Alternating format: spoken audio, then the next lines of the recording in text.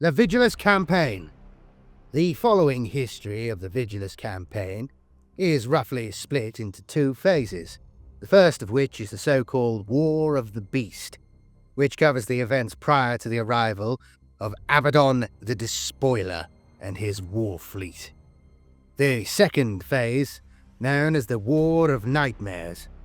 Within each phase, we will cover the history of events, as well as explore the particular regions in which the war was conducted, the military forces involved, and many of the major engagements they were involved in. Phase 1. The War of Beasts. The planet of Vigilus was always famed as a linchpin of the Segmentum Obscurus. When the Great Rift opened, its status escalated from important to indispensable. So vital was Vigilus to the Imperium that when a teeming war of orcs burst from the Great Rift, the system's defenders responded with terrific force. The Astra Militarum and the Adepta Sororitas, stationed there, contained the orc invasion and kept it from wrecking the densely populated Hivesprawls, while several Space Marine chapters sent reinforcements from the Stygius sector and beyond. The latter waves were led by none other than Marneus Calgar, chapter master of the Ultramarines, and with him came some of the finest minds in the Adeptus Astartes. These counter-assaults pulled Vigilus back from the brink.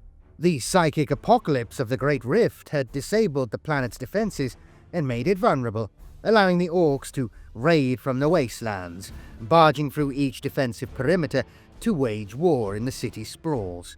In conjunction, a great uprising of Genestealer cultists was triggered, revealing an infestation that had festered upon Vigilus for hundreds of years.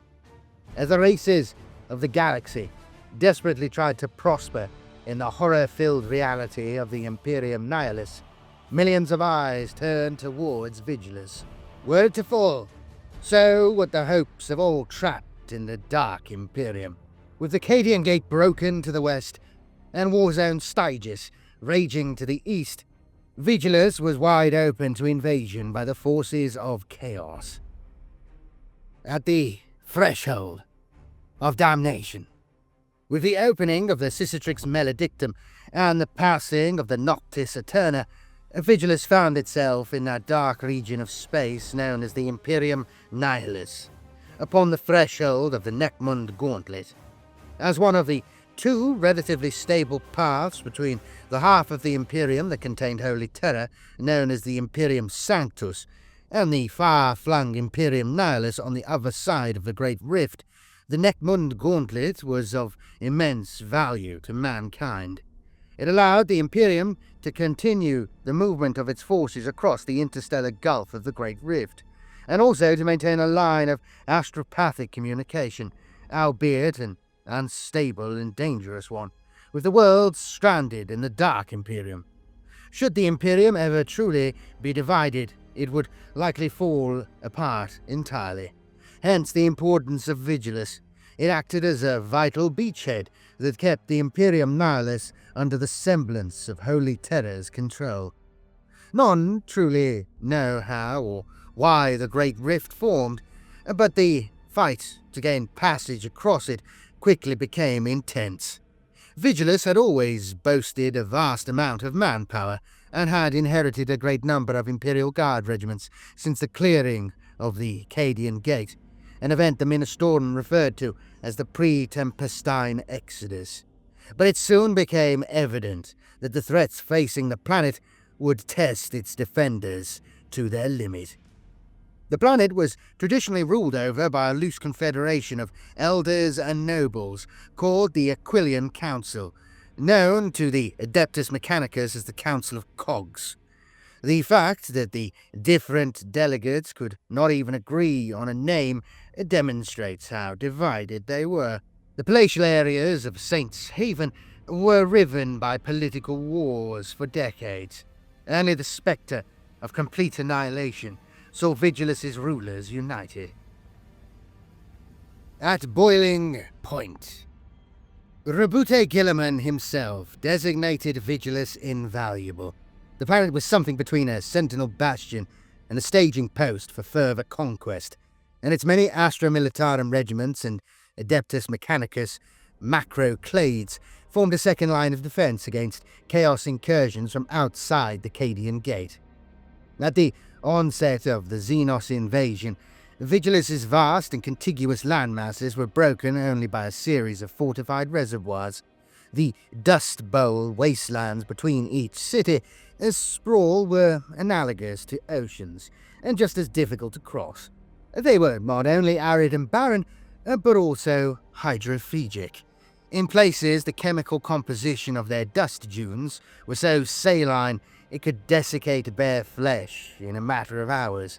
In theory, simply wearing enough protective clothing could have assuaged this. Unfortunately, the dust storms and twisters that were spun out from the giant tempests in the east, known as the Veruan Swirl, caused this desiccant to creep into every chink of a traveller's armour. The dunes were hence populated only by tough-skinned or shell-armoured predators that preyed upon the unwary. The planet's rare areas of productive land were highly sought after, but rampant industrialization saw most of them developed into urban metropolises called hive sprawls.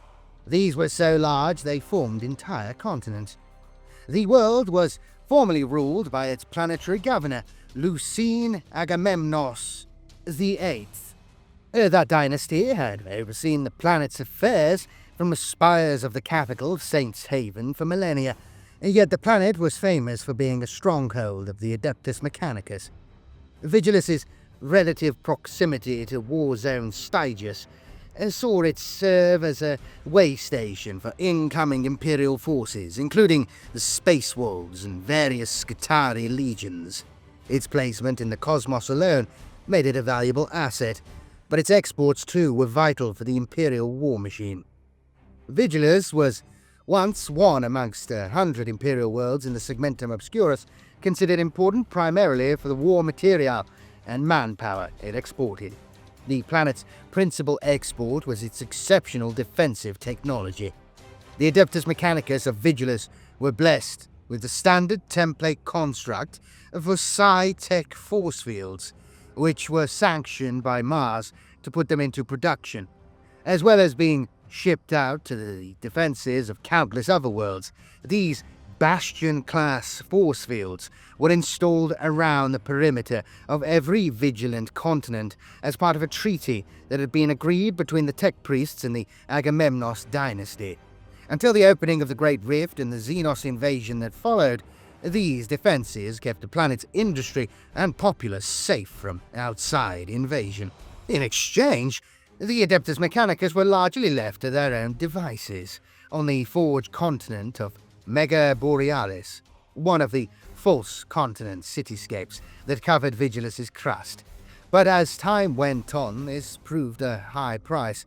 Much of Mega Borealis was given over to the unearthing of strange black minerals that ran like veins through its crust, which the Tech Priests obtained through vast and destructive mining operations. For the most part, these excavations were powered by energy produced in the volatile volcanic region of Storval to the south. The deep drilling of the Adeptus Mechanicus's bore hives caused such violent earthquakes across the planet that many a hive was toppled, many a ruler's estate cast down, and the water table disrupted to the point that potable water became extremely scarce. Still, the machine cult of Styges VIII delved ever deeper in their search to unravel the mysteries of the universe, no matter their provenance or cost.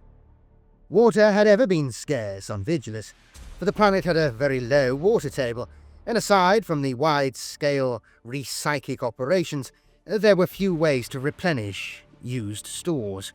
In addition, plant growth and arable farming were a rarity. The planet's food production came from various inventive sources, amongst them cactus farms, vermin abattoirs, and subterranean nutrivats. These latter methods recycled the fat-rich runoff and nutrient-rich sweat that dripped from the grates of the planet's grossly overpopulated manufactorum habs. On Vigilus, the kind of water a person drank was a powerful status symbol, indicative of their wealth and position. The majority of people in the underclasses and working population drank water from deep underground, known as aqua subterra. This was dirty, foul-tasting, and yellowish, but affordable. The rich and powerful drank aqua glacius, mined in the vast cubed icebergs on the polar continent of Calic's Bane. The faithful flock of the Ministorum in Hyperia Hivespraw drank recycled water purified with holy oils, aqua sanctus, whereas the Adeptus Mechanicus drank aqua meteoris, which was mined from frozen asteroids they harnessed with the great Omnissian Hoist. Meanwhile, the gradual but undeniable influence of the Ministorum was to see the Agamemnos dynasty slowly infiltrated by agents of the ecclesiarchy. None could gainsay their encroachment, for to challenge them was to challenge faith in the Emperor himself. The Ministorum, installed amongst the local vigilant guard, worked ceaselessly to indoctrinate their Astra Militarum charges, until they too became dogmatic soldiers of faith. As the decades slid by, the inner districts of Hyperia Hivespraw, Vigilus's capital continent, echoed to the march of ever more Adeptus Sororitas and their pious vigilant guard allies, until some said the planetary governor was ruler in name only. Vigilus was becoming host to several distinct power bases, all determined to pursue their own agendas, no matter the cost. The planet's disparate continents came into conflict over resource monopolies many times, but outright war was always avoided, due to the efforts of the Aquilian Council. Unfortunately, as resources were sequestered in ever more blatant power grabs, the grievances of the Aquilian Council escalated from bickering and infighting to saber-rattling and threats of violence that saw the planet brought to the brink of deadly civil war. Then, under the malignant light of the Great Rift that broke across the galaxy, Vigilus and the other planets orbiting the star Astra Vigila entered a new phase of their tempestuous existence. The Great Rift yawns wide. When the skies split around Vigilus, many feared the planet would be consumed forever. Instead, the swirling nebulae dissipated. It seemed that Vigilus had held the Cisastrix Maledictum at bay. The planet's strange aegis linked it with the night world of Daravar and the distant planet of Sangua Terra to form the corridor known as the Nachmund Gauntlet. Whether it was faith, the Emperor's will, a fluke of quantum entanglement, or some other phenomenon that kept this rift passage open, none knew. But the route from the reaches of the still-functioning Imperium to the desperate realms of the Imperium Nihilus remained stable. Vigilus became more vital than ever, and not only to the Imperium. Traitor generals and Xenos masterminds looked upon it with covetous eyes, and hatched secret plans to conquer it. Drakari raids struck from the Arctic Webway portal on Calic's Bane, while Craft World Sam Hahn sent emissaries to warn of a doom to come. A dark new era dawned across Vigilus's desert wastes and over populated hives, with the sky rent in twain by a warp rift that bled purple light into the heavens, and civil unrest reaching new heights. Draconian laws were put into place by the planet's governing bodies. It was forbidden to luck up at the night sky. On those rare occasions it could be glimpsed through the thick banks of cloud that choked the stratosphere, and a strict curfew was imposed that ensured all citizens would be indoors by nightfall or flogged for a full hour. The repression that resulted saw many civilians look to new cults and underground orders for succor. Ironically, it was this heavy-handed lawmaking that sowed the seeds of anarchy. With the warp rift of the Cicatrix Maledictum scarring the Vigilus sky, the doom that many had feared would consume the planet from the outset instead began to take its toll from within. To one extent or another, every citizen of Vigilus found themselves harrowed by dark dreams and recurring nightmares. The sleep deprivation and foul tempers that resulted spilled over into 100 new conflicts every day, from small skirmishes and beatings in alleyways to industrial strikes, organized uprisings, and spates of assassinations that scoured the upper spires. To run the Gauntlet. The Nachmund Gauntlet ran from Vigilus to the planet of Sanguine Terra in the Imperium Sanctus. Near the northern end of the warp corridor was the world of Darova, the stronghold of an ancient dynasty of Imperial Knights, ruled over by King Calligus. Once considered cautious, the king's behavior had become ever more paranoid and erratic, and it was said he protected his holdings with the ferocity of an enraged drake. His defenders claimed he was like that with good reason, for on either side of the Nachmund Gauntlet was a seething tide of chaos that constantly sought to break its metaphysical bounds and spill into real space. At the dawn of the Great Rift, ships that sought safe passage through the Gauntlet had no choice other than to pass near Darova. Those who gave the planet a wide berth were allowed to slink past without interception. Those who sought safe haven or attempted to contact the Night World under a flag of parley were treated with hostility, suspicion, or even violence. A staunch independent, Calligus was already convinced that no good would come from allowing the Imperium to draw him back into the fold. Instead, he turned to tyranny and oppression.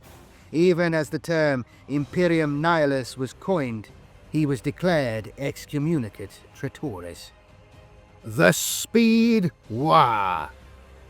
At the end of the 41st millennium, the tensions upon Vigilus had risen sky high, what with the Adeptus Mechanicus triggering ever more frequent earthquakes, and the power struggles between the planetary governor's dynasty and the Ministorum developing into covert violence. When the Great Rift, a new celestial phenomenon, appeared like a slowly opening wound in the sky and spat out a hurtling fleet of ramshackle Orc spacecraft into the Vigilus system. With the Rift scrambling the foresight of the planet's sanctioned seers and prophets, there was little warning of the Orc invasion's approach. The fleet punched through Vigilus's naval cordon with sudden overwhelming force, then crash-landed its ships in the great deserts between the Hivespraws. Those that survived, protected from destruction by bubble-like force fields, formed ready-made fortresses which became the heart of the scrap cities from which the Orcs would attack the Hivespraws. What they lacked in organization and structural integrity, they made up for in sheer mass and firepower. For days, the wasteland echoed to the hammering of metal, the thudding of rivet guns, the guttural commands of Orc mechanics, and the throaty roar of smoke-spewing engines. Vehicle by vehicle, then swarm by swarm, 100 mechanized invasion forces emerged at great pace from this dust bowl. The Speedwaaagh had begun, and at their head rode the Speed Lord Supreme, Cruel Daka. The Orcs were stymied at first by the bastion-like force fields that surrounded each Hivespraw. The invaders were forced to content themselves with raiding the convoys and armoured regiments that braved the wastes and deserts, either to escort dignitaries or move material from one continent to another. Some orcs took to racing one another around the planet, even skirting the edges of the vast dust storm known as the Veruan Swirl. When the Great Rift grew to split the galaxy entire and the Noctis Eterna dawned, the baleful emanations of the Rift's warp storms washed across Vigilus. The eddies of psychic disruption caused a plague of nightmares to intensify in the populace. But worse still, collapsed all of the psi-tech force fields that kept the Orcs from Vigilus's cities. If the Orcs had been a rational, right-thinking race, it may have taken them days to capitalize on the lack of force fields.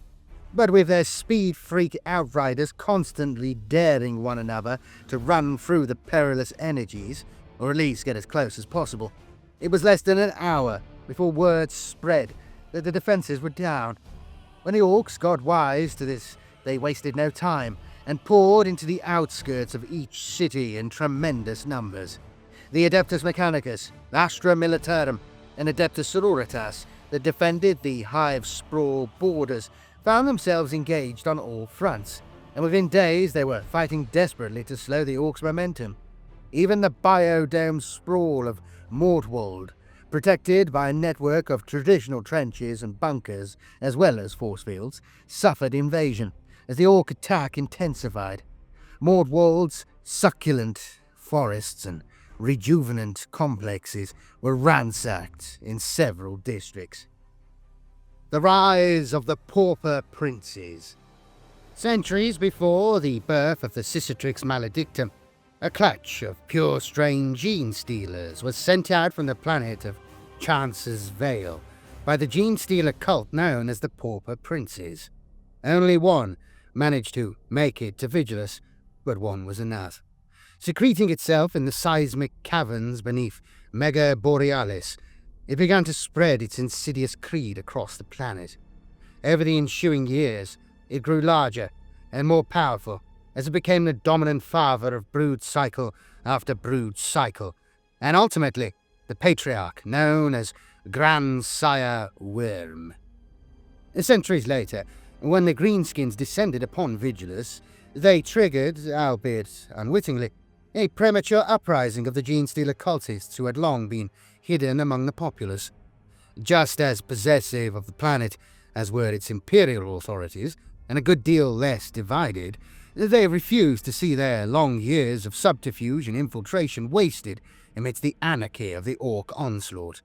They staged insurrections within every Hivespraw on Vigilus, and, thanks to the psychic coordination of Grandsire Worm and his Nexus strategists, they rose with eerie synchronicity to enact ambushes and cunning strategies across the planet. Nowhere was this more evident than in Durken Hivespraw. Durken was under-resourced and underdeveloped. Here the Pauper Princes had gained such a foothold that in some sub-districts their faithful outnumbered the non-believers. Moreover, the cult had infested the ranks of Durken's defense regiments. The Vigilant Guard, like gutworm, riddles the innards of a dying ore miner. Acting upon secrets pried from the minds of compromised tech magi, the cult leaders gained access to alpha-level data psalms and scriptural mnemonics that enabled them to temporarily shut down Durken's bastion force fields. These shields had reaved Vigilus's Hivesprawls for centuries. Had such a failure occurred during more normal times, it would have been immediate cause for suspicion and investigation. However, with the baleful influence of the Great Rift playing havoc with the Adeptus Mechanicus' shield technologies, it was a simple matter for cult-corrupted officers of the Vigilant Guard to convince their fellows that the shutdown was caused by a technical glitch. Panic ensued, just as the cultists had known it would. The Orcs of the Speedwaaagh were quick to respond to Durken's weakness, and dust trails choked the horizon as the Xenos invaders grew near. It was those same cultist agents who contrived to order elements of the Vigilance 86th, 94th, and 313th out into the dusty wastes beyond the shield line. Each platoon was hand-picked for the duty of defending the Hivespraw, their officers given stern assurances that they would be drawn back within the walls as soon as the Tech Magi had placated the truculent machine spirits. Some 4,000 soldiers marched into the wastes from Glaive Point to the Rascalad underworks. They faced an onrushing horde of over 15,000 orcs, but took no solace in the knowledge that they would only have to hold until the shields were reactivated. It was then that the cult's undercover agents in the Durken staged their uprising. Outnumbering the remaining loyalists 10 to 1, they seized control of the Sprawl's military assets. Then, as their dismayed former comrades realized the scale of their betrayal, the Pauper Princes raised the force field again, stranding Durken's vigilant guard on the wrong side of it. The orcs fell upon their horrified victims, who now had no line of retreat.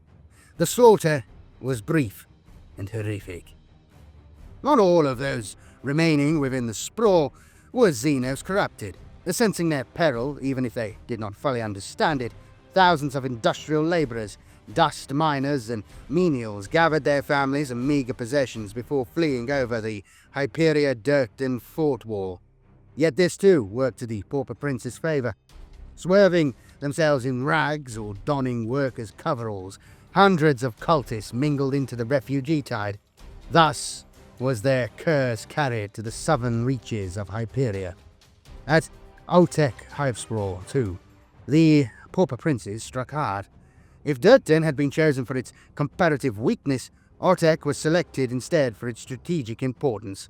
Its vast reservoirs, known locally as the Hollows, were one of Vigilus's primary water sources.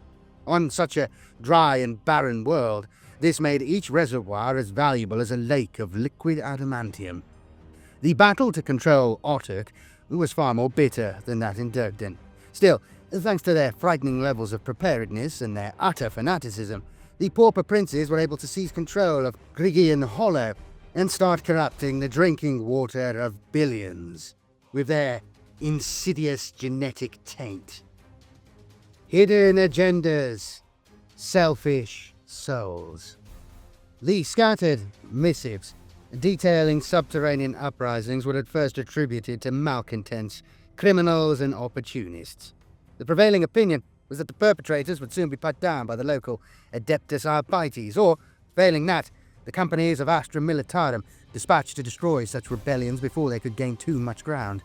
These forces of law and righteous oppression were sent to deal with uprisings and demagoguery wherever they were reported. Then the Hyperion leaders and their ilk went back to focusing on how best to capitalize on the industry of war.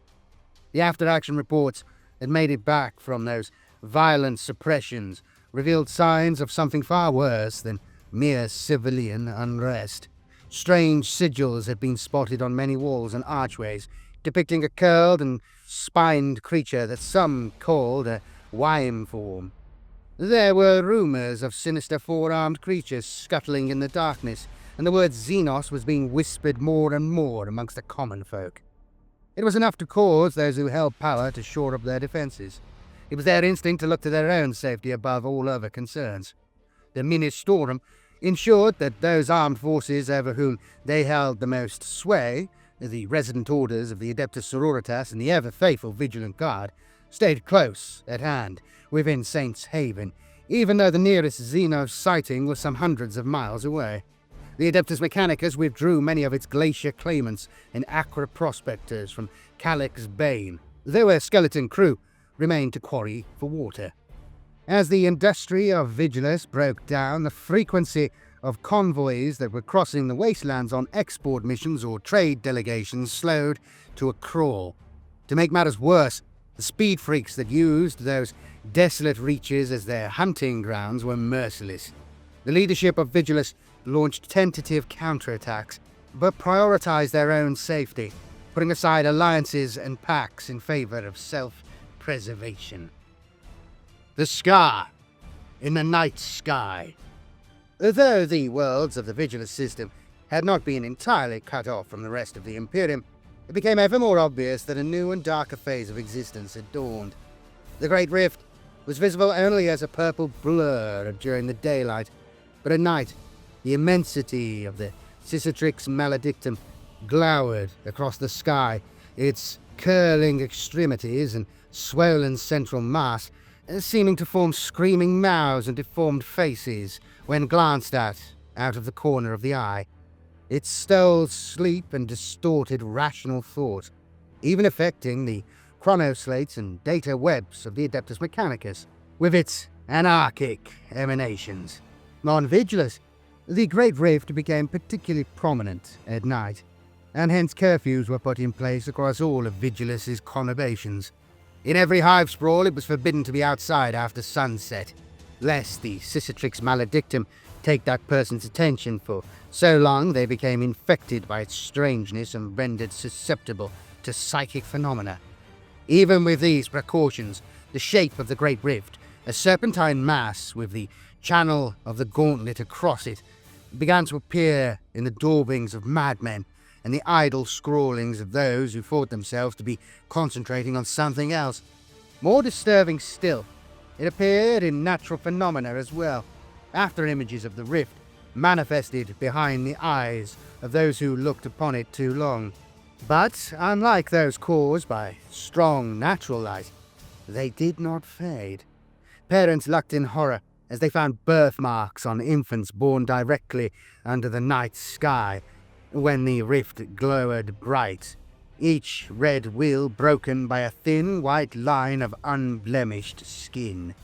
Mildew growths and water stains on the walls and ceilings of the hollows, water purification plants formed in shapes that were uncannily similar, if not identical, to the rift in the sky above. The purge squads of the Ecclesiarchy, operating out of Saints Haven, tracked down such phenomena with cold efficiency and zealous verve. But soon even they found themselves growing desperate, for as the years went by, these phenomena became more pronounced. Where the planet's earthquakes rent the land, chasms would fall open in shapes that echoed that of the Great Rift, complete with thin land bridges that corresponded to the position of the Nachmund Gauntlet. Doom from within. The Iron Hands and their allies in the battle group Gauntlet translated into the Vigilus system without interception. They had calculated their approach through the beleaguered star systems of the Imperium Nihilus with great care. It is testament to their metamathic skill and attention to detail that they arrived on target despite the massive disruption the Great Rift had caused to the star systems nearby. The vast mechanical cathedrals of the Iron Hands fleet plunged out of the warp nebulae like red-hot javelins through a veil of cobwebs, bursting into real space in an eddying cloud of stardust. Within minutes of translation from the Imperium, they had targeted solutions for each of the Orc vessels that still hung in orbit between them and the planet. Those were few and far between, for the vast majority of Xenos had made haste planetside, leaving little behind to guard their rear. The Orcs had, in all likelihood, assumed their conquest would be over quickly, but the Bastion-class force fields had frustrated them. Now they were overcommitted, and their prey had been able to summon reinforcements. It was an elementary mistake, and the chapter master of the Iron Hands, Cardon Stranos, resolved to make the Orcs pay dearly for it. The battle barges and strike cruisers of the Space Marine fleet quickly made orbit above each of the major Hive sprawls, the Adeptus Astartes within filling the drop pod launch bays before hurtling through the atmosphere towards the battles below. Many more were to descend to the planet via Thunderhawk or Bulklander. They made for the most war-torn areas, usually around the fringes of each metropolitan zone, where the Orcs were attacking in force. But in many of these areas they encountered no Orc presence whatsoever. In Mega Borealis they found themselves beset by a different breed of Xenos altogether. Since the uprising of the Pauper Princes, the planet's defenders had found themselves fighting two wars. The Aquilian Council had dispatched what resources it could spare from Hyperia, hoping to swiftly restore order within Mega Borealis, where a Hive spire had been toppled by long-range fire and fallen across the force field border, making a bridge into the Hive's interior for opportunistic Orc attacks. Meanwhile, Adeptus Arbites and Adepta Sororitas patrols had ventured into territory claimed by the Genestealer Cult and were swiftly ambushed. Those in transports were stranded amongst a maze of tank traps and barbed wire choked with the corpses of those who had gone before. On 3 separate occasions, Astra Militarum armoured columns, bullying their way through the rubble of the streets with dozer blades and spade shovels, took alternative routes when the going got too tough. They toppled into sinkholes and hidden subterranean chasms as the ground gave way beneath their cumulative weight. Those that managed to survive the fall were hunted by the horrible, half-glimpsed mutants that haunted the lower levels. Refugee convoys made for zones as yet untouched by Orc assault, thinking themselves safe. Much of Vigilus's air support was focusing on the movements of the green-skinned tribes and confining them where necessary with punitive strafing runs. The Orc Speedfreak formations were easily discerned, for they left long trails of dust in the wasteland. Many were heading straight for the landing sites of the Space Marine drop forces, where the fighting was fiercest. By avoiding these telltale trails, Imperial strike forces were able to evacuate high-level personnel from those areas of the city where law and order still reigned.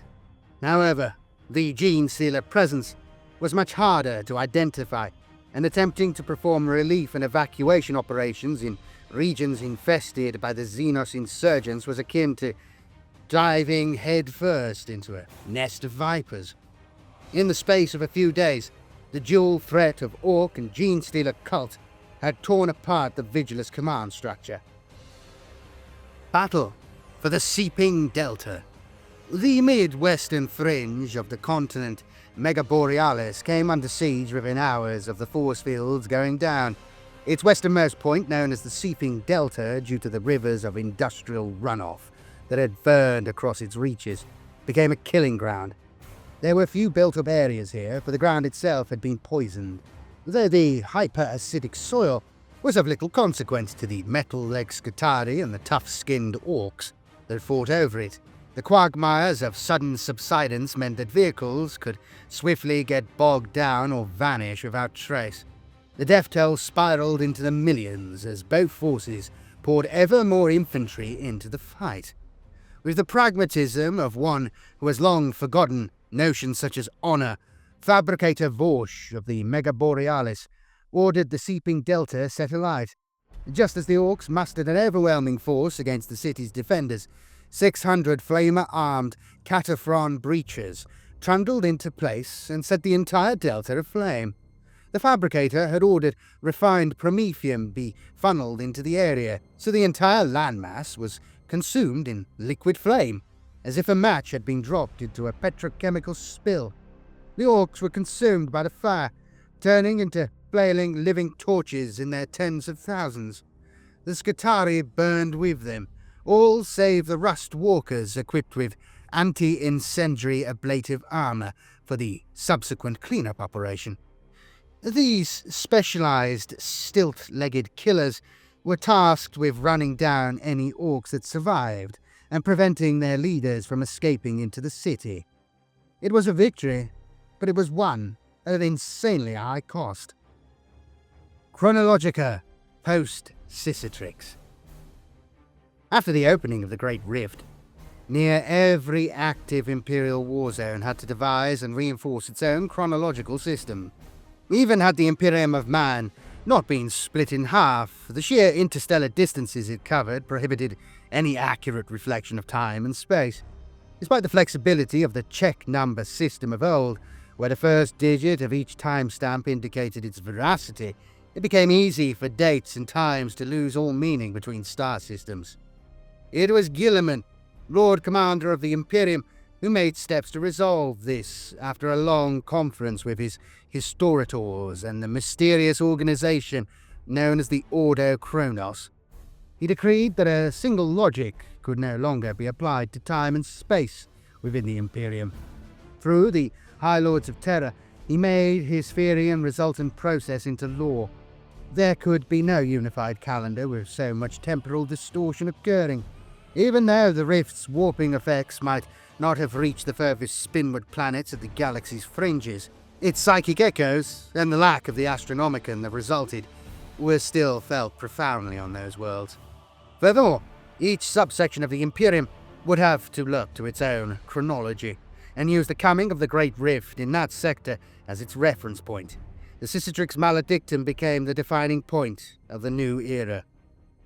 Defense of Mega Borealis. Though the entire continent of Mega Borealis felt the sting of war at times, during the early stages of the conflict, the fighting was thickest around the boar hive Sceleris. Situated to the south of that ravaged sprawl, the hive provided over half of the energy that kept Mega Borealis's countless manufactorums running, for it had been built atop a massive thermal stack that yielded endless geothermic power. In many ways, it was the key to power in the sprawl. When the Orcs first attacked the planet Vigilus, Lord of Hive Sceleris, the tech priest Dominus Iblovius XV, spent over 80 nights with his internal cogitators running hot as he attempted to categorize the war in the wastelands. During this time, he also gazed in awe at the giant cosmic aberration that was appearing in the night sky, doing his level best to rationalize what was happening to his planet.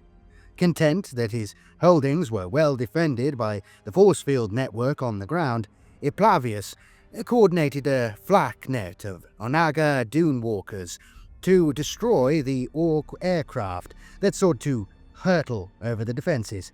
Though the fringes of the false continent were being bombarded, and in places demolished by the artillery of the Orc strongholds in the wastes, he contented himself that Mega Borealis's key installations were safe. He went back to his studies of the Rift. When the backlash of the warp cataclysm bathed Vigilus in its strange energies, the disruption of the Bastion-class force field networks was quickly discovered by the roving Orc commandos, probing the frontier for weak points. A terrible storm of dust and pollution was raised by the esoteric forces roiling across Mega Borealis, and the Orcs were quick to capitalize. The speed freaks in the wastes scrambled from their camps and hurtled towards Mega Borealis without a second thought, their headlong charge obscured by the tempest of pollution and dust that rolled across its borders.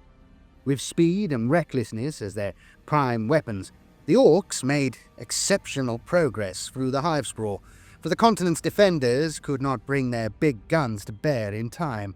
Bursting through the outskirts came smoke-belching swarms of Orc vehicles, so ramshackle and careless in their construction, it sickened the faithful of the machine god just to look upon them.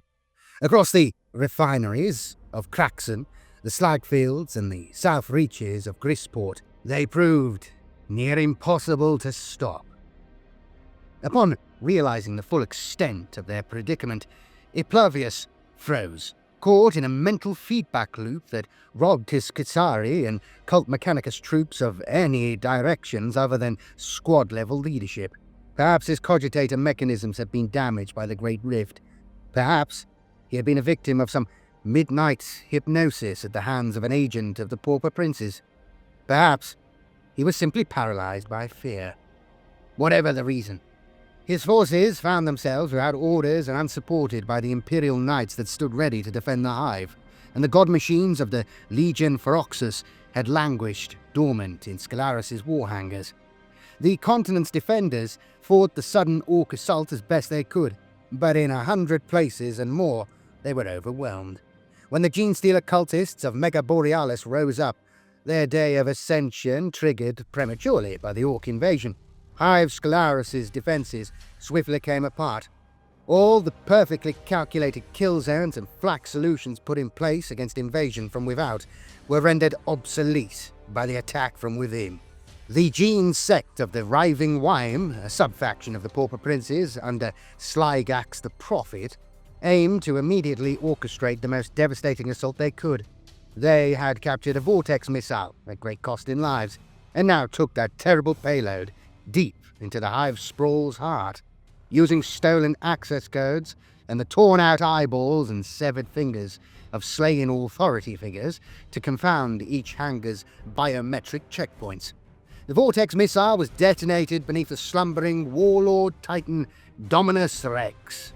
The mega-tonnage of its explosion was so potent, it set off a string of detonations that destroyed not only the Rex, but also triggered a chain reaction that spread to all the titans alongside it.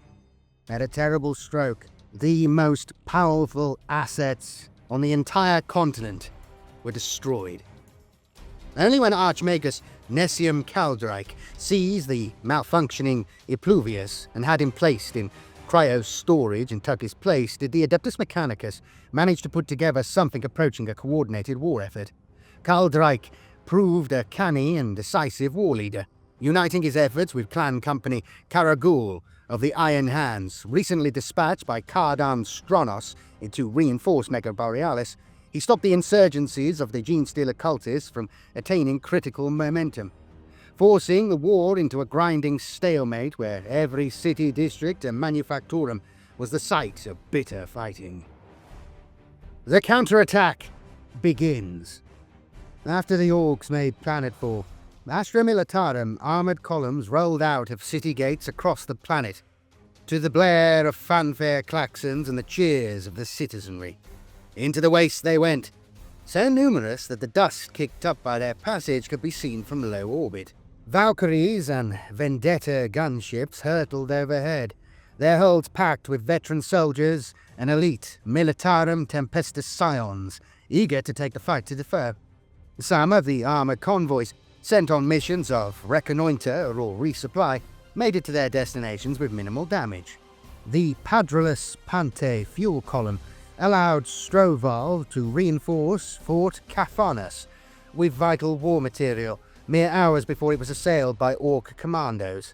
The Valkyrie squadron, known as the Winged Grail, carried several demolition squads through a network of Orc flakka-dakka wagons, braving intense fire to land near the can factory of Hive. And, before dawn, that site was reduced to smoking scrap. The Aquario column reached Dontoria Hivespraw virtually intact, its water tankers held by Orc bullets, but plugged up once more with the fingers of the many conscripts sent to guard it, until the steel of each cylinder could hardly be seen for human bodies. A great many of their fellow convoys, however, did not return. Already the Orc speedsters were scouring the wastes, driving pell-mell in search of things to kill. Here and there an ambull colony or sand rat nest was riddled with bullets for target practice, but the nascent War was yet to get fully stuck in. Red eyes scanned the horizon for signs of life. Barked commands directed outriders even further, and pointed ears pricked up for the telltale crump and boom of distant battle. At the sight of the blocky silhouettes of chimeras and Lehman Russ battle tanks on the horizon, a great whooping shout went up from each speed mob, and the Orcs closed in from all sides. The resultant desert warfare was typified by the shriek of heavy lasfire, the ping of bullets ricocheting from reinforced armour, and the thunder of detonating battle cannon shells. Huge losses mounted on both sides. At first, the convoys of the Imperial Guard reaped a heavy toll, blasting dozens of Orc contraptions into scrap with each passing minute, for in long-range engagements their artillery and ordnance gave them a definitive advantage over the ramshackle vehicles of the Orcs. But the Imperial forces could not kill them all, and in announcing their presence in so spectacular a fashion, they had sealed their fate. Attracted by the signs of battle from miles around, the Orc Speedfreaks swarmed ever thicker. At first, a few isolated war bikes or buggies got through the cordon of gunfire with cunning and reckless abandon, only to be cut down by volleys of lasfire and sheets of flame. But every time a squadron was occupied in killing one target, another got closer, and at breakneck pace. Before too long, the Orcs had reached close quarters, where their heedless fury could truly make its mark. And once that tipping point had been reached, there was no coming back. Battle of Morning Gorge. On the southern outskirts of Mega Borealis, the 121st Goliath Armoured Battle Group was destroyed by the actions of a single maniacal Orc. Fragbad Squigbiter intended to watch the Speedwaaagh race through the miles-deep Morning Gorge with a commanding vantage point. He and his mob scaled the cliff edge ahead of time, only to see an Astra Militarum blockade move to the end of the canyon, and a Vigilite artillery company take position on the precipice. As the Speedwaaagh drove headlong into the trap, Squigbiter hurled so many stick bombs at the nearest artillery piece, a Death Strike missile launcher, that the cliff itself gave way, toppling the giant warhead into the valley below. The resultant explosion annihilated the blockade and much of the Speedwaaagh warband, before the rest bullied its way through the flames, completing the encirclement of nearby Storval and cutting off the vital supply route to the Imperium. A sickness in Dontoria. The Dontoria Hivespraw was the largest of all the planet Vigilus' inhabited regions. It was noted for one thing above all else: its overpopulation. As a result, when one of mankind's darkest and most ancient enemies decided to make Dontoria its playground, the consequences were devastating. The bustle and mayhem of Dontoria's streets was bewildering, even before the coming of the Sysastrix Maledictum. The black market barons and czars in control of their Hivespraw knew well enough that building tall was a waste of resources. Unlike many of their peers, who were too hidebound, unimaginative, or afraid of bucking the rules to stop building upwards, they had instead opted to spread as wide as possible, even if that meant narrowing the streets to the point that entire regions became one vast contiguous hub block. And as a result of this land grab, the buildings were packed in close together, every available space capitalized upon, so much so that the people had to rub shoulders and share humid air if they wished to proceed above ground. To enter the subterranean levels brought its own risks. Down there, power cuts were common, and those stranded in the darkness did not always come back out.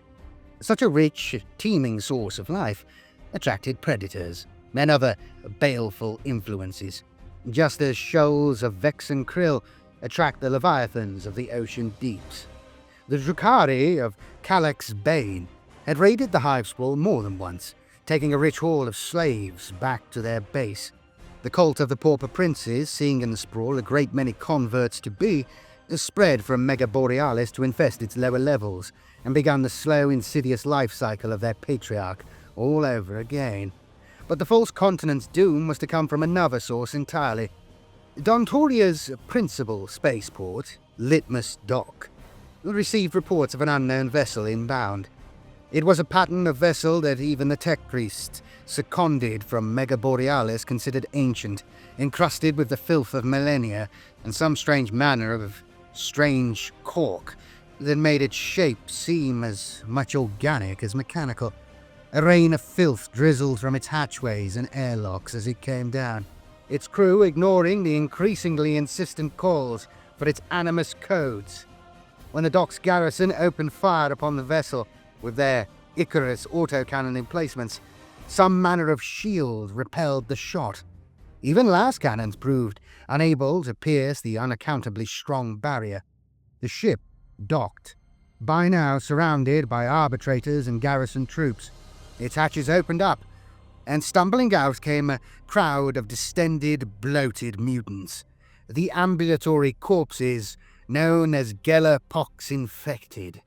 Their assault on the garrison was easily put down by disciplined lasfire, but that which followed was all but impervious. A detachment of Death Guard. Their bulbous and horned silhouettes identified them as the same heretic Astartes that had assailed Ultramar not long before. A fierce close-range firefight broke out, but the Death Guard shrugged off all but the most dire injuries. They used the infected as fleshy shields, quickly going to ground via the underway dry docks of Litmus's lower levels. With coordination at an all-time low due to the Noctis Eterna and the myriad other threats upon Vigilus, the hunt for the invaders was not reinforced. No armed force was keen on rooting out entrenched heretic Astartes, but many of the elite guardsmen and those arbitrators with a keen sense of duty braced themselves and went into the depths. Most found nothing. Others found painful death. When Tempesta Neod ordered the lower levels firebombed within a 2-mile radius, the Imperial forces considered the matter closed. Neod withdrew the 98th Lamdic Oxen from the operation, and the hunt slowly ground to a halt. Only when a strange plague started to manifest across the district did it become clear that the scions of Nurgle had been diligent indeed. The Gellerpox infection. Sickness and disease in Dontoria was commonplace, a natural byproduct of having such a high population density. By and large, the Hivespraw had become inured to it, even when hundreds of thousands of lives were claimed by influenza, dry lung, or red smog fever. However, rumours of a strange supernatural plague were emanating from the districts around Litmus Dock, a disease that melded flesh with metal to form hideous blends of man, machine, and demonic anatomy. With each day, the reports became more prevalent, until the entire area was on the verge of panic. Only the rogue trader Dalaric de Languel, operating out of Litmus's highest spire on her quest to chart the Nachmund Gauntlet, recognized the disease for what it was, the Gellerpox. It was a sickness contracted on long warp journeys where the ship's Geller field had glitched long enough for baleful empiric energies to enter the vessel, and it mingled the paranormal maladies of the Plague Father Nurgle with the flesh and metal hybridization so common to the ranks of the Imperium, especially those of the Adeptus Mechanicus. De Languel theorized that the disease had been deliberately carried to the Hivespraw by the Death Guard, who then released it among the population before going to ground. It spread like wildfire. Already the citizenry were up in arms, burning the infected wherever they were uncovered, but in doing so, driving the rest into hiding. In the slums and shanty towns of the Pravdus and Grobholev sub-sprawls, the creatures known as Twisted Lords rose to prominence, each the monarch of his own ever-growing band of mutants and nightmarish hulking terrors. The streets thronged with giant vermin, twisted beyond biological limits into monstrosities. Gutters were thick with sludge grubs, and eye-stinger swarms flitted through the skies in search of fresh prey. The blessings of Father Nurgle were well and truly upon Dontoria, and it would take a Herculean effort to banish them. Using her own ship and high status to travel from Litmus Dock to Saints Haven, de Languel requested extensive quarantine measures from the Aquilian Council, though privately she feared her revelation was already too late. To summon the Angels of Death. With the Noctis Eterna stealing away the guiding light of the Astronomicon, most Space Marine forces had arrived piecemeal or not at all. Those that had made planetfall hit home with punitive force. The elements of the Adeptus Astartes that reached Vigilus first had already been en route from the Stygus system when the Great Rift appeared. They had therefore made it to the system with but a single warp transition. This had been fraught and violent, but in comparison to the suffering of the other Space Marine chapters that headed for Vigilus, it was a relatively short ordeal to endure. It was like swimming across a fast river, full of sharp rocks. The true odyssey was undertaken by those chapters that would come later. The first Space Marines to make landfall were far from numerous, small but potent strike forces that were less than chapter strength, even when counted as one single military unit. They were engaged in battle within seconds of setting foot upon the planet, for it was in the nature of Space Marines to attack from above with speed and surety. In Hyperia, the Brazen Claws set about slaughtering the Orc menace in as efficient and merciless a fashion as possible, hoping to stem the tide of greenskins that encroached upon the richest of the false continents and its seat of governance. The Iron Hands took the fight to Mega Borealis, recognizing the macrostructures of their Adeptus Mechanicus allies. The Space Wolves concentrated their attacks upon Otek Hivespraw, for they had received word of a Xenos infestation there that would test their hunting skills. The strike forces hit hard, but so disparate were their attacks they failed to make any global impact. Indeed, the Space Wolves hardly communicated at all with Cardon Stronos of the Iron Hands, and did not coordinate their assaults in any real way. After briefly communicating their intent to the Planetary Governors Council, a process that in itself proved frustrating and counterintuitive, none of the Space Marine chapters sent representatives to the War Council of Saints Haven. They were made to fight and to kill, and spending hours in debate with bureaucrats was not their way. Instead, they focused their efforts on communicating with their chapter brothers, no matter how distant they might be. As they made their way into the Vigilus system's Mendeville point to orbit the planet itself, the ships of the Space Wolves, Iron Hands, and Brazen Claws had passed several worlds that appeared to be under heavy chaos attack. The librarians of the respective strike forces sent psychic missives as best they could for their chapter masters, hoping more reinforcements would be sent in time. No mental communion could be attempted without risking dire consequences now that the Great Rift split the Imperium, rendering even the most stable astropathic duct volatile. Even a planet-to-planet communique could cause a sender's mind to be rent apart. Nonetheless, all knew that the situation was dire, and the notion of duty was so thoroughly ingrained in the Astartes that not one of the librarians shirked from the task of communicating with their chapter to call for reinforcements. From the relative sanctity of the Terran side of the Rift, word spread of Vigilus's plight and newfound importance. And so fleets were mustered from a dozen chapter homeworlds to head out for the mouth of the Nachmund Gauntlet. In the dead of night, whilst en route to Venantis IV, Marneus Calgar of the Ultramarines had been visited by a vision of his old friend Tigarius. He was glad to see that ghostly apparition, at first, for he knew that this was not simply some insubstantiated dream. The chief librarian was reaching out to him in his astral form, and evidently he had a message of great import to convey. Tigarius pressed his spectral index fingers against Calgar's temple. In that moment, the terrible knowledge gleaned by the chief librarian was imparted. A collage of mental images and powerful symbolism that seared itself into Calgar's mind.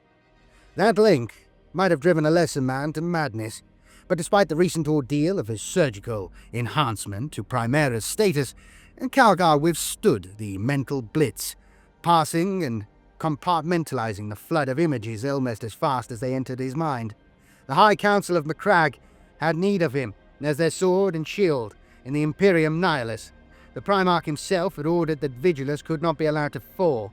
Then the image of Tigarius faded, tears of blood streaking his cheeks, and he was gone. But the deed was done, and soon a new host of angels took flight. Calgar's journey. Though the Ultramarines had a long and harrowing journey to reach Vigilus, Lord Calgar arrived to lead a full 4 companies into battle. He aimed to command the fight on every level, from the calculations of the strategic long game to the brutal onslaught of adrenaline-pounding melee. After recovering from Tigarius's strange visitation, Marneus Calgar hastened to gather a relief force of every Adeptus Astartes asset he could requisition, convince, or command to his side. Though all forces were already engaged in the active protection of the Imperium and the destruction of its foes, Calgar's sharp analytical mind allowed him to par off resources from stable fronts wherever possible, repurpose war fleets that had become stranded or misplaced, and enlist several new Primaris chapters from the Indomitus crusade. He had ordered his captains and fellow chapter masters to brief their navigators as to what was at stake, and made haste for the Vigilus system. To make the necessary warp jumps in time to reach the planet before it fell would have been next to impossible, were it not for the astropathic link Tigarius had forged with Lord Calgar. Surrounded by these finest librarian disciples in the depths of the Fortress of Hera, the chief librarian mentally guided the Ultramarines' fleet, and by extension their allies, through the madness of the Imperium Nihilus. Doing so had a terrible cost.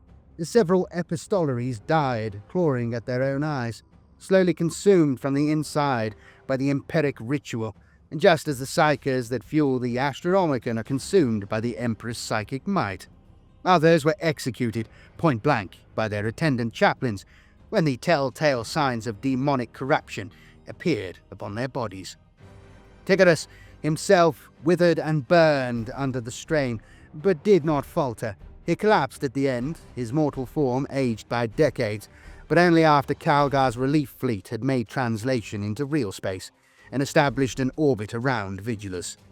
The Ultramarines' armada had not reached Vigilus without suffering heavy casualties. Several battle barges and strike cruisers, each with a storied history of its own, had fallen in battle en route or been swallowed by the roiling tides of warp vortex. The admirals, commodores, and captains of the remaining ships gritted their teeth, squared their jaws, and kept going. When the armada finally neared the Vigilus system, Calgar dispatched vanguard strike forces to the system's other besieged planets, while his main force pressed on through the remnants of the Orc flotilla to Vigilus itself. Calgar issued communiques to the Space Marines already on the planet below, though he did not inform the planetary governor of his approach. There was no time for formality, and he did not wish to become embroiled in protocol and politicking.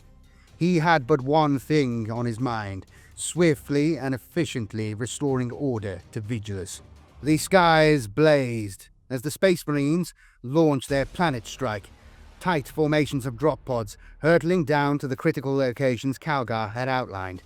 In every false continent, the Adeptus Astartes united their efforts with local forces, restoring hope with their sheer presence and beginning the long work of stitching the tattered patchwork of Vigilus defences into a coherent whole. The Lord Macragge himself made straight for the tallest and grandest building of Saints Haven, for he knew the planetary governor would be there in state, whilst his battle brothers fortified the palace, at times having to pacify its defenders. Calgar made haste to the chambers of the Aquilarian Council. When Calgar flung open the doors to the sumptuous, richly appointed debating hall of the Council of Cogs, and demanded an explanation for the war effort thus far, he found evidence not of glory, but of rot and corruption. Ostensibly, the council was a collection of Vigilus's finest, the great and the good, but all Calgar saw was a room full of feckless incompetence. As soon as the initial shock of such an imperial luminary arriving in the flesh wore off, the council devolved into backbiting, sniping, and blame-slinging. Pointing a finger of accusation at the members of the council he believed to be traitors to the war effort, Calgar bade his shield brothers round up and remove those he found wanting. One of these malcontents, roughly seized, was exposed to have purplish, knobbled skin under his collar, well concealed by grease paint, but stark when revealed. Another cultist was uncovered soon after, coming to the aid of his fellow with a knife drawn from the flesh of his forearm. It was then that the council hall erupted into a cacophony. The resultant explosion of violence was swift, terminal, and definite. Bolters boomed, Space Marine blades flashed red, cultists were executed, council members were bound in chains and exiled, and within the hour a new form of governance was declared. At the head of this new order was Calgar himself, grim but purposeful. He had suspected that the Genestealer Cult Uprising might have reached the highest echelons of society, and he had no intention of allowing such a thing to ever happen again. His fellow Adeptus Astartes commanders took their places with a collection of hand-picked advisors from what remained of the Aquilarian Council. The corruption of Saints Haven had finally been excised, and a new body of governance, the Vigilus Senate, installed in its place. The tendrils run deep. The cult of the Pauper Princes, having spread their influence throughout Vigilus for generations, had unveiled themselves into the water processing industry of Otek Hivespraw. So well hidden were they, so deeply embedded, that only the space wolves had sense sharp enough to hunt them down. The space wolves, under the command of Primaris battle leader Haldor Icepelt, were amongst the first wave of Adeptus Astartes to answer Vigilus's distress calls, making planetfall only a few months after the Iron Hands and their successors. Upon reaching the planet, the Fenrisians swiftly observed that the scarcity of water made it a critical resource, and that any who wished to conquer the planet would attempt to gain a monopoly upon it. They sent word to the Aquilian Council that the Black Mains were inbound, and then made haste to the great reservoir of Otek Hivespraw, known as the Hollows. There they set about rooting out the insidious foes beneath the streets, determined not to let the planet's water supply fall into enemy hands. During the fierce early battles against the Uprising in the streets, waged alongside the 14th Vigilant Morning Stars Artillery Regiment, the Space Wolves believed they had found their true quarry, lurking beneath the cityscape around Gregian Hollow. The morning stars shelled the whole region, which had been deemed infested beyond recovery, before the Space Wolves charged in. In return, the cult triggered demolition charges that toppled buildings on their foes and sent out waves of hulking mutated assailants. Close behind came skittering Genestealers to tear apart those who dared trespass on the cult's domain. The Space Wolves were trapped, and many of their number were slain, but they were not yet defeated. Fighting their way through the alien hordes with blade, tooth, and fist, Haldor Icepelt's hunters ventured deep underneath Gregian Hollow, even as the city above seethed in open war. Expert trackers, their senses were so preternaturally sharp that they could detect the scent of the Xenos leaders amongst the subterranean reek of mold, wet rock, stale urine, hyperchlorine, and rotten animal carcasses. The oddly mingled scent implied a riot of out-of-control biologies. They were tracking the claw of the thirsting Wime, a splinter faction that boasted some of the most disturbing life forms on the planet. Using Fenrisian fieldcraft, the Space Wolves tracked the hybrids through a dank labyrinth of pipes and passageways that would have confounded even other Space Marines. They had to negotiate many traps and false trails in the undertunnels of Gregian Hollow, and fight their way past countless broods and neophyte assailants. Their ferocity and firepower saw them through, even when the bullets were flying thick. In the depths of the infestation's heartland, they were attacked by the Gene-Sex icon-bearer Gilgas Vandella and his swollen, abominant war leader, Breg. But even they could not stop the Space Wolves' headlong assault. The Genestealer cult excelled at ambush, and they knew every inch of their home territory. They had spread far beneath the Hivespraw using subterfuge and disguise, working out of sight and out of mind, to ensure their lairs were as defensible as possible. As Haldor and his kin band progressed, they found themselves hard-pressed once more, gradually worn down by traps, deadfalls, and ambushes. A long, grueling hunt, with a fierce battle at its conclusion, is a way of life upon Fenris, and the thirsting Wime soon found to their cost that the sons of Ras do not tire easily. As he fought through the main purification plant of Gregian Hollow, Haldor detoured to unite with a towering Redemptor dreadnought, Asgar the Frozen. The war machine's piston-driven strength let him smash a path through a rock-creep wall and wrench foot-thick pipes aside whenever the strike force's path was barred. Learning of a vast amount of rigged explosives planted in caches throughout the city above, Haldor resolved to turn this would-be booby trap to his advantage. He sent word over the company Vox to his Black Mane brothers in the wider war zone, telling them to sniff out any caches of explosives they could find and prime them to detonate at a set time. His plan was to trigger a simultaneous detonation above the main macro duct and collapse a vast chunk of the city into the substrata below. He calculated that this would stop the flow of polluted water through the underground pipes to the other Hivespraws. Even if Otek could not be saved, there was some hope for the other metropolis's survival. Blood Vendetta. The Seer Council of Samhan, at the insistence of Farseer Anver Keltok, petitioned the clan chieftains to head through the webway towards Vigilus. The Aeldari were hard-pressed defending their own territory from chaos incursion, but nonetheless sent a small force into the labyrinth dimension, for they knew the Farseer would not send them on such an errand unless it would further the craft world's own agenda. At the head of the webway force was the autarch Rylor of Clan Morek. Alongside him was his close relative, the spirit seer Quilinaris. Farseer Keltok had determined that the critical point of Vigilus's fate could be shifted by the assassination of a single individual, Vanadan the Firebrand.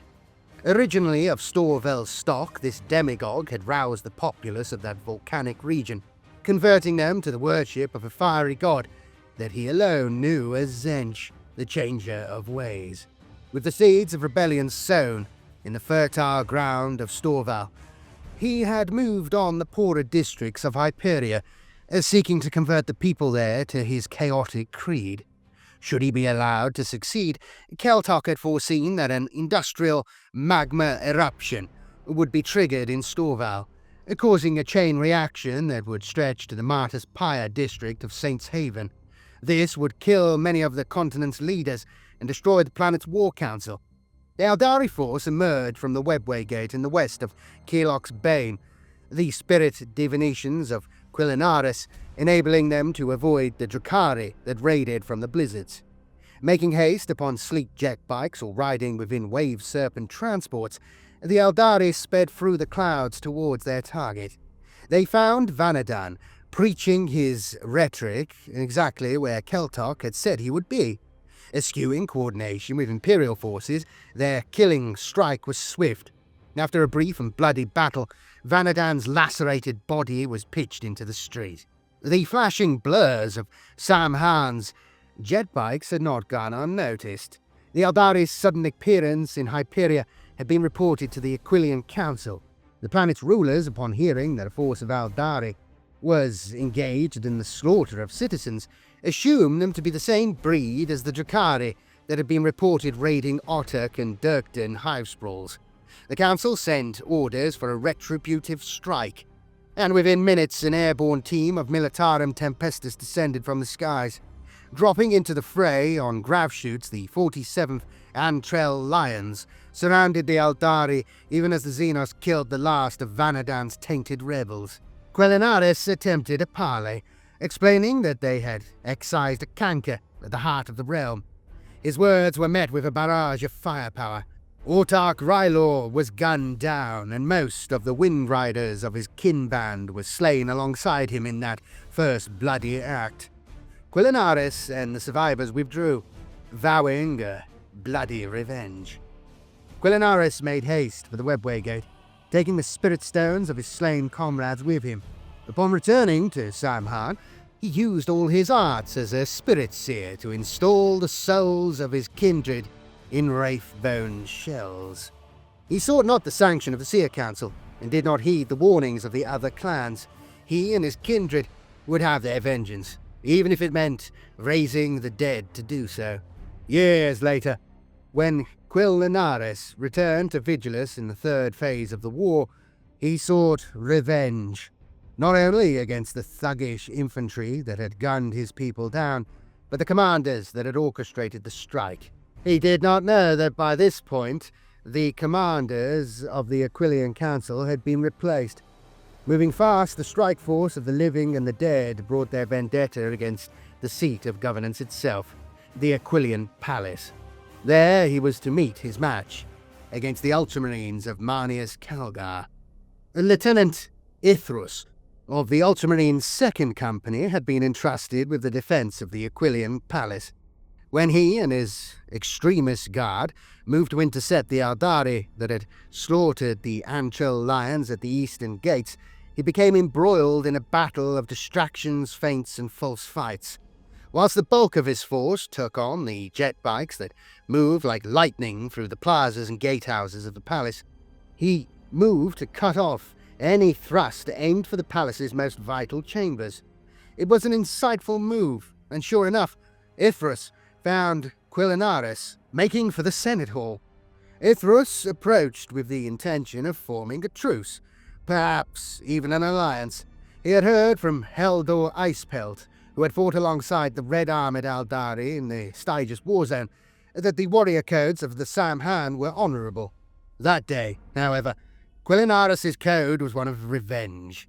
A bitter struggle broke out, Aeldari slain by plasma and bolt, even as the Primaris were torn apart by Wraith cannon fire. The Samhan warband pushed through the Ultramarines' cordon, pinning them with the storm and shuriken and blasting at the doors of the Senate Hall.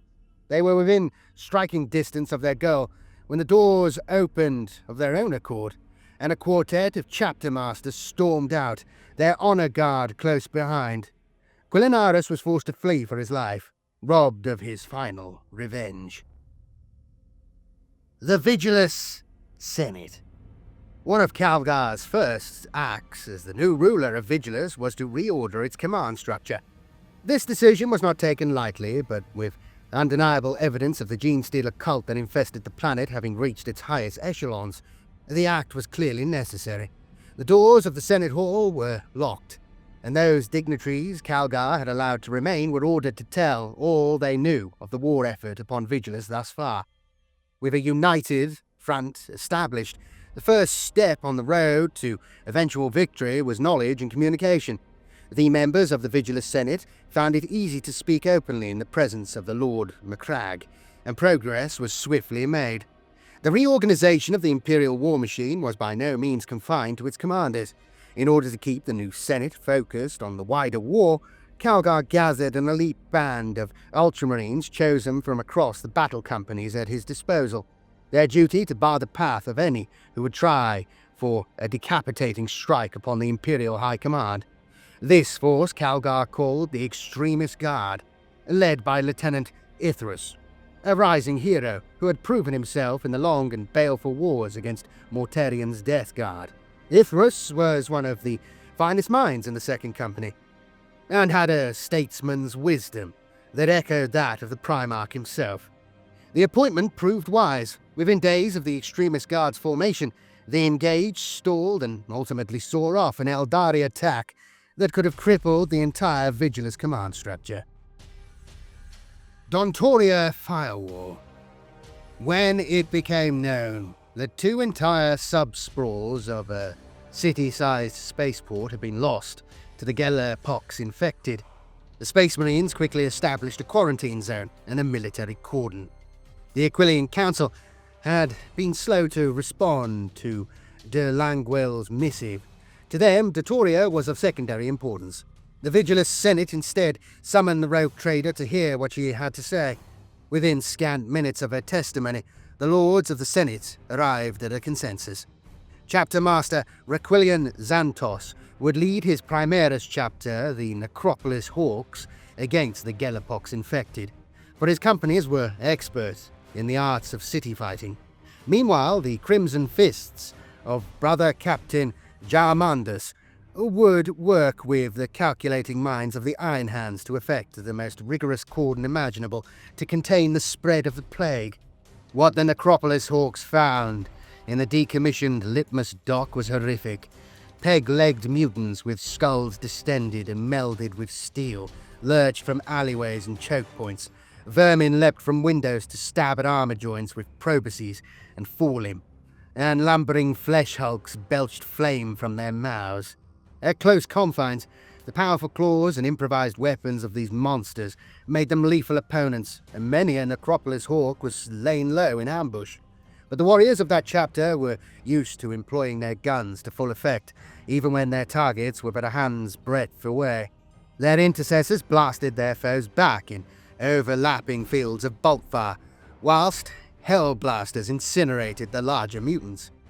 With fury, discipline, and self-sacrifice, they corralled the milling Gellerpox mutants, hunting down their leaders as the Crimson Fists drew the cordon tight. By mustering the Land Raider Redeemers of the Crimson Fists with the Hellhounds of the Vigilant Guard, and setting fire to selected sections of the Hivespraw's Promethean pipelines, a literal firewall was established around the infected zone. Calgar and his Senate could see no other choice. Though it meant consigning hundreds of thousands of healthy citizens to a hideous death, the quarantine was established, and the area brought largely under control. Yet that too was not to last, for the Scions of Nurgle are tenacious foes. Race for the Mandeville Point. Upon her return to Dontoria Hivespraw, Delaric de Languil met with her contacts in the Vigilant Guard. Her Psycho Adjutant, the talented Morgalan, had experienced harrowing nightmares of a doom spilling out from Dontoria towards terror itself. It came in the form of a flesh plague that turned men into cyborg demons. De Languil knew better than to dismiss this notion as mere imagination or paranoia, for she took her Psycho's advice very seriously. Convincing her tech priest engineer contacts of the urgency of her request, the rogue trader communicated with the scribes of Neo Vellum via a tight-beam noospheric data tether. She requested the shipping manifests for the Litmus dock with high clearance, and in response received a message tube back. Her worst fears were confirmed. The quarantine had been breached. The export goods from the Hivespraw had ceased as soon as the Space Marines had put their quarantine into practice. Few, if any, civilian refugees had managed to flee the area by circumventing the Adeptus Arbites' control of the planet's egress routes. Unfortunately, the blanket prohibition on space travel from the docks had been too late to stop the bulk freighter Illustrious Cargo from leaving. It had left the planet 3 days hence, after the Gellerpox had been detected but before the quarantine had been put in place. If it carried infected, it was a biological time bomb. Already, it was bound for the planet's Mendeville point, that zone where a craft could slide into the warp without the gravity of either the planet or its star influencing its navigation calculations. Should the cargo safely translate into the Imperium, it would be out of their reach forever. With interstellar communication orbit impossible, the craft would likely make haste for the D-of-R system unhindered. From there, it could make the journey all the way across the Nachmund Gauntlet and into the Imperium Sanctus. If there were infected mutants inside, and they carried their hideous warp affliction towards Terra, it could consign an entire swathe of space to damnation. This was a fate that de Languel could not allow. When she consulted with the War Council of Saints Haven, it became clear that their warships, built for raw might instead of speed, could not catch the freighter before it made warp translation. The only ship fast enough to catch the cargo was in her personal fleet, a sleek corvette she had named simply the Messenger. Unfortunately, the craft was for pleasure only, and had nothing in the way of guns, and certainly nothing that could trouble a bulk freighter. The rogue trader did not shirk. Within the hour, the Messenger was streaking through space towards the coordinates supplied by the Neo-Vellum Augurators. Within 60 hours, the green-grey dot of the illustrious cargo grew larger on the ship's bridge triptych, until its lumpen, ungainly form filled the screen. With grim efficiency, de Languel mustered her team, taking a handful of her finest agents with her in the craft's single transition pod, and boarded the suspect vessel. What the team found in that hellish interior will remain the burden of de Languel and the Lord Macragge forever.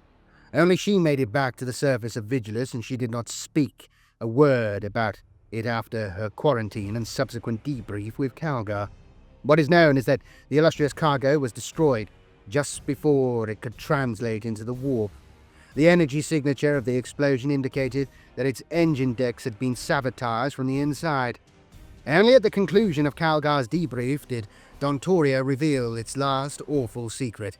The scribes of Neo-Vellum had dispatched a second message tube, handed over in cordial ceremony to de Languel and the Lord Macragge. It spoke of 3 other bulk freighters that had left the same Dontorian dock a day earlier than the illustrious cargo, but with the same shipping idents and the same destination. De Languel had likely saved an entire system from becoming a plague site by destroying the cargo. Yet for all her efforts, for all the sacrifice of those that had bored their way to the heart of the infected craft, the Gellerpox infection was crossing the stars towards Terra. Hope yet. Since the fall of Otek Hollows, water was becoming ever scarcer upon Vigilus, and the convoys for its transference less and less common. With Grodholov subsprawl falling to the Gellerpox, Dontoria was in danger of losing its own main source of water, Lake Dontor, which was now under daily vigil in case of disease. The Vigilus Senate had still not located the Death Guard forces that had brought the Gellerpox to the planet, and suspected that if the traitors found a way through the firewall, they would move against the lake with yet more contaminants. Water was not the only resource that was hard to come by. The false continent of Mortwald was the producer of most of the planet's food and medicine, but with the Orc menace threatening its outskirts and the cult of the Pauper Princes rising within its southern reaches, production was drying up, and the common people were paying the price. Some of the original members of the Aquilarian Council implied that Mortwald's rulers, the planetary governor's militant brother Danos Agamemnos, amongst them, would be content to see to their own defense, at the exclusion of all else. The question hung in the air. Even should Vigilus' defenders throw back the Xenos, would they starve to death in the process? Mortwold did not lack for experienced soldiery. For over the centuries since Denos had taken rulership of that prefecture, it had been reinforced by regiments from the Indigan prefects, Locora Prime Sandsmen, Vantrillian nobles, Vostroyan firstborn, and, latterly, even dispossessed Cadian shock troops. They would gladly fight actions against the Orcs, whether the force fields were active or not.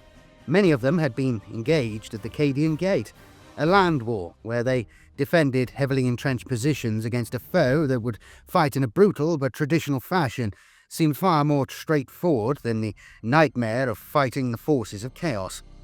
When the planet's bastion force fields went down en masse, the Orcs of Tankus Spill made a headlong assault against Denos' trench network to the north of Mortwold. The Astra Militarum held fast, gunning down the Orcs with heavy bolters, autocannons and lasguns as the greenskins raced across the killing grounds. Where the Orcs came on in armoured hosts too numerous to stop, the Astra Militarum would fall back, conceding a line or two, forcing the Xenos vehicles to flounder in the deep trenches. Slowed to a crawl, they were easy prey for the las cannon beams and crack missiles of the weapons teams in the bunkers behind. Once the push was blunted, Ogryn work teams would be sent in to clear the wreckage and shore up the defences, using anything from slabs of metal to corpses. For weeks, the Orcs made one push after another, even attacking through the forests of barbed wire that typified the Zeller line to the south. Still, the Astra Militarum held fast, not only against the Greenskins, but also against the cult uprisings of the Ejector districts, biosanctic flesh plants, and worker habs. Lord Denos Agamemnus preached a mantra compulsorily reinforced by the command echelons and repeated among the troops thousands of times a day. Mortwold would not fall. When the bulk landers and gunships of the Imperial reinforcements made it through the Orc blockades to New Vatia docks, the stubborn resolve of the Mortwold defenders turned to outright zeal. The sight of hundreds of Imperial fists striding to the front line in bright heraldic yellow, unafraid of any enemy weapon, put fire into the souls of all that witnessed them. Within days, Captain Fane, the laconic and battle-scarred leader of the Imperial Fist's 5th Company, had assessed the plans of the Denos trench network and the Zeller line. He put into place an overlapping defense pattern of impressive efficiency, moving his warriors to any site where the Orcs attacked with heavy assets. When it came to enemy infantry and even vehicle squadrons, the captain systematically destroyed anything that dared his gun sights. Only the titanic scrap walkers that strode over trenches towards Electros Hive had might enough to break the eastern cordon. So large and numerous were the stompers that the Imperial forces had no choice but to concede the entire district and retreat to higher ground to muster a counterattack. When the vast, fat-bellied hangar ships that transported Imperial knights lowered through the clouds at New Vatia docks, Captain Fane was amongst the delegation that greeted the occupants. The ground shook as the massive war engines strode out of their hangars to defend Mortwold. Amongst the adamantium lances bearing the heraldry of the knightly households came free blades from Daravor, crusading from the rift corridor to ensure its gatehouse did not fall. On that day, Captain Fane muttered praise to the Emperor. A charge into legend. The knights of House Terran made haste to attack the stompers that had invaded Mortwold, engaging them at range and methodically taking them out one by one. In contrast, the Imperial knights that had arrived from Daravar petitioned to drive their adamantium lances deep into enemy territory. They maintained that fighting the foot soldiers of the Xenos races amongst the trenches would win them little glory, for to the nobles who piloted the giant heraldic walkers, mere infantry posed little threat. But there was something in the knights' insistence that they form the vanguard that raised eyebrows amongst their allies in the Imperial Fists, Fane in particular. Even for headstrong young nobles, these free blades seemed too eager for a frontal assault. There was a shadow behind the eyes of these young warriors, and especially their leader, the red-bearded young noble Joran Vanak Limptus, that Fane recognized. Speaking to his trusted aides in low tones, Fane revealed that he saw something of himself in that look. Since his company of Imperial Fists had concluded their war against the Mind-Claw Coven of Zench, he had been haunted by waking dreams of such potency he sometimes wished for death, just to put an end to them. Could it be that these Freeblades had faced a similar ordeal, but did not have the mental conditioning of the Adeptus Astartes to cope with it? Could their insistence upon recklessness be connected to the fact they had obscured their traditional heraldic insignia and taken new identities? To Danos Agamemnos, it was irrelevant. He saw the knights as powerful tools that would help him win his private war. Naturally, he was glad of their coming, but to him they were but cavalier pieces in a game of regicide. He issued an edict forbidding them from heading out past the trench lines and the bastion shield network and into the waste beyond. As a powerful source of artillery, they could outrange nearly all the war assets the Orcs could send against them. They were too valuable to risk. Besides which, they had an obligation to the thrones of their elders and betters. For a time, the Freeblade Knights grudgingly agreed to abide by the laws. The princeps of the Reaver Titan Heresium's Bane, a long-time ally of Danos and his traditionalist cronies, reminded the knights of the duty they had to the people of Mirtwold. He pointed out that despite the fact that his warhound maniple, the Hyperion Hounds, wished for nothing more than to be on the hunt, they too held fast. Chastened, the knights deployed alongside Captain Fane in a series of staggered defences that saw several Orc attacks blunted and scattered to the winds. For long days, however, the Freeblades and their towering Titan allies stood motionless and silent, awaiting a foe that was slow to come. Every few days the Orcs attacked Mirtwold, and each time their forces were ground to a halt before being driven back in disarray. Yet the heavy assets being sent out against Captain Fane and his allies were growing larger and more formidable with every passing week. The Orc war machines, far more numerous than the Imperial equivalents, were at first the size of dreadnoughts, but then swelled into fat-bellied monstrosities the size of knights, then warhounds. When lumbering machines that rivaled Heresium's Bane in size appeared on the horizon, Fane made his final decision. The Orc factories had to be shut down. He issued a series of curt orders to Vanak Limptus and his fellow knights over a closed channel, citing his authority as that of the First Founding and a true son of Rogel Dawn. Within the hour, they were striding across the Danos trench line and out into the wastelands, accompanied by the Hyperion Hounds. It was time to let slip the dogs of war. Battle of Tanker Spill. The Freeblade Knights that assaulted the Orc Scrap City to the east of Mirtwold, Tanker Spill, approached from the Danos trench line under cover of the dust storm kicked up by an Orc attack wave. Waiting until the Greenskins were upwind, they smashed their way eastwards through the horde at full charge. Expertly plying their ion shields to deflect fire, the knights were through the foe's lines and out the other side before the Xenos realized what had hit them. The Orc horde was confounded, with half their number wishing to go back and the other not knowing why the sudden delay had occurred. Milling in disarray, they were easy prey for the Warhound Maniple and Reaver Heresium's Bane. As twilight turned to darkness, on charged the Freeblade Knights, their attack upon the now poorly defended Tanker Spill, a devastating lance to the guts of a dormant beast of war. Explosions lit the night as the Freeblades cut apart Orc factories with their melter weapons and blasted half-built stompers to scrap with their rapid-fire battle cannons. Fane, sending a Vox over a closed channel, ordered the triumphant knights to head back to Mirtwold to resupply, for he could see the factory city was aflame even from the sprawl's trenches. But the Freeblade Knights pressed on, taking their fight to the next scrap city. There they charged headlong into the massed battle wagons and gunned-up walkers that had mustered for the next assault, killing thousands of Orcs before they were surrounded. Aqua Meteoris. The ongoing war for Mega Borealis had seen the ordered mind of Archmagus Nessium Caldrike joined with the merciless pragmatism of Fabricator Vorsh and the clinical, cold-hearted logic of the Iron Hands. It had proven a potent combination.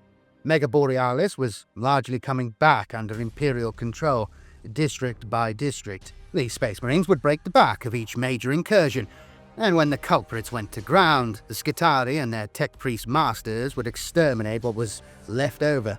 With the Auspicators and the Omnispexes of the Imperial Defenders keyed to Xenos biosignatures, each grid pattern hunt was methodical and effective. The cult of the Pauper Princes, having secured brief dominance over a third of the Mega Borealis sprawl, had been forced to fall back in a score of different war zones. A month after the arrival of the Iron Hands, the cultists were fighting a guerrilla war once more against the resurgent Skitarii macroclades. There was one exception, however, and it was a critical one.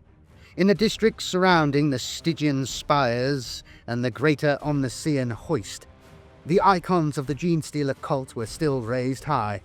A foremost primus of the cult, Deathru Noen, had designated that region one of paramount importance. Not only was the vast megalithic hive of the spires the nexus of all Mega Borealis' command structures, it was also the site where water was processed from the meteors caught in orbit and conveyed to the planet's surface via Vorsh's towering, counterweighted winch mechanism, the Omnissian Hoist. Primus Noen was a rationalist more than a fanatic. He knew that without this source of water, and with convoys transporting emergency rations cut off by the orcs all over the planet, the Adeptus Mechanicus could be starved of the vital fluid they needed. He intended to besiege the greater Hivespraw from its own central keep. To put his plans into motion, Noen entered the vast Brood Cathedrum in the lower levels of Mega Borealis, passing through corpse-strung colonnades and banners propped tall against piles of captured war gear. Waiting for him in the crypt, half submerged in the semi-liquefied remains of his deceased followers, was Grandsire Worm. Strange, bony growths had risen to form a weird throne of chitin around the hulking pure strain, and familiars bubbled up from the flesh slurry to stare at Noen with alien intensity. The Grandsire's eyes glittered malevolently as it flexed its claws, for the creature did not relish being disturbed in its biopsychic communions with the wider cult. Fortunately for him, Noen had enlisted the aid of the magus known as Slint. The Psyker made a mind link with the Grandsire and put across the battle plan on Noen's behalf. A long, tense minute stretched by before the Grandsire shifted from its paw, standing up to its full, terrifying height and barging past the petitioners. The Magus announced grandly that the assault upon the Stygian spires would be led by the Patriarch itself, then hurried from the tomb after his master. Within a single day of scuttling activity, the undersumps of the Stygian spires was filled with pure strain Genestealers. They came from all across the continent and beyond, answering the psychic call of their patriarch without hesitation. There were no hunting howls echoing through the night, no call and response or chanting of prayers. The oncoming demise of Mega Borealis was silent, but moved with a singular purpose. The takeover of the Stygian spires was bloody in the extreme. First came the event that would be known in history books as the Vertical Massacre. Like many Imperial hives, the spires had underlevels so deep and dank and labyrinthine that none truly knew their full extent. With the war against the Orcs taking up so many resources in the city above, the Skitarii patrols that were operating down in the substrata had been drained to almost nothing. It was not only the pure strains that had converged upon the Stygian spires summoned by the Patriarch's call, but every cult member in the continent. Long sealed hatches were broken open, crawl spaces unblocked, and new tunnels dug with rock grinder and macro drill. As industrious and focused as termites, the cultists burrowed their way into the lower strata of the Stygian spires, their kill teams taking down all enemy resistance at a slow but methodical pace. When the warning klaxons sounded, a full fifth of the spire's tunnels were already under cult control. The corridors of the Stygian spires resounded with the metallic crump of thousands of Skitarii feet as the garrison scrambled to intercept the invaders below. A sprawling, multi-level battle erupted, with the Skitarii quickly gaining the upper hand. They fought with the determination of zealous men defending their temple, and their tech priest Dominus masters had put into place contingencies and battle plans for every conceivable form of invasion. With the alert protocols triggering these long-honed battle plans, the response was quick, and the corridors were soon littered with the corpses of Xenos hybrids. The one flaw in the tech priest's plans was that they did not factor in the precious water pipelines. As the vanguard organisms of the Tyranid race, a quirk of Genestealer anatomy allows them to fold their gangling bodies into tight crawl spaces, holes and tubes, the better to exploit vectors of passage from one infection site to another. After grandsire worms, sickle-like claws ripped gaping holes in the water pipes that carried the Aqua Meteoris, the pure strains of the cult squeezed inside each pipe, one after another. Tireless, they wriggled and crawled against the high-pressure flow for a full day, a feat no man, or even orc, could have accomplished, until they reached the water farms at the top levels of the spires. Lightly defended, with the bulk of the Skitarii engaged far below, the farms soon looked like abattoirs, strewn with torn flesh and bionic limbs. With their enemies attacking from above and below, the Skitarii were trapped, and after 3 days of fighting, overcome. Assault on the Scrap Cities.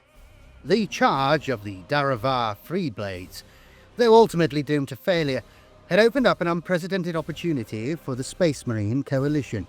Perhaps Captain Fane had foreseen this as a consequence of his covert orders to the young Imperial Knights. Perhaps the Adeptus Astartes were simply capitalizing on the changing face of war. But for a time, in the Orc territory to the east of Mirtwald, known as the Green Diamond, all eyes were upon the spearhead of Imperial Knights moving in for the kill. Within seconds of Fane informing his fellow Space Marine captains of the night charge, several strike forces had been dispatched via Thunderhawk and Storm Talon gunship. The bike-mounted assault companies of the White Scars, led by Ulojin Khan, and the Raven Wing, led by the taciturn Menarius, were not far behind. Seen from the Aeronautica Imperialis bombers that flew in support, the Space Marine assaults were small but lethal, closing upon their scrap city targets like torpedoes streaking through the void to scuttle a group of bulk cruisers. The capabilities of the Orc heavy artillery, bristling from the sides of their vessels and built for ship-to-ship combat in the depths of space, had been felt keenly by the Imperial Guard columns that strayed within their reach. A single shell could blast apart a tank squadron and wreak utter havoc on any that approached the scrap cities from the wrong angle. Those who attacked the Orcs in broad daylight would soon enough be treated to a broadside, so powerful it left a ridge-like chain of craters across the landscape. Ulojin Khan, known to some as the Skyhawk for his knack of ensuring air superiority, had mounted enough aerial reconnaissance to spy out where the super cannons of the Orcs were situated and the areas that they would target. Many of the Orc broadside guns had been dismantled and rebuilt on mobile carriages, the better to cover every angle of approach.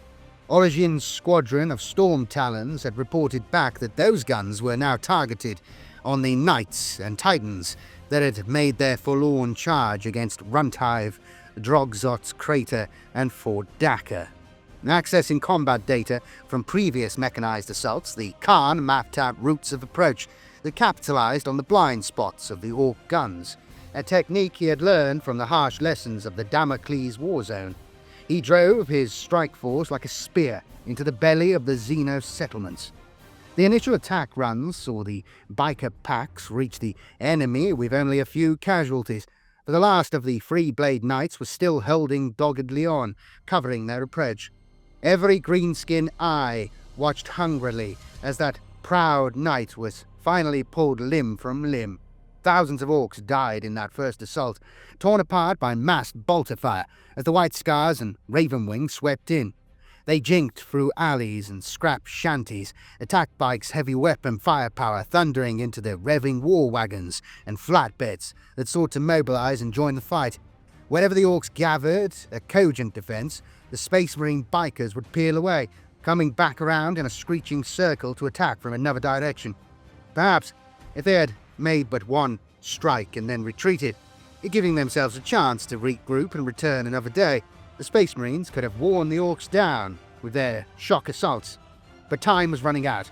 They pressed their attack, driving ever further to engage the can factories at each scrap city's heart. Orcs do not scare easily from battle, especially not when they have numbers on their side. If anything, the din of war makes them even more bellicose and aggressive. As such, the Greenskins swarm to meet their Space Marine foes, and with not one but two forces fighting hard against them, the increasing heat of war inflamed their lust for conflict to critical levels. It was at that point that the entirety of the Ravenwing's army broke off from the engagement and made straight for the Veruan Swirl. They did not communicate their intent to the White Scars they had been fighting alongside. Indeed, it seemed to Orajin Khan an act of cowardice, though he was loath to believe it.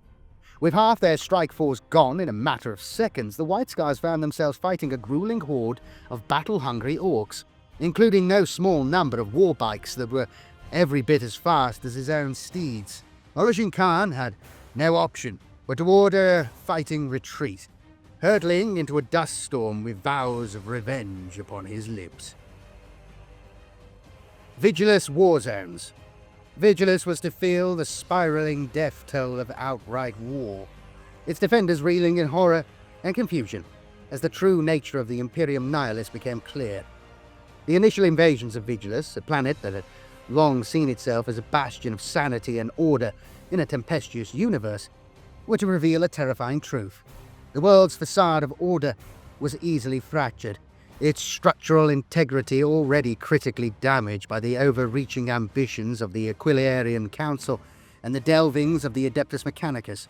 The enemy that had grown unseen beneath the planet's surface had reached epidemic proportions, and the Orcs had rampaged largely unchecked across the planet's wastelands.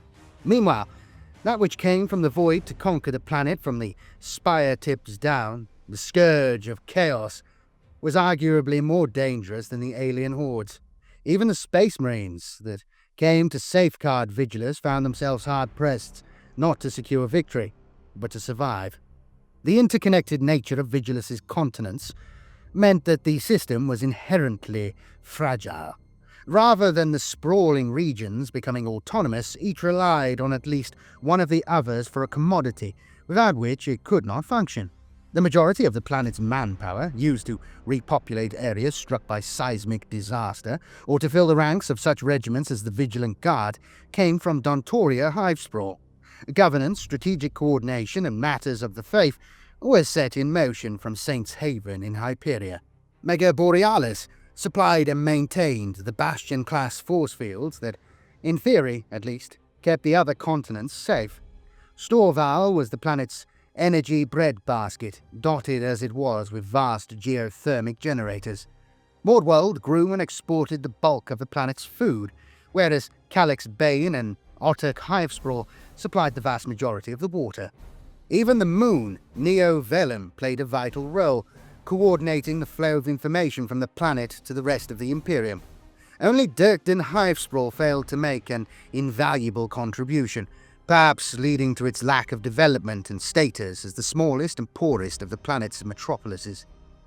As long as the supply lines existed, be they networks of pipelines that tracked the wilderness, armoured convoys that moved freight the hard way, or aerial squadrons of bulk landers and rotor ships that redeployed assets at speed, the needs of the continents could be met. But wherever hostile invaders disrupted, cut off, or captured such routes, the planetary infrastructure, upon which many defensive assets relied in order to keep operating at full efficiency, was swiftly and severely impacted.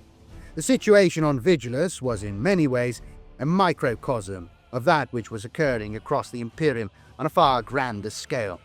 Out in the blackness, shorn of supplies, communication, and the light of faith provided by the Astronomicon, The worlds of the Imperium Nihilus were falling one by one.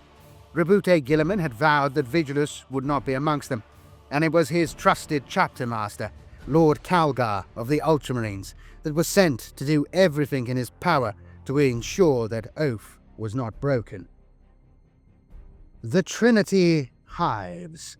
At the start of the war, the Ministorum held de facto power over a trinity of massive hives, known as Sanctifer Ultima, Hivespire Magentine, and Martyrs Pyre. From these strongholds, the agents of the Ministorum and the Adeptus Sororitas sallied out to punish any whose faith they feared might waver, and to spread inspiration and courage amongst those that remained true.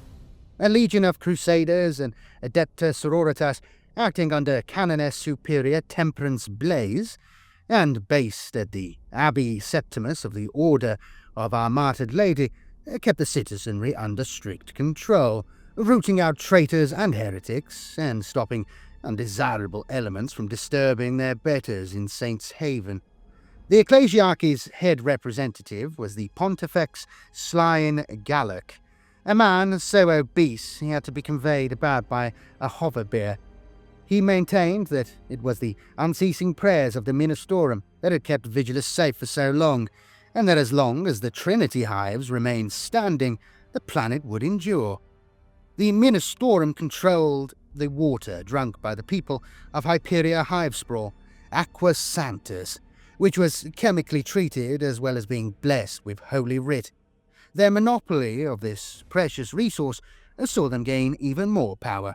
Furthermore, any members of the Agamemnos dynasty who stood against the Ministorum soon found their fortunes take a sharp downturn. Hyperia Hivespraw. At the onset of the Xenos invasion, Hyperia was the capital Hivespraw of the planet Vigilus, home of the planetary governor's palace and the Ministorum stronghold that surrounded it. Together, the strongholds of the Agamemnos dynasty and the Ministorum formed the city-state of Saints Haven, high-walled, guns-studded, and surrounded by a vast moat-like chasm known as the Ring of Nothingness.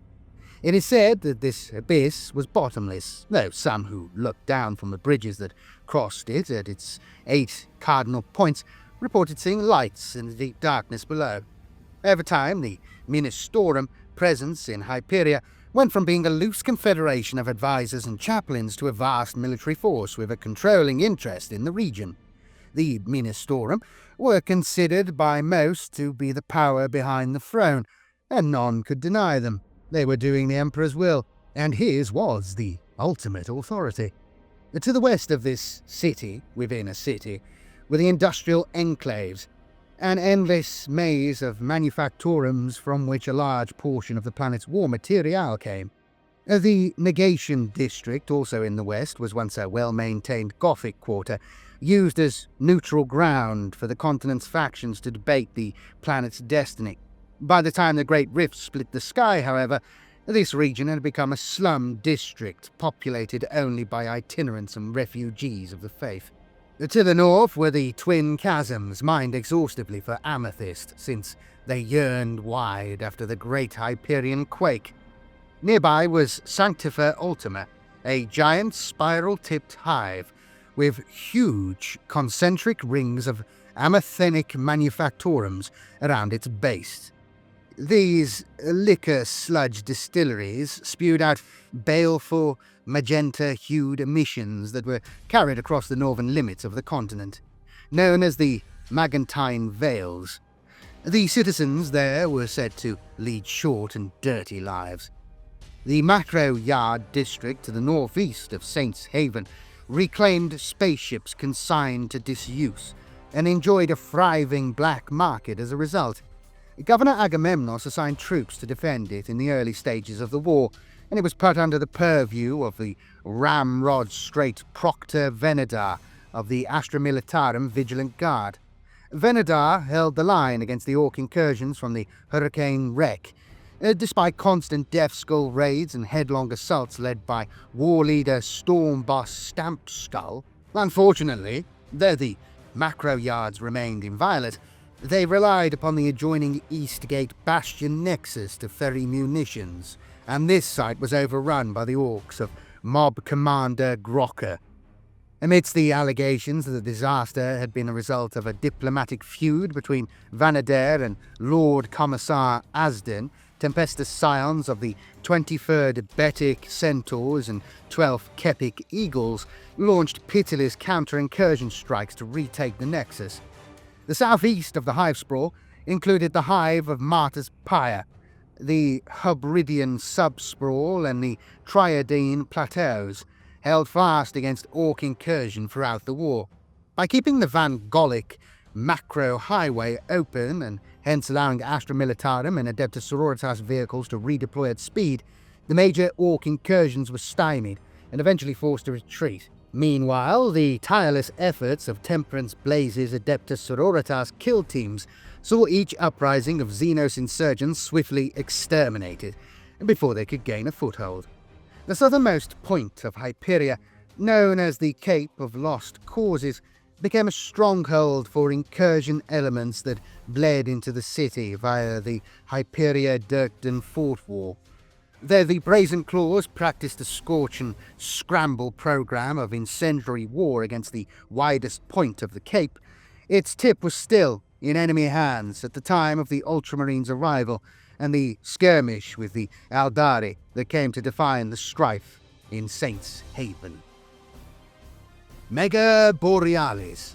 The continent of Mega Borealis was ceded to the Adeptus Mechanicus in an ancient treaty, and from that time to the dawn of the war, they strip-mined almost all of its resources.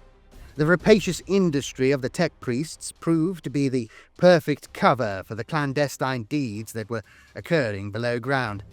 Even before the war began, Mega Borealis was one of Vigilus's most dangerous continents. This was thanks in part to its tectonic instability and the proliferation of volcanic mountain ranges that crisscrossed it. Yet it was the touch of the machine god that truly cursed Mega Borealis. Over 1,000 years before the War of Beasts broke out, the Magi of Styges VIII forged a pact with Vigilus's then planetary governor, Donsor Agamemnus, giving them absolute ownership of Mega Borealis. In return, it was agreed that the tech priests would contribute the might of the Adeptus Mechanicus and its aligned knight houses to the planet's defense. That agreement, known as the Pact of Fire and Steel, was swiftly ratified. The Adeptus Mechanicus began their excavations at once. Though Mega Borealis's boar hives looked huge from above, their sprawl was greater still below, where their immense excavator engines and macro drills laboured ceaselessly. Tunnels, mine workings, underhabs, and manufactorums radiated out like tree roots. The majority of these excavations brought up streams of ores and minerals, gems, and crude fuels that were funneled into the upkeep of the boar hives themselves and the war efforts of Vigilus's many armies. In the underdeeps below even the sacred boar points and sump pits of Dreadgar's Abyss and Ungent Sprawl lay the black levels. Worked by Nero-whipped servitors overseen by secretive magi, these were the mines from which the black stone veins within Vigilus's crust were painstakingly extracted. Gathered in sanctified haulage reliquaries, the substance was stockpiled deep within each boar hive, for the tech priests would no more relinquish their grasp upon that precious substance than they would give up their own lives. Underground, billions of labourers lived and died in service to the machine god.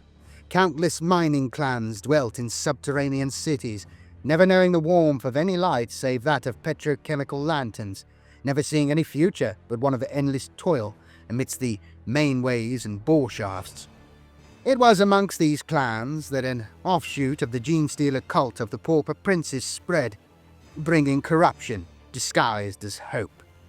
Deep beneath Hive Ankar Tarsius, the infestation first took root when a single slinking Genestealer escaped from a harvested asteroid, hidden away in the half-collapsed subterranean district of Piston's Hollow. Was the tainted Brood Cathedrum, where the Genestealer Patriarch Grandsire Worm often made his nest. The Patriarch was a terrifying figure, even to the cultists that worshipped him. Yet he was the spider at the centre of the infestation's web, and his will bonded millions. Under the alien despot's influence, much of Ankar Tarsius's minor militia fell to the cult's sway. Over 20 minor clans based around the rebel hold of Tecton followed suit, concealing their corruption from the Tech Priest Masters by dint of diligent labour and ever-increasing yields. The Gene sect was far from the only one lurking beneath Vigilus's crust. Only Grandsire Worm himself knew the true extent to which the progeny had spread, undetected, through the infrastructure of the boar hives and beyond. For long years they built their stockpile of munitions and material, suborned positions of authority, stole codes and laid plans for their day of ascension. This diligence lent them a critical advantage when the first stages of the war erupted on Vigilus. Mortwold. The fabulous wealth of Mortwold's ruling aristocracy was largely due to its rejuvenant clinics and the system-famed adepts that worked within them.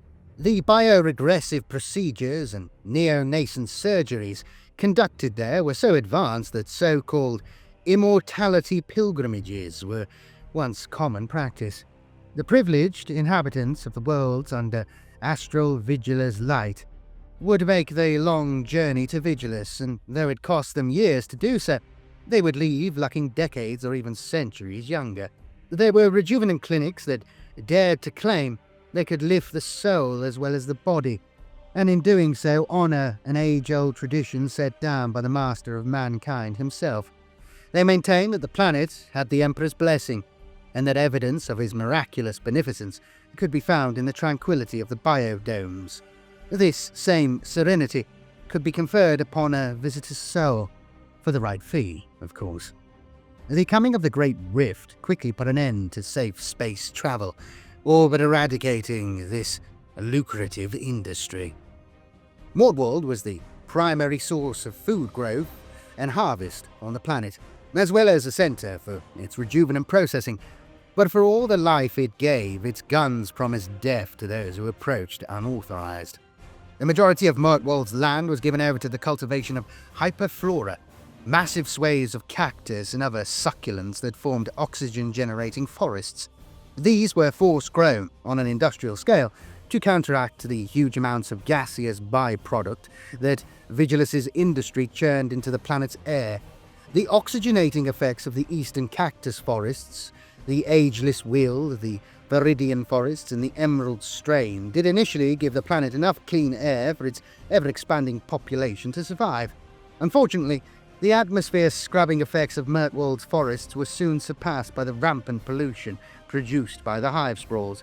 Not only did the other metropolises grow larger, but the northern third of Mortwold itself was taken over by a sprawling cityscape, much in the manner of its neighbours. The rich and influential inhabitants of Mortwold lived in secluded enclaves far from the northern capital of Droldrilev, Hivestar, and its smaller but no less overcrowded sibling, Electros Hive, the domain of the rich and the indolent. These enclaves consisted of specially commissioned biodomes, their interiors verdant oases of sanctity, filled with trickling waterfalls, glittering lakes, and sculptures of dynastic aristocrats, past and present. They were called a paradise, and rightly so.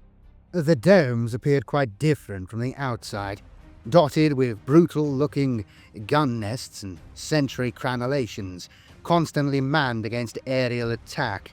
No expense was spared to keep the biodomes safe, for these complexes were ruled over by Grand Castellan Dianus Agamemnos, brother of Governor Lucian, and he had grown accustomed to a life of unalloyed luxury.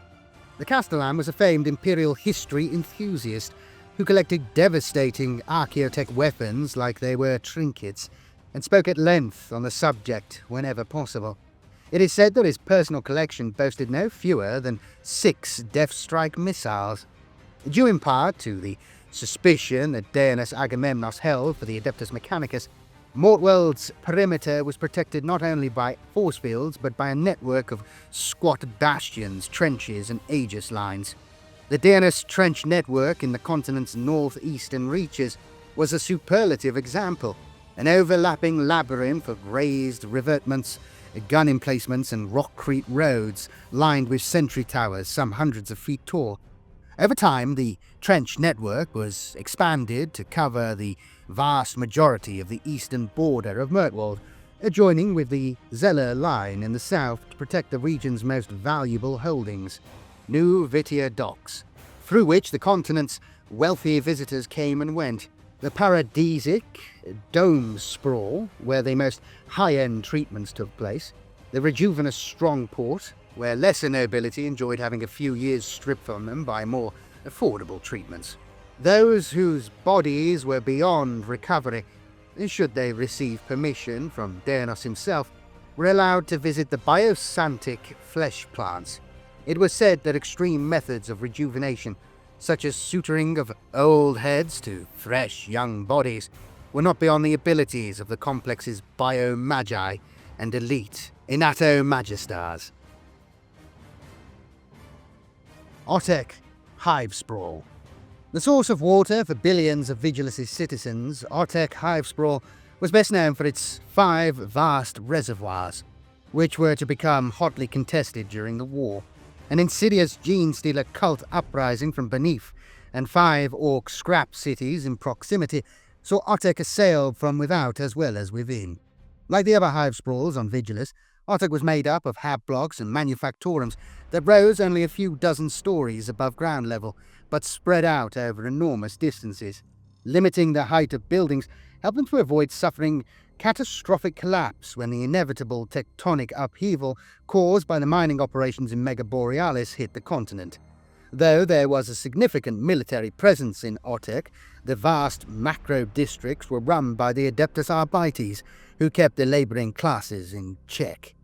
Water supply in Otek was regulated through the hollows, 5 enormous reservoirs, more like inland seas than conventional containment sites.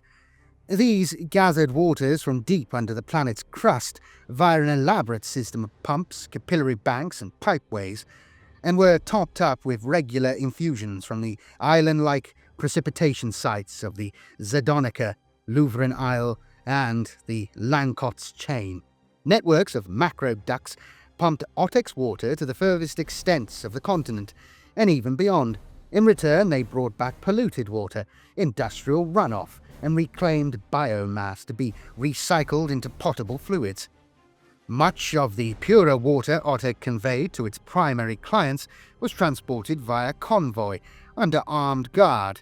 It was not unheard of for Astra Militarum hellhounds and devil dogs to carry 2 tanks of pure water alongside those filled with volatile fuel in their rear quarters.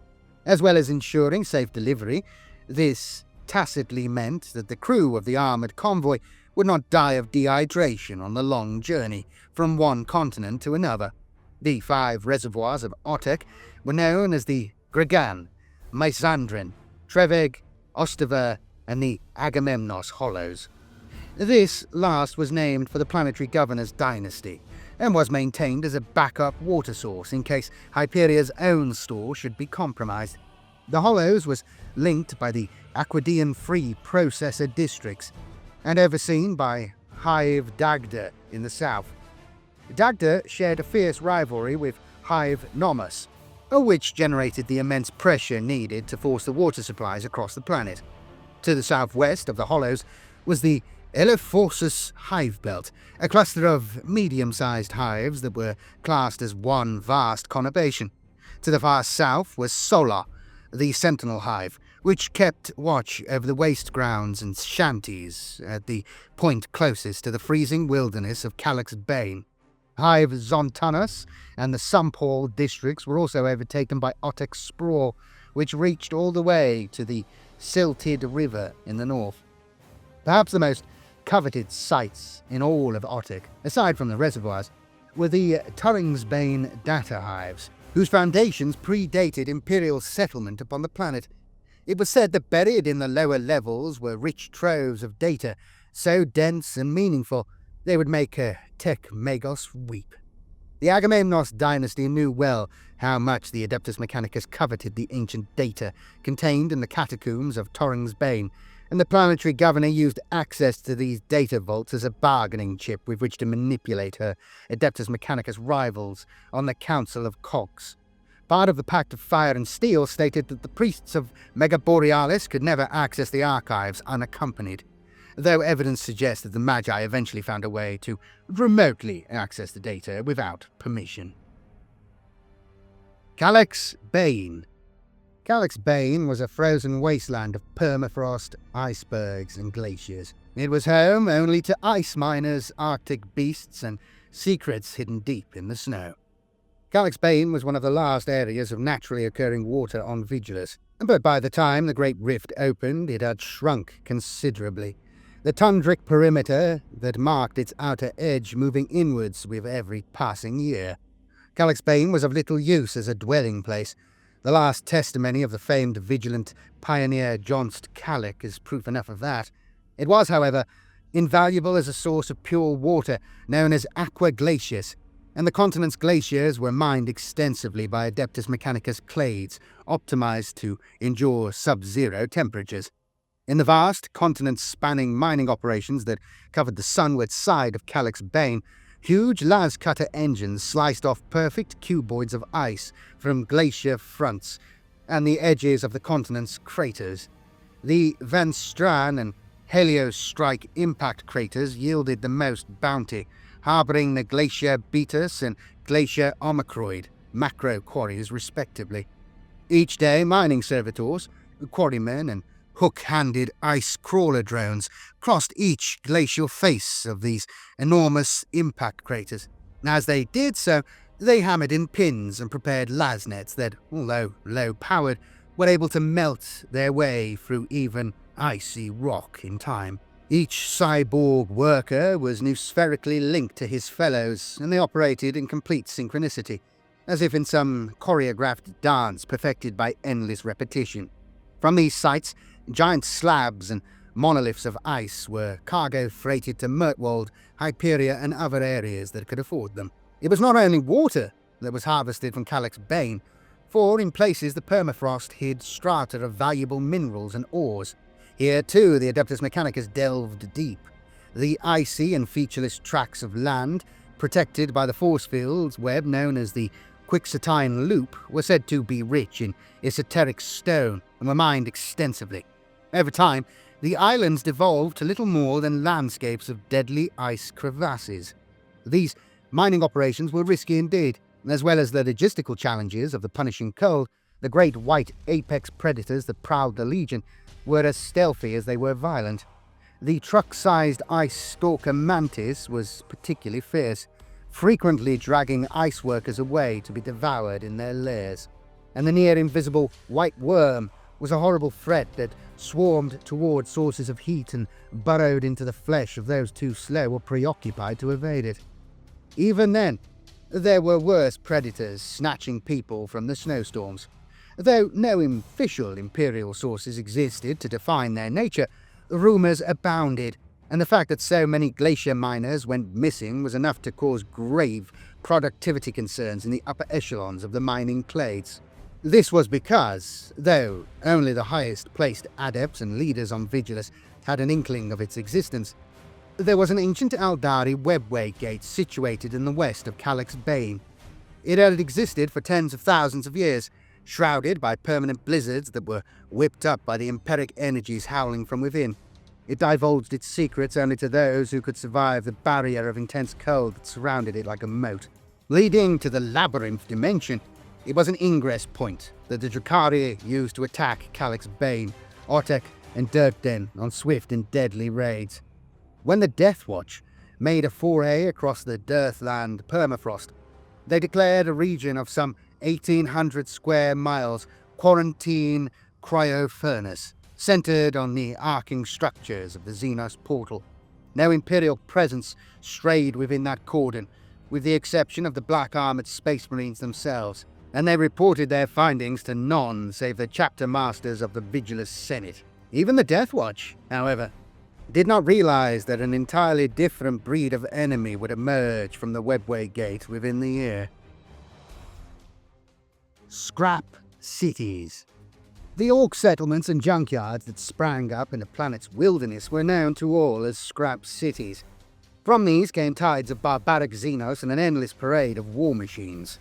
They originated from the vast agglomeration of Orc spaceships, each of which had been uncharacteristically massive and, with powerful engines, ploughed through the hastily assembled Imperial cordon sent to blockade it, and made straight for the surface of Vigilus.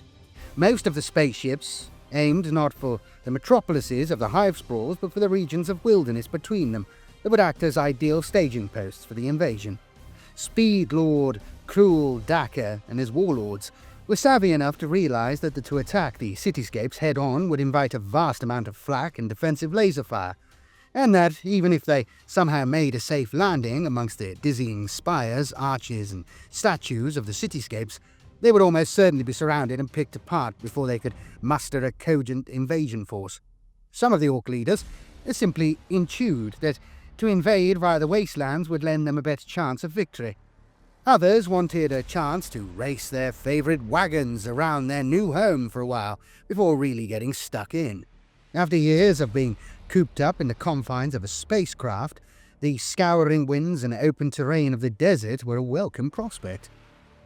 The first wave of invaders, upon finding they could not get past the force field networks, built shanty-style encampments around their crash-landed spaceships. They set to work conquering the landscapes around them, as well as attacking Imperial convoys wherever they tried to cross the wastes.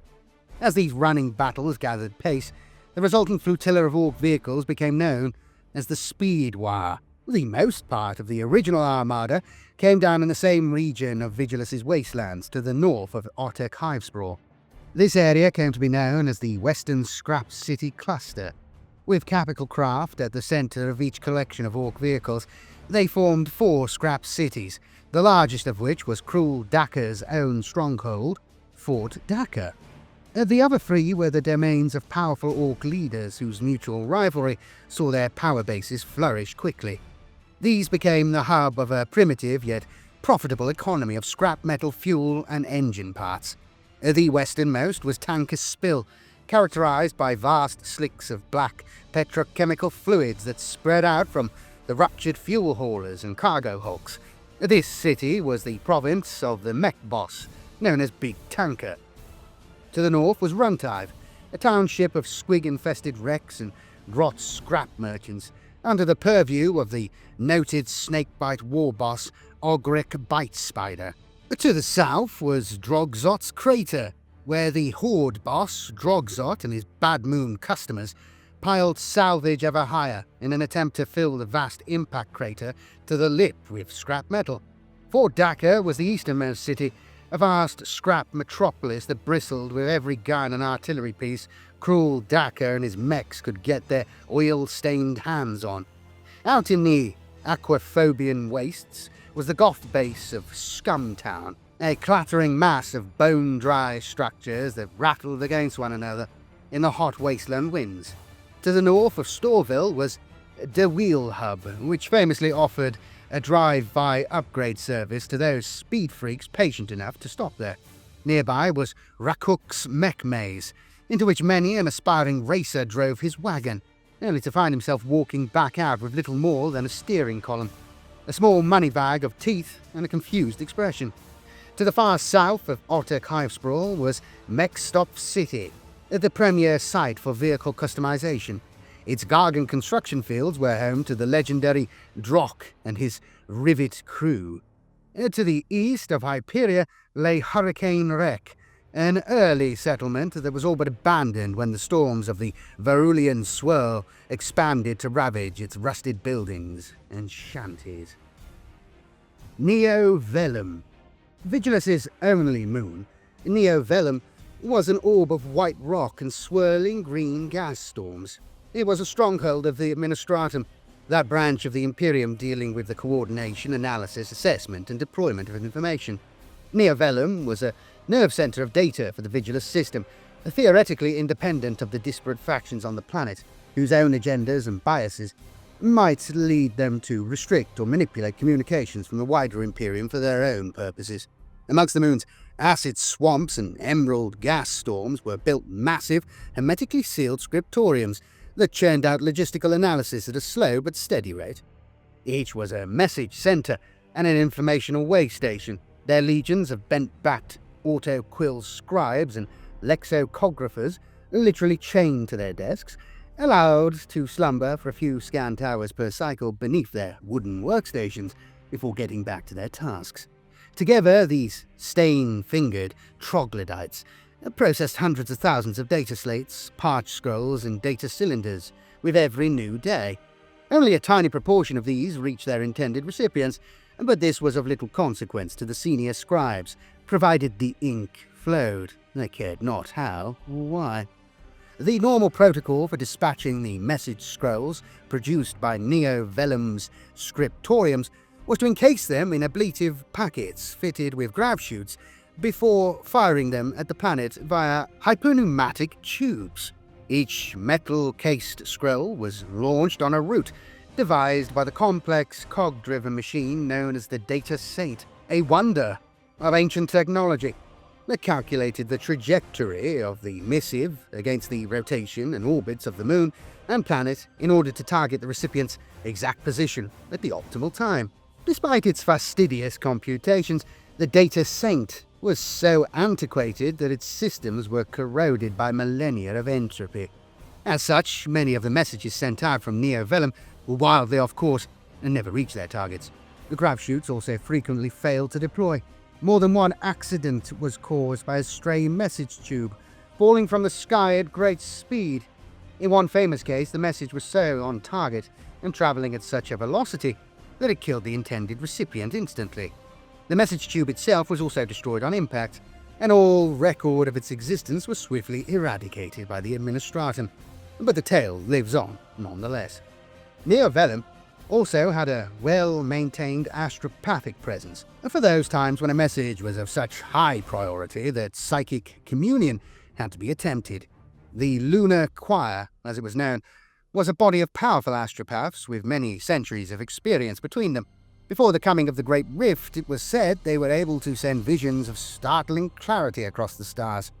After the Sistrix Maledictum ripped open, the sending and receiving of psychic missives became more fraught with peril than ever before. The operatives of the Corollium, the torus-shaped building from which the moon's talented psychics sent their missives into the void, suffered dozens of seizures, fits, and episodes of insanity in the months following the rift's appearance. Worse still, the complex was plagued by terrible manifestations of supernatural phenomena. This saw the Colorium all but shut down, and astropathic communiques attempted only in extremis. The Psykers knew well the dangers of opening their minds to the warp in such tumultuous times. Neo Vellum was left alone entirely by the Orc invasion. Perhaps this was because the invaders sought richer pickings on the planet below. Perhaps because the moon was simply on the other side of the planet at the time the Orc War hit home. Yet the satellite was not untouched by the scourge of the Xenos. Hidden amongst the data stacks and the grimoire nests of the Administratum's holdings, a secret cult thrived, and in the attics of the monastic hab blocks, strange creatures skittered from pools of darkness to slash apart those who dared to venture into their lair. The cult of the Pauper Princes made it a priority to settle an infestation upon Neo Vellum shortly after establishing itself within Mega Borealis. Insrod Ghoul, the primus of the brood, sent to conquer the Scriptorium moon, stowed away with a pair of dormant pure-strain Genestealers in the capacitor hold of the electro-freighter Zealous Blurt, before the ship left for Neo Vellum on a routine resupply mission.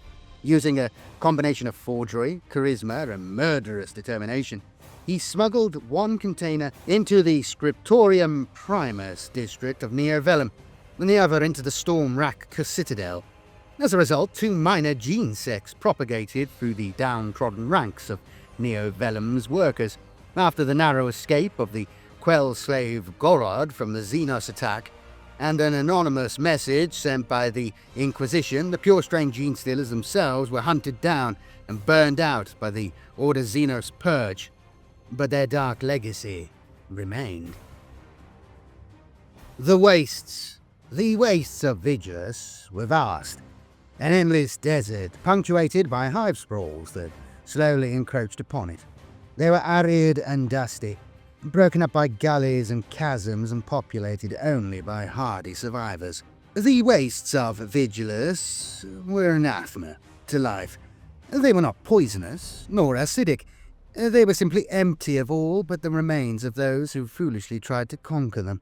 The landscape was almost entirely devoid of greenery, for the water table was so low that the ground was infertile and dusty, incapable of producing anything but the hardiest vegetation. There was little liquid to be found, other than the occasional river of lava vomited from some new seismic upheaval, and the odd stagnant mud hole. With nothing to bind the earth together, the landscape was a gigantic dust bowl, its substrate whipped up into the air with each passing landstorm to create great cyclones of grit that raged uncontrollably across the wilderness. Despite the hostility of the region, there were areas where life found a way to eke out an existence. Some of the impact craters that scarred the planet's surface acted as bluffs, gathering a little moisture in their shadowed lees and allowing a rudimentary ecosystem to gain some purchase. In the same way a coral reef gathers undersea fauna a chance to cling on to an otherwise featureless seabed, these features allowed the hardiest of species to stubbornly hang on to life. The mounds and chasms around Storval became home to a colony of ambles. These claw-armed subterranean giants preyed on isolated groups of travellers, hunting with their sonic and thermal senses. They learned to avoid the trundling tracks of weapon servitors and the lockstep thump of the metal-legged scutari, instead tunnelling up from below to scissor apart fleshier creatures that were usually meatier and less dangerous. Some amongst the Adeptus Mechanicus propagated the belief that the ambles were a manifestation of the universe's displeasure at those that relied on flesh rather than metal. The terrestine mole rats that infested the northern reaches of the planet could grow to the size of locomotive carriages on a diet of giant sand roaches. The only other species that could thrive in the irradiated waste to the west of Dreadgar's abyss. Existing in great hives of several hundred individuals, these hideous hairless moles honeycombed the giant-ridged impact site known as the Cancer Crater Network between Dontoria and Mega Borealis. They occasionally ambushed those forced to go on foot across the wastes. For them, human flesh was a delicacy, though it is worth noting that they did not trouble any of the convoys that happened to carry individuals bearing the mutated DNA of the pauper princes. The Veruan Swirl. The Veruan Swirl was perhaps the most dangerous of all Vigilus's geographic features. A vast storm of dust and sharp shredding particles. It birthed cyclones and hurricanes that continually ravaged the wastelands beyond. To the east of Hyperia, there was a dust storm so immense that, when seen from space, it dominated a full quarter of the planet's surface. Near its center, it was so violent that the tiny stones, dust, and sedimentary particulate could strip the skin from a man's body. Over time, the storm would abrade layers of subcutaneous fat, muscle, tendon, and eventually bone. Ultimately, there would be nothing left of the unfortunate victim. The citizens of Vigilus and their shadowy counterparts, the pauper princes, knew well to fear the swirl, and so avoided it at all costs, never straying past the perimeter extremis, as defined millennia ago by the Astra Cartographica that founded the planet. And even the Orc invaders gave it a wide berth, for at times the swirl raged so hard it could tip over their gun wagons and lift their light buggies clean into the air, only to dash them to pieces on the hard earth when its fury abated once more. Smaller storms emanated from the Veruan Swirl, cyclones and tornadoes bursting into the wastes along their own seemingly random trajectories. Carried by the hot winds that gusted from fault lines, they were flung eastwards by the pyroclastic blasts of Storval. These errant storms primarily scoured the unpopulated side of the planet and were largely responsible for that part of Vigilus never being settled. Freak weather patterns would cause them to occasionally veer towards the Hivespraws, but the Bastion force fields, while active, dissipated them before they could do serious harm. Travellers who strayed outside the force fields risked having one of these gritty, choking hurricanes bear down on them out of nowhere. Even if it should not strip them bare, such a storm could foul an engine or cause an anti-grav vehicle to crash in a matter of minutes. Durken Hivespraw. Durken Hivespraw, characterized by its rudimentary cityscape, was a troubled metropolis indeed. It was abandoned by Vigilus' elite, and was home to as many subterranean, half-feral outcasts as it was productive civilians. Durken long ago reached a threshold in its expansion, after which it was all but abandoned by the Agamemnos dynasty. Unbeknownst to all but the cult of the Pauper Princes, however, this discarded cityscape did indeed supply something to its followers, the mutating genetic pattern known as the Genestealer's Kiss. Durken's tallest and proudest conurbation was Ashenid, non-Hive, a half-finished skeleton of a Hive city that, although teeming with life, was open to the stars. Its construction was never finished, for the architects that built it, now lost to the annals of history, changed tack halfway through and began to build downwards into the naturally occurring cave networks beneath. From Glaive Point in the north to the Rascalad underworks at the southernmost tip, the Hivespraw was shot through with subterranean levels. These had become so liberally infested with Genestealer cultists by the end of the War of the Beasts that if a census had somehow been taken, it would have revealed far more in thrall to the grandsire Worm than to the Emperor of mankind. Durken was joined to the southernmost reaches of its parent Hivespraw by the massive Hyperia-Durken Fort Wall, a vast double row of crenellated defences with a rockcrete macro highway running between them. Mortwald was similarly linked to its neighbour by the Mortwald Otek Fort Wall, and the Dontoria Megaborealis line connected the two northernmost continents to facilitate trade and transit. The original plans for these links between the Hivespraws were put into place by Deus Agamemnos shortly before his fourth rejuvenation. Growing ever more irate at the toll the native hazards of Vigilus were taking upon his endeavours, and determined that his losses in export convoys were unsustainable, he leant on the Aquilarian Council to provide a more stable means of transit. It was hoped that by allowing the faithful of Hyperia to flood along the highway to Durken, they would raise the Hivespraw to new heights of productivity, and one day, should all go well, build outwards to merge the two into a single Hivespraw that would empower Hyperia all the more. Instead, the macro highway seemed only to drain the capital of Vigilus of its manpower and resources, and in return, infect the Cape of Lost Causes in Hyperia with the gene-tainted Xenos cult that plagued the subterranean levels of so many of Durken's districts. Still, the fort wall itself stood strong throughout the War of Beasts, even with the rampaging orcs that marauded around the wastelands, occasionally mounting raids against it. Dontoria Hivespraw. Dontoria was critically overpopulated, even amongst its fellow Hivespraws. So densely packed were its districts that it had access to incredible manpower, though when infection broke out in the populace, it could not be stopped. Dontoria passed the standard metropolitan population density recommended by the Administratum many, many years ago. Over 1,000 years later, it continued to pack more citizens into its earthquake-ravaged slums. The endless manufactorums and fabrication shanties that surrounded its numerous hives were so steeped in pollution their outer walls were blackened and flaking, and their insides were a sickly yellow, reminiscent of a lifelong IO stick addict's fingers. Hacking coughs and expectorant splatters were common there. The lands of Mesh's Delta, Smogfield, and the Great Choke were swathed in a dense blanket of vile pollution that damaged the lungs of those without respirator augmetics.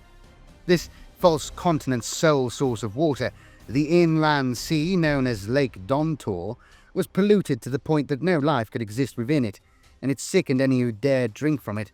That did not stop floating shanty towns being built upon it. So desperate was the population to find living space that much of the lake was covered in walkways, rowing boats, decommissioned barges, flora batteries, and sump haulers, all bound together in a latticework, teeming with shouting merchants, hustling traders, merciless opportunists, tattooed thugs, and smog-water urchins.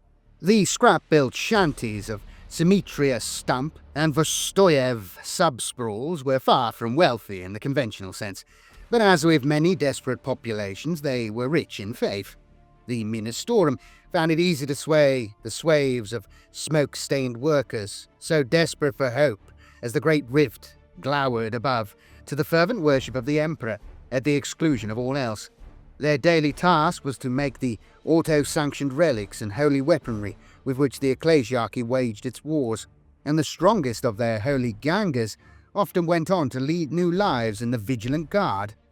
Grodholov, Pravdus, Hollowed White, and Vostoyev were older. These subsprawls were considered to be the original foundations of Dontoria, and hence were more heavily tithed. The extreme north of the continent, optimistically named New Horizon, was slowly encroaching on the wilderness in order to provide more living space. Similarly, Missionary Point to the south was extending towards Mortwald. Lord Tharanist, the High Marshal of Mesh's Delta, wished to link his province with the northernmost point of Mortwald, but his entreaties and proposals were met only with contempt, until the outbreak of war on Vigilus relegated them to the status of a distant dream. Storval. Situated near the equator, Storval generated an incredible amount of energy from its volcanic chains and geothermal chasms. It was home to countless worshippers of the machine god, but still, darker cults operated in the shadows. The volcanic land of Storval was relatively small, but of exceptional value to the planet's infrastructure.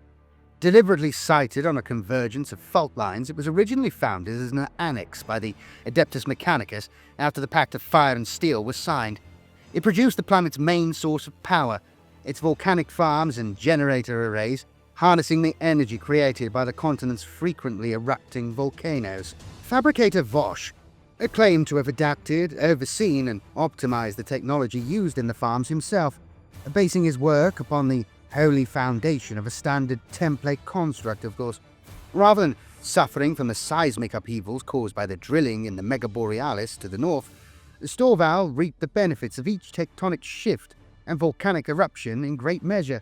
Though hundreds of its workers, magma servitors and Skitarii patrolmen died with each geospasm, its energy yield spiked massively as the volcanoes from the Phaistos Mound in the south to the Omnissiah's Tread in the north erupted. Fabricator Vosh considered the exchange more than worth it. If the storage levels of Vulcanid Geohive, Hive, Magma Thermid, and Phaistos Mound filled their enormous capacitors and Generatorium caches to excess, the overflow of energy was sent along the Vortian canals, and from there into a subterranean network of cables and microwave fibers to Mega Borealis. If that continent's needs were already met, the excess instead went to the Hivesprawls that bid the highest to receive it. Being a place of fire and fury, Storval inspired a lot of religious subcultures, as some of the cults burgeoning in the pyroclast districts believed the volcanic eruptions of their homeland to be the Emperor's work, and that their sacrifice was necessary to appease the volcanoes. Others saw the abuse of their Adeptus Mechanicus overlords for what it was, and sought to recompense. The resultant unrest and civil ire was capitalized on by rogue elements working against the Imperium. Because of the inhuman toll on life, the agents that worked in secret in Storval found it easy to seed fire cults, rebel sects and pyromaniacs throughout the slave populace. Some preached the notion that the fires of the volcanoes could be altered to transform the faithful into divine beings, a phoenix-like apotheosis, from ashes to glory. Worse still, the underground demagogue known as Vanadan the Firebrand was able to garner power, not in the name of emancipation, but chaos. The Omnissiah's Hoist. The greater Omnissian Hoist was a true marvel of the Adeptus Mechanicus' genius. Via this immense pulley, the tech priests captured and processed ice-clad asteroids for their elemental bounty. Reaching up from the Stygian spires, the tallest hive in Mega Borealis by some margin, was a vast construction known as the Greater Omnissian Hoist. This edifice was testament to the incredible willpower and vision of the Magi of the Adeptus Mechanicus, and was famed across the sector for putting into practice a hypothesis that had intrigued tech priests for millennia. The hoist and its supporting substructure rose so high that the tip was invisible to the naked eye. They linked the Stygian spires with the wheel-shaped space station of Sacris Tora Hawking in geosynchronous orbit high above. It did this via a complex system of microfiber carbon chains and durable capillaries. Partially telescopic and modular, these were created on an industrial scale by the workshops of Mega Borealis' primary hive and hauled into the stratosphere by a succession of low-orbit tugs. Across the span of an entire century, the carbon chains were extended and reinforced until they not only reached Sacris Tora Hawking, but passed through its specially constructed engine mills and back down to the planet's surface again. These chains were counterweighted with sections of the original space station in order to pull up replacement components from the hive below, the interstitial point of the Midian Sacris way station ensuring that each winch node passed on in safety. This was the first freight transaction made between the Hivespraw and the space station above it, but it opened the door for the tens of thousands of other exchanges that happened after. For its part, Mega Borealis sent up manpower, food, repair parts, and other necessities. In return, Sacris Tora Hawking shipped down asteroids clad in thick layers of ice, a vital source of water for the planet. The asteroids harvested by Sacris Tora Hawking were native to a grand belt of space debris known as the Octillion Belt. Early auguries determined that the rocks drifting in that band were clad in ice water, and almost immediately a plan for the capture and exploitation of this resource was put into place. The thirsting citizens of Mega Borealis cared little where their water came from. The plan to harness the Octillion Belt's seemingly endless bounty was so ambitious and of such immense scale that only one with the processing power and of an archmagus could dare to attempt it. But with the help of his most trusted colleagues, the fabricator oversaw the hoist program from beginning to end, adapting and installing banks of tractor beam cannons that could lock on to the asteroids within reach and slowly draw them into the space station's armature talons. From that day, the transit of ice from orbit to the processing factories of the Stygian spires, where the meltwater was refined with the addition of sacred oils and blessed lubricants, became a miracle so commonplace it was rarely considered worthy of mention. Vigilus military contingents.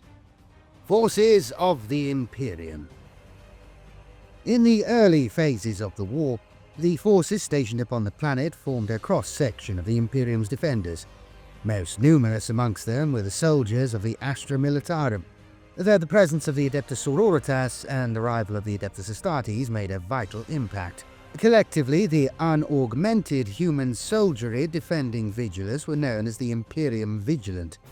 With so many military forces having made the star-spanning journey to the strategically vital planet, this brotherhood included everything from raw recruits and conscripts to the hard-bidden Adepta Sororitas. In general, the military assets of each continent journeyed to other conurbations, only to distribute vital supplies. The rulers of each Hivespraw jealously guarded the battalions and regiments seconded to their defence, though they did so out of a sense of pride rather than prudence. With the Bastion force fields protecting their assets, the amount of military force assigned to each area of Vigilus was seen purely as an indication of status rather than a pragmatic solution to theoretical invasions. This overconfidence was present most of all in Lucian, Agamemnos, and Pontifex Galluk, who were so embroiled in their own power struggles they had little time to devote to protecting the planet against some hypothetical danger from off-world, nor even from the downtrodden masses who they had come to see more as sheep and cattle than as living citizens whose allegiance could not always be counted upon. The aristocracy's failure to treat the ever-present threats of the alien, the heretic, and the mutant as very real dangers antagonized many of the Astra Militarum commanders assigned to the defense of each Hivespraw, but short of actually leaving the planet, there was little they could do about it. Instead, they looked to the defences of each Hivespraw as best they could, ensuring their men were familiar with the planet's geography and learning to deal with the frequent earthquakes that could throw all their preparations into disarray in a matter of minutes. A loose confederation of sharp military minds began to take shape across Vigilus. The Lord Commander of each military body in correspondence with several of his peers, so that the Astra Militarum would have a safety net should the political rulers of the planet act in a fashion that threatened the war effort. The coming of the Noctis Eterna shattered that long-range web of cooperation and coordination beyond recovery. With communications disrupted everywhere, and the populace under attack from within and without, the truth of the situation soon became clear. It was every continent for itself. Heroes on high. Though the decisive battles of the War of the Beasts were won on the ground, crucial victories would have proven impossible were it not for the stalwart efforts of the Aeronautica Imperialis. As the Orcs established their scrap cities and rapidly increased their production of war material, scores of Dakar jets, blitz bombers, and other greenskin aircraft rolled off their ramshackle assembly lines. Droning waves of deadly Xenos attack craft filled the skies over Vigilus's Hivesprawls and screamed down to strafe transport columns and hammer manufactorums with barrel-like incendiary bombs. In response, Imperial commanders threw every air asset at their disposal into interdiction missions and combat air patrols. Flights of Thunderbolt and Lightning fighters spiraled madly through the Orc air armadas, their cannon fire lashing out to punch one green-skinned pilot after another from the skies. Heavy wings of marauder bombers lumbered out over the waste to rain explosive death upon the Orc airfields. Despite high casualties amongst their air crews, their efforts stripped away the Xenos' aerial capabilities bit by bit, and prevented a desperate battle from becoming an untenable slaughter.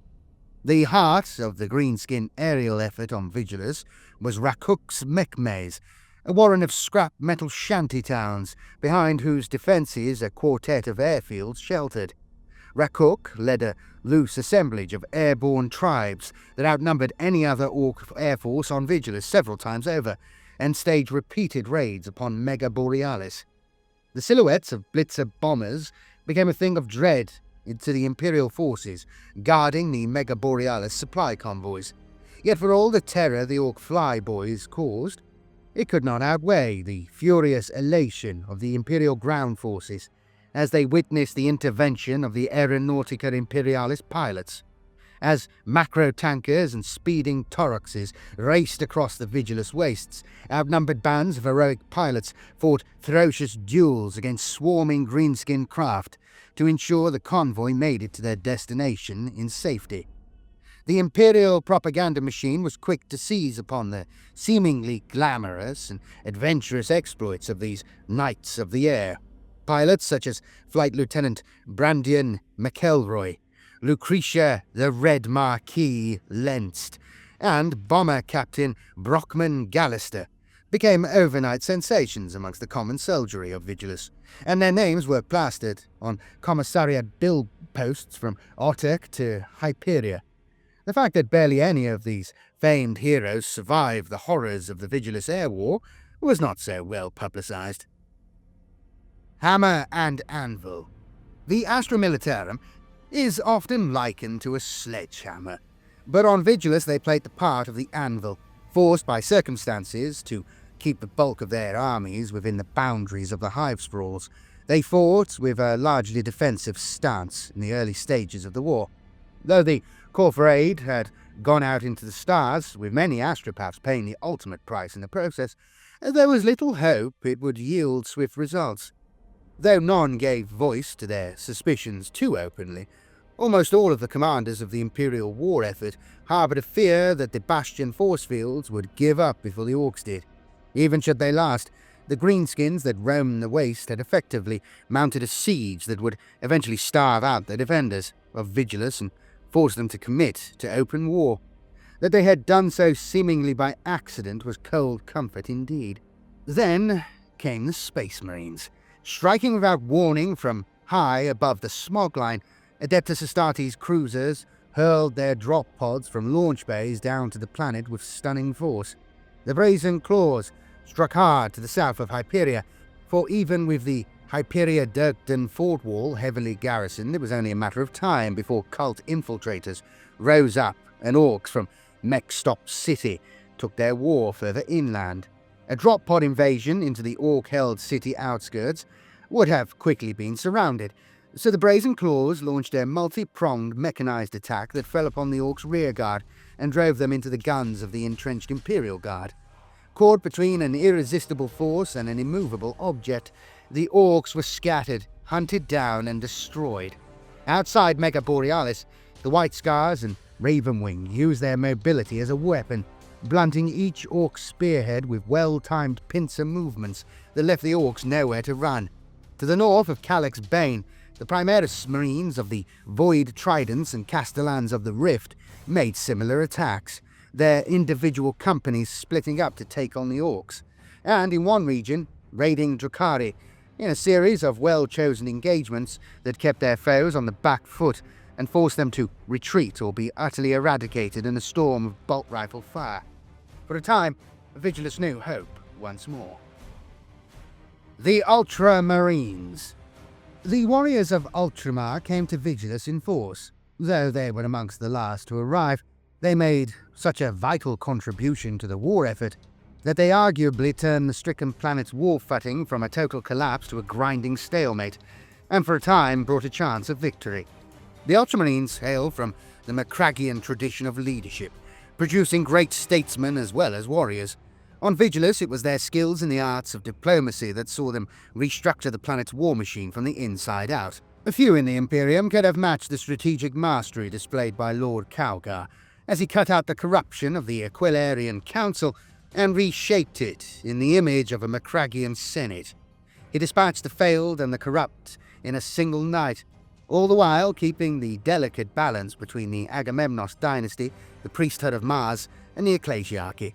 So reformed, the Senate was able to focus on the true enemy, rather than their old rivalries and feuds. From the debating tables of the Aquilarian Palace, he organized a new war, abandoning the status quo that saw each continent looking to its own defenses, and bringing in a complex, overlapping methodology that combined all of Vigilus's disparate forces.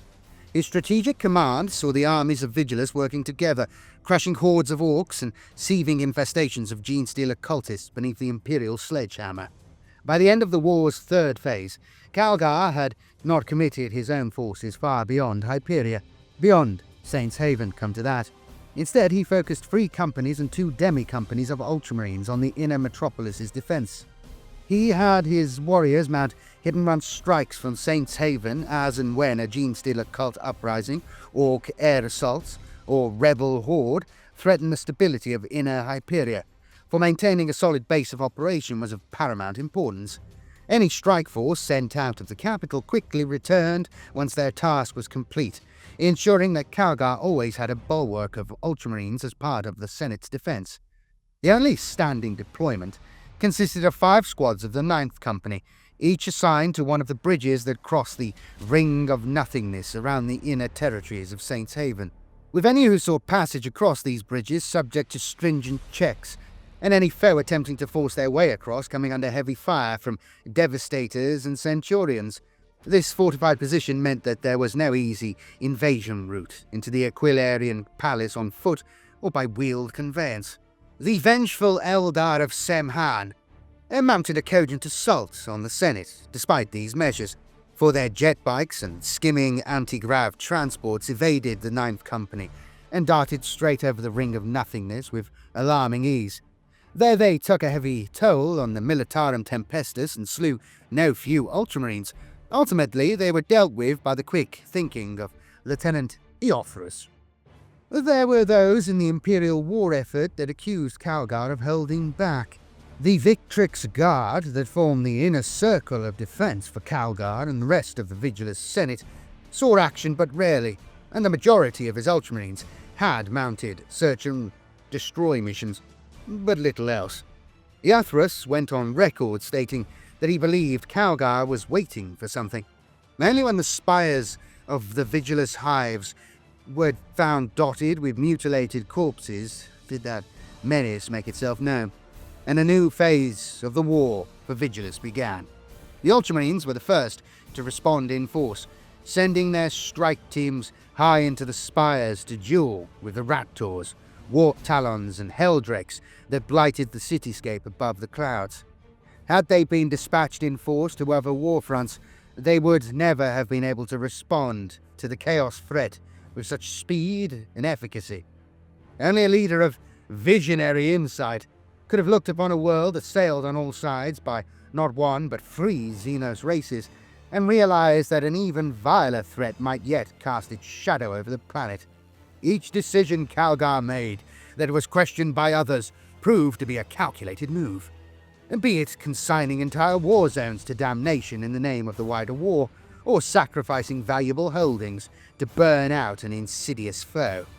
Calgar's seemingly callous rulings and commands besmirched the reputation of the Ultramarines in the eyes of the planet's aristocracy, but in truth they were necessary. Because of Calgar's wisdom, the Scourge of Chaos was prevented from turning its early gains into a lethal momentum. Only those closest to the Lord Macragge suspected there was another, more personal reason for Calgar's reticence to commit in person. He was still recovering from the ordeal of the Rubicon Primaris. The Rubicon Primaris. The induction of the Primaris Marines into the Adeptus Astartes was not an easy process by any means. The chapters of the Space Marines are arch-traditionalists, and some are conservative in the extreme, having upheld the same warrior traditions for thousands of years. Of course, the express command of Rabute Guilliman, Lord Commander of the Imperium, eased their transition into the new era. For the Ultramarines and the vast majority of their successors, the word of the risen Primarch was good enough, and many chapters welcomed the Primaris Battle Brothers gladly. But there were those, especially secretive or willful chapters, who saw the incorporation of the Primaris Marines into their ranks as a dilution of their gene stock, and a betrayal of their long-held culture. Some amongst the Adeptus Astartes suspected that the Primaris Marines, being stronger, more durable, and closer in blood to the Primarchs themselves, represented the obsolescence of traditional battle brothers. No amount of reason, of pointing out that what the Primaris offered in raw ability they lacked in experience and versatility, could salve the spiritual wound dealt by the sight of the newcomers wearing their heraldry. The Primaris Marines of the Ultima founding had been swiftly inducted into the brotherhoods that the incepted aspirants of yesteryear had given everything they had to join. Questions, heavy with the weight of destiny, hung in the air. Would the Primaris Marines ultimately make the traditional Space Marines extinct? Would the identity of each chapter's homeworld be diluted with so many thousands of new recruits sourced from the stasis vaults of Mars? And was it possible for a Space Marine to be transformed into a Primaris, inheriting the benefits of the Adeptus Mechanicus' arcano science whilst retaining his personality and experience? The last question had been raised in Adeptus Astartes chapters across the galaxy. It was a query Lord Calgar had asked of Belisarius Cawl himself, and had discussed with those of his fellow chapter masters he was able to meet in person. Debate raged as to whether such an act was even possible without having deadly consequences for the recipient. For data that Archmagus Cawl had already amassed on the subject suggested there would be a 61.6% failure rate until the process could be perfected, which would take time. Then there was the moral concern of whether the process should be attempted at all. The dilemma was proving divisive indeed. There were those who claimed this was the ultimate destiny of all Adeptus Astartes, while from other quarters came whispers of rejection, even mutiny, at the prospect. The lords of the Ultramarines came to the conclusion that to ease the transition from centuries of imperial tradition to a new order, the theoreticals of that raging debate would have to be put into practice. It was Marneus Calgar that stepped forward as the first test subject from the ranks of his storied chapter. It was a process he did not survive, though, like his Primarch before him, he was to rise from the threshold of death once more. The operation to transform Calgar from a traditional Space Marine into a Primaris Marine was conducted in an auto-sterilized med vault, thick with the tang of counterseptic and Crowded with elaborate medical servitors, the room was dominated by the vast marble slab at the centre, artfully carved with runnels to collect the copious streams of blood that would result from the procedure. The surgery was to be extensive and agonizing, a fact Marneus knew well from Cole's tediously thorough description of his masterwork process. A Primaris Marine is gifted 3 new organs in addition to the 19 grafted, sutured, and chemically implanted into an Aspirian Space Marine. These are the Magnificat, which is buried deep within the brain to stimulate growth and to intensify other organ functions. The Belisarian Furnace, which releases a burst of hypersteroids and cortico-stimulants when a mortal blow is dealt, so the Primaris may fight on. And the Sinew Coils, cable-like lengths of Durasteel, that encase every tendon and sinew in a metallic sheath that gives tremendous resilience and strength. During the implantation of these advanced organs, Marneus Calgar was cut open from crown to heel. His ribcage was cracked apart and, at the climax of the operation, his physiology suppressed to the point that his life slipped away. Choirs of cyber cherubs sang blissful, overlapping requiems, swaying their aspergilliums that sacred incense might guide Calgar's spirit back to his body. The corpse lay in state, its flesh rent and open to the air, for what seemed to those watching like an age. 10 long minutes ticked past, then 20. The skull-faced surgeons clicked and muttered and stabbed at the tortured flesh. Those around the periphery of the Apothecarium theatre held their breath in dread. Then, with his wounds stitched close by 1,000 jabbing needles, and his mighty heart electrified to beat once more, the newly forged Lord Calgar was brought back to life. He broke his bonds with a strangulated, blood-flecked roar, stumbling to life as his Belisarian furnace brought him to battle readiness. Calgar had clawed his way back from beyond the brink of death, and in doing so, he had shown to his chapter that the transformation was possible. The Rubicon Primaris had been crossed, and a new path opened for the Adeptus Astartes.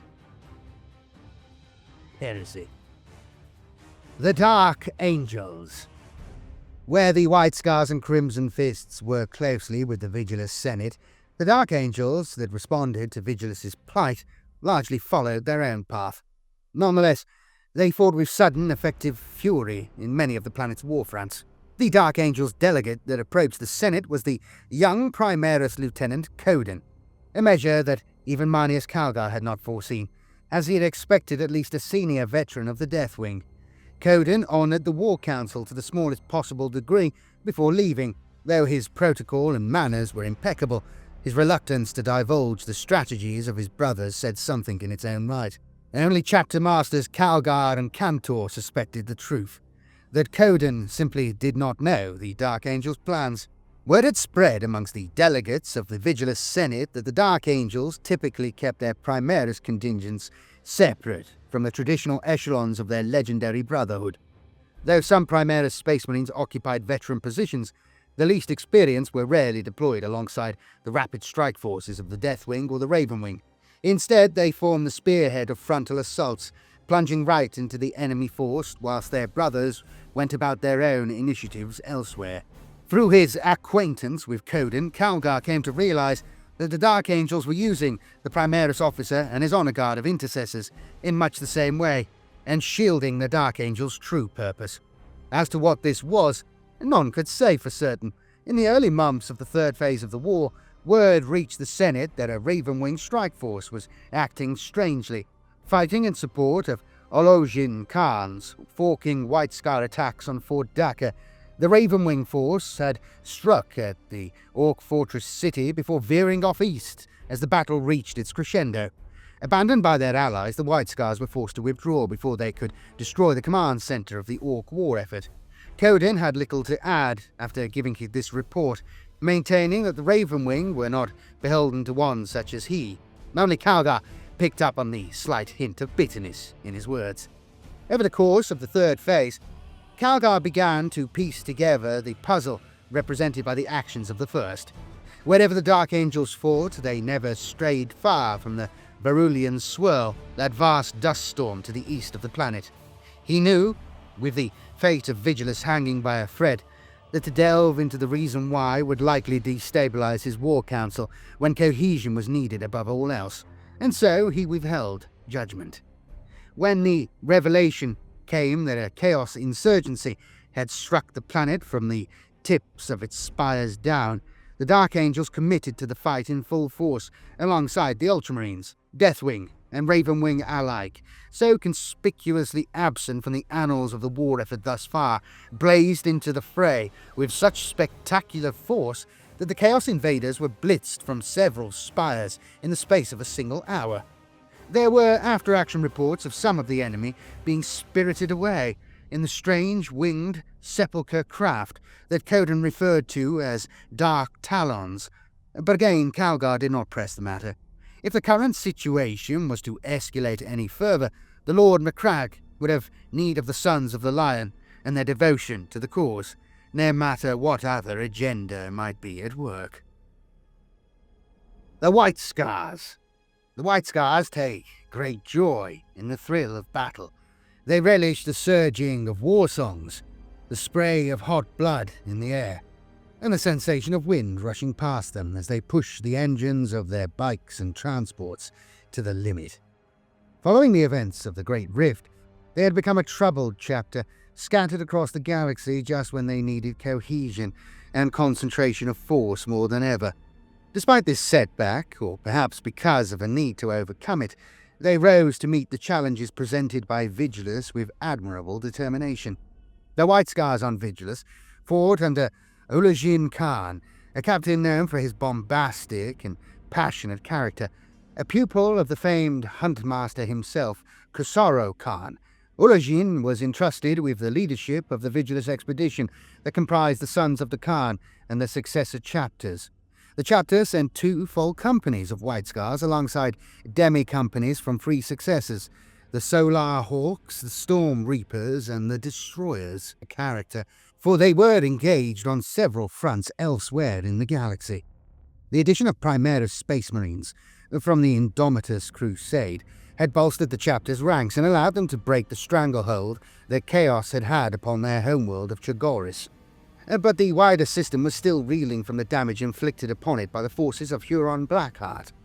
Their great Khan, Jubal, was still missing in action after the raid upon the Sefna. They had suffered heavy losses against the Tau in the Damocles Gulf, and their fortress of Quanzhou was still in the process of being reconsecrated following Chaos attack.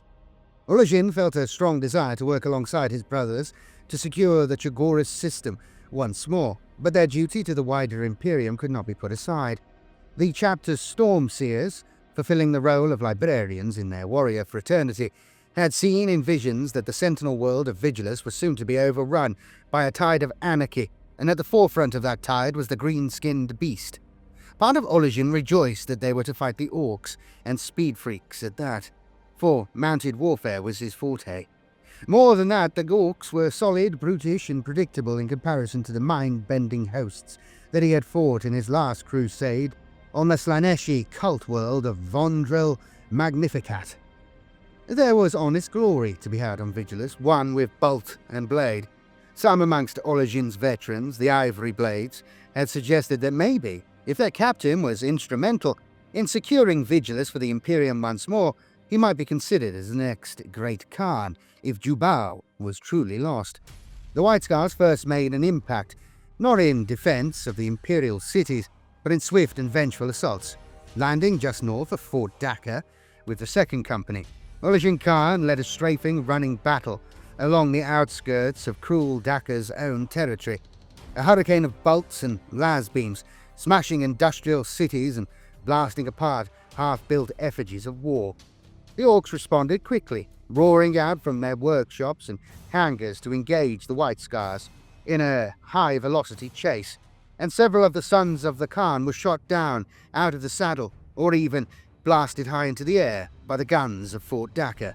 Nonetheless, the blinding speed of the White Scars' armoured spearhead, combined with the thick dust clouds thrown up by it, protected them well enough. With the vast majority of orcs already on campaign, they were able to swathe the north of Fort Daka in fire and smoke, intensifying their attack by blasting their way into the city with enough Land Raider, Repulsor and Predator fire to destroy the gatehouse ship, Punch-in Fist. Almost simultaneously, the White Scar's third company joined the assault from the west after setting their own ring of fire around Hive. Their thunderous assault was well timed to coincide with a mounted attack from the Raven Wing in the south of the city, for the Dark Angels had struck at Fort Daka and Drogzot's crater to maximize confusion. The black armoured bikes, obscured by the great rolling banks of dust and smoke thrown up by the northern attack, gunned down hundreds of orcs with each passing minute. Attacked on all sides, many of the lesser greenskins of Fort Daka fled the city through the southwest speedway. All was in place for the noose to close, and the orcs, milling in confusion, to be burned alive in their own fortress. Then, without warning, the Raven Wing changed direction and sped off to the east, leaving the orcs to concentrate their forces upon the White Scars alone. Olajin Khan called off the attack soon after, having done considerable damage to cruel Daka's power base. He did not forgive the Raven Wing for abandoning the chance to strike a truly telling blow. Over the course of the next few months, the White Scars collaborated closely with the Astra Militarum to harness as much information as possible about the force dispositions across the planet. Olajin Khan attended Marneus Calgar's new Senate in Saints Haven, and there struck a deal with the Imperial Guard Supremo Proctor Commander Venadur.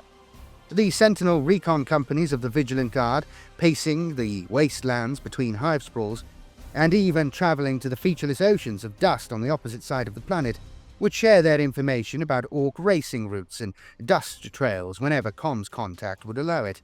In return, Olajin Khan shared his own findings with Venadur and two other officers, Tank Commander Jasmine of the Vigilant Armoured Spearhead, and the leader of the Tempestus Scions that fought planetside, Tempestus Prime Galagan.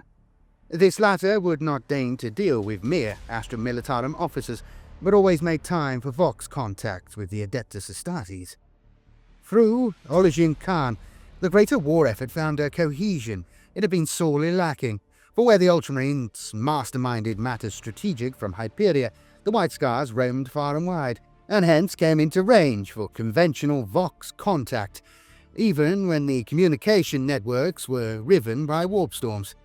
Thanks to Olajin Khan, dozens of Astra Militarum mechanized regiments that were escorting vital convoys of water tankers and war material from one hive sprawl to another fulfilled their missions without incident, despite orc raids being levelled against them.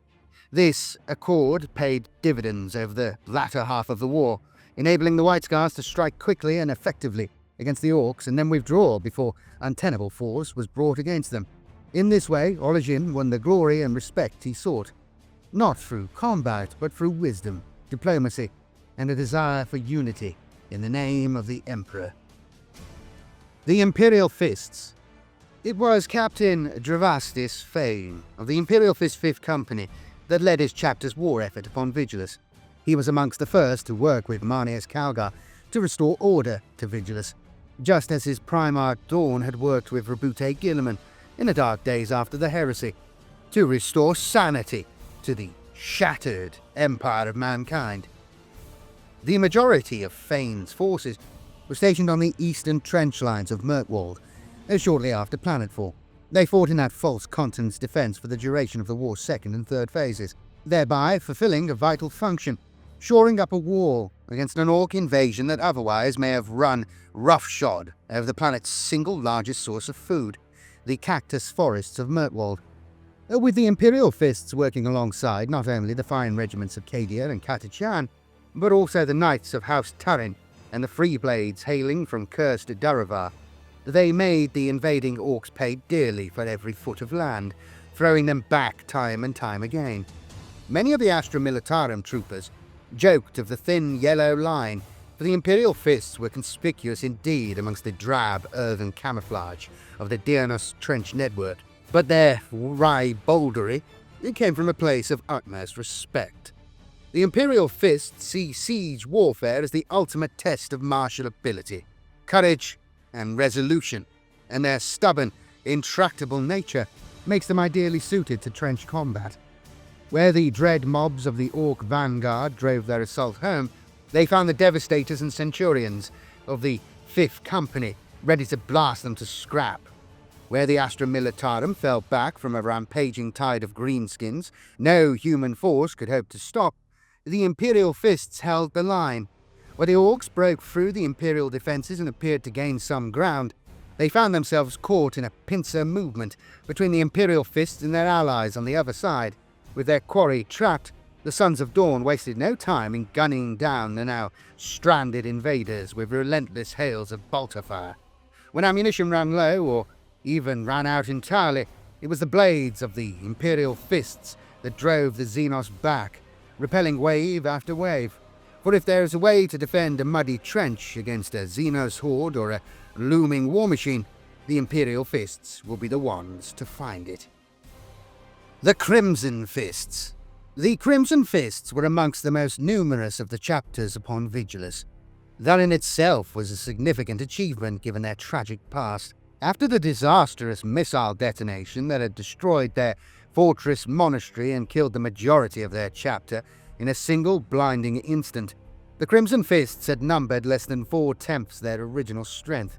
But it was not in them to give up. Shorn of their fortress, their vehicle pool, and even their gene seed, they fought on against the Orc invasion of Rindsworld, united under the unyielding will of their chapter master Pedro Cantor. They consolidated squads and used every acre of their homeland as a weapon until they formed a cogent fighting force once more. Though they took many further casualties, they brought something akin to order back to their homeworld. When the Indomitus Crusade reached Rindsworld, it brought a new breed of warrior with it. Guilliman had learned of the stricken chapter's misfortune and assigned over 500 Primaris Space Marines to its reinforcement.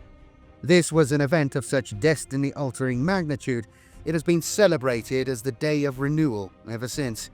The Crimson Fists were beyond joyous at this turn of events, for they had all but given up hope of attaining chapter strength once more. To have their numbers doubled overnight, to have a real chance of redemption afforded to them, was a boon of historic magnitude. They worked hard to bring their new Primaris brethren into the fold, teaching them the rights of battle and training alongside them night and day, until the new warriors fought seamlessly with the old. Each new recruit to the chapter underwent the trials of the bloodied fist, returning with his bare hands stained with the gore of a barbed dragon, and the right to wear crimson upon his right hand. There were a few traditionalists of the chapter who saw the induction of so many off-worlders into their ranks as permanently changing the soul of their brotherhood. But with Guilliman and Cantor united in their new vision for the Imperium, they kept their counsel. The Crimson Fists, too, had heard tell of Vigilus's plight. Resolving to harden the bonds of kinship between newcomer and veteran, Cantor led 5 entire companies, a full half of his chapter, to battle in the Nachmund Gauntlet. It was a statement, after a fashion, its intent as clear as the Kyrians that announced their arrival and the stark blue and red heraldry of their battle plate. The Crimson Fists were back in force, ready to fight and die, not just for their home territory, but for far-flung worlds that the Imperium at large could not do without. Upon making planetfall at Saints Haven, the Crimson Fist did not plunge straight into battle, raining from the skies in thunderous drop assaults, as did so many of their fellows. Instead, they deployed via Thunderhawk gunship, many of which had yet to earn a single battle scar, for the armorium of the chapter had been replenished alongside its warriors by the grace of Guilliman's crusade. Pedro Cantor presented himself to the Vigilus Senate, consulting the war leaders of that august assemblage and seeking the wisdom of Marneus Calgar himself. He was there to serve, not to win glory. He would pay back the faith that Primarch Guilliman held in him through solemn duty. Much to the disappointment and simmering anger of many Crimson Fists, the companies from Rindsworld were not dispatched to shatter the Orc forces upon Vigilus. Instead, they were given orders to aid the war effort in Durken. Their task was to slow down the Genestealer cultists that had boiled out of the subterranean levels of Durken, rising up in such impossible numbers that many thought that misbegotten continent already lost. Without a word of protest, Cantor made haste for the Hyperia-Durken fort wall, in doing so coming under attack from elements of the Pauper Princes. and crossed to the war-torn hellscape of the Rascalad underworks. His forces fought nobly and without pause against the pure-strain genestealers that scuttled like hideous alien insects through the streets, purging nests of the vile creatures with flame and sustained volleys of bolter fire. Their aim was not simply to exterminate, for even with their newly bolstered companies, there was no way they could have taken an entire nation of Genestealer cultists and survived. Instead, they fought a complex, overlapping web of battles designed to buy time for the Imperial citizenry to escape. The populace of Durken, having been plunged into a nightmarish existence where every building, hab site or bunker could harbour twisted alien mutants, had all but given up hope. With the Crimson Fists working alongside the Cadians to clear as many citizens as possible, tens of thousands of lives were spared, flowing in refugee convoys into the dusty southern reaches of Hyperia, where the Brazen Claws had so recently hurled back the Orc invaders. When the Ministorum decreed that they had overloaded the capacity of Hyperia to harbour more unfortunates, and that agents of the Pauper Princes were also escaping Durken disguised as refugees, Pedro Cantor argued for a stringent checking procedure at the southern gate of the fort wall. He did so with such passion and eloquence that the Ministorum agreed to a compromise and put in place the checkpoints requested under the purview of veteran Cadian regiments. In the end, even that was not enough. The fort wall and Durken both ultimately fell to the Xenos cultists that had so long prepared the way for their ascension. Yet without the efficiency, conviction, and compassion of the Crimson Fists, the false continent would have fallen long before the culmination of the War of Beasts and doomed millions of innocent souls. Amongst the chapters on Vigilus were those of the first founding and their immediate descendants from the second, but also several from the Ultima founding. Though their legends are barely a century in the making, they were soon to earn the respect of their fellow Space Marines through skill at arms. Castellans of the Rift.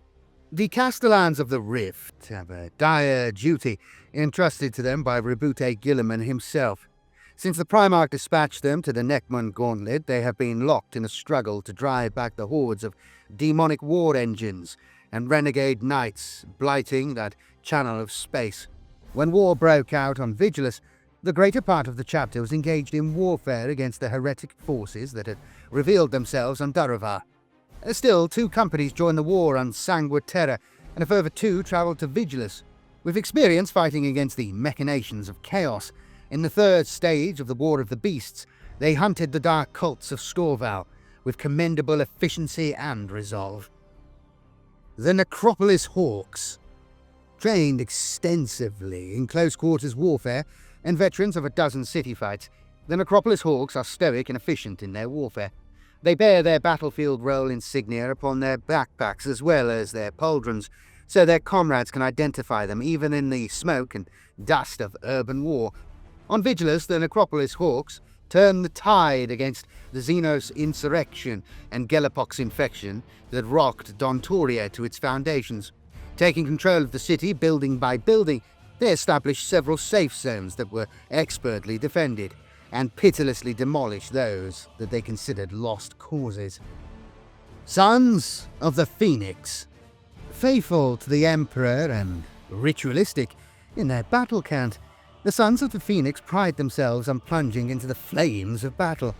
Their crusades are so impressive in spectacle. They pave the way for the Imperial Creed to spread, and hence are followed by a great many holy men and women. Their presence in Hyperia Hivespraw had a galvanizing effect on the Vigilant Guard and Adeptus Sororitas, who had long anticipated their coming. Though the Sons of the Phoenix are a relatively new addition to the armies of the Emperor, during the Wars of Antipathy they won a reputation for levelling spectacular firestorms against the foe, and for the fact that they would fight on through those flames without hesitation. The Void Tridents. Recruited from the ocean world of Talasar, the Void Tridents follow the naval traditions of the Ultramar Empire. They are fast becoming known for their aptitude in spacefaring and void warfare. Under their chapter master, Lord Commander Theodro Vethrus, they were the first chapter to cross the Nachmund Gauntlet from the Sanguine Terra to Vigilus. They outran the demon fleet of warp smith Sungden as they cut a path past Omis Prion.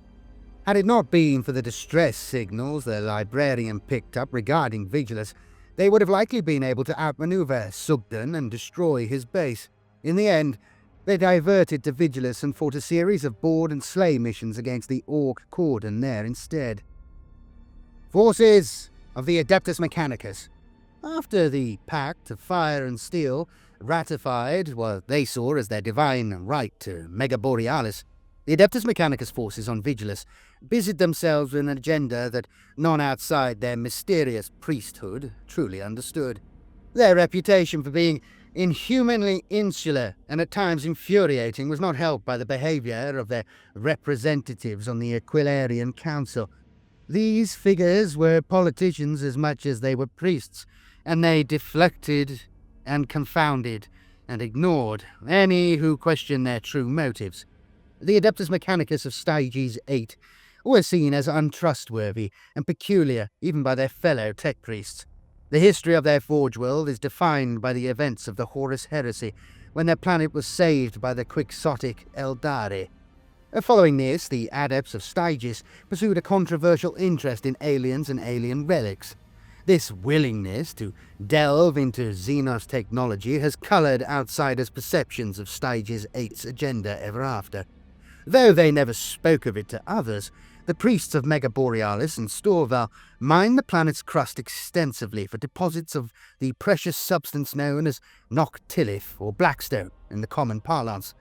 This material was of some interest to the wider cult Mechanicus, especially after the discovery at Amenhotep II came to light, and the expeditions of Belisarius Call of Mars became the subject of debate as he pursued deposits of this strange material in a dozen locales across the galaxy. But a peculiar quirk of the Blackstone deposits on Vigilus confounded even those who claimed to know its core properties. It was rumoured, amongst the priesthood of Mars, that raw deposits of Blackstone could not only be shaped and polarized to attract empiric energies, but also to repel them. There were wild theories that extrapolated from this, hypothesizing that perhaps the Blackstone structures dotted across the galaxy were partially responsible for reinforcing the barrier between material space and the warp. None amongst the Xanarites of the Styges 8 claimed to be able to replicate this, but they studied it with a ferocious and endless curiosity. It was this boundless hunger for knowledge that saw the pioneering tech priests of Vigilus delve deep under the planet's crust after their equipment showed strange readings at certain geomantic points.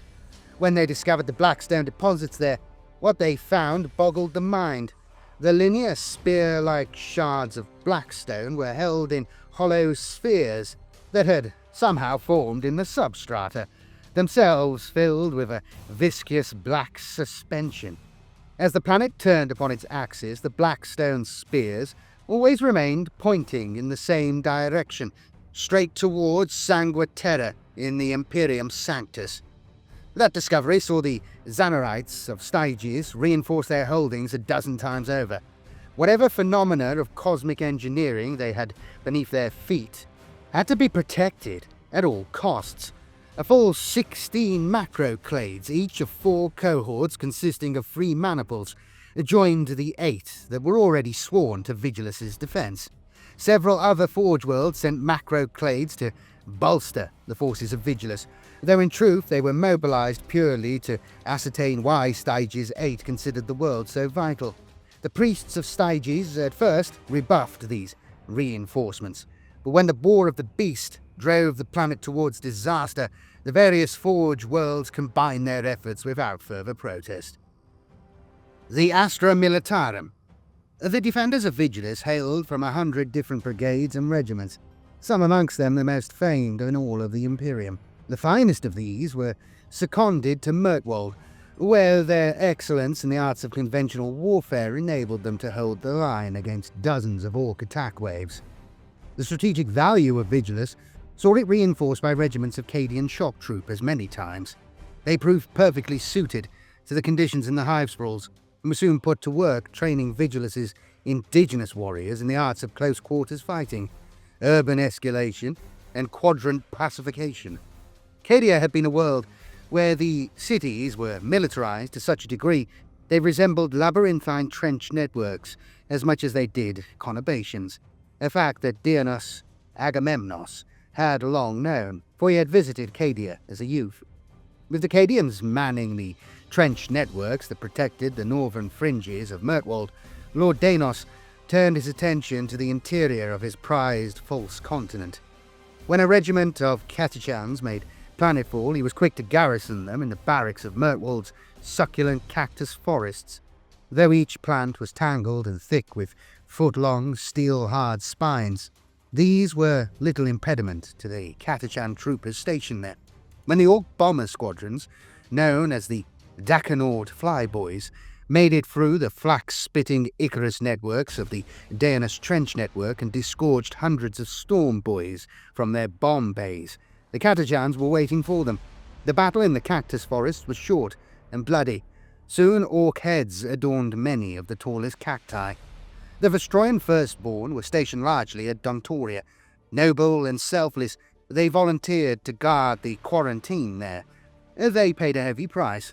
When the lines failed, 4 out of every 10 firstborn troopers fell to the plague, and the rest were incarcerated. The Astra Militarum are recruited from hundreds of thousands of Imperial worlds across the galaxy, and each regiment had its own customs and traditions as a result. The guardsmen recruited from Vigilus were known for one thing above all: their unwavering faith in the Emperor.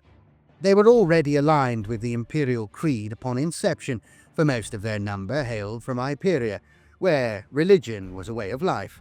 The appointment of a standing body of Ministorum priests to their ranks saw their ever-burning belief in the God Emperor fanned to a blazing inferno.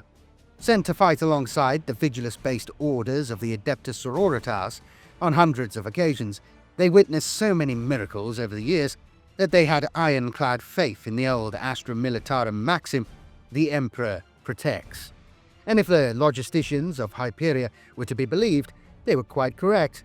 Many other stories of true and faithful vigilance, having enemy kill shots turned away by their devotional medallions, lights in the sky guiding them to lost comrades, or ruined buildings suddenly collapsing upon ravening Xenos raiders just before they could plunge into the vigilant lines.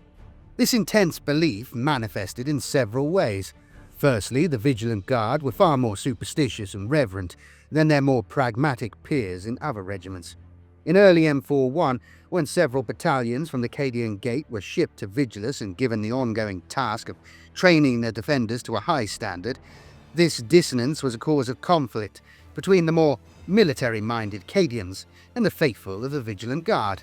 The endless rites, services, and obeisances that the High Command of the Vigilance demanded of their men rankled many of the Cadian officers.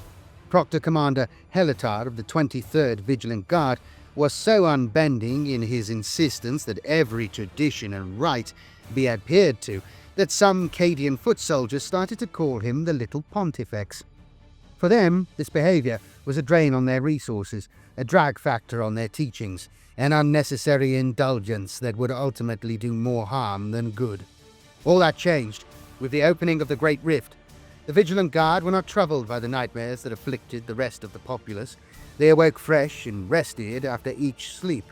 Where the Vigilants fought, they fought hard, fixing bayonets and charging gene-cursed adherents, and even pure-strain gene-stealers when needed. The Cadians grew to respect their allies and even attended their services. Though they were a strange company and believed every war hymn to be literal truth, something about the Vigilant Guard inspired hope in the time of war. Militarum Tempestus. The War for Vigilus saw several famous Militarum Tempestus regiments fight as elite troops in the prosecution of high-priority targets, and when members of the aristocracy went missing, were abducted or required safe passage as search and rescue teams, extraction specialists, and escort details. The Militarum Tempestus are primarily known for 3 things: their absolutism, their exceptional degree of training, and the high quality of their war gear. They are not well liked amongst the foot soldiers of the Imperial Guard, and are held in loathing by those who resent their privileged position and war gear. This is a fact the Tempestus scions care little about, for they are sent into battle when the Astra Militarum are found wanting, and must face some of the worst war zones the galaxy has to offer. On Vigilus, they let their deeds speak for themselves. The Scholar Progenium, working hand in glove with Vigilant Lord Vargan of the Aquilarian Council, requested that the morale of the Imperial forces was of paramount importance. With the Genestealer Cult growing within and the uprising spreading across the Hivesprawls, rumours of catastrophe were causing panic in the streets. Tempestor Prime Leocardus of the Betic Centaurs determined that the greatest impact his scions could have was in saving the figureheads of the Vigilus world order. By thwarting assassination attempts of the Genestealer cultists and acting as an extraction detail for fleeing dignitaries, the Amtrel Lions and Zetic Tigers, under Lord Commissar Asden, saved the lives of 3 members of the Aquilarian Council attacked by the lumbering, abhorrent horde of cult leader Hulan Desh. Meanwhile, when Hive Spire Magantine was assaulted by speed freaks seeking to topple the Hive from below, it was the Kepik Eagles that fought them to a standstill and escorted Pontifex Slyn Galloc to safety. Without their figurehead, the Ministorum would have suffered a serious blow. The Adepta Sororitas, the Sisters of Battle that fought upon Vigilus, were a vital part of its defense. Without their faith, surety, and swiftness of purpose, the Hivespraw of Otek would almost certainly have fallen, and likely Hyperia too. Some amongst the citizens have described the feats of martial prowess they exhibited as miraculous. The Adepta Sororitas have a proud tradition that saw their founders talk in person with the God Emperor himself. They are more than a mere military presence, for they embody the Imperial Creed and back it up with fire and fury. On Vigilus, they kept the Hivespraw safe from countless threats, ranging from mundane rebellion to supernatural manifestation. The Order of our Martyred Lady had fought to keep Vigilus unsullied by the scourge of chaos for nearly 4,000 years. They had garrisoned Saints Haven, since it was a simple basilicanium, and patrolled hundreds of miles of alabaster ramparts and tower-dotted boulevards in force. Being unburnished to such a degree, they fought almost exclusively in the built-up areas of the Hivesprawls, and the Adepta Sororitas of Hyperia became a largely mechanized force. They had a great many transports at their behest and were well versed in citizen control during times of strife, so much so that the sight of their midnight black vehicles sent the populace of Hyperia scrambling to move out of the way. Each Canoness and Sister Superior knew the streets well, having made a study of them for their entire tenure. With the data harvests of the Order Dialogus predicting likely threat zones and guiding their optimal passage from one Hivespraw district to another, the Sisters of Hyperia were masters of their territory. Should the unbeliever, the heretic, or the abomination threaten a city district, the Sisters of Battle were swift to respond. It was this home advantage that saw them hurl back the Orc invaders time and time again in the War of Beasts opening stages. Such was the influence of the Ministorum over Vigilus, that the Sisters of Battle, under their command, had priories and abbeys in every Hivespraw. They were initially placed there to further the reach of Saints Haven, or rather, the Ecclesiarchy's presence there, and for a time, Lucine Agamemnos resented them. But as the Orcs slowly closed on the planet's metropolises, and the Genestealer cult rose up in dizzying numbers from beneath the streets, the true value of the Adepta Sororitas became clear. Where the Sisters of Battle walked, the grace of the Emperor held back unnatural magic and banished nightmares like the morning sun. Where they fought, the populace fought with them. The Canoness Superior in charge of the Adepta Sororitas upon Vigilus, a fiery and short-tempered individual known as Temperance Blaze, who was so roundly feared that she was given free rein by the entire Aquilarian Council to prosecute the Vigilus campaign as she saw fit. Beneath her was a network of trusty canonesses and Celestine superiors she had named the Sacred Thorns, each of whom was entrusted with the defense of the Ministorum's interests in a different Hivespraw. When these Space Marines made planetfall upon Vigilus, it was Temperance Blaze that dealt in person with the Chapter Masters. In the first few weeks of the war, Blaze had taken the invasion of her planet hard, and had led many a counter-strike in person, taking out her righteous indignation upon every malcontent and coward she could find, as well as the Xenos invaders that threatened her cordons. Only when the war ground into more of a stalemate did she resume her role as war leader, coordinating the defense of Hyperia with lethal efficiency and leaving the killing to her sisters. Used to all but ignoring the officers of the Astra Militarum, the Adeptus Astartes conversely worked closely with Blaze, for they saw in her a powerful ally with vital knowledge of each theatre of war in which they fought. Working together, they proved far greater than the sum of their parts. Though the Sisters of Battle kept largely to the Hivesprawls, they held their line when even a whole regiment of Imperial Guardsmen would have been found wanting, defending the interior districts with Bolter, Flamer, and Melter Blast. Imperial Knights. Dozens of Imperial Knights fought on Vigilus. Some Quaestor Imperialis, some scions of the Mechanicus, and some freeblades from the forsaken world of Duravar. Some hailed from as far away as Voltaris, the homeworld of House Tarin. These noble veterans played a large part in taking on the Orc Scrap Cities. As war erupted in the outskirts of urban sprawls, the defenders of Vigilus were outclassed by the massive, heavily armoured war engines constructed by the Orc Mechanics that oversaw the industry of the Scrap Cities. Only the march of the Imperial Knights turned the tide against these war machines, yet such was the unremitting violence of the War of the Beasts that at its end only 4 Imperial Knights were left standing. The first of the clunky, fat-bodied walkers that assailed the Hivesprawls were crewed by Gretchen and lesser orcs, their war machines dwarfed even by the armigars that fought in support of the nobles of the imperial houses. The orc vehicles were cut down by the dozen, smashed to pieces by the devastating charges of lance formations, and put to waddling flight on more than one occasion. But the longer the war ground on, the larger the war engines became, until the orc walkers made even the Dominus-class knights seem small. When the gargants of the orc war tribes loomed into view on the horizon, several of the Quaestor Mechanicus detachments from Mega Borealis calculated that they would suffer untenable casualties if they engaged them, and simply fought elsewhere, taking a deadly tally on the orc speed freaks that ventured into the interior of the home continents. The Freeblades, hailing from Daravar, were eager to fight the largest of the orc war machines, forsaking the Imperial lines in what many saw as a reckless quest for glory. Their dauntless aggression carried them far, but in the end, they were outmatched and slain to a man. The Orcs. Every one of the Orc clans, castes, and subcultures made it to Vigilus in some form or another, and though they were at first slow to gather pace, they became unstoppable in the later stages of the war. The Imperium, using the reprieve brought by its Bastion-class force fields during the first phase of the War of Beasts, did its best to identify and log the various greenskin forces that had battered their way onto the planet. Given that an entire armada of Orc spacecraft descended upon Vigilus at the dawn of the conflict, it is remarkable their forces were categorized at all. Yet the Imperial strategos were able to amass a rough estimation of the major Orc armies present from data amassed by convoys, evacuation craft, and low-orbit reconnaissance.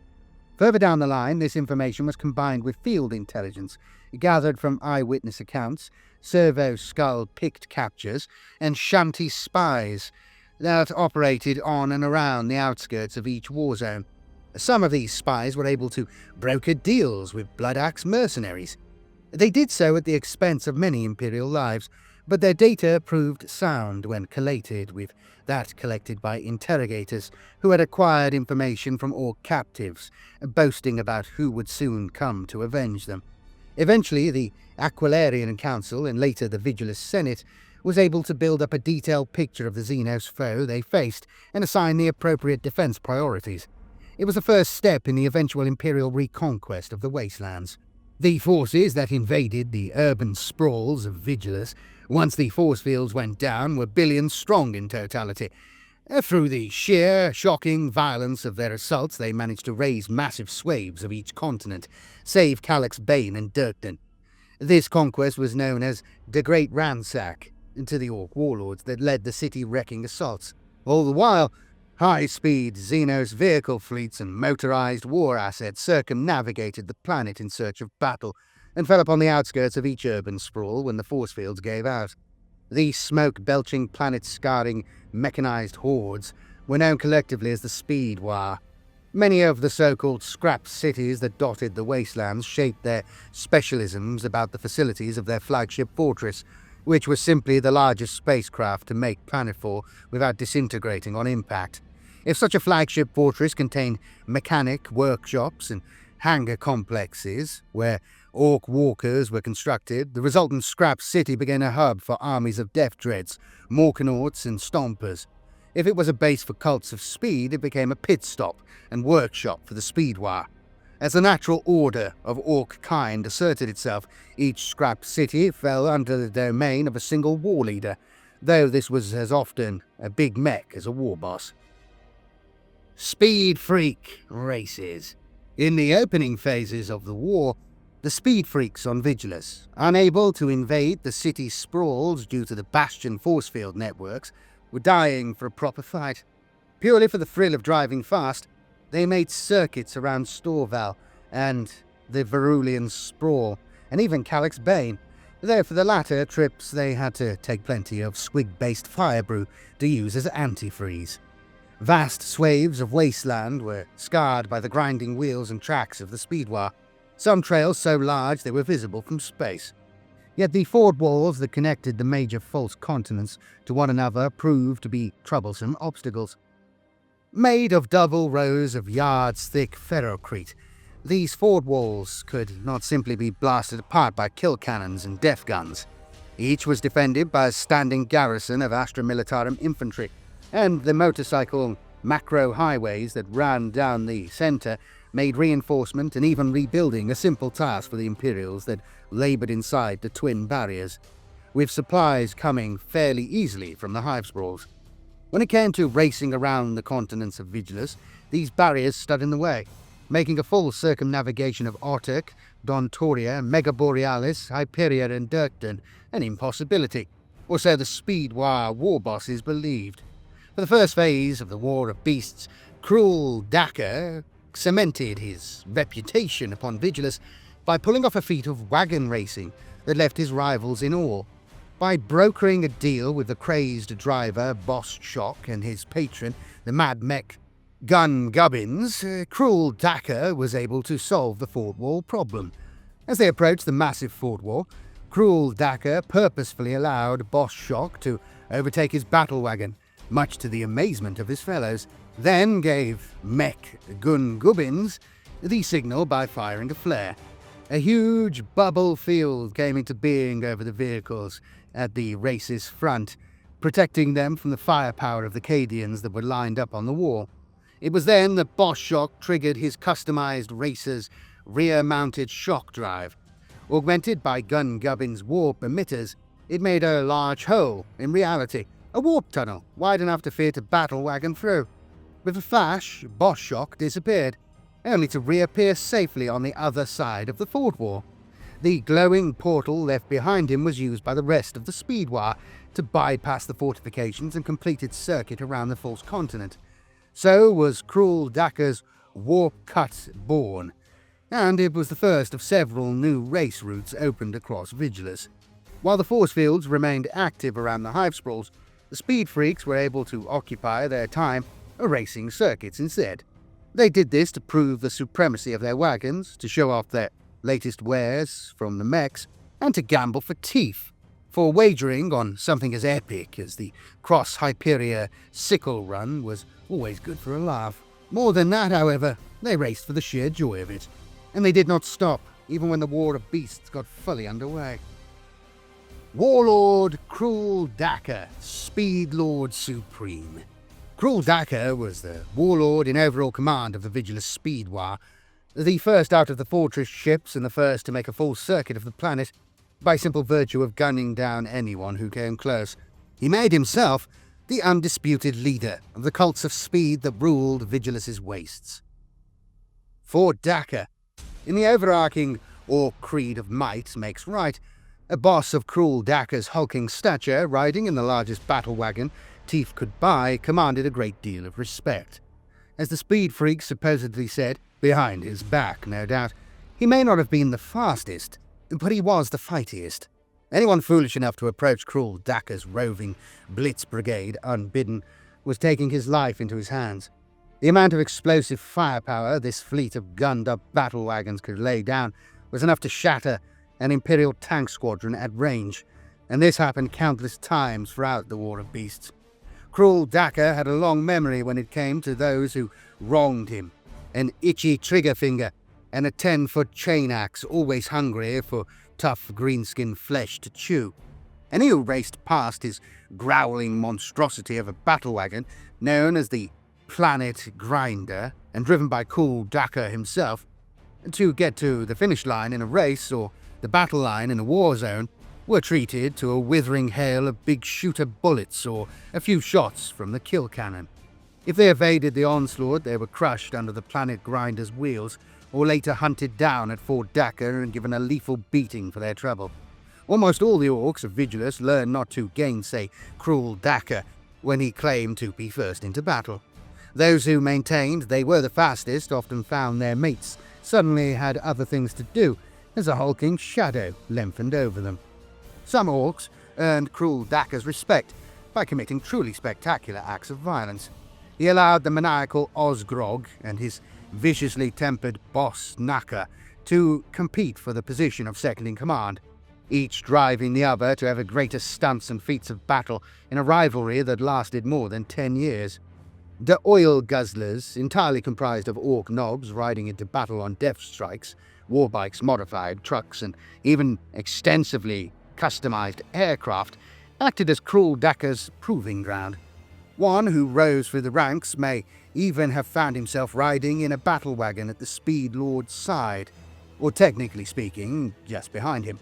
Almost all of Fort Daka's speed mobs were filthy rich, having either grown a lot of teeth or punched them from the mouths of the less fortunate. The exceptions ganged together into mobs known as the Hoodrup Skinflints, hangers-on who existed purely because Cruel Daka hadn't got round to beating them up first. Drogzot's Crater. To the west of Fort Daka was Drogzot's Crater. This vast crater was filled near to the brim with millions of tons of scrap amassed by the looters of Big Mech Drogzot. To better get from one pile of rusting riches to another, most of Drogzot's legion of mechs used rocket packs, running on the fuel from their broken flagship, the Fistful of Spanners. That same fuel ran in the tanks of Richgit Druck's mob, the speeding superstars, the Big Mech's pride and joy. Considering the exceptional quality of their rocket fuel turbo boosters and their snazzy paint jobs, if any on Vigilus could be considered the flash gits of the road, it was them. The speed-in superstars were kept running by the twin assets of Big Rig's tanker crawlers, who provided fuel on the move, and Drogzot's Grave Raiders, who stole and repurposed gubbins from the vehicle kills the superstars left in their wake. Tanker Spill. Drogzot's rival boss mech, Big Tanker, prioritized raw brute strength over speed and style, hoping to impress Speed Lord Cruel Daka with sheer might. His city, Tankerspill, was devoted to the creation of massive walkers. It was this facility that assailed Mortwald. Hula Daka's rig fleet boasted over 50 battle tanks. These massive war wagons had massive oil tanks that allowed them to drive for weeks on end, and refuel their super-heavy allies into the bargain. Amongst these was Oddmech, the proud owner of 2 looted Baneblade tanks that once bore the colours of the Vigilant Guard. The rise of the Pauper Princes led to an exodus of the loyalist citizens of Durken, who fled north into the wastes for the safety of Hyperia. In the third phase of the war, news had spread that all the citizens fleeing the rascalid underworks to the south of Durken had been turned back from the Hyperia-Durken fort wall. It was rumoured that the Cadians and Crimson Fist there had opened fire to restore order. There was much truth in these assertions, for when it was revealed that agents of the cult were concealing themselves among the military as well as the citizenry, the commissariat became merciless in their exterminations. No Durkenite would pass across the fort wall. However, with the heartlands of Durken overwhelmed by cult forces and genestealers running at will through the streets, the situation had already reached boiling point. As a direct result, dozens of mechanized refugee columns and convoys, made up of military vehicles and civilian transports, left the northern perimeter of Durken and drove off parallel to the now closed fort wall. The Durken exodus, once a steady trickle, became a series of fast-flowing rivers.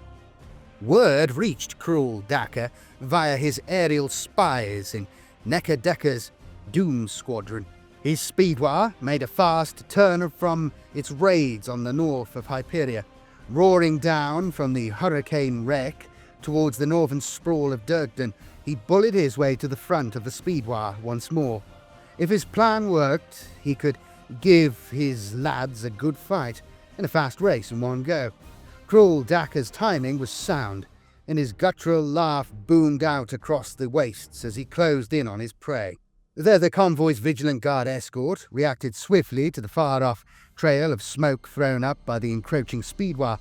There they took a staggered echelon formation in good order, and though many guardsmen were further motivated by the fact that they were defending close family members, they simply did not have enough in the way of guns to hold back their rampaging orcs. Many of the leading vehicles of the Speedwaaagh were blown to smithereens by long-range fire, and many thousands of refugees were bored time enough to make a break for Hyperia. Then Cruel Daka's spearheads slashed through the militarized refugee column like a scythe through stalks of wheat. His Blitz Brigade hardly slowed as it smashed through the chimeras and Tauroxes sent to stop him, and he sped on without pausing for a single trophy. When the fort wall loomed in the middle distance, he did not hesitate, but instead had his mechs open their shock attack tunnel.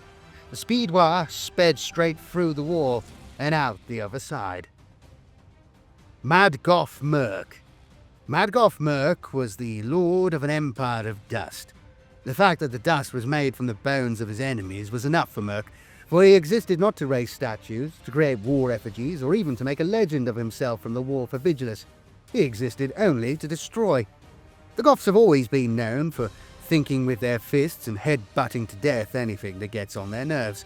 Yet even amongst the Goths, Merc was a figure of fear. His red eyes glimmered with such all-consuming hatred that some amongst the weird boys muttered that he had not made it out of the storms of Gork's Grin without bringing something horrible with him. Merc was lord of the shambolic Scrap City. He insisted on calling War Boss Merc's strong boss fort of guns and killing axes. Everyone else simply called it Scumtown. Naturally, they did this out of earshot, for those who used the term to Merc's face soon found their own torn off and flapping from his trophy racks. Scumtown was little more than the bare bones of 100 wrecked ships, their empty hulls and fuselages strewn about at random like a scrap metal elephant's graveyard, the wind howling through the abandoned shanties and tribal huts. Merc's disdain for any kind of creativity save weaponsmithing made his domain the poorest on Vigilus, save perhaps Hive. Those who visited Merc, and few did, for he had a habit of alienating his allies, did not comment on the shabby nature of his city, for to do so was an act of suicide. What Merc lacked in imagination, he made up for in sheer psychopathic rage. It was Merc that followed Krugskull's boys across the fallen spire of Megaborealis and his Goth crushers, no-mess kill crew, and black axes that assailed the Stygian spires as they were being overrun by Genestealers. His looter allies, the heavy triggers, lent Merc the firepower he needed to level any threats his massed green and black tide of infantry could not cut down. Big Mech Zogbag. Big Mech Zogbag was a vital part of Cruel Daka's war machine. It was he that created many of the mechanical advancements that kept the Speedwaaagh going, even against the Adeptus Astartes.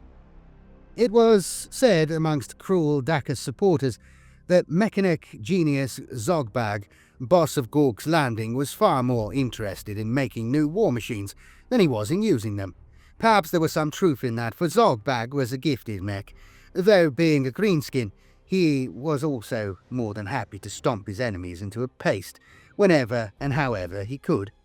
It was he that created the first giant war effigies on Vigilus, an act that spawned hundreds of imitations. His designs ultimately led to the creation of the dread mobs that assailed the Hivespraws during the War of Beasts, such as those that smashed through the defences of Dontoria Hivespraw without breaking stride. Though cruel Daka was loath to admit it, this act led to the Big Mech being almost as well respected as the Supreme Speed Lord himself. Big Mech Tank Scrapper, an old apprentice of Zogbag, crashed to Vigilus in the gigantic Orc macro hauler known as Big Tugger. An avowed wagon specialist, Tank Scrapper built his vehicular constructions with ruggedness and durability in mind, even if none of them were close to being aesthetically pleasing. A fair number of his wheeled creations he built in transit to Vigilus, and it is testament to his skills that the best of them rode out of the crashed site intact and formed the vanguard of the Speedwaaagh elements that went straight for Mega Borealis and Dontoria. The repurposed warship Big Tugger became the focal point of the scrap city known as the Wheel Hub ever after. Any speed freak worth his salt had his vehicle tinkered with and upgraded by Tank Scrapper's well-paid mechanic work crews. The Big Mech's partners in high-octane crime, the aging petrolhead known as the Wheel Boss, and the steel-armed mech breaker Drac of the speedster Boss cult, were the only ones that could rival Tank Scrapper's creations.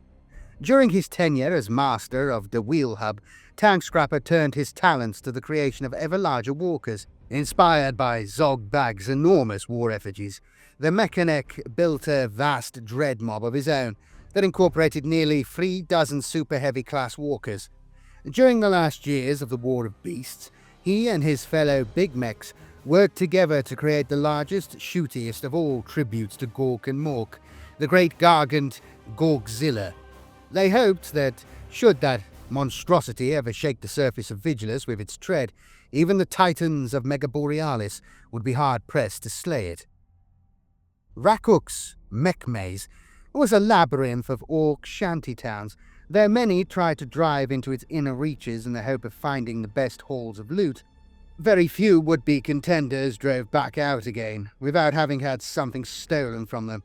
Right in the heart of the mech maze was the true treasure of the scrap city, and that which lifted it above even Tanker's Spill and Gork's Landing in prominence. A quartet of airstrips. These carefully maintained assets, Rakuk kept sacrosanct from the rampant industry that sprouted from the beached whale-like hulks of his invasion fleet. The airstrips played host to Nakadaka's Doom Squadron, Warhog's Daka planes, and Rakuk's own flyboys, part of his larger speed freak elite. Though Rakuk did not realize it, Nakadaka was in the employ of Cruel Daka himself, and would secede in a moment if given the nod. The three aerial tribes together formed the largest Orc air force upon Vigilus several times over, though they may have been outmatched by the skill of the Imperial pilots that fought them for aerial supremacy across the planet's smog-churned skies. They were repaired, rebuilt, and bolstered with every passing week, whilst the pilots of the fighters and bombers of the Imperial war effort felt the loss of every plane downed. The pyromaniac Bad Mech Ragzaka crashed his flagship Boss Tooth dangerously close to the Veruan Swirl. When the swirl grew in size over the third phase of the war, its gale-force winds began to tug at the ramshackle fortress town that had sprung up around Ragzaka's ship. It was a sign that the Weird Boys interpreted as swiftly encroaching doom. Only by allying with Mad Goth Merc did Ragzaka escape being relegated to a footnote in the planet's history. By concentrating their attacks on Mega Borealis, Ragzaka and his flame-obsessed mobs drove a path across the continent, pushing back Skitarii legions and Genestealer cultists alike. Only the Iron Hands were able to stop them from sacking the Stygian spires, and even then the Hive fell to a clutch of Genestealer cultists soon after. Stomper mobs. The creation of massive walking war effigies is an almost automatic process in Orc society, stemming from their unbridled ambition to conquer all before them in the name of the green-skinned gods Gork and Mork. Those on Vigilus during the War of Beasts were superlative examples of their kind. Big Mech Zogbag rose to a position of influence early in the war for Vigilus, and in doing so inspired a new kind of war. He claimed to be inspired by visions of giant stompy effigies being spat onto the planet's surface by the warp storm that the Orcs called Gork's Grin, and the Imperium, the Cisastrix Maledictum.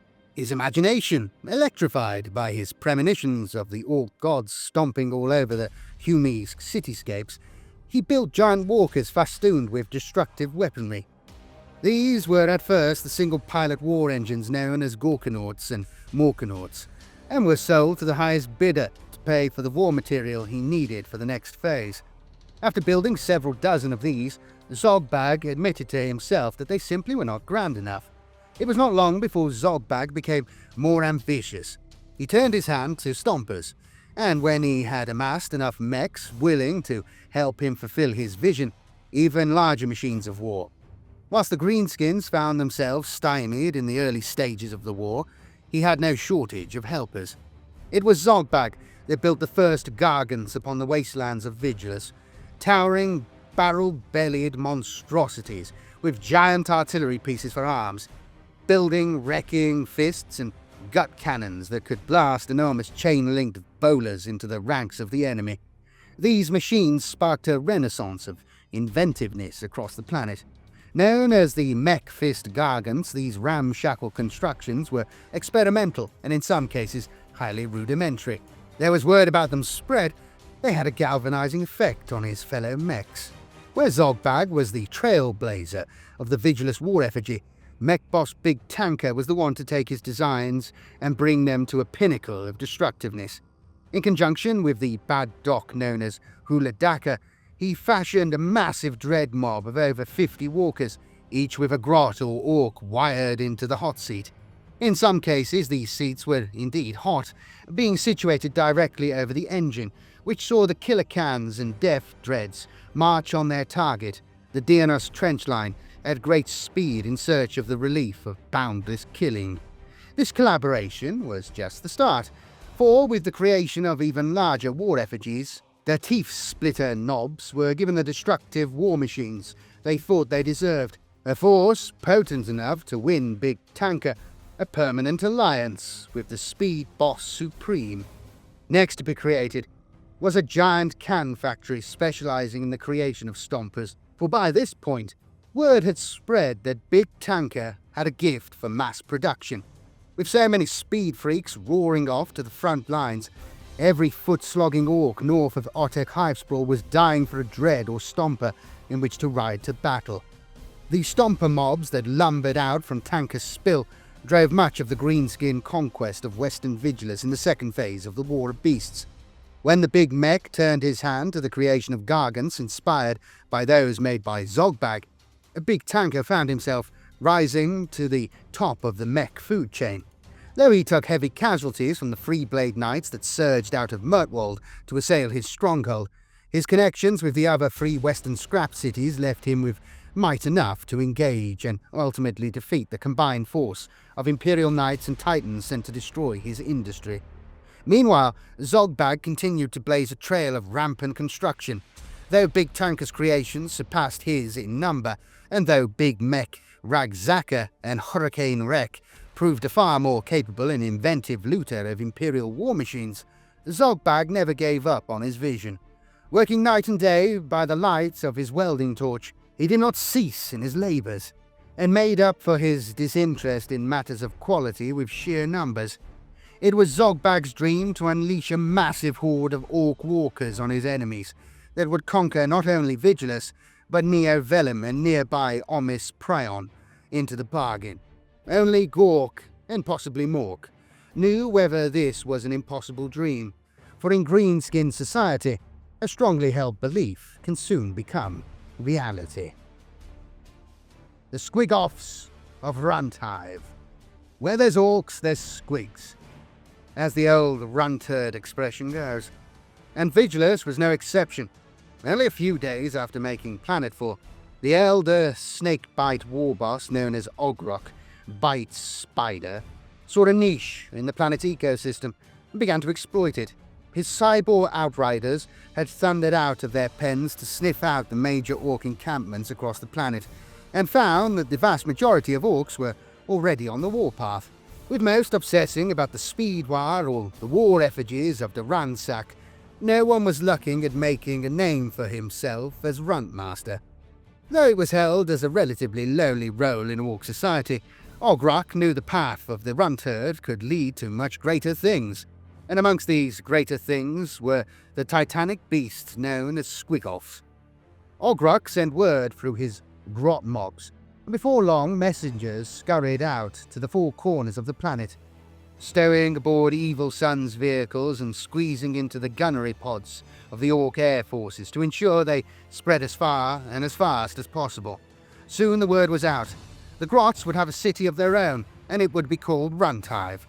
There they would be able to thrive away from the gnarled fists and hobnail boots of their oppressors, provided they did as Ogrok told them. As soon as that message became widespread, tens of thousands of Grots snuck off to join Ogrok and the rest of the snakebites at Hive. They helped tend the squigs that Buglork's squig breeders specialized in raising from the drops, ensuring the biggest and fiercest specimens were constantly well fed, sometimes literally in person. Together, these runts banded into tribes of their own. The largest of these were the Bad Grot Stickers, the Drops Crew, and the Deaf Gunners, the crews of Ogrok's rusting but plentiful artillery. These all formed identities and even sported colours of their own. Some even rebelled against the older runt herds that wielded the whip to ensure they stayed productive. The red-cap runt rebels began their careers as infamous rabble-rousers, but ended them as squig-off fodder. As the lesser classes of Snotling, Grot, and Squig thrived in the shanties of Hive, the Squig-offs became ever larger and more numerous. By the third phase of the war, Ogrok's pride and joy, a dozen gargantuan Squig-offs known as the Big Lugs, had grown so large they could overturn Imperial battle tanks with a flick of their tusks. Famously bad-tempered and devastatingly flatulent, these massive armoured beasts were goaded into a stampeding charge against the southern edge of Dontoria, flattening an entire district and causing immeasurable damage before wandering off to feed. The Genestealer Cults.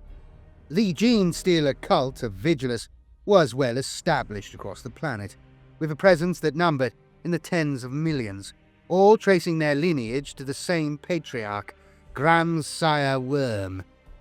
A fully mature Genestealer cult is huge. It can number in the millions or even billions, perhaps more if it covers several worlds. The cult of the Pauper Princes originated on Chance's Vale, but took its fervent creed to the stars. It spread to the Sentinel world of Vigilus early in its journey, and 15 other planets besides. In the nomenclature of the Ordo Xenos, the original occurrence of a system, or sector-spanning cult like the Pauper Princes, is known as the Genesis Infestation. Later infestations often use the same heraldic colours as the Genesis Infestation to show their wider allegiance to the cult. These identifiers may be adapted so that the cultists fit in with the dress conventions and social norms of their homeworld. The Pauper Princes' later infestations, apart from being less numerous, differed little from the first, with their own patriarch biologically descended from that of the Genesis Infestation. The cultists of later infestations all had much the same coloration of chitin and flesh. Any small differences in markings and temperament were incidental, for these minor dynasties were cut off from the same cloth as their forebears. On Vigilus, armbands and tattoos were used as a unifying insignia, but usually kept hidden from sight. All the cultists in a given population centre are known as a gene sect. Some planets are only populous enough to support one gene sect, but amongst the teeming throngs of Vigilus several coexisted. Though each gene sect may differentiate itself with markings and subtleties of coloration, they all ultimately hail from the original patriarch of the cult, and usually work together seamlessly, especially in times of war. The infestation upon Vigilus was so well established it lived through several full brood cycles in a number of areas, the cult expanding with almost exponential growth in the substrata and abandoned zones of the Hivesprawls, and founding new gene sects in each urban area. Mirtwald Hivespraw had a different gene sect to the geothermic continent of Storval and to the capital Hyperia, and so on. Each gene sect has its own war leaders, including a Magus Primus and other specialists, if it has reached a fourth and subsequent generation. On Vigilus, the cult's first Magus, Veruan of Mega Borealis, was in psychic communication with the Magus of Dontoria Hivespraw, brother Magus Daragur. So close were they in thought and deed that they and their fellow Maguses occasionally requisitioned transit lifters and banded together to fight in the same place at the same time, if they deemed it necessary. Each Vigilus gene sect, usually several hundred members strong at least, was further subdivided into claws. These were the equivalent of strike forces in Imperial nomenclature, and usually numbered between 50 and 100 warriors. Each Magus and Primus had several claws at his disposal, ranging from the neophyte gangs of Hyperia that were able to pass for human to the monstrous groups of adherents and metamorph hybrids of Otek Hivespraw that were unmistakably alien and hence kept out of sight until the time of war was upon them. Claws usually have at least one leader figure. Upon Vigilus, it was the claw of the thirsting Wime that put into motion the poisoning of Gregan the Hollow. This claw was led by the Icon Ward Gilgas Vandella, though the abominant Breg the Anointed was a totem of leadership in his own right, especially among his fellow adherents. Once the original gene sect of Mega Borealis reached the point where it could spare the resources to bud off, it sent out several pure-strain Genestealers, or in the case of those sent to Durken, an entire brood, on missions of infiltration. Later generations instead sent out entire armies of Xenos monstrosities from the 5th generation, using hidden tunnels, disused aqua pipelines and algae-slicked crawlways to operate unseen. These new vectors of infection started new gene sects at the heart of the largest population centers, spreading the cult's influence ever further. According to Imperial records, Vigilus had only one patriarch, but there were those who attributed Grandsire Worm's ability to seemingly cross the planet in a disturbingly short amount of time to the theory that at least one other patriarch existed. There was a hypothesis amongst those doommongers that should an infestation outrider organism find a population center so rich in life that it has the equivalent of a small planetary populace unto itself, as is the case in the largest of Imperial hives, the pure-strain Genestealer sent out to colonize it may become a new patriarch in its own right. In this case, it is extremely unlikely to happen on a small planet made up of contiguous land masses due to the psychic backlash that could result. But provided the sites are sufficiently removed, it could theoretically occur. On a planet as overpopulated as Vigilus, there may have indeed been two patriarchs, one on either side of the planet and perpetually divided by the vast oceans of wasteland in between each Hivespraw. Others posited the theory that the moon, near Velum, where evidence of cult activity was uncovered, had its own patriarch, and that beast had been deliberately shipped to Vigilus to act as a double for Grandsire Worm should he be slain in battle. Despite the first gene sect of Vigilus rising in Mega Borealis, Durken Hivespraw was unquestionably the most thoroughly infested of all the planet's false continents. By the time Marneus Calgar arrived on the planet, it was beyond redemption, its streets infested with Genestealers and their cultist worshippers to such a degree that only rearguard actions and evacuations had any real effect. The Tempestus Scions, known as Drop Force Presidian, distinguished themselves many times over the course of Durken's evacuation, escorting chimeras that carried high-ranking Imperial nobles to safe zones, and fighting with efficiency and unyielding determination to defy the cult wherever it sought to decapitate the Imperial command structure. After leading the efforts of the Tempestus Scions assigned to Durken and ensuring the successful evacuation of dozens of noble families, Tempestus Prime Vandred was slain towards the end of the third phase of the war. After the Hyperia-Durken Fort War was declared permanently closed mid-mission, Tempestus Prime Vandred engaged a brood of Genestealer cultists in close-quarters combat to buy his charges time to escape, and was torn to pieces by the claws of Xenos hybrids as a result. His sacrifice ensured the family his team was escorting reached the new evacuation point, albeit on foot as their transport was disabled. The bloodline of the Ashenid royal family was saved, though, given the disastrous history of Ashenid non-Hive, the value of that accomplishment is still up for debate. The Eldar. The craft worlds of the Ashuriani prolong their existence by careful manipulation of reality. On Vigilus, what began as a simple assassination spiraled out of control into a dire vendetta. The first Eldar presence upon Vigilus during the War of Beasts was a war host of bright and vibrant warriors of Samhan. After the disastrous events on the outskirts of Saints Haven, where a small force of Eldar was gunned down by Militarum Tempestus, even as they sought parley, all that changed. They returned as a somber, vengeful core of ghost warriors, the spirit stones animating each construct, giving the slain Eldar a chance for revenge. The strike force of the spirit seer Quilinaris was the most overt Eldar presence upon Vigilus, but there were rumours in Calgar's Senate that other elements of Samhan, and even other craft worlds, were active in the war.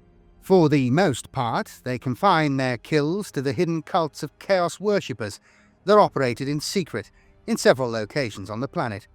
When Calgar sent his forces to investigate the Hive spires above the cloud line, he found evidence of hard-fought battles. The corpses of many chaos worshippers had been slashed apart by razored shuriken, the calling card of the Aeldari that had turned from enemies to allies. The Drukhari, or Dark Eldar of Camorra, are much feared murderous raiders that appear from nowhere to snatch away the unwary. On Vigilus they emerge from a hidden webway portal on Calyx Bane, the frequency of their raids increasing massively when the Noctis Eterna fell across the planet. The Dark Eldar are a constant thorn in the side of the Imperium, and with the coming of the Noctis Eterna, that thorn proved to be a poisonous one. Their raiding tactics, thriving upon anarchy, fear, and confusion, meant they found the worlds of the Imperium Nihilus very much to their taste. With the communication that linked one Imperial force to another disrupted to the point of falling apart completely, the Drukhari were able to lance deep into Imperial territory and escape back again before retribution could be brought against them.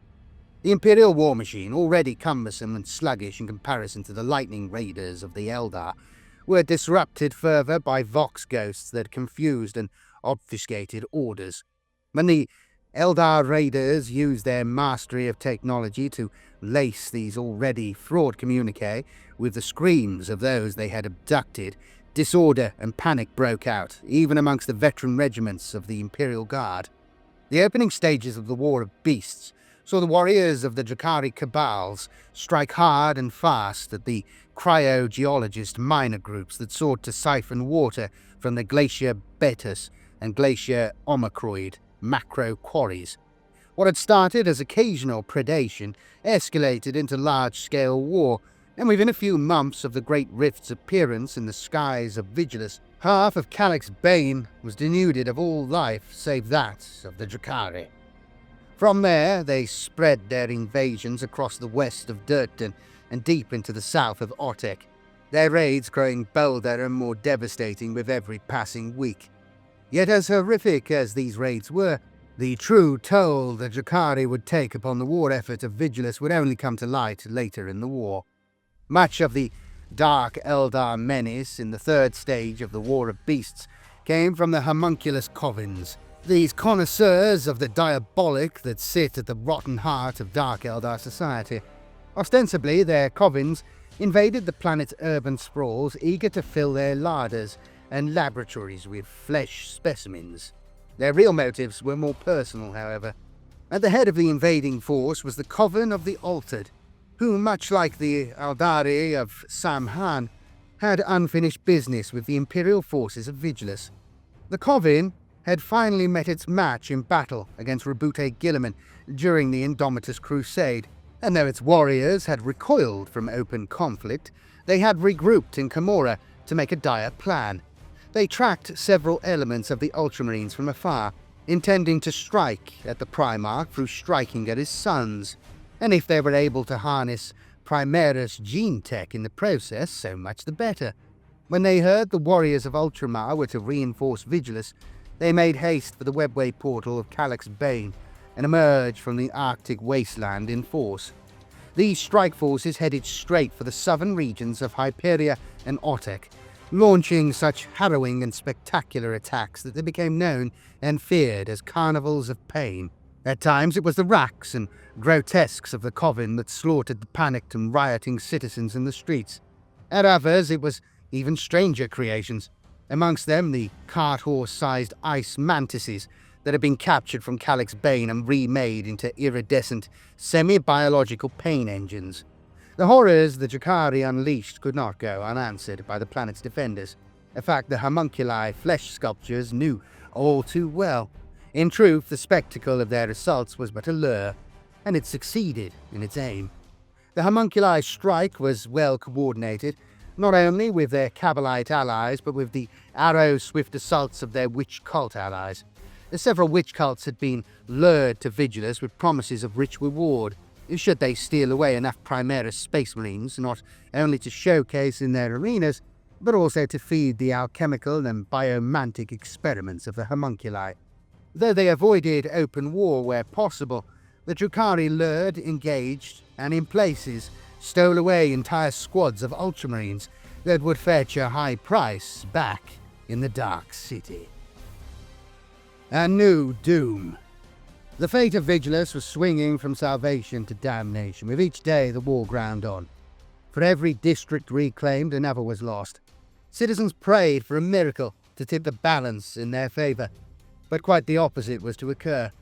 With the Vigilus Senate making uncompromising strategic decisions and the Space Marines attacking high-priority targets in a ceaseless crusade of destruction, the Imperial citizenry had begun to hope they could win back the planet. Then a new threat loomed. Strange vox ghosts and unsettling omens had intensified of late, unsettling all who heard them. The bleeding skies around the Great Rift appeared to blacken at its edges, like the exterior of a gangrenous wound. From those glowering skies came a brief spear of light. Augur rites and hyper-auspix readings were focused upon it, but the source of the anomaly could not be ascertained, and, amongst the carnage, it was soon forgotten. Only the agents of Zench on Storval recognized it for what it truly was, the first sign of a Chaos invasion, aimed straight for the Vigilus system's heart. More unsettling phenomena blossomed, their instances plotted on maps by the Vigilus Senate like spots of mold on a damp wall. Lucina Agamemnos's psychoprophets claim that their readings of the Emperor's Tarot were turning up the same cards over and over again, that of the Demon Blade, crossed with the Herald of Darkness and the Knight of the Abyss. Reports circulated of strange bat-winged figures that haunted the tallest spires of the Hive sprawls, high above the clouds of industry. Dark rumours of abductions amongst the upper echelons of society spread throughout the populace. Other tales circulated that the gun nests of the upper hives were strangely empty, and the wildest of stories spoke of evil-looking dragons circling the tips of the aristocratic citadels. Those of the Astra Militarum that were sent to investigate the anomalies did not return. Their reports came back from each hive spire seekers that blackened bodies and mangled corpses littered the steeples and rooftops. Marneus Calgar and the Vigilus Senate took a stern and intense interest in the anomalies haunting their highest spires, for they occurred not in a single hive sprawl, but across every one of the planet's continent-sized cities. To Calgar's mind, there was no way the blame for these high-altitude occurrences could be laid at the door of their principal Xenos foes. Preferring their wars loud, up-close and violent, the Orcs had concentrated their air war on strafing runs, low-altitude dogfights and dive bombing. The cult uprisings had shown no evidence of having air support to speak of. As a result, the Imperial Navy had, until now, confined their efforts to the skies below the cloud cover, only affecting the loosest patrols and transit engagements above the pollution line. While the curfews, forcing the populace inside at night, and the prohibition against looking up at the Great Rift mercilessly enforced, few ever raised their eyes to the skies, and the entire planet was to pay the price. The Vigilus Senate discovered, too late, that whilst they had been focused on the ground war against the Orcs and the below-ground war against the Genestealer Cult, another war front had opened up high in the spires. That covert operation had been rendered all but invisible to those below by the thick pall of pollution that choked the Vigilus skies. The irony of the planet's populace being known as vigilance became painfully clear to the Senate, for they had allowed an enemy force to claim a power base right over their heads. The plague of nightmares that assailed Vigilus ever since the breaking of the Noctis Eterna grew more and more intense. The worst affected gabbled and muttered in their sleep, using the same phrase over and over again. They spoke not in Low Gothic, nor its high equivalent, but in a language that none amongst the planet's adepts could decipher. It was the investigating Inquisitor Frenza of the Order Malleus that eventually codified the language behind closed doors as the dark tongue of chaos. At first the babble was indecipherable, even to her, but as time progressed the syllables hardened into distinct words. When several of the afflicted were gathered in the same place at the same time, it immediately became clear that they were all chanting the same thing in unison. The Dark King is coming. The Vigilus Senate's investigation into the events taking place in the city spires soon bore ghastly fruit. Every Hive spire's defenders had been slain, and the tips of each citadel claimed by an airborne host. The blasphemous text scrawled in blood on the spire tips confirmed that this was nothing to do with the Orcs, nor was it down to the actions of the Genestealer Cult or the Drakari Raiders. It was the work of the Heretic Astartes, airborne raptors, warp talons, and helldrakes, apparently led by a murderous demagogue known as Haarken Worldclaimer, the herald of the apocalypse. When Worldclaimer's voice echoed across the planet, it proved terrifying in itself, but it was the woe promised by his speeches, the picture it painted of hells to come that turned men's guts to water. His message rang out across the planet from countless hijacked Vox units, tainted with scrap code. It was bald, crackling and distorted from the gargoyle Vox sets of 1,000 raptors and warp talons. Its meaning was undeniably clear, and its message stark. The planet belonged to Abaddon the Despoiler, and he would soon be there to claim it in person. The rise of chaos. With the Imperium's armies fixed on the combined threats of Orcs and Aeldari and Genestealer Cults, the forces of Haarken Worldclaimer and the Black Legion had already unveiled themselves into the planet's upper spires. They were preparing the way for something much worse. When the Vigilus Senate gathered in an emergency war conclave to discuss the new enemy that had revealed itself, there came a terrible rumbling crash from high above. The vaulted roof of the council room caved in as the giant golden colossus that once perched atop the Saints' Haven Palace, a graven image of Luciana Agamemnos IV, came smashing down through the stained glass. The statue was so large and heavy that it crushed a dozen attendants and smashed the antique debating table to splinters, bowling over Calgar and his 2 Victrix Guard aides in the process. A great gout of demon fire washed through the council hall in its wake, killing a handful of Primaris guards with its intensity as a Helldrake demon engine roared a wordless challenge into the chambers below. Marneus and the Victrix Guard fired upwards in response, shielding their eyes against the glowering great rift high above them. But the beast had already fled. Calgar fought fast, dispatching a Thunderhawk and an escort of Storm Talons straight up into the clouds. An aerial clash ensued between the scrambled force and the Helldrakes that circled the broken tip of the Hive. After a grueling battle, the Adeptus Astartes prevailed, though none on the Senate were foolish enough to think the matter at an end. Chaos was corrupting the planet in a dozen different ways. In the far south, Calyx Bane had become ever more vital, for the planet's sources of water had dried up one by one. 7 Imperial armored companies fought their way across the Orc-infested wastes from Solar, the Sentinel Hive in Otek Hivespraw, towards the tundric perimeter of Calyx Bane. They passed through the Bastion force field network during a shutdown engineered by their accompanying Tech Priest engine seers and united with the tattered remnants of the continent's garrison. Their respite was brief. The snows were haunted not only by Drakari raiders but also covens of automaton-like Thousand Suns. The Rubricae, clad in black as well as the cyan and gold of the planet of sorcerers, lit the snow with volley after volley of inferno bolts. The Lord Commissar, providing the armoured company's spiritual backbone, one Berthold Dorst, ordered his tanks to effect a headlong charge, crushing several of the automatons in the process. Nonetheless, even the Lehman Russ tanks were eventually melted under the sorcerous warp fire sent their way, and only a handful made it to the glacier miners beyond. The rulers of Murtwald, thrown into a state of high anxiety by the rumours of a Gellerpox outbreak on the northern borders of their coveted landmass, shut themselves in their strongholds, but not before issuing the orders that all sterilised food and water available be seized and locked in there with them. Over the course of the next few months, they bled the workers of Murtwald white, claiming far more sustenance than they could ever consume, even if each of their number lived to be 1,000 years old. Word of this reprehensible behaviour reached the demagogues and preachers of the worker populace, and within the week an insurrection seethed on the continent's outskirts that had nothing to do with Xenos cults or chaos demagoguery. The Vox waves and comms networks of the Imperial war effort, already rendered static-laced and inconsistent by the baleful influences of the Great Rift, were haunted by whispers that detailed 1,000 atrocities to come. At times, the susurrus of voices grew to be a hideous, deafening shriek that shredded the nerves of those who heard it. Over time, the auditory barrage took an ever greater toll on Vigilus's Astra Militarum defenders.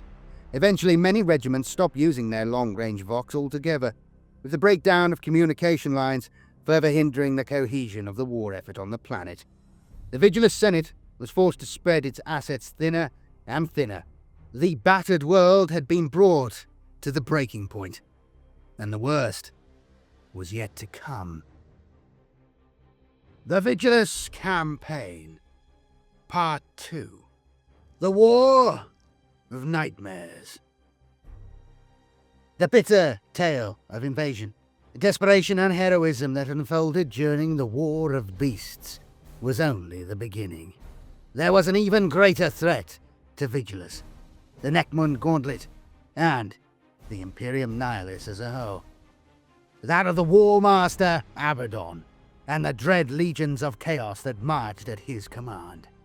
The Cicatrix Maledictum forever changed the Imperium of Man. As it tore open across the length of the galaxy, 1,000 new wars began. In the Segmentum Obscurus, the populous but arid planet of Vigilus became a point of crucial strategic importance. That world lay at the northern end of the Nachmund Gauntlet, one of the few stable corridors across the Great Rift. Through its haunted reaches, spacecraft could cross from the heartlands of the Imperium Sanctus to the desperate and anarchic Imperium Nihilis, back again with at least some chance of arriving at their destination intact. Yet as the Great Rift opened, it disgorged an invasion fleet of orcs that fell upon Vigilus like an avalanche. The sudden influx of greenskins triggered an insurrection of Genestealer cultists that had long dwelt beneath the planet's surface. Even before the Noctis Eterna cut Vigilus off from the Astronomicon, its every continent was riven by war. The name of the Vigilus system was soon on the lips of the High Lords of Terror themselves. The Lord Commander of the Imperium, the Primarch Rabute Gilliman, swore that the planet would endure, and sent, for some reason, Chapter Master of the Ultramarines, Marneus Calgar, to ensure his word was true. Yet the most awful danger to the planet only revealed itself when warriors of the Black Legion were sighted amongst the planet's spires. They were the harbingers of Abaddon the Despoiler himself, who approached the beleaguered planet at the head of a crusading force, mighty enough to conquer the entire system if necessary. Here, on this most vital linchpin, the forces of the Imperium were to be tested as never before. Doom from the skies. The defenders of Vigilus had fought long to hold back the Xenos invaders. With the Orc assault blunted and the Genestealer cult largely contained, they had begun to think that they had endured the worst. Only when the skies lit with the engine flares of a vast chaos fleet did they realize the magnitude of their error. The doom of Vigilus was closing in from a dozen directions at once. From the wilderness came the greenskin hordes, whooping and hollering whenever the Imperium launched an assault on their scrap cities. As not for nothing is it said that to counterattack the Orcs in strength is to kick a dagger wasp's nest. Too stubborn to give up despite the decisive strikes of the Adeptus Astartes, the Greenskins charged headlong into the cities wherever they could force a hole in the defences, or hurried for sites on the horizon where smoke trailed and explosions boomed. Though close to half of the Orc invaders that had originally invaded Vigilus had been slain in violence or fire, many more had sprung from the aftermath. The leader of the Orc war effort, a hulking brute known as Cruel Daka, the Speed Lord Supreme, kept on the move throughout the War of Beasts, knowing that he was a primary target, but that the Imperials did not have the resources to hunt him down while the Hivespraws were under attack. His hit and run assaults took their toll on everything from trench lines to armoured mega-convoys. After the siege of Mirtwald, many Imperial knights swore a vow of duty to claim his head, but at the onset of the Chaos invasion, none had claimed success. From below each Hivespraw came a seemingly endless infestation of Genestealer cultists from the cult of the Pauper Princes, boiling up from their hidden warrens to claim city streets, dockyards, and water purification plants. In scores of hab zones and city plazas, they were put down by the local Astra Militarum forces and their Space Marine allies, but there always seemed to be more. The false continent of Durken was abandoned to the insurrectionists, with pure-strain Genestealers running openly in the streets. War raged for the reservoirs of Otek Hivespraw, known as the Hollows, while the space elevator that supplied Mega Borealis with water mined from frozen asteroids was seized by the higher echelons of the cult. Though less aggressive than the Orcs, the cults fought with such cunning and careful forethought. They even overcame the Scutari and Adeptus Sororitas kill teams sent to root them out. These two Xenos races were portrayed as savage and brutish by the Imperial propaganda machine, but in truth, both showed a hidden cunning that stymied Imperial efforts to rid Vigilus of their presence. Claims that victory in the War of Beasts was close at hand rang out every new dawn, but some began to detect a note of desperation under the strident calls to action. These bestial foes were not the only scourge upon the citizens of Vigilus. Drukhari raided from the glacier mines of the frozen south, while their Aeldari cousins sought vengeance against the upper echelons of Hyperion society. From within the ranks of the common people, the seeds of chaos worship grew to infect healthy minds, and plague spread fast across Dontoria. Even the stars themselves seemed to bleed as the Sysastrix Maledictum yawned in the night sky, a livid purple wound that appeared ready to swallow the planet entire. The worst of all threats became clear only when it was almost too late to stop it, that being the approach of the heretic Astartes. Via the report of a single survivor from a Space Marine strike force sent to the neighbouring planet of Nachmund Gauntlet, word had reached Marneus Calgar that the armies of Abaddon the Despoiler were inbound, poised to tear Vigilus apart once and for all. With the Imperial prohibition forbidding the citizens from looking at the night sky in case the Sysatrix Maledictum drove them insane, the vanguard of the Chaos Space Marines found it easy enough to covertly seize the upper reaches of the hive spires that pushed through the smog clouds. That seems ridiculous, but that appears to be what happened. Led by Haarken Worldclaimer, known to his raptor hosts as the Herald of the Apocalypse, this secret invasion had already conquered the high spires of Vigilus' cities by the time the Senate heard of it. On the same day that these tidings were brought to Calgar, Haarken Worldclaimer gave voice to a singular message, his words relayed from 1,000 raptor masks and hijacked Vox gargoyles. The planet belonged to Abaddon, and the War Master would soon be there to claim it. Marneus Calgar listened well to the Herald's threats, for every word was a spike of spite driven into his heart. The Lord Macragge had been acting as a strategic nexus for the Vigilus Senate at the time, but as he listened, his expression hardened to that of a pugilist, more than ready to fight. Battle in the void. It was Haarken Worldclaimer's gloating call that kicked the planet into a new phase of war. The Vigilus Senate vowed to intervene before the situation turned critical, and the motion was passed for a naval expedition to head the incoming doom off before it could reach the planet itself. Soon, a new theatre of war opened in the void. All eyes looked to Calgar as he gave a series of curt commands that saw his aerial assets redeployed, not to strafe ground targets, but to begin a new war above the clouds. Shaken by the news that the legendary War Master of Chaos was inbound, but resolving to prove equal to the task, Marneus issued a summons that saw the deadliest ships in the Imperial fleet gather above the sky docks of Saints Haven. His intent was to stymie the bulk of the Chaos invasion before it hit home, or to die in the attempt.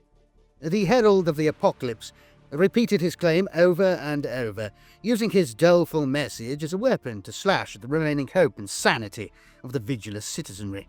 Marneus Calgar swiftly put into place an array of contingencies, tasking his pilots and close assault squads with the immediate engagement of any Chaos Space Marine or Demon engine that dared broadcast the fell message. It was not difficult to find them, for, having hidden for weeks, the Black Legion was no longer prioritizing stealth, but instead the infliction of fear. They too ached for the kill. To feel their blades puncture the ceramite battleplate of their hated foes and sink into the flesh beneath. It was a wish that was soon granted. As his airborne warriors engaged the enemy in the pollution-choked skies of Hyperia Hivespraw, Calgar and his honor guard made to leave the planet, leaving its defences in the capable hands of Pedro Cantor of the Crimson Fists. From the bridge of his flagship, the Laurels of Victory, the Lord Macragge headed towards the coordinates given by Librarian Maltis, the sole survivor from the Narmengast strike force. Out the Ultramarines' fleet sailed, past the spinning wreckage of the Imperial cordon, smashed to pieces by the Orc assault, past Neo Vellum and Omis Prion, and into the bleak and unwelcoming void towards Narmengast. After less than a week's travel, the Auspex horizon was haunted by disturbing anomalies. Chief amongst them, an ancient vessel with a dark and bloody history. Calgar's gravest suspicions were all but confirmed. Breaking the free seals of his craft's Sanctum Pejorium and consulting its forbidden data by the light of a blessed candle, Calgar checked the energy signature his steersman had given him with the most ancient data at his disposal. Sure enough, the craft at the head of the invasion fleet was none other than the Vengeful Spirit, the flagship of the arch-traitor and orchestrator of the heresy, Primarch Horus himself. Its evil silhouette was distinguishable against the roiling tides of the Great Rift, and it filled those who had heard of it with intense foreboding. Calgar ordered his fleet to form a double cordon, creating a layered, broadside defense to intercept the Black Legion armada. The Imperial ships possessed no arcane tricks, no secret weapons from the prehistory of the Imperium or the depths of the Eye of Terror. What they had, instead, was a colossal amount of firepower, and the Lord Macragge intended to use it to the full. Together with his Arch-Commodore Hertzman, he devised a dozen firing solutions and contingencies, launching hundreds of torpedoes into the void to ensure that should any ship from the Chaos Fleet break away from the Imperial crosshairs, they would be met with a firestorm that would cripple them in short order. Minutes slid by, then hours. The Chaos Fleet hove in closer and closer, not changing their heading so much as 1 degree. This was a statement in itself, the implication being that the Imperial fleet represented no jeopardy at all. Although they were still out of strike range, Abaddon and his lieutenants drove on at full speed as if the entire might arrayed ahead of them was nothing more than a tissue of cobwebs. Calgar's frown of consternation deepened to a scowl. He knew Abaddon would not be so blasé, so foolish as to charge directly into a firebase without dispersing at all, but he knew not what manner of duplicity was hidden behind the posturing of the infamous War Master. that genius of the Black Crusades, whose name was spoken only in whispers. He realized the answer a moment too late, when a shimmering blur appeared upon the bridge of the Laurels of Victory.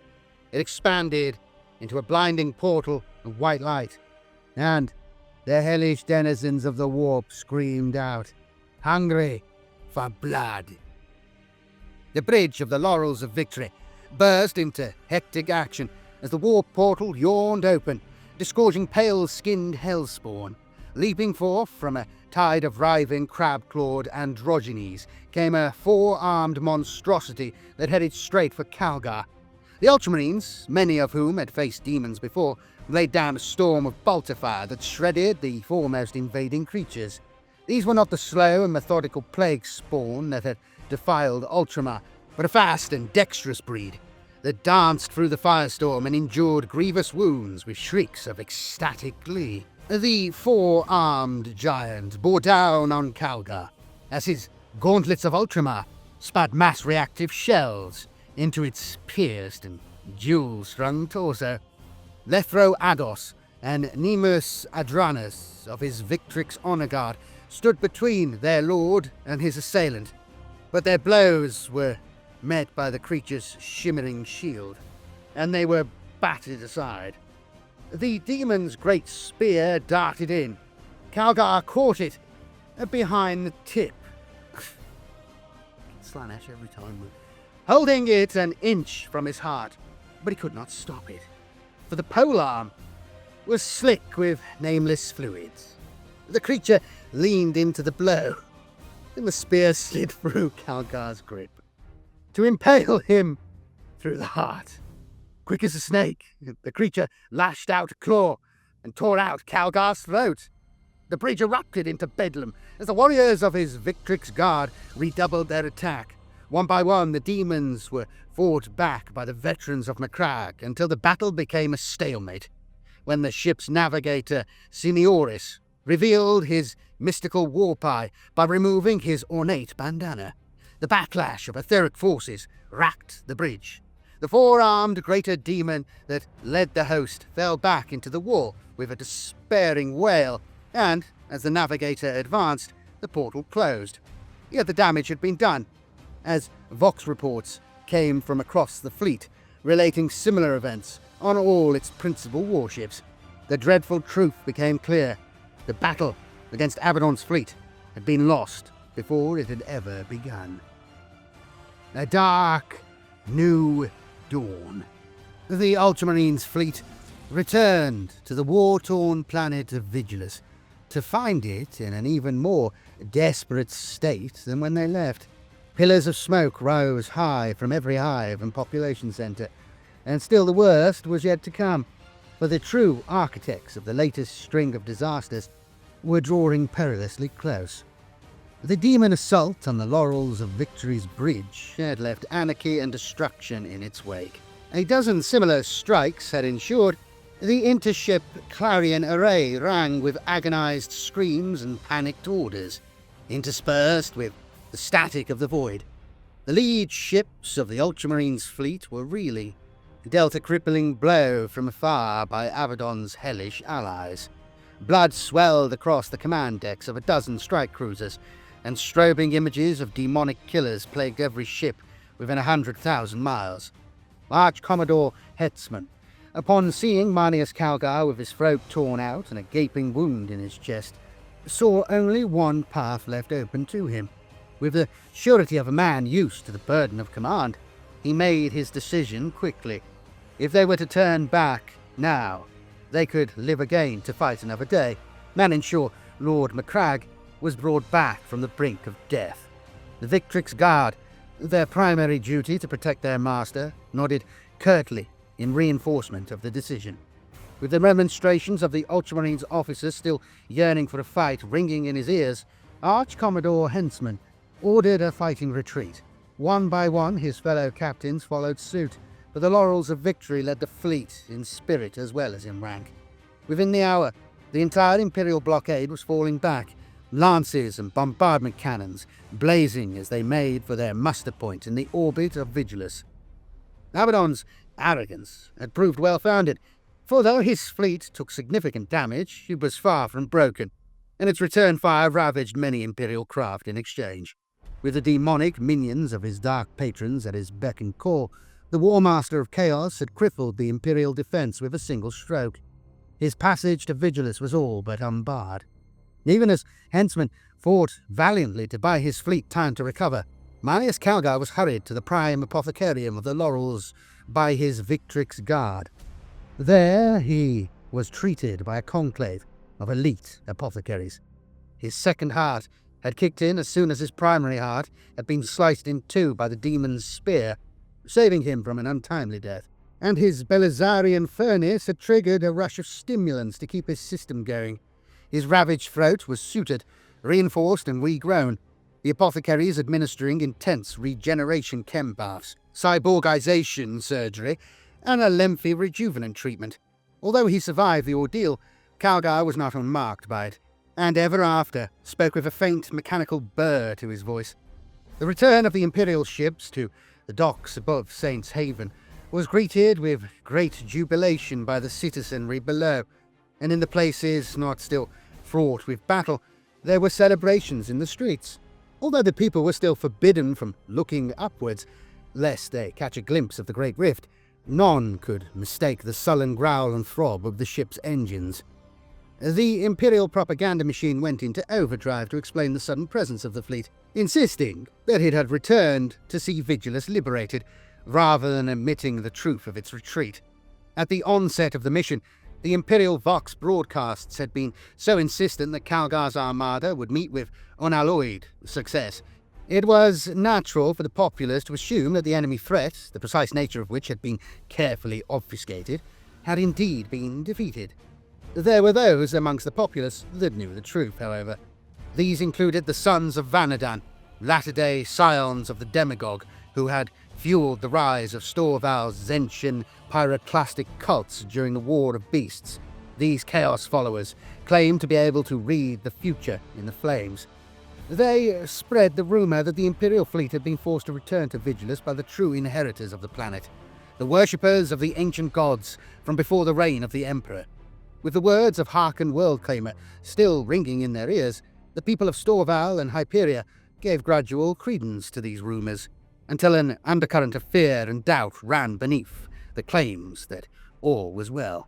The Space Marines of Calgar's expedition made their return to Vigilus not in a triumphal procession, as the Ministorum would have had it, but as a drop-pod invasion force. They hammered down from battle barges and strike cruisers by the dozens, contrails streaking the skies. This time, they struck not at the orc-held fringes of the Hivespraws, nor at the places where the banners of the pauper princes flew high, but at those areas claimed by Chaos. Many of the high spires and citadels were still being besieged, despite the aerial counter-assaults launched by Calgar's strike forces before the fleet had set off. In places, the sudden return of the Space Marines was enough to tip the balance, and several spires were reclaimed. But it was slowly becoming clear that the Adeptus Astartes were too late to truly have an impact on the rest. The rot had spread too far, infecting the hives from the top down. Calgar, by this point, had healed well from his grievous injuries. As a prime example of the Adeptus Astartes, and a Primaris at that, his ability to survive trauma was second to none. Viewing dozens of data slates and picked thief relays at once in order to swiftly pass the maximum amount of relevant data, he spent long hours assessing the damage that had been inflicted upon the planet. It painted a grim picture indeed. Durken was lost, abandoned to the Genestealer cultists at Lord Calgar's command. Kelleck's Bane was likewise forsaken, its glacier miners having fled from the Drakari menace haunting the blizzards. Mirtwald had held out against the Orc assaults battering at its trenches, but its wealthy rejuvenant clients and privileged aristocrats had withdrawn to their fortified palaces and left the common workers to the airborne attacks of Worldclaimer's Raptor hosts. Mega Borealis was being torn apart by the forces of the Omnissiah, the Heretic and the Xenos. The greater Omnissian Hoist, the orbital relay that enabled frozen water to be imported from asteroids, was in the clutches of the pauper princes, thus robbing Vigilus of a vital water source. Dontoria Hivespraw had been tainted by the plagues of Nurgle that had so recently infected Ultramar, and became host to a fast-spreading sickness that none could cure. Otek's reservoirs, the site of intense war between the Pauper Princes, the Space Wolves, and the Adeptus Sororitas, had been proclaimed quarantined toxiticus by the Death Watch kill teams that had investigated their purity. And the ever-thirsting populace was being driven to the edge of madness by the shrieks of hunting warp talons.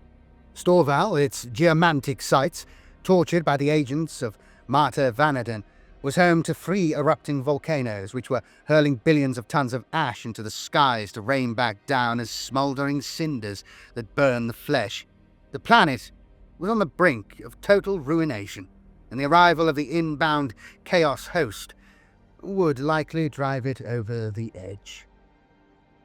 War in the darkness. The coming of Chaos triggered an epidemic of fear and rage amongst the populace of Vigilus, and in places rioting filled the streets. The reaction of many a soul, when faced with horror and near certain doom, was to pray for divine intervention, and it was not only the Emperor that was worshipped upon that stricken planet. The smog clouds above Vigilus parted under the bow wave of energy preceding the Chaos fleet, and the horrifying truth was revealed. The planet was under attack from precisely those forces Calgar's fleet was said to have defeated. Outbreaks of violent anger and unrest flared up in every hab block. Some took to looting, while others went to ground, stockpiling food and water in the hope of riding out the storm. Much of the populace of Vigilus found relief from the despair caused by the coming of Abaddon's fleet in the form of the Imperial Cult.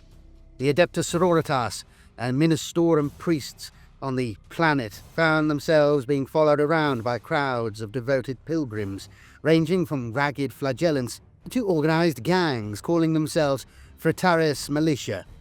All too often, these disciples proved as much a curse as a blessing for the Ministorum forces, for they gave little thought to strategy. Meanwhile, many of those driven to near madness by the ongoing war joined the side of the corruptors and despots, becoming part of the Chaos cults that flocked to greet their masters as the ships of the heretic Astartes emerged from the pollution-choked skies. Still more sought solace underground. They embraced the fanaticism of the subterranean cults who claimed to be the true native vigilance, and in doing so, bolstered the ranks of the Pauper Princes. When the Chaos ships arrived, the infestation welcomed a great influx almost overnight. Abaddon had not taken the Pauper Princes into account when he had formulated his strategies of conquest, for the cult's war leaders had concealed their kin from psychic scrying, as well as from mundane observation.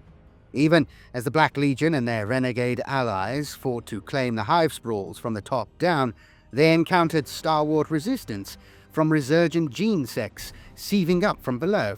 In every false continent, the Chaos invaders were beset by the scions of the Grandsire Worm, for they would not relinquish the holdings they had worked so hard to acquire.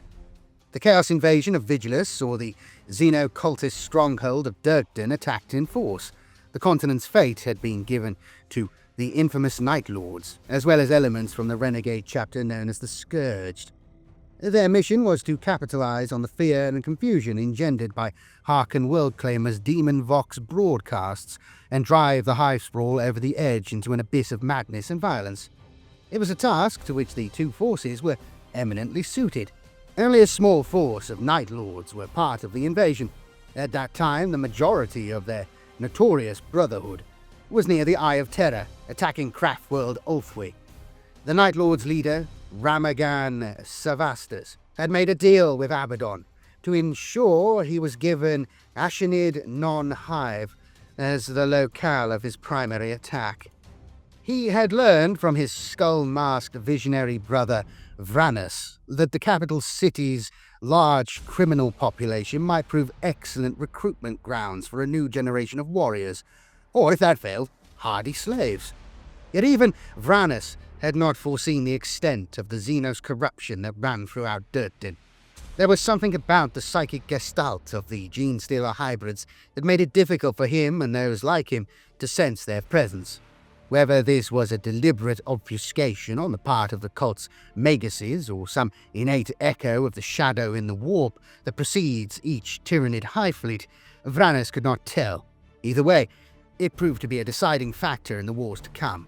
When the Night Lords made planetfall, they slaughtered their way through the streets of Durken, torturing those who resisted them. They battered against the criminal fraternity of the continent for several days, for the lowest sinners and recidivists were the only ones who had stayed to claim the Hivespraw. Yet that corrupt organization was not all it seemed. Its members were being controlled from the shadows. Sevastus, Vranis, and their warband found themselves fighting for their lives as thousands of Genestealer cult hybrids emerged from false walls and trapdoors to fight alongside the criminals of the underworld. The bolters, blades, and lightning claws of the heretic Astartes took a horrific toll, many-limbed bodies piling so high the Night Lords used them as impromptu ramparts in the open-roofed halls of Ashenid non-Hive. Still, the cult sent in wave after wave, intending to drown the invaders in sheer numbers.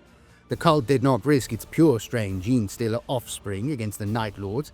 Instead, the Primus Hollandesh, sent from Megaborealis to secure the cult's holdings, led several claws of adherents and metamorph hybrids.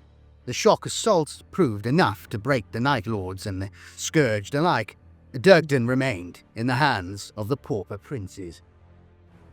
Retaking the Hoist. The Omnissian Hoist, that vast pulley mechanism by which the Adeptus Mechanicus drew ice-clad asteroids from space in order to harvest vital aqua meteoris, had been taken by a strike force of pure-strain Genestealers. With water so scarce, the tech priests launched a concerted assault to reclaim it. The war in Megaborealis had raged out of control for some time, though the Genestealer Cult Uprising had been contained in most of the continent's districts by methodical extermination teams of Skitarii, Cataphron servitors, and Space Marines. The heaviest fighting had been concentrated around the vast technological miracle that ran through the core of the Stygian spires and then high into space above them, known as the Greater Omnissian Hoist. The Pauper Princes had taken the lower levels of the Hoist during the War of Beasts. Their invasion had been so thorough that their covert agents who had infiltrated the Stygian workforce had been able to extract the access codes for 100 different vault doors. The upper levels, which were kept to a higher level of sanctification, proved far more difficult to seize. The alarm had already been raised by the unblinking servo skulls that had first uncovered the xeno-cultist incursion, so the vital areas of the Stygian spires were guarded by clades of Castellan robots, programmed to hammer phosphor bullets into anything without a noospheric aura. However, a claw of pure-strain Genestealers had been able to bypass the Adeptus Mechanicus defences by worming their way up through the water pipes to seize the upper levels of the Hoist. Within days, the primary source of Megaborealis' water had been cut off. A plan that had been generations in the making had finally been put into deadly effect. At the tail end of the War of Beasts, the battle for the Hoist rose to new levels when the Iron Hands, masters of the armoured assault, made a methodical and precise attack on those holdings the Adeptus Mechanicus had designated lost to the Xenos menace. Before they could make much headway, however, the presence of the Space Marines drew the attention of nearby Orc forces, who battered their way through the Hivespraw to join the fight. Within a matter of hours, the Space Marines found themselves battling two species of Xenos at once. Without the adept calculations and compartmentalized war doctrines of their leader, Clan Captain Galkran, they would have been swiftly overcome. The Pauper Princes took advantage of the reprieve, rallying in the lower levels of the Stygian spires. Then the Iron Hand strike cruiser Dark Spear leveled a punitive barrage on coordinates relayed by Galkran, reducing tracks of the Stygian spires claimed by the Genestealer cultists to blackened smoking rubble. The way cleared, the Castellan robots of their cult Mechanicus keepers began methodically working their way through the lower levels, guns blazing. Meanwhile, Skitarii macro clades were dispatched to take back the upper levels from the pure-strain Genestealers that had seized their sovereign domain. The Aeldari Counterattack hit home with impressive force. Unit after unit burst up from disused transit capillaries that led into the sanctified control center. Routes that had intentionally been left hidden by the warriors of the Omnissiah as contingencies should the main entry points be lost. In a matter of moments, the Genestealers in the Hoist's control hub found that the tables had been turned. Dozens of Xenos beasts were gunned down by the radium carbines and galvatic guns of the Adeptus Mechanicus infantry. They fought with the fury of righteous zealots, so incensed were they at seeing their holy machinery profaned by Xenos claws. Acting on instinct, the Genestealers clambered up the walls like skittering spiders and ripped away the auto-lumens that bathed the control room in a pallid glow. Darkness descended as the lights were extinguished one by one, and with it came a horror from the void. Emerging from the largest of the water pipelines came the original patriarch of the Vigilus infestation, Grandsire Worm. The Xenos mastermind slashed his monstrous talons through the Scutari with such force their bodies came apart in sprays of blood and sparking wire. Under his psychic control, the Genestealers and metamorph hybrids that fought alongside him sealed the vertical transit capillaries with deft twists of the circular wheel locks. In doing so, they cut off the Scutari reinforcements still climbing up those shafts to join the fight. Eyes alight with an evil intelligence, the Patriarch hammered its gnarled fist into a glowing red icon on the primary control panel. The armored shutters that were designed to seal the room off from the outside world began to descend, the plasteel plates sliding slowly into place with a series of loud metallic thunks. However, before the control center could be fully locked down, lances of neutron laser fire burst into the chamber, each a spear of blinding light in the gloom. Grandsire Worm was caught by one of the beams, which blasted two of his muscular limbs from his torso. His brood of pure-strain Genestealers fared even worse. Caught in a deadly crossfire, they were annihilated around him. The vertical Scutari assault had been a distraction tactic, and it had worked even better than expected. Anticipating that the Genestealers would be more than a match at close quarters, the Stygian tech priests had sent their Onager dune crawlers up the outside of the Hivespire. With the metallic plates that guarded their giant talon-like legs humming with electromagnetic fields, they had been able to cling to the Hive's metal skin and stalk slowly up its near-vertical slopes right to the top. The surprise assault had come not a moment too soon, much to the relief of the tech priests overseeing it. The Dune Crawler assault proved so effective that it cleansed the Hoist's upper levels of Xenos taint altogether. To cauterize the wound. In Hyperia, the Imperial response to the Chaos invasion of the Hivespires was swift and focused. When even more reports came in, detailing a heretic presence on the other false continents, it became clear that wider and more drastic measures were needed to deal with the encroaching darkness. Word of each new assault reached Saints Haven via armed couriers, the Sky Flare semaphore, and intel cylinders from the moon of Neo Vellum, and the leaders of the Adeptus Astartes drew up overlapping response plans.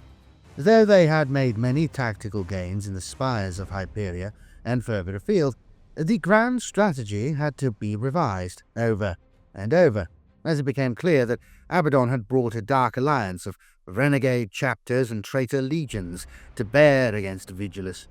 Even as the Space Marine Lords pored over charts and data slates of enemy dispositions, 10,000-year-old traitors who had devoted their immortal lifespans to the conquest of the Imperium stalked the Hivesprawls with bolters roaring death. Though there were many at the Vigilus Senate who had only heard the names of the forces attacking the planet as whispered legends, if that, to Marneus Calgar they rang like a litany of disaster from his worst nightmares. Here the ancient enemies of the Imperium were writ large. The Black Legion, present to some degree in all of the false continents, their midnight black armour emblazoned with that most dreaded of sigils, the Eye of Horus. But they were not alone, for Abaddon had marshalled an assembly of traitors like no other. The word-bearers their crimson armor covered in the unholy script of Lorgar, were attacking the armored spire convents of Hyperia with zealous fanaticism. Their foot soldiers advanced in massed phalanxes, with their bolters laying down overlapping fields of fire. Havoc heavy weapons specialists blasting away at repulsor and exorcist tanks sent to intercept them. The Iron Warriors made drop assaults from vast, heavily armored warships that hung in low orbit. The principal site of their aggression, the well-defended trench networks of Mirtwald. Masters in the art of siege warfare, they brought pinpoint lascannon fire against the bastion networks and fortresses of redemption that had held back the greenskin invaders for so many years. One by one, these defences cracked, for the Iron Warriors struck with terrible speed and strength. The Imperial fists made haste to the front lines to hurl them back, but they could not be everywhere at once, and the feints and charges of massed Chaos cultists kept them pinned amongst the trenches, while the true strength of the traitors hit home elsewhere. The Night Lords descended upon Durken, the Scourged alongside them, though we hoped that they would be assailed by the Genestealer cultists that had engineered the false continent's downfall. Calgar knew the vile scions of Conrad Curse would not be defeated so easily, and even if hurled back would be likely to refocus their assault on the Hyperia-Durken Fort War and move into the region south of Saints Haven. The Lanctos chain, including the false island of Sardonica and Louvren Isle, was overrun by a strange machine parasitism, and anarchy was brought to the streets by Abaddon's Arch-Lord Discordant, Vex Mechanitor. The water purification plants there were rendered hopelessly corrupt by the aura of chaos he carried with him, which unleashed havoc upon man and machine alike. Dontoria was in the grip of an epidemic. Plasteel shanty structures rotted in every hab block, devoured by a rapacious rust curse, even as the flesh of the humans within blackened and turned to foul slurry. Giant, bulging blisters appeared on the citizens of Grudholv Subsrawl, often in patterns that mirrored the Great Rift. When the blisters burst, they spilled out tiny writhing creatures, demon maggots that grew swiftly into waddling glitchlings whose aura infected machines as well as flesh. Supernatural plague was an enemy that the Space Marines knew they could not fight. With heavy heart, Calgar considered the fact that Dontoria, too, was all but lost. Calgar was left with little choice but to take extreme action, for the assault of Abaddon and his allies was as devastating as it was swift.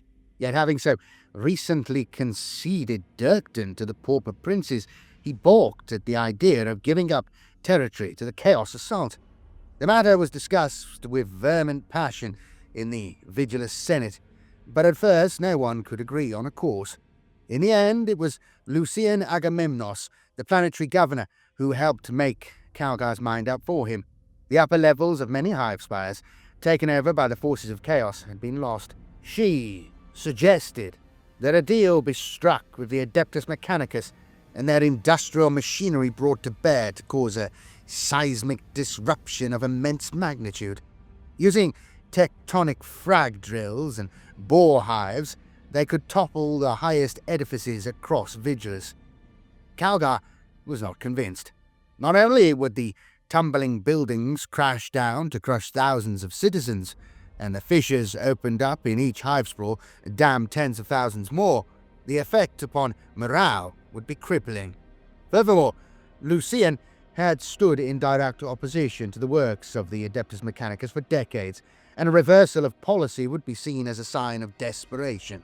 In response, Lucian instead proposed a systematic program of arson, starting at the throat of each of the largest hive spires. The fires raging upward would cleanse the traitors from the tips of each stronghold, without the Imperial forces having to commit another bullet. Calgar agreed, albeit with a heavy heart. He ordered it done, and the Ministorum-sanctioned Adeptus Auroritas fire teams moved to enact his orders within the hour. The conflagrations known collectively as Calgar's fires were set in every hive to pierce the smog cloud layer, and one by one, the spires of Vigilus burned. Inside the swirl. The secret within the Veruan Swirl was to effect the War of Nightmares in the most profound of ways. What had long been ignored suddenly became the focus of a new military campaign. The giant dust storm to the east of Hyperia Hivespraw was avoided by almost all on Vigilus. Even the Greenskins and the cultists of the Pauper Princes gave it a wide berth. Those whose curiosity had driven them close to its boundaries had found the ferocity of the weather system a deadly barrier, and those who lived to tell of it proved a further disincentive for any further would-be explorers. The whipping, high-velocity winds that howled in a great circle around the eye of the storm carried with them billions of tons of particulate matter, grains of sand, flinders of rust, and splinters of rock that could shred the skin from a man in a matter of seconds. The storm raged on decade after decade, as ceaseless as the Jovian red spot in the Sol system. The swirl was a region so hostile to life, so terrible in its anger, that only those with protective equipment like Adeptus Astartes battleplate had any chance of making it through to the eye of the storm beyond. But there were some who had braved the journey, and thereby found the secrets that lay deep within. When the Space Marines arrived during the second phase of the War of Beasts, the Aquilarian Council, Vigilus's governing body at that time, had insisted that to study the Veruan Swirl was a waste of resources, though it birthed smaller storms that span out across the wastes like the cells of some vile canker budding from the parent mass. The planet's leaders were convinced it was not worth investigating, as every attempt thus far had ended in failure. The Dark Angels ventured to explore it nonetheless, for they had reasons of their own to search the most remote regions of the planet. At first they had travelled in rugged transports, driving in a sidelong chevron formation so one vehicle could provide cover for the next. When the transports had choked and died, their gears and pistons fouled by sand, the Space Marines had sent forth strike teams on armoured bikes, high-powered vehicles with a profile low enough to slip through the relentless winds. On these they made it further still, but not far enough. The bikes, too, were fouled by the swirling particulate and ultimately brought to a halt, their machine spirits screaming in anger when their throttles were gunned to no avail. Vowing to reclaim their metal steeds before the end, the Space Marines had then advanced on foot, fighting with every dogged step to reach the swirl's heart. But they were not to find it. The area covered by the Veruan Swirl was vast, and with visibility so poor and the storm's electromagnetic interference playing havoc with their senses, they were forced to concede defeat and return to the wider war. Yet it pained them to do so, for they sensed that something of great import was concealed within that terrible storm. And they were right. For millennia, the swirl had hidden an ancient stronghold of dark rock, known by the nameless masons that had built it as the Citadel of Vigilant. It had been claimed, long ago, by a warband of the Fallen. Those ancient traitors of the First Legion had been conducting investigations into the nature of Vigilus for centuries, and using the planet as a staging post for their own agendas. The remote and hostile location, twinned with the psychic shielding provided by the fallen librarian Osandus, had made it extremely difficult for anyone to uncover the secret at the heart of the swirl. Abaddon was the exception. The Despoiler had signed a blood-marked pact with the fallen leader centuries ago, and using this parchment his sorcerers were able to track the psychic signature to Vigilus, like bloodhounds on the scent of their prey. After Abaddon had helped the Fallen escape a force of Dark Angels in the Pandorax war zone, Osandus had sworn fealty to the Despoiler. The War Master had suspected that the allegiance of the fallen librarian would be useful in the future, and the events upon Vigilus were to prove him right. The time to call in the debt was now. The Void Claw. At the spine of the Citadel Vigilant was an ancient weapon known as the Void Claw, a device of incredible power. Its fallen guardians had a dire use in mind for it, but the Despoiler had plans of his own.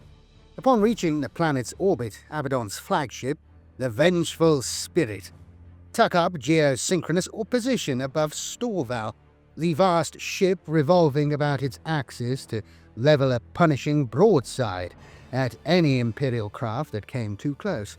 So mighty was the Gloriana-class battleship that it smashed aside all challengers, with no more effort than an Ogryn swatting a gadfly. Though the Imperial Navy mounted an initial foray against it, cleared by the chapter masters who identified its hated silhouette, the giant warship inflicted such terrible losses they were forced to withdraw. Ultimately, the Admiralty reasoned it better not to provoke the vast relic ship, for it only attacked when approached and otherwise hung over Storval, seemingly inert. Abaddon, on the other hand, was far from inactive. He had formulated an approach to the Citadel Vigilant that bypassed the swirling tempest entirely. With the Sorcerer's Teleportorium, arrays of the Vengeful Spirit focused onto the psychic spore of Asundus, the Warmaster and his hand-picked Terminators, the Bringers of Despair, descended in a strike force no more than 50 strong. They appeared outside the gates of the Citadel Vigilant in a blaze of dark splendor, and called for an audience with those inside. For a long, tense minute, they had no reply. Abaddon had already started stalking forward, Dracnean raised in his great gauntlet, when the upper drawbridge clanked down and a hooded figure emerged. The parley that followed was not the exchange of old friends, nor even old allies. It was fraught and terse, with the gun barrels of 100 fallen pointing down from the ramparts.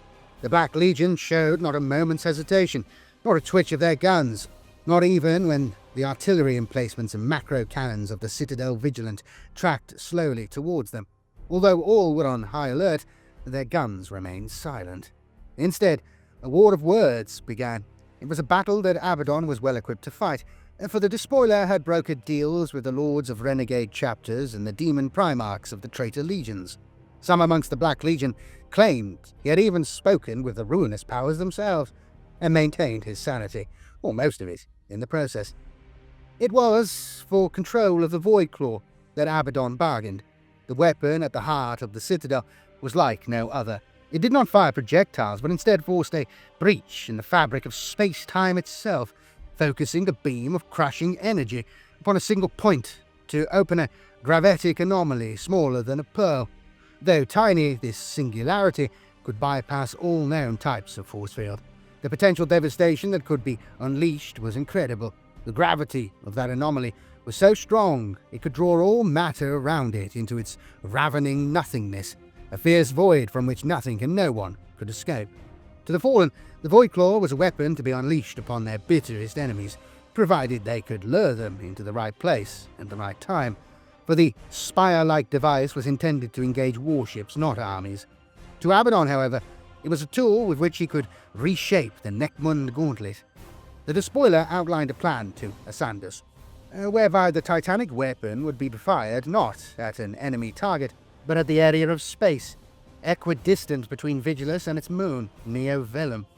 Though small, the resultant gravitic anomaly would have a profound effect on both worlds, drawing countless tons of loose matter high into their orbit. Vigilus, its status as a functioning sentinel world already precarious, would be plunged into an era where even gravity was turned against it. More than that, the Void Claw's fell effects would alter the Nachmund Gauntlet beyond recovery. The fallen librarian, Asundus, was at first reluctant to allow Abaddon access to the Void Claw, as that extraordinary invention was intended to be his secret weapon against the Dark Angels. This was a device so powerful that even when dormant it caused an anomalous weather system to whirl around it.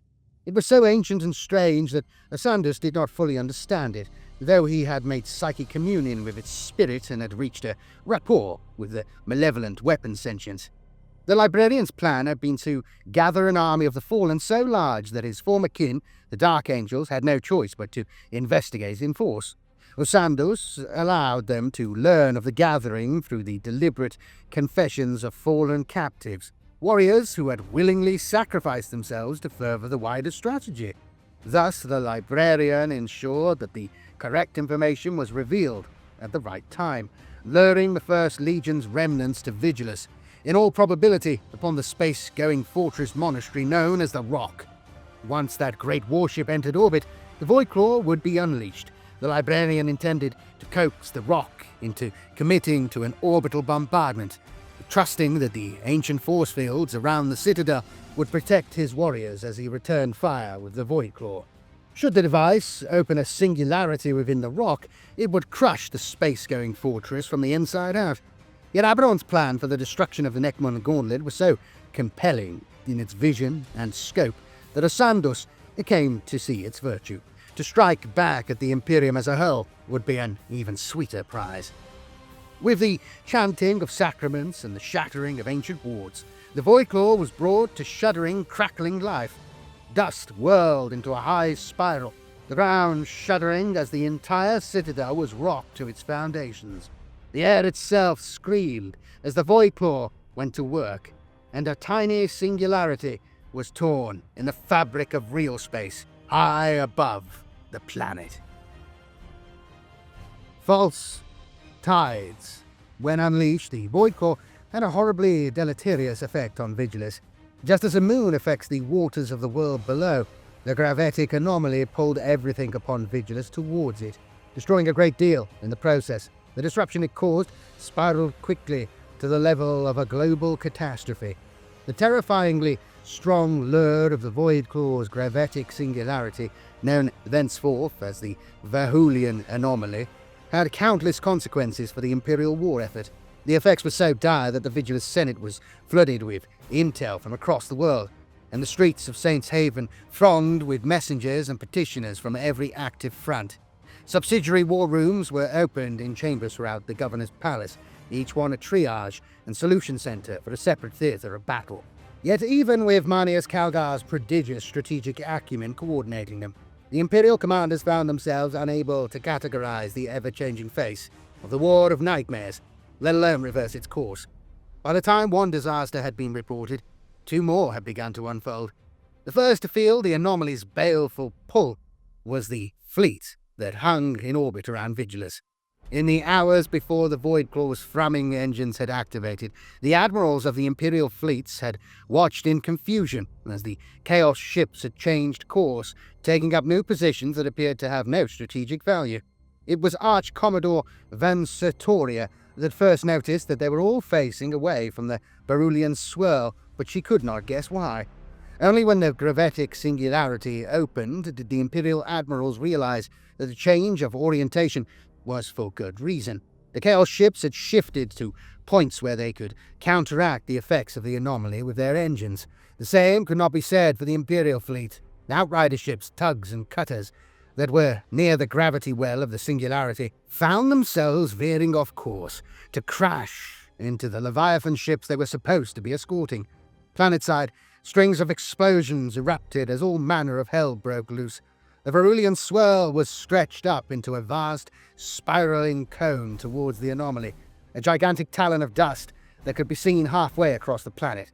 Anything small, not tied or bolted down, was drawn towards that great storm by the force of the anomaly that hungered above it. In Hurricane Wreck, the closest Orc Scrap City, every loose nut and screw began to roll in the same direction, heading out of the city in streams of metal, much to the bafflement of Rag Zakker's mechs, and the delight of those grots enterprising enough to chase them down for profit. As the planet's tectonic plates shivered and buckled, the spires of Megaborealis, Hyperia, Durken, and Storval tumbled and fell. Thousands of lives were lost with each collapse, burning rubble cascading through the streets. Meanwhile, the great Omnissian Hoist walked and snapped as the Sacrus Tora Hawking space station, to which it was connected, was drawn towards the vortex. Neo Velum was also affected, though the alteration of its course was invisible to the eye. The acid swamps that blighted its surface slid and bubbled as they were caught in the anomaly's pull. The bridges and transitways that had linked each scriptorium were eaten away by the rising caustic lakes, and they too fell, toppling into the vitriolic muck to be dissolved. In the depths of space, the nebulous of cosmic dust that swirled at the edge of the Vigilus system closed in, imperceptibly at first, but then at great pace as they were drawn towards the Verulian anomaly.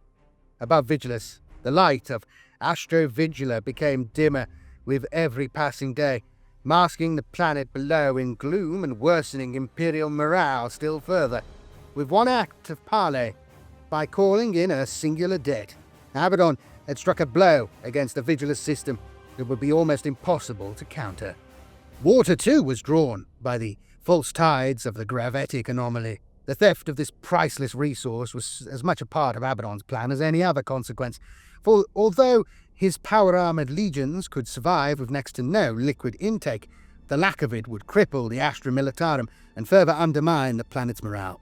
Combined with the uneasy pulling feeling that every citizen now had in the pit of their stomach, the phenomenon would bring the Hivespraws to the point of total societal collapse. At first, only trickles of water escaped the reservoirs and sumps on the planet's surface. Then these turned to streams and tributaries of the precious liquid that snaked their way from every Hivespraw and into the arid wastes still bound for Vigilus's mass, but lured by the anomaly's pull.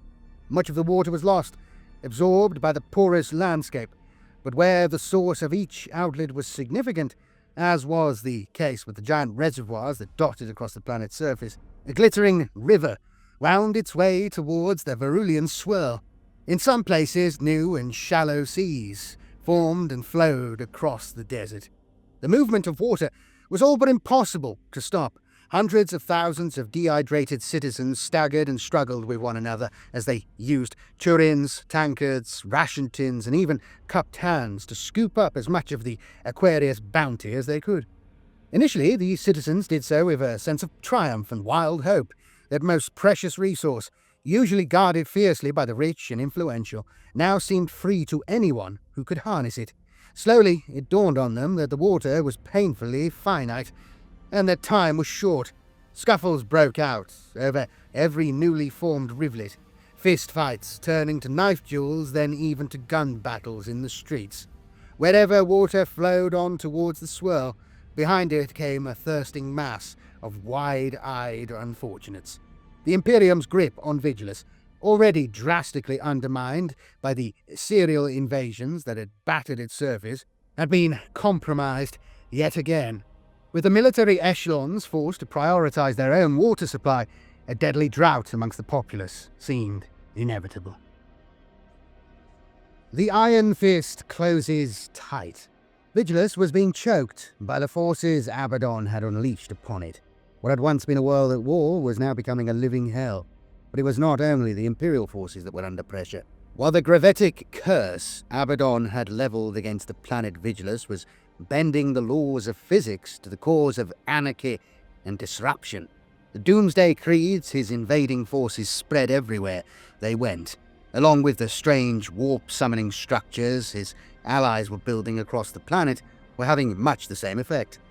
The Word-Bearers, that most devout of traitor legions, were given the task of summoning the energies of the Cicatrix Maledictum to the planet using arcane edifices known as Noctilif Crowns. The Death Guard were charged with spreading their plagues across Dontoria with renewed vigour, while the Night Lords were fighting hard in Durken, and the Iron Warriors were engaged with their old foes, the Imperial Fists, for control of Mirtwald. However, the Chaos Forces did not go unopposed. The Imperials, though reeling, were not yet defeated, denied their eyries and spire tips by the controlled infernos known as Calgar's Fires. The Chaos Invaders had taken the war into the cities and the parched wastes beyond.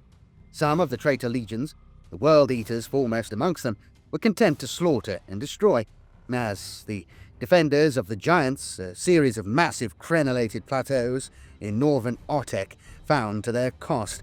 Others, such as the Alpha Legion, engaged in a devastating array of covert actions, while the more devout legions pursued a war of indoctrination into the cults of dark worship. Now was the time for all-out war, and neither traitor nor renegade shirked from their duty to cause as much carnage and madness as possible. Rather than trying to take on all of his foes at once, Calgar and the leaders of the Vigilus Senate made use of their local knowledge to wage a campaign of misdirection and entrapment. Though the confusion, rioting, and panicking in the cityscapes precluded any cogent military plan here, out in the wastes, the relatively open landscape was a canvas upon which Calgar could work a strategic masterpiece. By manipulating the demeanors of their foes, the Imperial forces would drive one enemy into another, thus ideally obliterating both. It was a tactic inspired in part by Cryptman's Gambit, a strategy only to be used in the direst of circumstances, yet it was effective. Amongst the Space Marine forces that had fought during the War of Beasts, there were many who had learned firsthand of the reckless attitude of the Orcs and knew enough of the madcap, velocity-obsessed mentality of the Speedwaaagh to roughly predict its movements. Conversely, the Orcs had learned afresh that a foe clad in power armor would always give a good fight, and to the Greenskins, one Space Marine was much the same as another, no matter what sigils it wore or what cause it fought for. Armed with this knowledge, Calgar and his fellow chapter masters ordered their forces to mount a series of fighting retreats enacted with impressive precision. They led the battle-hungry World Eaters, Crimson Slaughter, and Red Corsairs out of the cities and into the wastes. This frequently meant leading the foe through relatively open terrain, and in doing so the Imperials suffered heavy losses, not just from the Orc gunners in the cities taking opportunistic shots at these easy targets, but from Chaos invaders who had taken up position in the higher stories of the Hivesprawls to level firepower against Orc and Imperial alike. Yet this was a price worth paying, for the action opened a new front that would absorb a great deal of the Chaos attack's focus. The Orcs of the Speedwaaagh, their eyes drawn to the explosions and trails of fire in the distance, made haste for the devastating clashes between loyalist and traitor that were now erupting in the wastes. Fully anticipating the tide of vehicles they would summon with the spectacle of open war, the loyalists withdrew swiftly and in good order, extracting via Thunderhawk gunship and bulk lander, while the jeers and bellow challenges of their treacherous cousins rang in their ears. The Chaos forces, not having as much in the way of aerial assets, were not able to evacuate in time from the kill zones into which they had been lured. They were quickly set upon by the Orcs of the Speedwaaagh, who relished the fresh challenge of these new opponents. The first handful of greenskin vehicles were gunned down and cut apart by the Chaos troops as they turned their fury upon the advancing Speedwaaagh. But close behind the first Orc vehicle came a score, then 100 more. The Heretic Astartes could not hope to stop them all. In the space of a few scant hours, the smoke pillars reaching high over the wastes had drawn thousands more roaring, belching, bullet-spitting vehicles to the open war zones. Even the World Eaters found themselves hard-pressed, for the Orcs were emboldened by speed and numerical superiority to such an extent that they could not be broken. So it was that the Xenos Bane that had torn Vigilus asunder during the War of Beasts proved to be an effective defense in its own right for the beleaguered Imperial forces. The secret of the spears. The Adeptus Mechanicus of Styges 8 had been mining spears of blackstone from beneath the planet's surface and storing the mysterious substance in heavily defended silos. Unwittingly, in doing so, they played directly into the War Master's hands. Abaddon also had designs on the strange deposits of blackstone in the planet's crust, and had been prepared to gouge it out with slave gangs if necessary. Yet with Borehive and tectonic frag drill, the Adeptus Mechanicus had done much of the work for him. Noctilith stone had a peculiar property that, to those who understood the nature of the cosmos, made it more valuable than any other resource in the galaxy. Black stone was warp-resonant and could be charged either to attract or repel empiric power. The spear-like deposits in Vigilus's crust had been polarized to repel warp energy by some ancient Xenos technology. It was these that were holding back the great rift around Vigilus, and indeed creating a channel of anti-chaotic force between the Imperium Nihilus and the Imperium Sanctus, forming the Nachmund Gauntlet itself. Though none, say perhaps Fabricator Vosh, suspected it, the planet of Sangue Terra had the exact same spears of blackstone in its crust, held in a strange black suspension that meant they always pointed towards Vigilus. The anti-imperic field that thrummed between these spears kept the Nachmund Gauntlet open. Should Abaddon destroy that esoteric resource, the warp storms around the Nachmund Gauntlet would close in, and the corridor of safe passage would be subsumed completely. Infernal machines. Megaborealis' foremost blackstone cache, Silo 15 of Thunder Sump, was protected by a vast refractor field. In order to destroy the substance within, Abaddon would have to deactivate this Aegis. The War Master of Chaos sent in a vanguard of demon engines, but they met resistance of a different kind. Though they did not truly understand the nature of their horde, the Tet Priests of Megaborealis jealously protected the spear-like blackstone deposits they had unearthed from Vigilus' crust. The enigma of their construction and the strange filigree of channels and holes that ran through them hinted that they may have been fashioned by an alien race. They were an intoxicating source of potential knowledge. Almost as soon as the first shipments of blackstone had been transported to safety from the deep mining shafts, Silo 15 of Thunder Sump had been fortified as a permanent vault for their storage. The silo was protected not only by stout fortress walls and a permanent garrison, but also by a large domed force field. This was no bastion shield network, but an even more precious relic, a macro-grade refractor field. It generated a barrier that could turn energy, be it kinetic, thermal, nuclear, or otherwise, into harmless flashes of light. Abaddon had yet to release the wrecking ball of his demon engine hosts, and by that time they were straining at the leash. The brazen beasts, worshippers of the blood god, were known for their preponderance of possessed engines of war, and their fondness for launching several spearhead assaults at once. They had reached the planet not in a flotilla of ships, but in one massive twisted spacecraft, the Carabarite. That spaceborne colossus had once been their chapter's battle barge, but had languished so long in the Eye of Terror, it was itself now more like a hideous, colossal, half-living demon engine. The mutated battle barge came in dangerously low to push through Silo 15's macro-grade refractor field, flames licking around its underside as that ancient protective shield fought against the Carabarite's sheer mass. Fire was of little import to a machine forged in the hellscape of the warp, and helldrakes peeled off from eerie-like nests of ribbed cables. Vast gargoyle mouths yawned wide at the ship's fore, the klaxon roars of scrap code so intimidating that machine spirits in 1,000 barriers and vault seals quelled and yielded their locks in terror. From the ship's flanks uncoiled clanking, ridged pseudopods made of linked metal plates that stretched down to anchor the ship to the spires of Megaborealis. Down from the steep ramps came entire hosts of demon engines, their numbers such that they pushed through the defenses of the tech priests that hammered fire into their ranks. When they attacked, they did so as a vast claw gouging at the Adeptus Mechanicus lines, each spear tip led by a towering titan of war. The speed of their attack was as much a weapon as their strength, for though Megaborealis still had countless clades of defenders active, they could not bring enough assets to bear in time to stop the shock assault. The brazen beasts had amassed no fewer than 3 Lords of Skulls, demi-humanoid monstrosities that ground through whole congregations of electro-priests with skull-embossed tracks.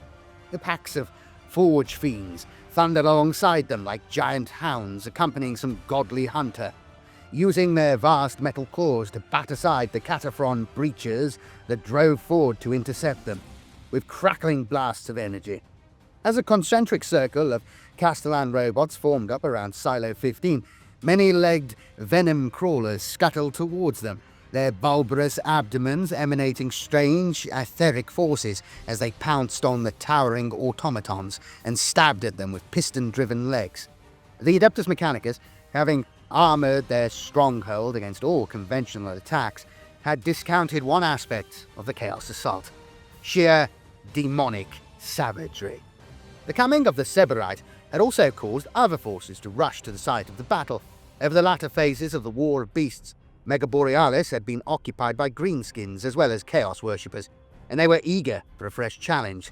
The Orc warboss Cruel Daka, having circumvented the still burning wastelands of the Seeping Delta to investigate the glowy thing that was Silo 15's refractor field under bombardment, drove his foremost Blitz Brigade through a hail of Skitaria firepower to get to the mine workings of western Megaborealis.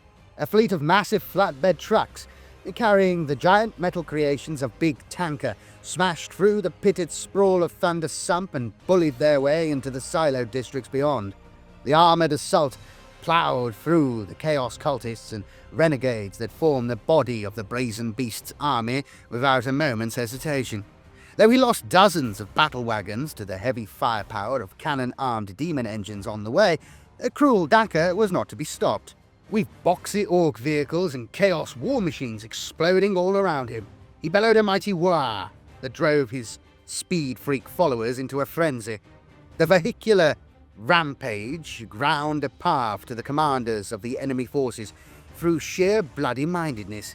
When a Maul Fiend stormed into Cruel Daka's path, he climbed atop his wagon cap, ripped the head from the metal beast with his power claw, and then, as the fiend flailed in its death throes, spat down its neck. The Speedwaaagh ploughed onwards. With Cruel Daka's flatbed megatrucks unloading their death dread and Gorkanaut cargo, the battle at Thunder Sump swiftly turned into an engine war. Fat-bellied walkers traded bullets by the thousand with the white-hot projectiles that were churned out from the Hades autocannons of Helldrakes and Forge Fiends. The vanguard creatures of the Brazen Beasts, who by this time had ripped their way through the Castellan robots guarding Silo 15 and set about destroying the refractor field generators, were too focused on their task to turn back. The Orc warlord was deft enough to evade the reach of the Lords of Skulls, darting from one wreck to another, and even using the slab-like side of a broken Onager dune crawler as a shield as he closed with the Brazen Beast's commanders.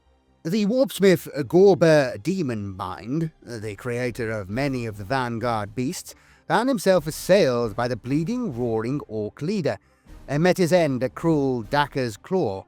It was only when the twisted Chaos Knights that formed Demonbind's shock troops finally broke the Adeptus Mechanicus defenders with a massed charge and destroyed the Silo's refractor field that Demonbind had his revenge from beyond the grave. With the silo laid open and its field dispersed, the despoiler's mighty flagship, the Vengeful Spirit, gave voice to its thunderous displeasure once more. This time the bombardment of cyclonic torpedoes hit home with planet-shattering force, obliterating Silo 15, the Blackstone inside it, the Brazen Beast's vanguard, and Speed Lord Cruel Daka, and everything else within a mile-wide radius. Cults and conquest. The bow waves of fear that rippled out from each new disaster to affect Vigilus had alarming secondary effects. Many citizens sought the solace of greater powers other than the Emperor, joining cults that promised sanctuary in this most tumultuous of times. All too often, they were rewarded with damnation. The influx of the common people that swelled the cults on Vigilus promised a new phase of war. Mania was matched against savagery, wide-eyed desperation against callous hate. Everywhere a new and sorry tale was unfolding, and Mortworld was no exception. The coming of the Chaos Fleet and the War of Nightmares that ensued pushed the aristocracy of Mortworld into a state of near panic. When the baleful effects of the Void Claw made the continent's plight all the more dire, extreme measures were taken by the ruling aristocracy. Its defenders had spent a great deal of their resources in repelling the Orcs from the Daenos Trench Network and their Zeller line. Despite being bolstered by the Imperial Fists, several of their successor chapters, and Imperial Knights from not only Derivar but also Voltaris, the defenders had achieved little more than an uneasy stalemate. Meanwhile, they had lost ground to the uprising of the pauper princes that had blighted the southernmost regions. The reaction of Deonos Agamemnos and his fellow aristocrats was to stockpile all the food and water they could muster in the inner keeps and citadels of Mirtwald's richest districts.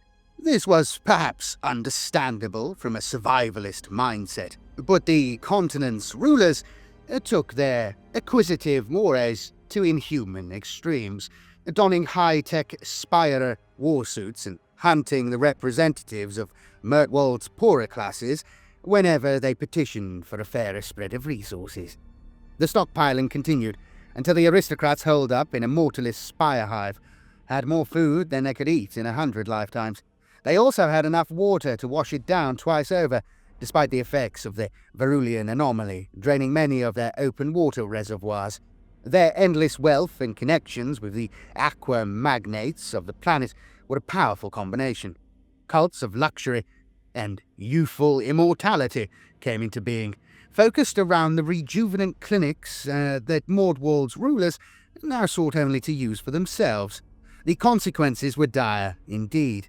Not only did the outlandish selfishness of the Mordwald elite trigger a wave of rioting that destabilized any region still in Imperial hands, but in plumbing the depths of decadence they brought the perverted scions of Slaanesh to their door.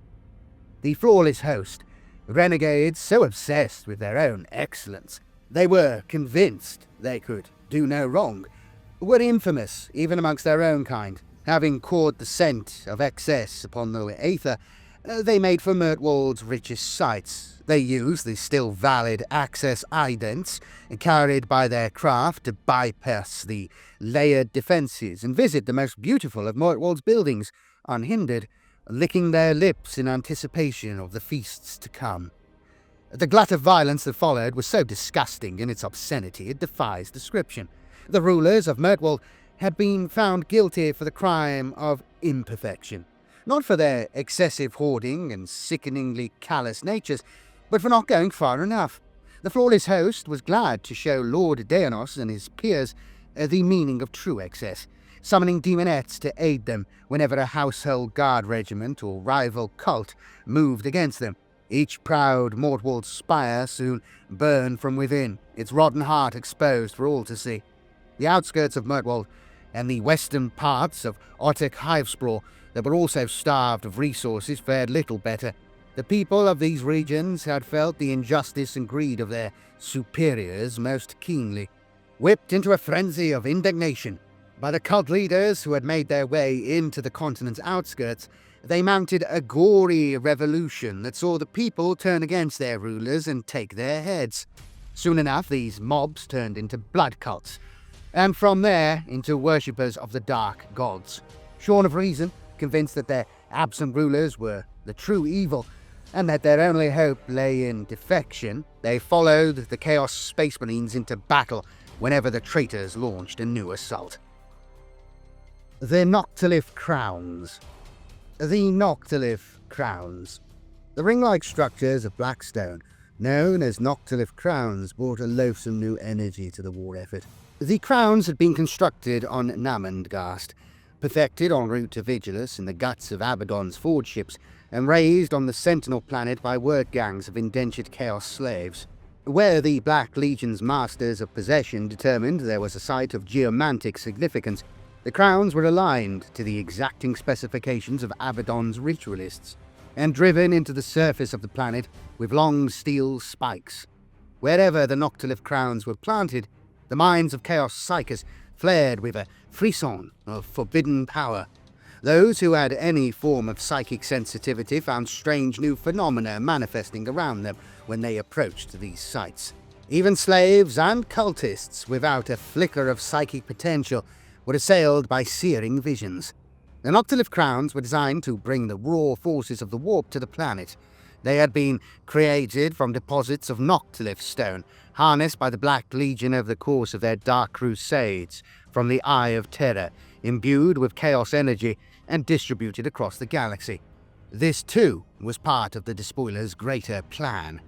Over the course of the Gothic War, the War Master of Chaos had learned that Blackstone could be polarized, either to attract the energies of chaos or repel it. That knowledge had informed his grand strategy ever since. Where there were deposits of Blackstone, polarized to repel chaos energy, Abaddon would do everything in his power to destroy them.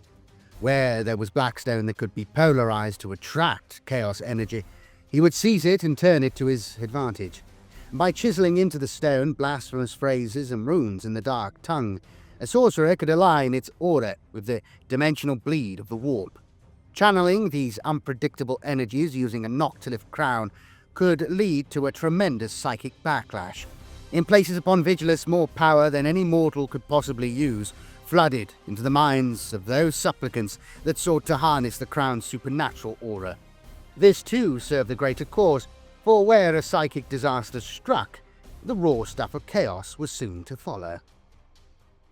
Vile revelations. The Death Guard that had first infected Dontoria had gone to ground, working in the shadows to spread disease. At the onset of the War of Nightmares, they boiled out of their hiding places to renew their attack. The Death Guard of Dontoria's Pravda's subsprawl region, led by the methodical and ever-careful plague surgeon Zoculensis, had sown the seeds of conquest by introducing the Gellerpox to the planet. Though the quarantine methods of the Adeptus Astartes and their Militarum Tempestus allies had slowed the servants of Nurgle, the search parties sent after them had been put down, and firebomb tactics designed to scour the tunnels of their presence had claimed no more than a half-dozen of their number. The cordon, although largely effective against man-sized targets, could not hold back the sludge grubs, glitchlings, and eye-stinger swarms that were birthed from the Gellerpox, and so the plague spread further and further afield, until Dontoria was as much the province of Nurgle as it was of the Imperium. The role of the Death Guard was much greater than purely infecting the Sentinel planet. Their mission was to spread a star-spanning contagion across the entire sector, and through the Nachmund Gauntlet, using Vigilus as a staging post. From Dontoria's principal spaceport, Litmus Dock, they sent freighters full of infected mutants further into space, some of them reaching the Vigilus Mandeville point, despite the best efforts of the rogue trader de Langwill to stop them. Over the course of the second and third stages of the War of Beasts, these plague vessels made translation into the warp and reached fresh war zones to infect. Years later, when the hordes of chaos invaded Vigilus, 3 of these scab-hulled freighters returned from their mission to bolster the armies of their infected brethren.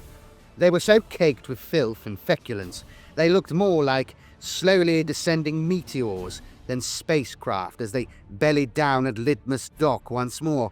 They landed uncontested, for the spaceport was now firmly in the hands of the Death Guard. There they opened their void locks to disgorge groaning mutants of every size and description. Plague in Hyperia. Though the sanctified ecclesiastical regions of Hyperia were once known as the domain of the Hail and the Sane, the coming of chaos changed that forever. The fear sown through its people by the widely broadcast ultimatums of Haarken Worldclaimer introduced a seed of doubt that was soon to be fed and watered by that most difficult of dangers to fight, rampant plague. It was the Death Guard of Doloria's strain, led to battle by Gerlock Thrax, that split off from the Dontoria invaders and made it to Hyperia. There they operated from inside the same rusted water crawler they had used to bypass the city's defences, venturing out to spread disease and despair every night. Ultimately, it was not the Imperial defenders of Hyperia that challenged them, but the Thousand Suns heading north from Calyx Bane. Yet, by the time the Doloria's strain were neutralised, plague was already running rampant across the Dubček crevasse region. The Purge of Dontoria. Dontoria was soon contested once more, but this time the conflict was caused by a schism in the Chaos ranks. The Purge, a powerful band of renegades and followers of Nurgle, had made planetfall on eastern Dontoria, and found it utterly repulsive. The heretic Astartes of this strange brotherhood believed in the destruction of all forms of life, for since their fall to the ruinous powers, they saw all living things as either corrupt or potential vessels for corruption.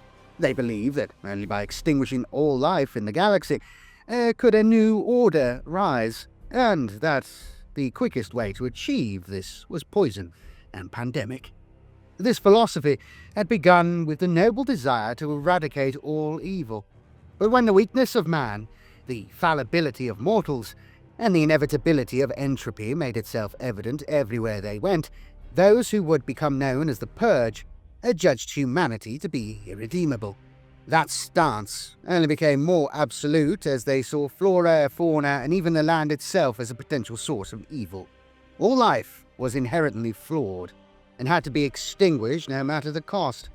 Those of the Purge that took this extremist stance did not foresee that they would come into conflict with other worshippers of Nurgle by killing every living thing they came across.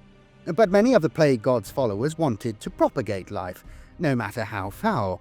For the Death Guard, Dontoria ought to be a dark, fecund paradise, not a scorched and lifeless wasteland. The Purge made landfall at the Great Choke, seeing its rampant pollution and smoke-belching industrial centres as the ideal epicenter for a wide-scale attack. They set to work, slaughtering citizens and Gellerpox-infected alike, hurling the corpses of the slain into the furnaces of the Great Choke's manufactorums, alongside noxious concoctions of their own making. The greasy black soot that billowed from the chimneys was thick, cloying, and far too toxic to breathe. Entire districts of the Zamatria subsprawl were swathed in this foul miasma, and tens of thousands suffocated in the space of a few days. Even the plants and insect life withered and died. The Purge looked upon their works, and saw them to be right and true. Over the course of the next few months, the Purge continued their heretical works, capturing entire districts and turning their furnaces to the purpose of extreme pollution. The air in eastern Dontoria became near impossible to breathe. Those with lungs already ravaged by poor air quality of the Big Fug died in droves. The hardier citizens fled as best they could, only to be torn apart by the Gellerpox mutants that roamed the streets. What had once been a teeming metropolis, so full of life, quickly turned into a blackened, soot-stained wasteland, with many of its districts populated by little more than skeletons. The Death Guard, who had worked hard to sow the seeds of Nurgle's ever-growing garden across the western Hivespraw, looked upon their neighbours in eastern Dontoria with distaste, then resentment, and finally, when the Gellerpox itself began to die out, with open hatred. They put aside their joyous slaughter of the Imperial military and went to war against the Purge, besieging their industrial citadels with a will that even the Iron Warriors assailing Mirtwald was said to have respected. Bitter infighting ravaged the scions of Nurgle, but it was the citizens of Dontoria that paid the highest price.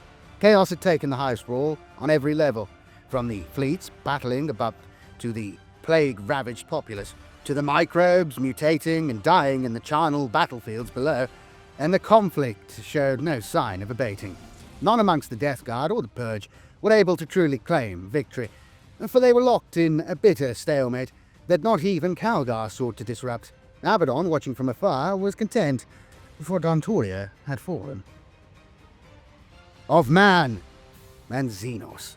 The time was running out for Vigilus. Even the most close-minded and intractable soul could see the planet was on the brink of destruction. The warlords of the Imperium, with their forces committed to a man and all reinforcements cut off by the Great Rift, had no option but to take drastic measures to survive. In every war zone across Vigilus, the situation was dire. Much of the planet was ablaze, thick black smog choking the air and making breathing difficult for anyone venturing above ground level. Water had all but run out, with the vast majority of the citizenry having access to perhaps a thimbleful at dawn and another at dusk. Were it not for Lucine Agamemnos's inspired solution of tying its distribution to clocking in at day's beginning and clocking out at day's end, the infrastructure of the planet would have collapsed altogether. To travel from one region to another was to invite being preyed upon by speeding orc hunters or shrieking helldrakes, and with the calculations of Neo Vellum's data saint thrown askew by the Verulian anomaly, long-range communication had become next to impossible. The forces of chaos, invading in such numbers they could not be held back, were crushing Imperial defences and Xenos-claimed territories alike. Spires were toppling every hour as the planet's tectonic plates, tortured by the Verulian anomaly, and fought against one another to grind closer to that cursed singularity.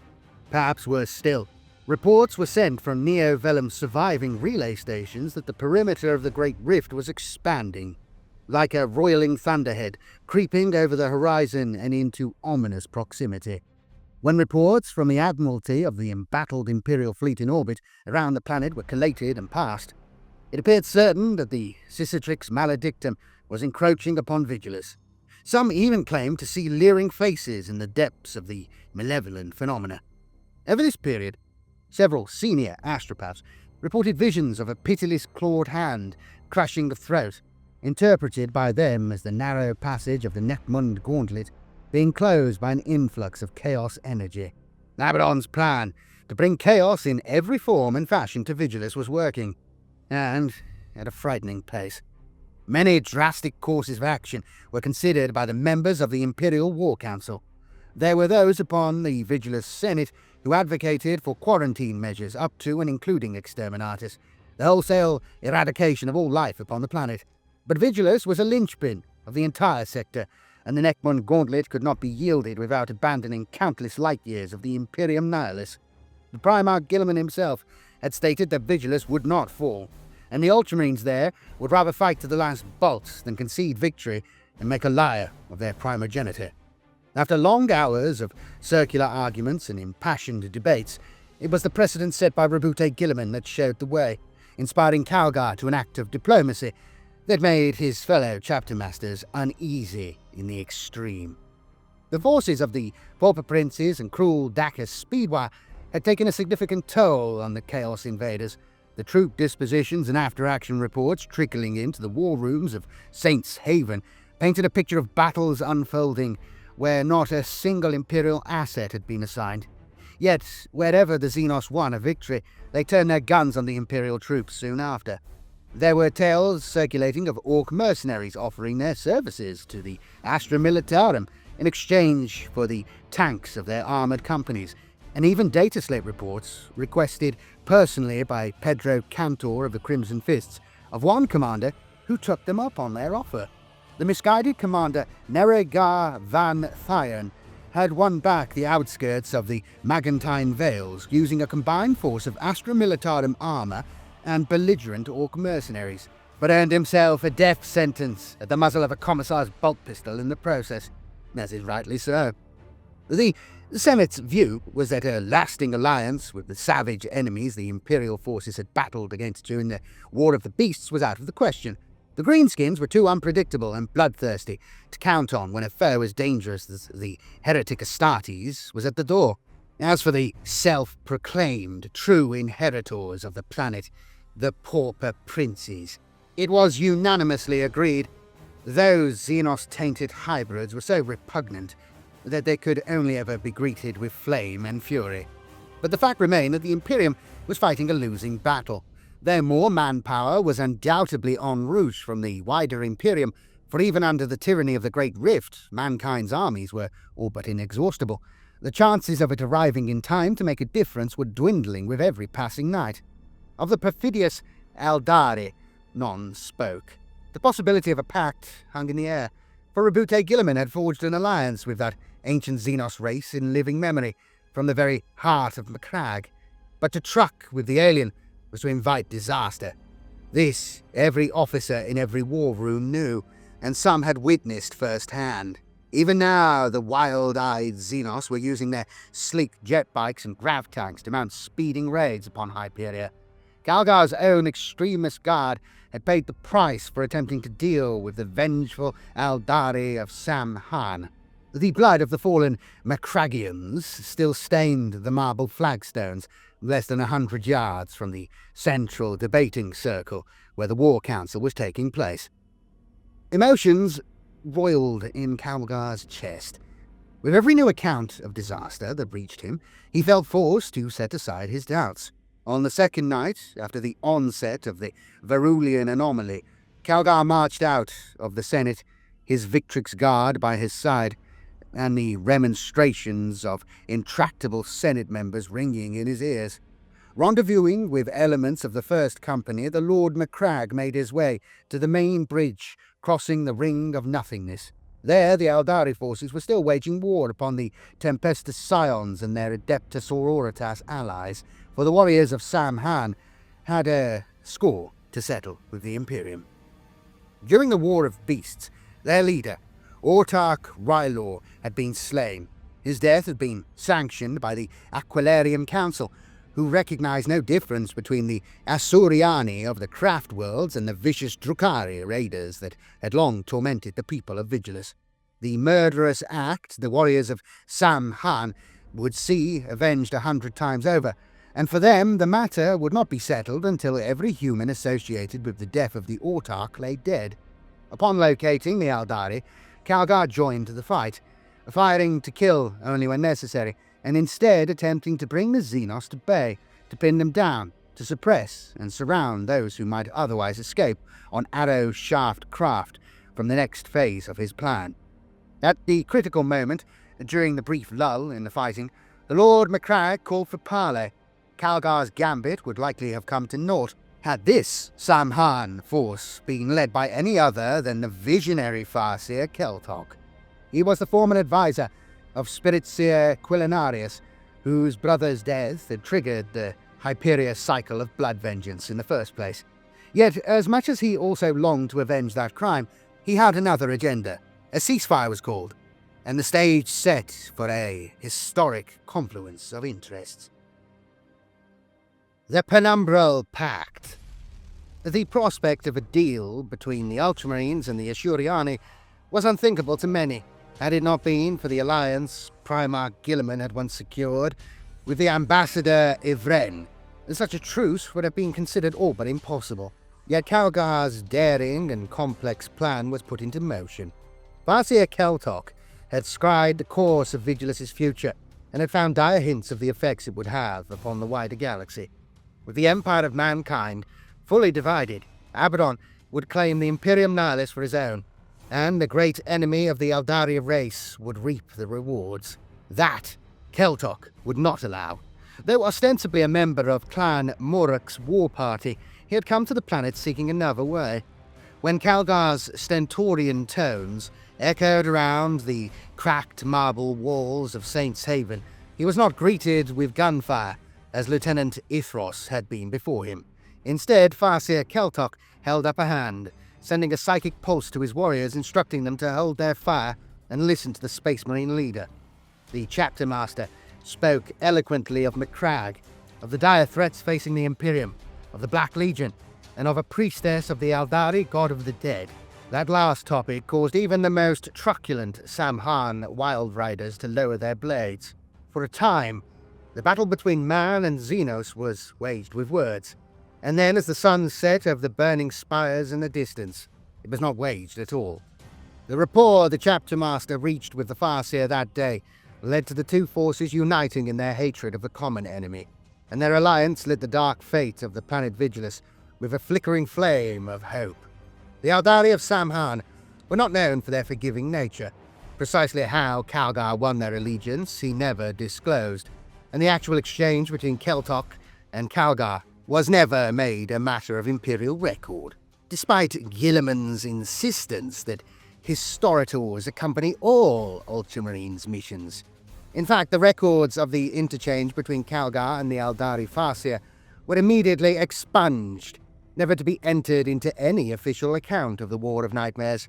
Even now, the Ultramarines cannot speak of what was said between the two leaders, as they talked beneath the massive triumphal arch to the west of the statue of the Great Templar. Only the Victrix Guard heard the details of the bargain that Calgar struck there, and they were sworn to secrecy. Yet 3 things about that fateful parley are known.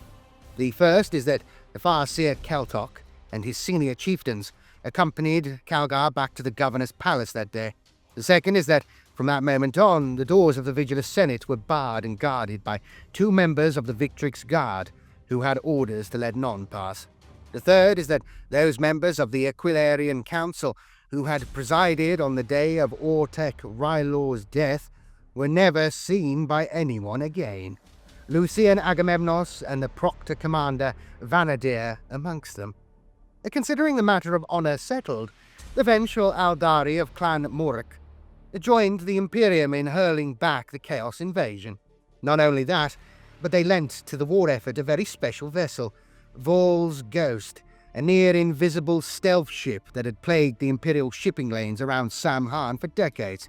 It was Calgar's intention to use the Aeldari stealth vessel to intercept the vengeful spirit in orbit high above Storval, and by using himself as bait, ensure the War Master of Chaos had his eyes fixed elsewhere.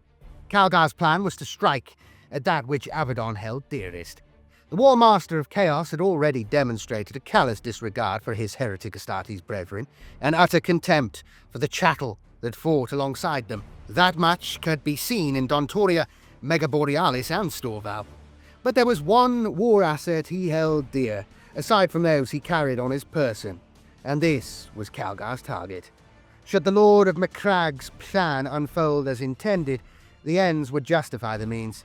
Should it fail, the planet itself would be forfeit, as would be the Nachmund Gauntlet and almost certainly Calgar's life. When the other chapter masters heard of what the Ultramarines intended, they took the news with disbelief at first, but then with grudging acquiescence. It was known to both the Crimson Fists and the Necropolis Hawks that the Aeldari had no love for the great enemy, for they had seen the two foes clash before. It would be a fine day for the Imperium if two of their oldest foes could neutralize each other in one fell blow. Distraction tactics.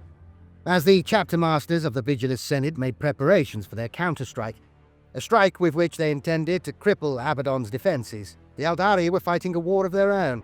Scores of lightning-swift warriors rushed to enact Farseer Keltok's scheme of subterfuge and misdirection. The Wild Rider armies of Samhan, the curving silhouettes of their craft, graceful and glorious, even under the darksome skies, raced across the wastelands of Vigilus at extreme velocity. Beyond the spires and towers of Hyperia, they made the perfect bait for the Orc Speedwaaagh. Being bright red and travelling at breakneck pace, they caught the eye of every speed freak in the vicinity, and soon had the Orc racers on their tail. The greenskins' crude but effective guns spitting bullets in great streams. Dozens of Wild Rider clans took part in Farseer Keltok's great initiative, a process he likened to the Aeldari myth known as the goading of the Yiga Bulls. The Samhan Assyriani purposefully slowed down whenever they outdistanced the Orc vehicle columns. After all, an Aeldari jet bike is far swifter than even the most souped-up Orc hot rod, with its afterburners blazing. Only the shock jump dragster of Mech Stop City, built in a frenzy of copycat creativity after the warp cut incident at the Hyperia Durken Fort Wall, were able to give the better of the Samhan riders. At Glaive Point, the Orc speedster, known as the Red Bullet, teleported ahead of the foremost Aeldari vehicles, a unit of warlocks with bright trailing pennants known as the Seven Snakes, and punched them from the sky in a storm of corkscrewing rockets and plasma rounds. But for the most part, the Wild Riders led the Orcs a merry dance across the wastelands of Vigilus. When the Greenskins were all but frantic with the desire to wreak havoc, the Aeldari led them straight into the teeth of the Chaos Space Marines, who were establishing strongpoints across the planet. Just as the bullets began to fly and a dangerous crossfire threatened, the daring Samhan riders turned their craft to a vertical heading, speeding up into the safety of the clouds, or into the electrical storm summoned by Farseer Keltok for precisely that purpose. In their wake, they left the Greenskins and the Heretic Astartes fighting a sudden battle that none had anticipated, but from which neither side would draw back. The crowning glory of Keltok's tactics unfolded when his wave serpents, their shields crackling at maximum yield to blunt the thunderous Orc firepower raining down around them, led 7 full blitz brigades in a headlong charge towards the super-heavy assets and traitor titans of the Legio Decapitarum. With the battle-maddened Orcs to the rear and the stoic Imperial defenders to the fore, the Chaos forces found themselves broken in a score of war zones. It was a development that could not be ignored, and it drew the focus of 100 warlords, eager to earn Abaddon's favour. Only Keltok, Calgar, and the Imperial Navy attaché to the Ultramarines' command knew that the battle for New Vitier docks was the only critical clash at that time. The Martwald aerial base was sending every Valkyrie and bulk lander that it could scramble into low orbit, despite being under heavy siege from the Iron Warriors. Though the vast majority of the craft had nothing of note in their cargo bays, 6 of them contained the Death Strike missiles that Calgar had prized from the wretched grip of Grand Castellan Dianos, and amongst them the 2 Vortex warheads with which the Chapter Master intended to deal Abaddon a deadly blow. In the orbital battle between the outmatched Imperial fleet and the far larger Chaos Armada, a grander tale was unfolding. The tattered remnants of the Imperial Navy made a concerted attack on the Chaos fleet, darting in whenever there was a blind spot like a pack of killer crustaceans harassing a pod of vast armoured leviathans. They paid a heavy price, losing a good 80% of their number to the relentless, overlapping broadsides of Abaddon's fleet. And yet their foray did enough damage, in return, to seem credible as a last-ditch assault.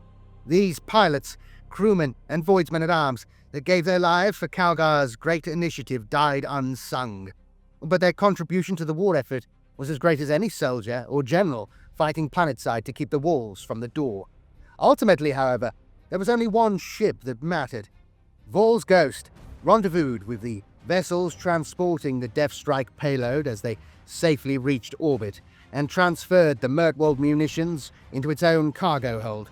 Then it made its heading the Vengeful Spirit, and with it went the hope of the Vigilus Senate and their strange Aeldari allies. Demise of a legend. The confrontation that had long seemed inevitable was drawing near. Marneus Calgar's plan was to challenge the War Master directly, knowing that Abaddon would not refuse the chance to deal such a symbolic blow to Imperial morale. It was a high-risk ploy, but Lord Calgar was convinced it was worth it. The battle for Saint's Haven was the stuff of sagas and triumphal monuments. Its tale resonates through the history of the Imperium, but it was a clash not just of blades and armor, but of ideologies, and even some have said of the gods themselves. Calgar had put into place a battle plan that had such a slim chance of success that even his closest warriors and advisors had balked at it. Yet, there was little other choice. The planet was in turmoil. Even where the Imperial leaders had been able to turn the warmongering of the Xenos invaders to their advantage, they had brought but a minor reprieve, or precipitated a situation where one foe was dealt with, only for another to rise to prominence. By the best estimates of the Neo-Vellum Vitae Scrya Gestalts, the planet's population had been halved, and then halved again. But Calgar would not countenance the extreme solution of Exterminatus. He was challenged by Requilion Xantos, Chapter Master of the Necropolis Hawks, whose approach to diplomatic matters was to quote the long tracts of the Codex Astartes that reinforced his chosen points. Calgar countered that his own plans were already in motion, and that the Primarch himself had stated Vigilus would not fall. He would not see that maxim turned into a lie. Marneus Calgar walked out from the Vigilus Senatorium and climbed the high steps of the Governor's Palace. His footsteps left crimson smears on the marble slabs, for even here there had been recent bloodshed. He reached the Eyrie of Reflection, the highest level of Saint's Haven that was not ablaze, and there marshalled the Victrix and Extremis Guard into a living fortress. The deep azure of their battle plate glowed orange in the flames of the spires above. His words conveyed by Vox Skull servitors to the loud hailers networks of the Ecclesiarchy. He issued his decree. It was a challenge to Abaddon himself.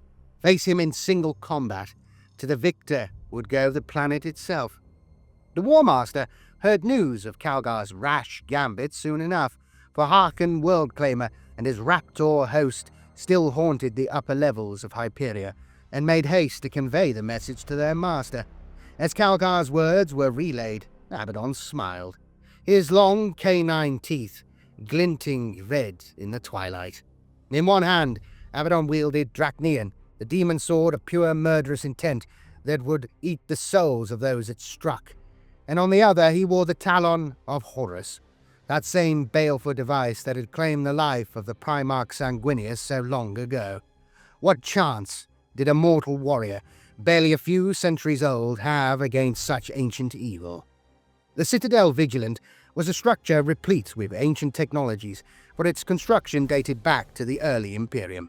The Fallen knew well what power lay in such artifacts. Amongst them was a fully functional teleportorium, coaxed into life by Osandus and his technomantic allies. It was this asset that Abaddon used to strike directly at Calgar, his elite Terminators and their demon-possessed thralls alongside him. Chapter Master Calgar stood in the open atop the Palace of Saints Haven, no longer protected by the Scryer baffles and Enigma circuits that had until now shielded him from swift assassination while he commanded the war effort from the Vigilus Senate. Abaddon appeared in a blaze of actinic light, already striding forward to meet the Loyalist Space Marine in combat as the flash of lightning that heralded his arrival faded. His bringers of despair teleported with him, appearing in a crackling dome of force with their combi bolters laying down a hail of explosive bolts. The Ultramarines had been expecting such an assault, having seen a similar tactic on their flagship.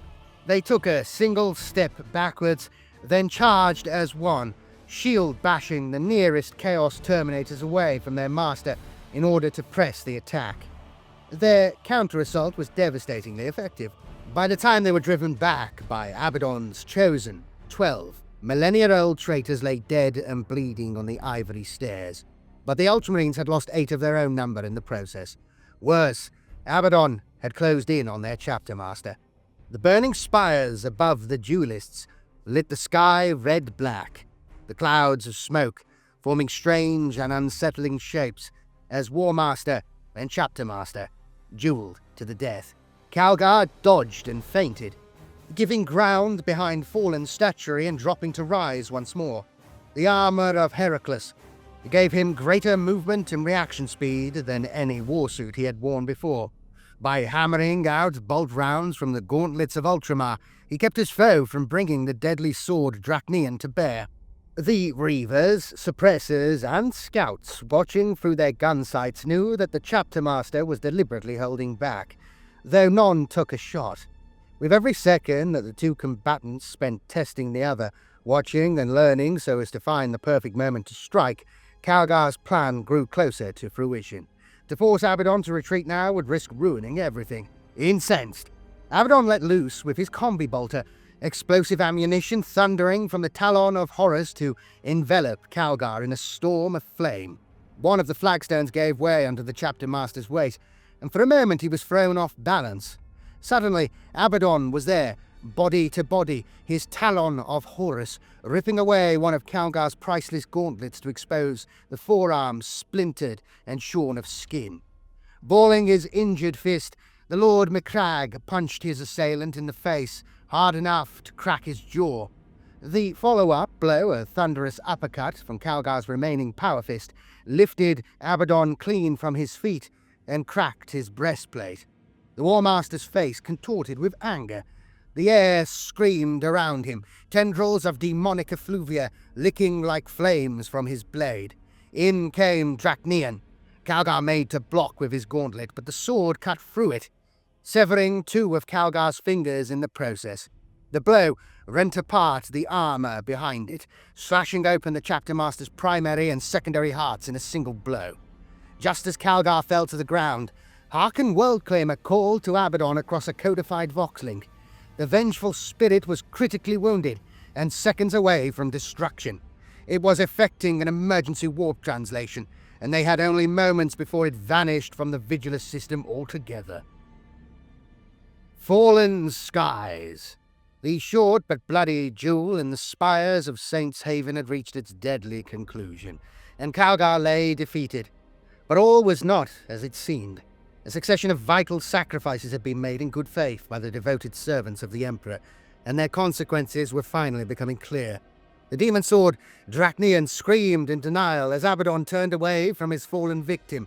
Motioning the bringers of despair to gather around him, he sent forward a horde of demon-possessed monstrosities to cover his departure. He had achieved that which he had come to do. He had lain low his ancient rival, and now another duty beckoned. For the vengeful spirit Abaddon prized above even the Blackstone fortresses he had claimed over the course of his Black Crusades. If it translated its speed into the roiling tides of the warp without him, There was every chance it would be forever divorced from its rightful commander and inheritor. Dark flames formed a hexagrammatic symbol around Abaddon and his bodyguard. Then, a blinding red light enveloped the masters of the Black Legion, and they disappeared. There was a sulphurous stink of dark magic lingering in the air like ozone after a storm, and he was gone. The possessed fiends the War Master left behind him moved towards Calgar, stalking like scavengers approaching the corpse of a great beast. Amid the detritus of the battle, the Lord Macragge lay cold as stone upon the flags, his skin white as alabaster. The chapter master's hearts were pierced through, and dark blood drizzled from the great fissure split in his armor. Worse still, the possessed were able to punch a hole in the defenses of the Victrix Guard, one fell creature tearing its way through to stand above him, claws raised. Any normal Space Marine would have died then and there, yet within the Lord Macragge's mighty breast, his Belisarian furnace triggered.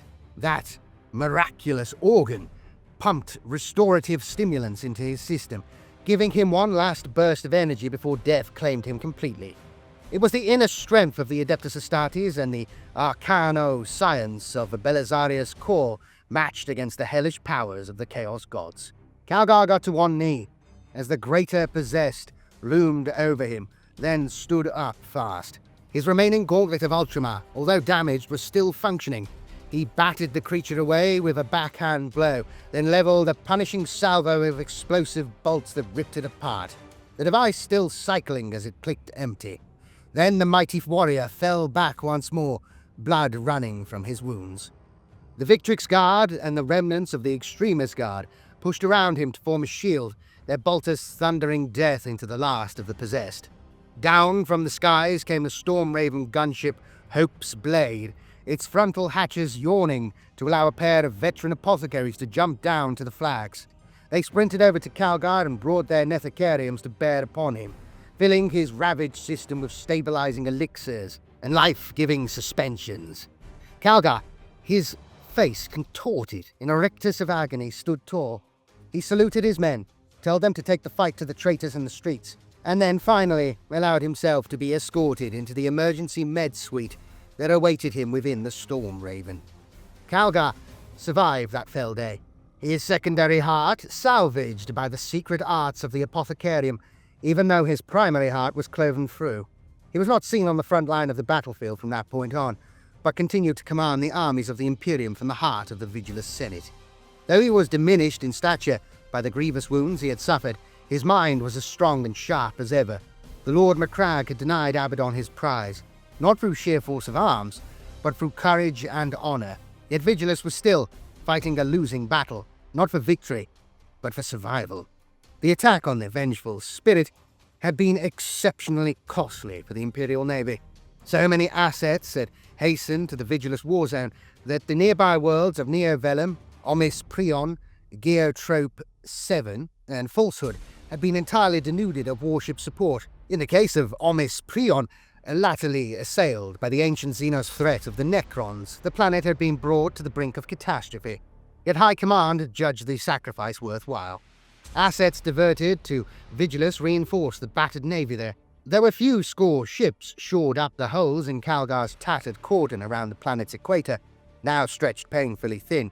The majority renewed the assault upon the vengeful spirit over the course of a 3-day void battle. Not one of them was able to deal the ship a telling blow, for it seemed every torpedo was intercepted, every lance blast turned aside by some mystical force field. In return, the vast fortress had brought its guns to bear in a series of devastating broadsides that had blasted scores of craft into nothing more than clouds of spiraling scrap metal. Included amongst the vengeful spirit's defenses was a coven of sorcerers that scried the echoes of the warp for threats and warned the vast battleship's command crew in time to intercept them. Even they were not powerful enough to foresee the nature of the threat posed by Vol's ghost, however, for the Aeldari craft was equipped with complex psychic baffles as well as hologrammatic stealth technology. By the time the sorcerers were able to determine the source of the attack, it was too late. Vol's ghost crashed into the side of the vengeful spirit at great speed, all 6 of the Death Strike missiles in its hold detonating in a chain explosion. The blast ripped a gaping hole in the battleship's flank, and the vortex warheads combined to create a whirling maelstrom that began eating away at the vessel. Too large to come about, the ship was slowly being ripped apart by the hole in real space that Calgar's grand strategy had engendered. Klaxons blared as the ship prepared for an emergency translation into the warp. Eliminating the threats of the vengeful spirit was a vital blow that changed the course of the entire war. With the Black Legion elite teleporting back to their flagship and the colossal Gloriana-class vessel making translation into the warp, the shape of the war for Vigilus changed radically. The Imperial Navy, emboldened by the disappearance of the enemy's most powerful asset, drove through the gaping hole in the Chaos cordon to level broadsides at a fleet still reeling from the empiric bow wave of the Spirit's emergency translation. Word spread to the Chaos Army's planetside that Abaddon had begun a withdrawal, and soon the Chaos troops began to look to their own self-preservation. After all, the planet was all but destroyed, and there was plenty more of the Imperium left to bring down in flames. Planet in flames. Though the War Master himself had withdrawn from the battle, his legions rampaged across the planet still, sowing anarchy wherever they went. The fate of Vigilus remained dire. With the departure of Abaddon and the elite elements of the Black Legion, a sense of relief could be felt all across Hyperia Hivespraw, as if a choking gauntlet had been removed from the throat of the Imperial war effort. Without their overlord to unite them, the Heretic Astartes' war parties fought in an uncoordinated fashion, and this was quickly exploited by the Space Marines. In places, the disparate armies of traitors and renegades fell to utter disorder, battling each other for the spoils of war, and fighting to scavenge intact power armor from fallen heretic and loyalist alike. The battle for Mega Borealis continued to rage. The Adeptus Mechanicus had plenty of reserves in store, which they had accumulated when a civil war between the dynasties of Styges VIII and the Agamemnos clan had seemed inevitable. They had enough water, promethium, and raw manpower to fight on against Genestealer cultists and Chaos invaders alike. Whenever the Skitarii legions wavered, their tech priest masters would instill them an iron resolve using remote data tethers, and they would fight on. The priests of Styges VIII had spent centuries unearthing the Xenos-crafted wonders of the planet, and they had no intention of abandoning their treasures. However, when the World Eaters joined the fray, the Skitarii were outmatched, and even the Cataphron breachers and Castellan robots found their firepower could not drive the foe back. Only when fabricator Vosk made a formal alliance with the Iron Hands, yielding great swathes of information about Mega Borealis and the forces defending it, did the Imperium turn what had been a slaughter into a decisive counterattack. The Skitarii's superior numbers and the Iron Hands' calculated strategies allowed the joint Imperial force to divide and compartmentalize the enemy, foiling them one after another with sacrificial feints, delaying tactics, and overlapping withdrawals. Then hammering them from afar with artillery strikes until there was not a single heretic left standing. On the western reaches of Mega Borealis, Silo 15 had been ravaged, much of its Blackstone reserves blasted to flinders by the bombardments of the Black Legion. But the Adeptus Mechanicus had secreted several minor caches of Blackstone all over the planet that the Chaos Space Marines never found, and there was still a great deal of the strange mineral known as Noctilith buried in Vigilus's crust. The planet's astonishing ability to hold open a channel of reality between the Blackstone spears in its crust and those of Sangua Terra, its twin world on the other side of the Cicatrix Maledictum, had been diminished but not destroyed. A citadel besieged. When the Veruan Swirl was finally dissipated by the gravitational anomaly high above, the Citadel Vigilant was unmasked. The Dark Angels sped towards it first, for they had been waiting for just such an opportunity. A mounted force of White Scars began riding towards their position, intending to reinforce their fellow Adeptus Astartes while also hoping to uncover the reasons why the Dark Angels had abandoned them during the War of Beasts. However, they were struck by a stasis weapon en route, becoming trapped in a field of frozen time. Though the White Scars never found out the truth, that stasis anomaly had been created by a squadron of Dark Talons, the specialist jailer ships of the Raven Wing. As such, when the attack on the Citadel took place, it was only the Dark Angels that were present.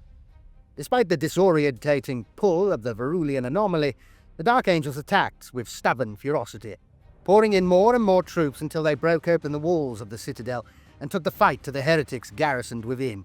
Though none aside from the Sons of the Lion knew for sure, it is thought they sustained severe losses in the process, for the Dark Angels departed Vigilus as soon as the siege was concluded. The details of the assault have been scoured from Imperial records. When the White Scars reached the site, not a single soul, nor even a corpse, was found within the citadel's walls.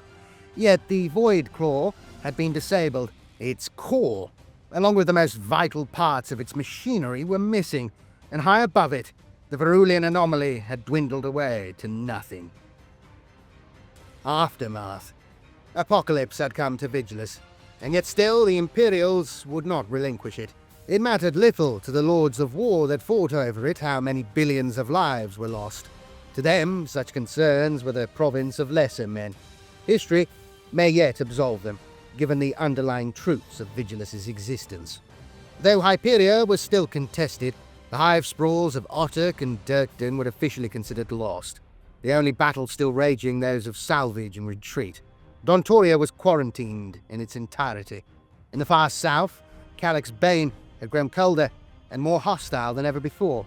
In their war for territory against the Thousand Suns, the Drukhari had utilized stolen terraforming technology to summon blizzards, conjure swaves of permafrost, and form endless snowdrifts to confound their enemies. The Xenos raiders had subsequently gathered hundreds of thousands of slaves from the rioting districts of Durken, Otek, and even southern Merdwald, but the defenses of those regions had collapsed. The Drukhari transported their captives back to Camorra, no small amount of Adeptus Astartes amongst them, including several squads of Necropolis Hawks rendered insensate by an eldritch weapon of the homunculi. The Ashuriani, too, chose to withdraw, with the deaths of much of the Aquilarian Council, including the Hyperion branch of the Agamemnos dynasty, their advisors, and the Tempestus Scions, who had enacted their wishes. The Aeldari considered the blood debt to Samhain settled. The loss of Vol's ghost would be mourned, for that exemplary ship could not easily be replaced, but to Farseer Keltok the sacrifice had been worthwhile. Dealing such a decisive blow to the War Master of Chaos was worth 100 such vessels and more. What became of cruel Dakka's Speedwaaagh, none could say. In the planet's cityscapes, the forces of the Orcs were all but spent. Having dashed themselves against the defences of the Imperium, and then taken the fight to the Chaos Invaders with just as much gusto, they had suffered horrendous losses. The wastelands, however, were still infested by the greenskin menace, and long dust trails scarred the orbital picked captures taken by Neo-Vellum's surviving auger stations. Their enthusiasm for war was unabated, and they continued to be drawn to the attritional conflicts that typified the last stages of the War of Nightmares. With rumours that 2/3 of the scrap cities were still fully operational, the Orcs continued to present a very real threat to those that would venture across the wastes. Worse still, word had spread to Orc hordes across the galaxy that Vigilus was a site of a really good war. From systems all across the Nachmund subsector, Orc fleets set their course for that embattled world, hoping to join the fun before it was too late. The pauper princes fought tooth and nail for their hard-won holdings.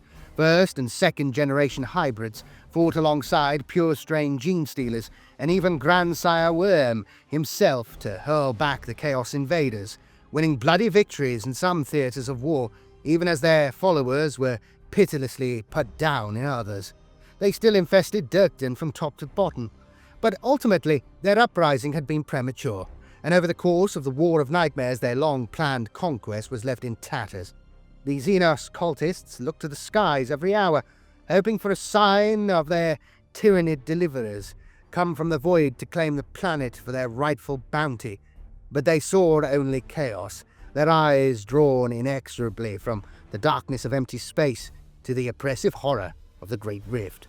The Imperium's foes had slaughtered one another to the point that it seemed the united Imperial forces would be able to endure the storm that had battered the planet for so long. Its propaganda machine ground slowly back into action, claiming each new victory, whether a minor skirmish or the collapse of an entire front, as a critical turning point in the planet's fortunes. The preachers and commissars of the Imperial war effort talked of hope amid the terror as one Chaos force after another withdrew. They spoke of a victory, all but one, and how it was always darkest before the dawn, even though the choking soot in the air and the raging wildfires on every horizon told a different story. The long journey towards recovery had begun. Though the Imperial presence upon Vigilus had been reduced to little more than a shattered collection of traumatized survivors, the planet itself endured.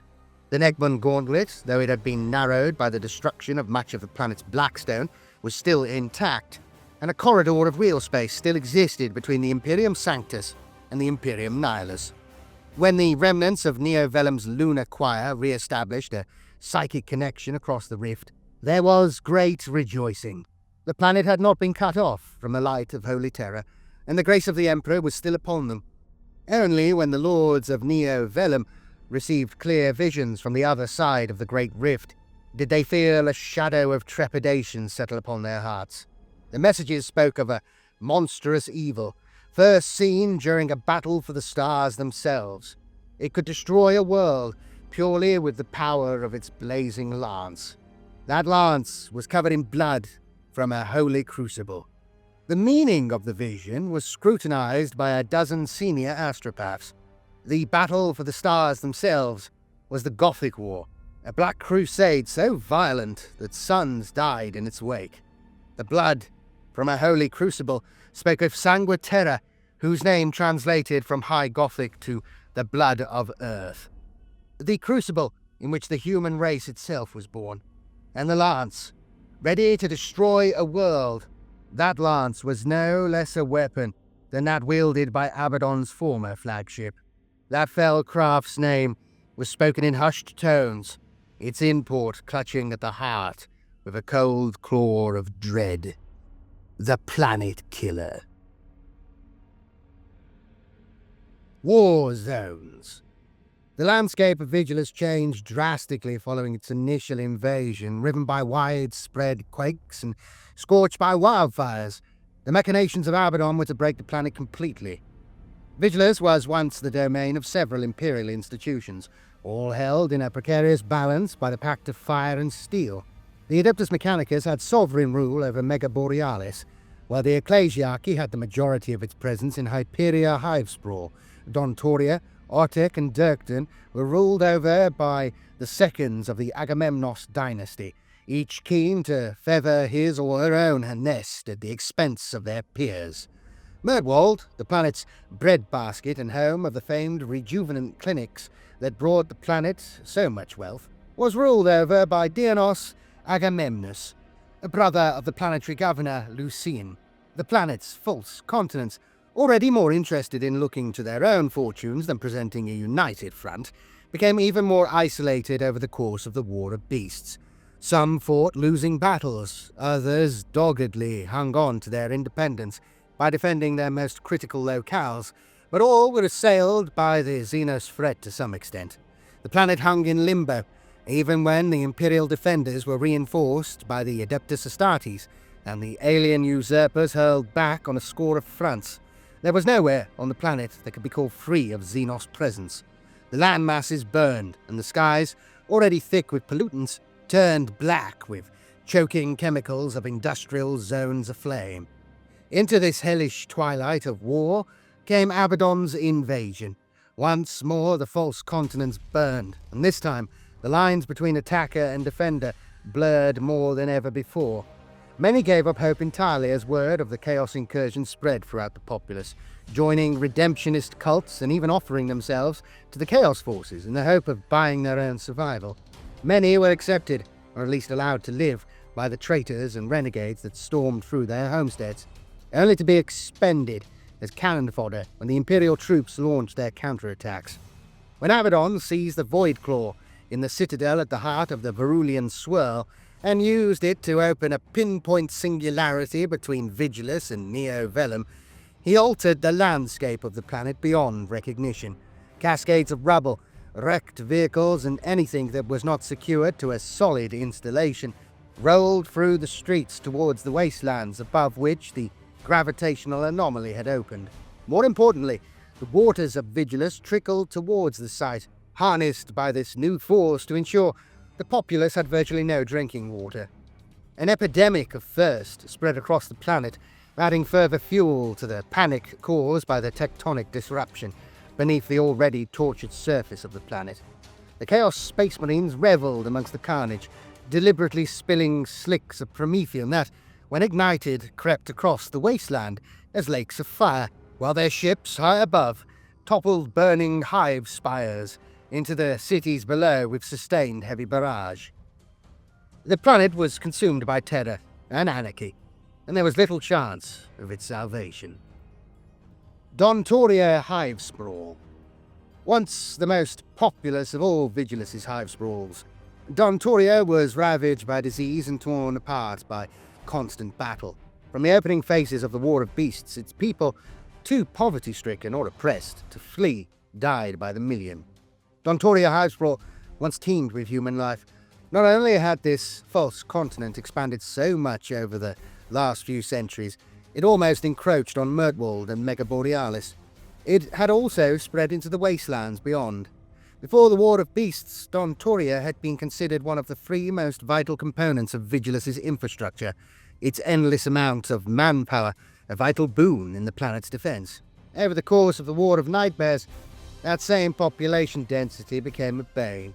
The plagues unleashed upon that metropolis, amongst them the much reviled Gellerpox, spread from one district to another, and with horrible swiftness, due to the citizenry being so densely packed. The Ultramarines knew well the dangers that the scions of Nurgle posed to a planet's populace, having faced them before. Together with the Necropolis Hawks, the Iron Hands and the Crimson Fists, they quarantined the heart of Dontoria. Yet despite the efforts of the Imperium to maintain the cordon, in the space of a few weeks dozens of active war fronts fell to deadly sickness. Dontoria's major source of water, Lake Dontor, was claimed by the Genestealer Cult during the War of Beasts. Over the course of the War of Nightmares, it was polluted by agents of Nurgle to such an extent that even the most hardened xenocultist metabolism could not process it. Bereft of drinkable water and afraid of contracting a lethal plague, the citizens that made their livelihoods on the fringes of Dontoria fled into the wastes, taking their chances with the Orc menace instead. In an effort to protect the quarantine, Space Marine kill teams eliminated many such interlopers, lest they carry sickness to the other Hivesprawls.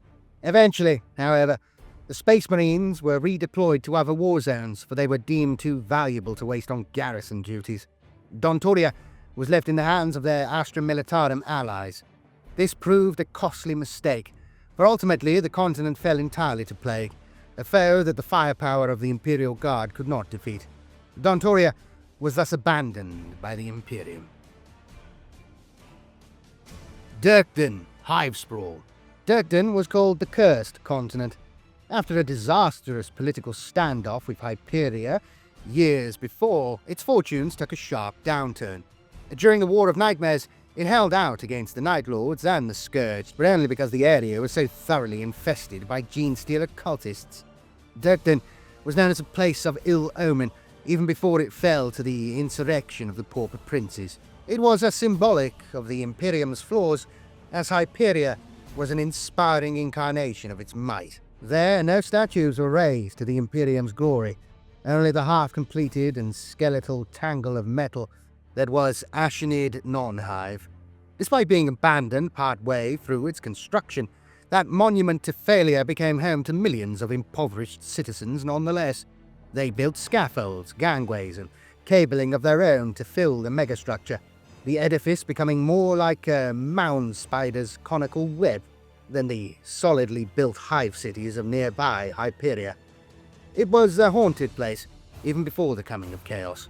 The Durken gangs that made Ashenid non-Hive their home came from a criminal dynasty that stretched back a dozen generations, encompassing everything from protection rackets to kidnapping, gun running, dealing in banned substances, and even wholesale murder in the case of the wide-scale arson attack known as the Long Inferno. The criminal families that ruled the Ashenid region were engaged in nefarious activities the Adeptus Arbites had long ceased attempting to curtail. To aid their smuggling missions, they established an extensive network of tunnels that linked the Hive's mining sites, all the way from Rascalid Underworks in the southwest to Glaive Point in the north. It was often said upon Vigilus that there was as much of Durken Hivespraw under the ground as there was above it. Decades before the war, the city's council failed to capitalize on Durken's connection to Hyperia via the Fort War after a disastrous trade deal.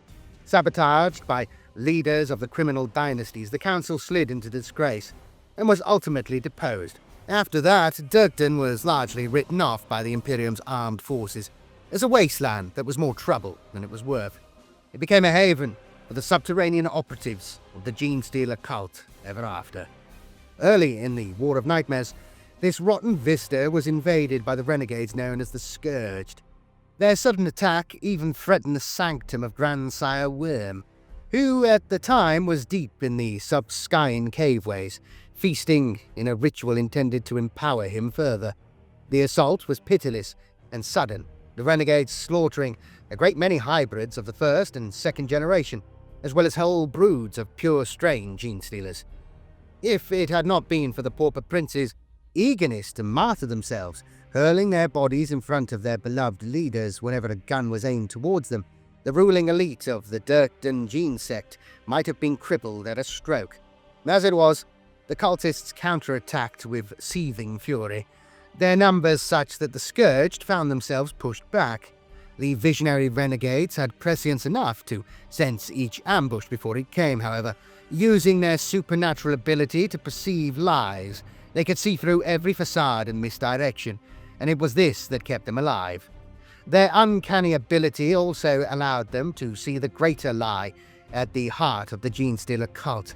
The chapter master of the Scourged, Gallus Herodicus, sent a psychic message to his lieutenants, enabling them to uncover that deadly deception and, in doing so, turn it into a weapon.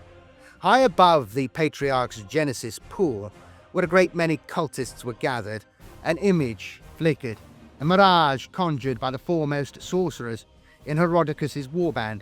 It showed what would be the final fate of the pauper princes. The sky was filled with grotesque bioships, and the ground teemed with blade-limbed Xenos beasts known as Tyranids, who set about massacring human and orc alike with terrifying efficiency. The pauper princes cried out in glee, faces beaming in rapture at the vision. Then, in the mirage, the Tyranids turned on their loyal worshippers, exhibiting the same savagery with which they cut down the imperial citizenry before them. The pauper princes in the chamber watched as their future selves were disembodied, then messily devoured.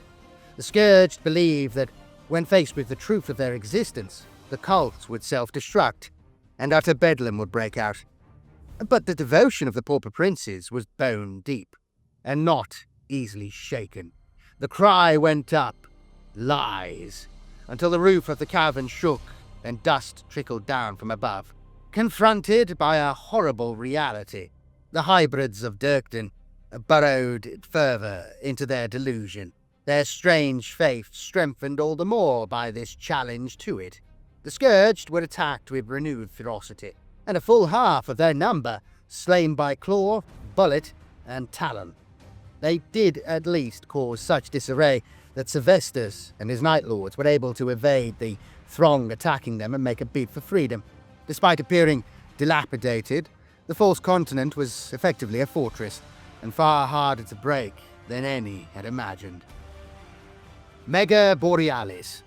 Mega Borealis was the sovereign domain of the Adeptus Mechanicus, whose industry beneath the planet's crust had revealed a vital secret. Assailed during the War of Beasts by the Genestealer cultists seeded there, the Hivespraw also became a primary focus of Abaddon's invasion during the War of Nightmares. From the ravaged lands of Mega Borealis, the tech priests of Styges VIII had delved deep beneath the surface of Vigilus. What they sought had been long hidden. Of the priesthood of Mars, perhaps only Belisarius Core knew its true nature. Yet it was vital to the future of the planet, and the continued existence of the Nachmund Gauntlet itself. Every towering boar hive, every abyssal mine or delver crevice, was listed in the Neo-Vellum data stacks as producing a variety of conventional minerals, but in truth, they were all turned to the extraction of the same substance. For beneath Vigilus's crust were deposits of the arcane mineral Noctilith, also known as Blackstone by the Skitarii that safeguarded it. The planet's crust was pitted with dozens of sphere-like hollows that were filled with suspensions of black liquid. These spheres appeared like bubbles in the planet's strata, and if there was a pattern to their dispersal, none could discern it. Within these, strange blackstone deposits floated, each shaped like a javelin or needle, always pointing in the same direction, no matter the planet's position around Astra Vigila. The tech priests observed that these needles always faced down the throat of the Nachmund Gauntlet, but it was fabricator Vosk who concluded that the Blackstone in fact created the gauntlet by projecting a long-range contra-empiric field. The richest nodes could be found under Borhive's Ultras and Scyllaris, and Mineworks West 23. When the rest of the Hivespraw was burning in the fires of war, assailed by Orc invaders, Genestealer cultists, and the demonic machineries of the brazen beasts, the tech priests ignored Calgar's orders to withdraw from these vital zones. Even the Stygian spires, site of the space elevator that provided Mega Borealis' precious water, were considered of secondary importance by comparison.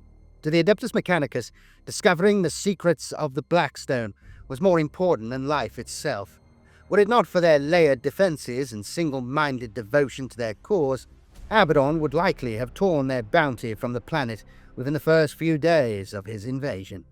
The taking of the Greater Omnissian Hoist by the Pauper Princes had been a strategic masterstroke.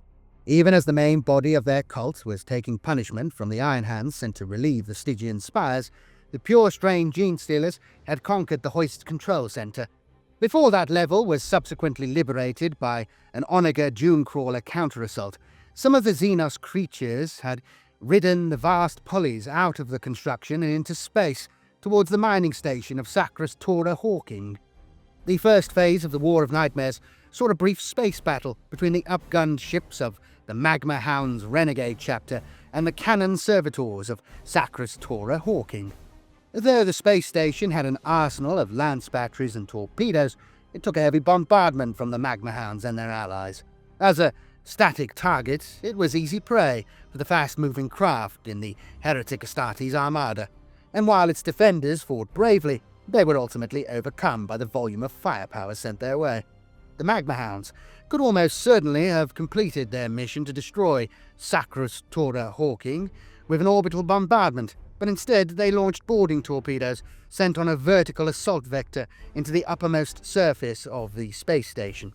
Each cylinder cut through the station's outer hull with its melted array, slamming its clamps through the resultant hole and disgorging a dozen power-armored killers into the corridors beyond. They sought one thing: the blood of the foe. The servitors and mining personnel aboard the station fought hard against the renegades, but were soon outmatched. Only when the blood-hungry Magma Hounds reached the upper terminus of the space elevator did they find heavy resistance, not from the Skitarii or the worker clades that ensured the ice-locked asteroids reached the planet below, but from the Genestealers that had infected them. In the close confines of the space station, the renegades suddenly found it was they who were fighting a losing battle. Around every corner, behind every automat door panel, lurked another Xenos monstrosity hungry for the kill. Realizing they had strayed into a fight they could not win, the Chaos Space Marines detonated a clutch of melter charges and breached the space station's hull, the equalizing pressure blowing them and their alien nemesis out into the darkness of space. Though many of them were later recovered, the Magma Hounds never reached the surface of Vigilus during the War of Nightmares. Neither did the last asteroid that Sacras Tora Hawking had captured for processing upon Mega Borealis far below. When the Verulian anomaly's gravitational pull buckled and twisted the Hoist's skeletal superstructure, ultimately wrecking its carbon fiber winch apparatus, another of the planet's principal sources of water was cut off completely, for everyone but the water magnates selling aqua to the highest bidders in the Hivespraws below. It was a dire turn of events indeed. Mortwald. Following the invasion of the Speedwaaagh, Mortwald was hammered by relentless waves of attack by the barbarous greenskin hordes. At the time of Abaddon's invasion, it was still holding out, though the extreme measures taken by its rulers attracted a new kind of predator that conquered from within. The verdant land of Mortwald formed the principal source of food for the planet Vigilus. Its sprawling irrigation networks, dotted with thousands of cactus farms and forests of succulents that could thrive even in the arid atmosphere. That alone made it vital indeed, especially when combined with its extensive underground hydroponic suites. The continent's reputation for grandeur, however, came from the rejuvenant clinics of Ageless Weald, Immortalis Hive, and Rejuvenus Strongport. The upmarket Medicae facilities of the rejuvenant clinics provided anti-thanatoxic and youth-giving pernicious treatments to those visitors rich enough to extend their lifespans a few decades, for an astronomically high price, of course. Together, these sites supplied the false continent with a near-limitless supply of wealth, ensuring that the ruling elite could live in luxury to which they had long become accustomed. It was that same opulence that would bring about the downfall of Mortwald's most well-defended fortresses and citadels. The coming of the Chaos Fleet and the War of Nightmares that ensued pushed the aristocracy of Mortwald from their habitual complacency into a state of near panic. The false continent's defenders had committed almost all of their resources against the Orcs, attacking the Dionys Trench Network and Zeller Line. Despite being bolstered by the Imperial Fists, several of their successor chapters and contingents of Imperial Knights from Duravar and Voltaris, the Imperial forces had achieved little more than an uneasy stalemate. Meanwhile, in southern Mortwald, the Imperium had lost ground to an uprising of the pauper princes that had gradually conquered the biosantic flesh plants during the War of Beasts. Dionysus Agamemnos and his fellows had sent elite Astra Militarum regiments stationed in that province to combat them. So it was that when the Iron Warriors made planetfall to the east of the Dionys Trench Line at the onset of the Chaos Invasion, the defenders of Mortwald had very little in the way of military resources with which to stop them. It was at that point that the renegade chapter known as the Flawless Host reached Mortwald's richest areas, taking sadistic pleasure in the ease with which they were able to overcome the household guard of each aristocratic dynasty. A slew of atrocities was to follow, as the Flawless Host punished the rulers of Mortwald for the crime of being imperfect. At much the same time, the Iron Warriors launched a devastating assault on the trench lines that had held so long against the Orc menace of the Western Scrap City cluster.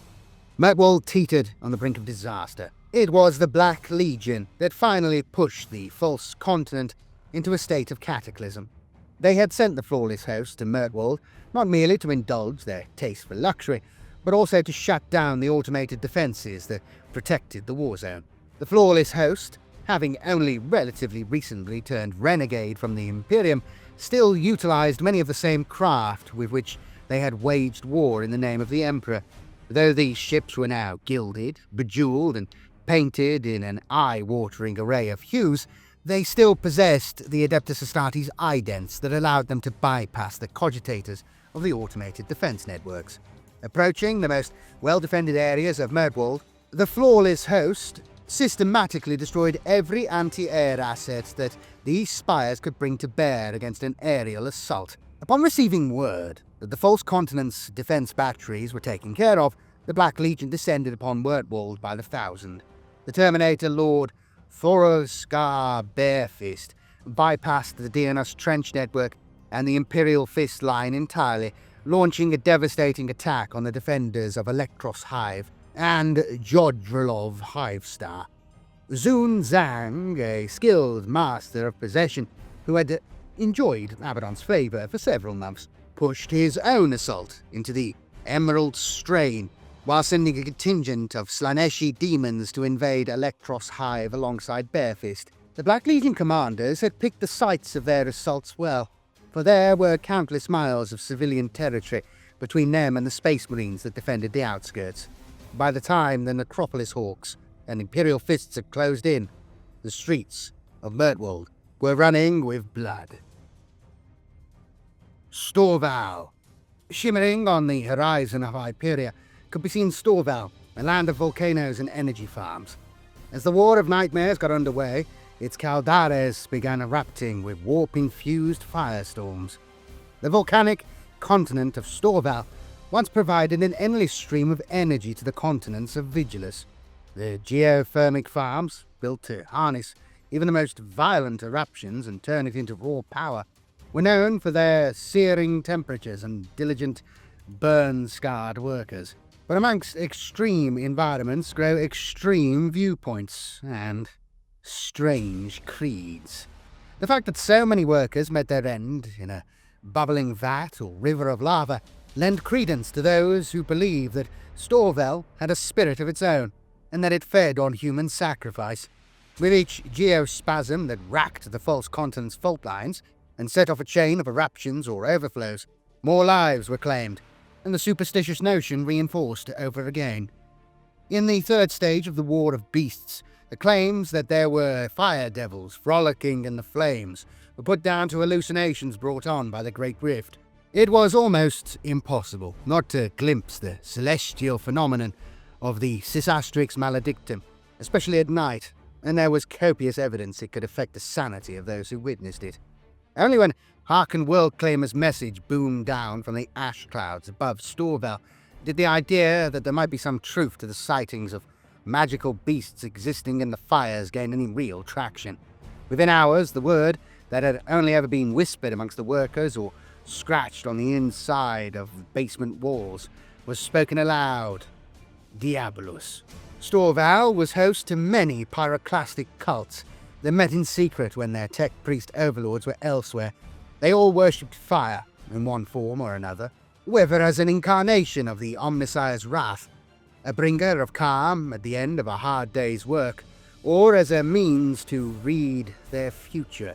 Some of these cults were corrupted by chaos, the largest known as the Sons of Vanadan, after its founder, who had given his life in battle against the strike force of Aeldari, was famous for the prophetic insights it gleaned from the fire sprites dancing upon Mount Colosseid. Only when Abaddon's fleet entered low orbit did the cult reveal its true colours, rising up against the Scutari that sought to suppress it. Even as they were under fire from the Adeptus Mechanicus, the most psychically gifted of their worshippers completed a great ritual of fire and blood on the top of Festos Mound. They opened a warp gate, a split in reality that looked much like the Great Rift in microcosm, and conjured a host of Zentian demons that spilled down the flanks of the peak. The Psykers, rejoicing that their faith in the Dark Gods had been rewarded, saw dozens of Chaos Cultists' uprisings flock to their banner. With the energies of the Great Rift running wild, Festos Mound, Omnissiah's Tread, and even Mount Colosseid began erupting with multicoloured flame and bolts of kaleidoscopic lightning, instead of the cherry-red lifeblood of the planet. If it were not for the quick decisions and callous efficiency of Fabricator Vosk, the false continent would likely have been consumed by empiric energies. There were dozens of tectonic frag drills across Storval. Many had fallen into the hands of the Genestealer Cultists, but many more were still under Skitarii control. Vosk ordered them to be activated as one, and even sent targeted binaric overrides to enrage the machine spirits of those under enemy control. Many of these drills were positioned over geomantic nexus points. Instead of being carefully activated to bleed the earth of magma, as they did whenever the volcanoes of Storval were on the verge of a critical eruption, they now burrowed into the planet's crust in a destructive frenzy. With every frag drill gnawing into the earth as one, the boiling undercurrents of magma flowed in great measure, filling the Vorskin canal network to maximum capacity and sending huge pulses of energy down the microfibers and cables that connected Storval to the Hivespraws. The volcanoes boiled over, the rage of tortured tectonic plates spilling from their fiery throats. In a matter of hours, the demons and cultists that had claimed the uppermost caldaras of the volcanoes were crushed by tons of ash and pumice nor consumed by pyroclastic energies. Even the massing demons of Tzeentch were sent shrieking back to the war. Hundreds of thousands of workers and Skitarii died along with them, and the industry of Storval was crippled. But for Vosk, it was a price well worth paying to deny the forces of chaos. Otek Hivespraw. The central Hivespraw of Otek was once a thriving example of an imperial metropolis. After the opening of the Great Rift, it was torn asunder. Its hab blocks, the site of constant battle between the agents of the Imperium, invading orcs, usurping Genestealer cultists, and the Chaos Onslaught. The vast urban nation of Otek Hivespraw once had a great deal of influence over Vigilus. It harboured the 5 great reservoirs of Gregan, Misandrin, Ostavar, Trevig, and Agamemnus, known collectively as the Hollows. With the Sentinel world being so arid, Otek's reservoirs were always in high demand. Water was not Otek's only bounty either. It also housed a treasure trove of data pertaining to every aspect of the planet and its neighbours in the Vigilus system. In the Turingsbane data hives, there was a persistent rumour that insights into the fabled standard template constructs were hidden within the depths of those labyrinthine vaults. The Adeptus Mechanicus had long sought full access to that bounty of data, despite having signed the Pact of Fire and Steel that forbade them unaccompanied access to its secrets. Because of its rich resources, Otek had a disproportionately high concentration of the Adeptus Arbites, the judges, juries, and executioners of Imperial society. Their law enforcement and precinct networks were further bolstered by the Adeptus Sororitas, assigned from Hyperia in the east. Together with the Space Wolves of Haldor Icepelt, it was the Sisters of Battle that bore the brunt of the intense fighting around Gregan Hollow. The Death Watch, specialists in the art of hunting Xenos, quarantined the Hollows after they were found to be tainted by the Genestealer cultists that skulked in the dank tunnels beneath the fortified reservoirs. But many citizens drank from them, nonetheless, risking a bullet for just one draught of precious water whenever the garrison's back were turned. When Abaddon used the eldritch technologies of the Void Claw to open a tiny singularity at one of Vigilus's Lagrange points, a zone equidistant between planet and moon, he disturbed the gravity of the world so much so that its water supplies were irrevocably drawn towards the Veruan Swirl. The Hollows were drained in a single week, the water crawling up the walls of the reservoirs to flow towards the great dust wastes beyond the Hivespraw, like glittering snakes on some strange migration. Otek's people, who also felt that tug so strongly it was a fight not to let themselves be pulled eastward, fought each other to scoop up the water from the rivulets that spread through the streets, filling canteens, turins, and empty Promethean barrels with as much aqua as they could salvage. The Militarum garrison, at a loss, could not stop the water making its slithering voyage towards the swirl, and so remained at their posts, even with the stuff of life just waiting to be claimed in the streets, and cultist uprisings blossoming all over the Hivespraw. They knew better than to abandon their duty, for the commissars did not look kindly on such things. The citizens all but tore themselves apart over the departing resource, clawing at one another tooth and nail to claim the water for themselves. With the eyes of Otek's law enforcement elsewhere, the tech priests of Megaborealis and Storval redoubled their efforts to claim the Turingsbane data hives for themselves. Thankfully for the Imperial war effort, they were successful, but what the tech priests found down there in the data slate tunnels was potent enough to change the face of the ravaged planet once and for all. Through diligent cross-referencing and acts of painstaking archaeolexicography, the tech priests of Styges 8 unearthed ancient records of the Citadel Vigilant, and more pertinently, construction data slates for the doomsday device known as the Void Claw. In their research on the Citadel Vigilant, the tech priests found iconographical links to the original incarnation of the First Legion. Fabricator Vosk himself sent a carefully encrypted message to the tech marines of the Dark Angels, keeping his information purely technical so as to avoid any questions as to its origin or ownership. In doing so, he gave the Dark Angels the keys they needed to bypass the Void Claw's defenses, and, if needed, to destroy it. The Veruan Swirl. A massive, swirling dust vortex, so vast it birthed lesser storms to ravage the wilderness around it. The Veruan Swirl was always something of an enigma to the populace of Vigilus. All citizens at least knew to stay away from that ever-whirling tempest. Not that the average person had the liberty to be able to stray far from their allotted task and hab-block, for it was a potent presence in vigilant folklore, treated more as a baleful creature than a simple storm. To approach it was to run the risk of having one's skin and flesh beneath stripped away by the fierce abrasions of hurtling particulate. It was rumoured, although few could confirm it, that the lands about were littered with bones, the scattered remnants of those too stupid or fatally curious to stay away.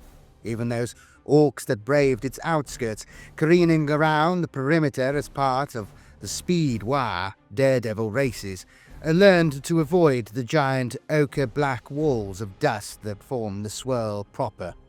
At the beginning of the War of Nightmares, none on the Vigilus Senate truly knew what caused the swirl's existence. Very few of their warriors had ventured inside its reaches to find out, and even fewer had returned. Some called the swirl a natural phenomenon, but that could not have been further from the truth. Over the course of the war for Vigilus, the swirl's secret was finally revealed. At the heart of that great storm stood the Citadel Vigilant, a monument built as much from the fabled mineral noctilith as it was obsidian and hypersteel. The lack of weathering upon its slick, black walls implied that the monstrous keep had been built in recent years, but in truth it had been constructed long before humanity had quested out into the stars on the Emperor's Great Crusade. There was said to be something alien about its appearance, and a peculiar spire atop it, which housed a weapon with the potential to cause cataclysmic destruction, shimmered with energies that hurt the eye. The Citadel Vigilant had long been the stronghold for a coven of warrior mystics that, thousands of years ago, forsook the Adeptus Astartes in search of deeper truths. They were known as the Fallen, protected by the strange, temporal aegis of that place. From the vagaries of time, they sought to unlock the secrets of the Citadel and the minerals in the planet's crust beneath, but were never truly able to confirm their suspicions that Noctilith was tied to the power of the Dark Gods. Some amongst the Fallen of the Citadel Vigilant believed they could drive out the taint of corruption from the souls of the afflicted by chaining the victims to a slab of Noctilith, charged to repel the energies of chaos for a year and a day. Others claim that the planet was vital to the future of the Imperium, and that they had been called there to act as guardians for the final day of reckoning. The Despoiler, knowing full well the promise of the black stone deposits in the Citadel, made planetfall under the auspices of parley, and even alliance. Such was his personal charisma and the lure of his carefully considered words that the Fallen joined his side voluntarily, for they saw in Abaddon a chance to sever their brothers in the Dark Angels from the holy light of terror forevermore, and in doing so, force them to embrace the bleak truths they had hidden for so long. The activation of the Void Claw saw the Veruan Swirl turn from a massive whirling cyclone to a sucking vortex that drew up millions of tons of sand and detritus with every passing moment. Only the Citadel Vigilant itself remained unaffected, protected as it was by a force field of unprecedented size and strength that defied Imperial classification, but which made the structure as immune to the great tempest as a mountain is to a light shower. During the war, battle was to rage under that great aegis, the combatants giving everything they had to settle a millennia-old grudge, and in doing so, determine whether the planet was to survive, or to be consumed. A wolf at the door. In the early stages of the War of Nightmares, Wolf Lord Crom Dragongaze's great company arrived in force above Vigilus. The Fenrisian battle barges smashed a path through the outer ring of Orc scrap hogs, but the fierce eye was drawn to the largest greenskin vessel in range, the immense rocket cruiser marked World Smasher. Seeking to announce his presence on the embattled world with a fitting act of glory, the Wolf Lord and his Rhyme Guard teleported aboard the ship. The Space Wolves cut a bloody path through the Orc mechs that controlled the World Smasher's immense rocket arrays, and the Wolf Guard, Wolfric Stormsmite, placed melter bombs on key points along the cruiser's sprawling ammunition yards, while Dragongaze sought out and beheaded the big mech captain with a swing of his frost axe. The Space Wolves exfiltrated moments before a chain reaction demolished the upper decks of the World Smasher, sending it into a spiraling death dive into the wastes of Vigilus near the Veruan Swirl. The doomed ship struck like a cyclonic warhead, destroying several warbands of Orc Speedfreaks and a number of the Greenskins' crude scrap forts on the outskirts of Haarken Worldclaimer. Lord Dragongaze considered this a fitting spectacle with which to herald his arrival on Vigilus. Upon reporting to the Vigilus Senate, Wolf Lord Crom immediately clashed with Lord Marneus Calgar, who was then organising the defence of Vigilus from his command centre within the Aquilarian Palace. The chapter master vetoed the fierce eye's demands for an aggressive assault upon the remains of Haarken Worldclaimer, for the Wolf Lord was keen to finish what he had started, and claim a significant victory for his great company in the process. The heated argument between the two Space Marines grew bitter, but was averted when news arrived of an Orc incursion into the temple districts of Hyperia. The fierce eye set off at once to defeat this new threat, much to Calgar's relief. Kallax's Bane. Kallax's Bane was once thought of as the salvation of the planet, for in its glaciers and ice wastes were countless tons of water waiting to be thawed and purified for the consumption of the populace. But that endless promise was claimed only by the rich. Once its vast macro craters had been properly treated to work as quarries and a freight infrastructure put in place to carry that bounty, mined in vast cuboid structures, to those who could pay the right price, the icy realm provided water only to the upper echelons of Vigilus. That privilege was to change over the course of the War of Beasts, and again with the coming of chaos. Deep in the western reaches of the icy wilderness was an area designated Quarantine Cryo-Furnace by the Imperial authorities, for those who strayed within its perimeter and did not come back out. For a while, it was believed that the cause was the giant ice mantises that hunted in the blizzards. These predatory creatures were lethal indeed, and caused a great many deaths amongst the Skitarii and cybernetic quarrymen that hewed their Aquarius fortune from the glaciers. But it was in truth the Drukhari, pitiless Aeldari raiders, that preyed on isolated groups and took them back to the twisted city of Camorra, that were responsible for the most losses. At the heart of the Quarantine Cryo-Furnace was a webway portal, elegant and slender in the fashion of Aeldari architecture. When activated by one with the correct arcane knowledge, it opened a shimmering gateway that led to the labyrinthine dimension, allowing raiders to cross vast gulfs of space to reach Vigilus undetected. It was not only the Drukhari that knew of this portal's existence. The Thousand Sons, that traitor legion whose tragic fall from grace rendered them armoured spirits led by inhuman sorcerers, had delved deep into the mysteries of the webway. Though they possessed only a fraction of the Aeldari's mastery, they had found a route to Vigilus, their progress guided by their strange god Tzeentch. As Abaddon's invasion got underway, the Thousand Sons began to emerge from the webway portal by the hundred. The off-white tundra of the Deathland permafrost was compacted by the crump of power-armoured feet marching in unison. As the unfeeling automatons strode through the ice mantis drifts, their inferno bolters ripping apart any indigenous predators foolish enough to approach. The Drukhari had long seen Kallax's Bane as their rightful territory, and the webway gate was a vital means of bringing reinforcements to Vigilus that they were not prepared to sacrifice.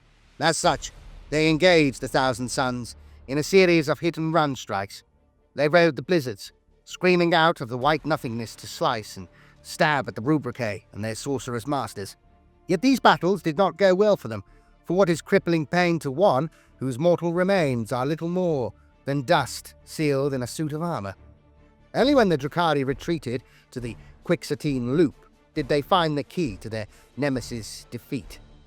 Those strange islands of ice, seemingly featureless yet guarded by an array of force fields and moats disproportionate to their military value, hid a strange secret. The Drukhari, able to bypass the protective barriers with a subsidiary webway portal, found a complex mechanism the size of a hab block that their foremost mind, Haarken Worldclaimer, the inscrutable, concluded was a primitive but effective terraforming node. Within a few hours, the Archon had revived the machine and turned it to its most extreme setting. The Drukhari did not know it, but the ancient device had been the invention of Calgar himself, the first explorator to attempt to mine the continent for water. It had been his demise, for its terraforming technology had proved all too effective, the pioneer freezing to death in the glacial wilderness. For the Drukhari, however, it worked with startling efficiency. The terraforming engines chugged and chunted as they worked their way back to full capacity, and, gradually at first, then with startling speed, the Arctic wilderness of Calgar's Bane began to grow colder still.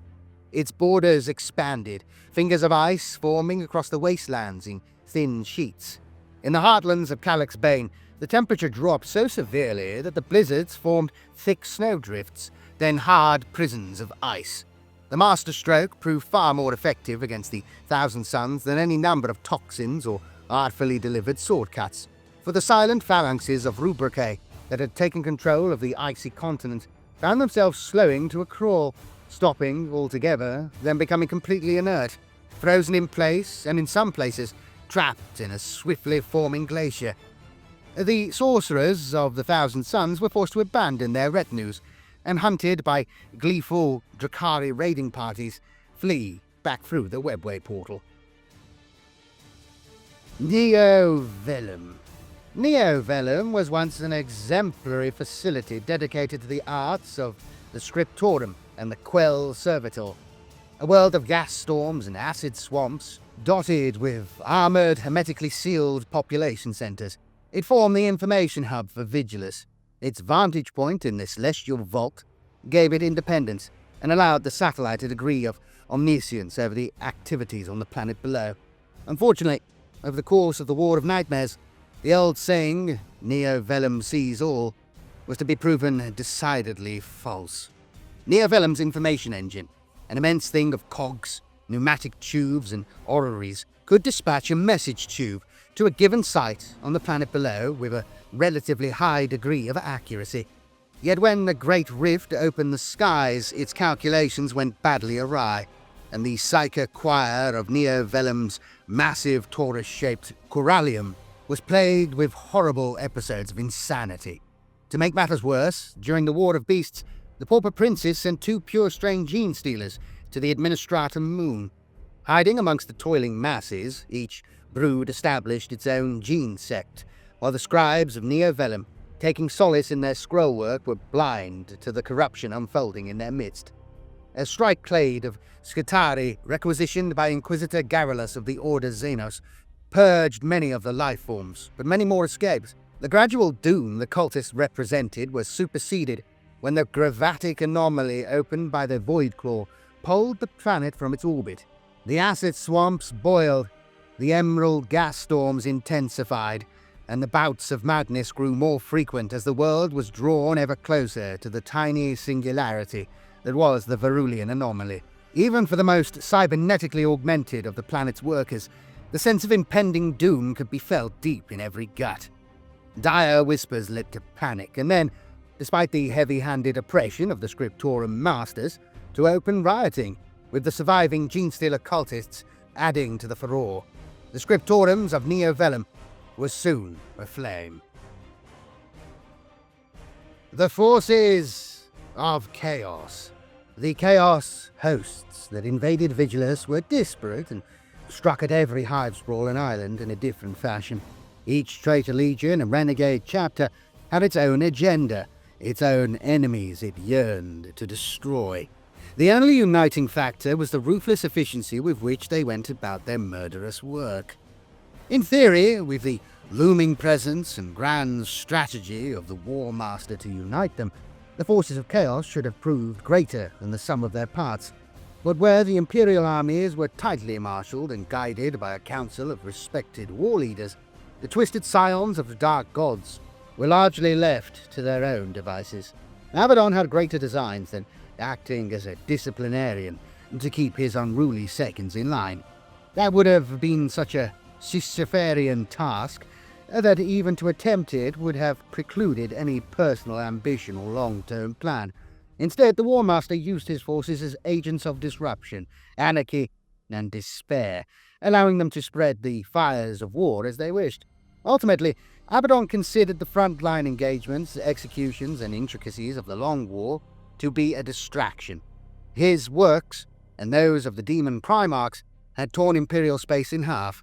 He fully intended to make good on the promise of damnation he had ridden across the skies of the galaxy, and to do so, he would need to bathe Vigilus in such intense madness that its defenders had to fight on all fronts, at all times.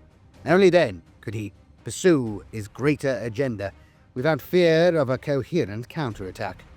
The planet's inherent ability to repel chaos had made its secret irresistible to the Adeptus Mechanicus, just as it had made it a priority target for the forces of the Dark Gods, who sought to destroy it. It was a cruel truth. For all their painstaking analysis, the tech priests of Styges had less insight into the Noctilith substance than the Chaos Warlords under Abaddon the Despoiler.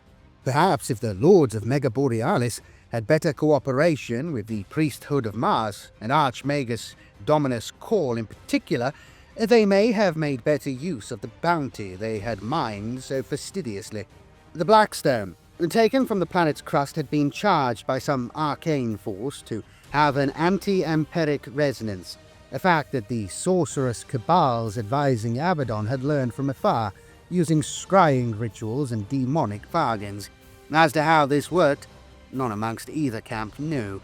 Fabricator Vosk of Megaborealis had theorized it was Xenos hands that had fashioned the stuff into strange, spear-like shapes and aligned it in the fluid-filled bubbles of the deep geological strata. For he had heard of no such phenomenon on any other world catalogued by his peers. Those who had examined those linear mineral deposits closely had found evidence of mechanical processes so advanced no human artisan could have replicated them. The Blackstone was rife with channels and holes that wound with labyrinthine complexity, each so regular it was as if they had been machined by some technological marvel. The micro-servitors sent into the holes to examine the maze of passages did not come out again. The Adeptus Mechanicus did not allow their lack of understanding to hinder their progress in sequestering the material, for that was not their way. When Abaddon learned from Haarken Worldclaimer that the tech priests had gathered the material and stored it in their most well-defended silos, he laughed long and loud, for unwittingly they had done much of the work for him.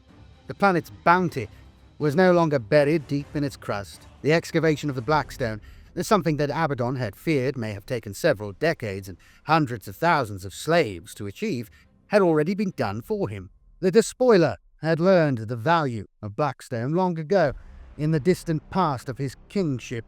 Indeed, many of the Black Crusades had revolved around its destruction.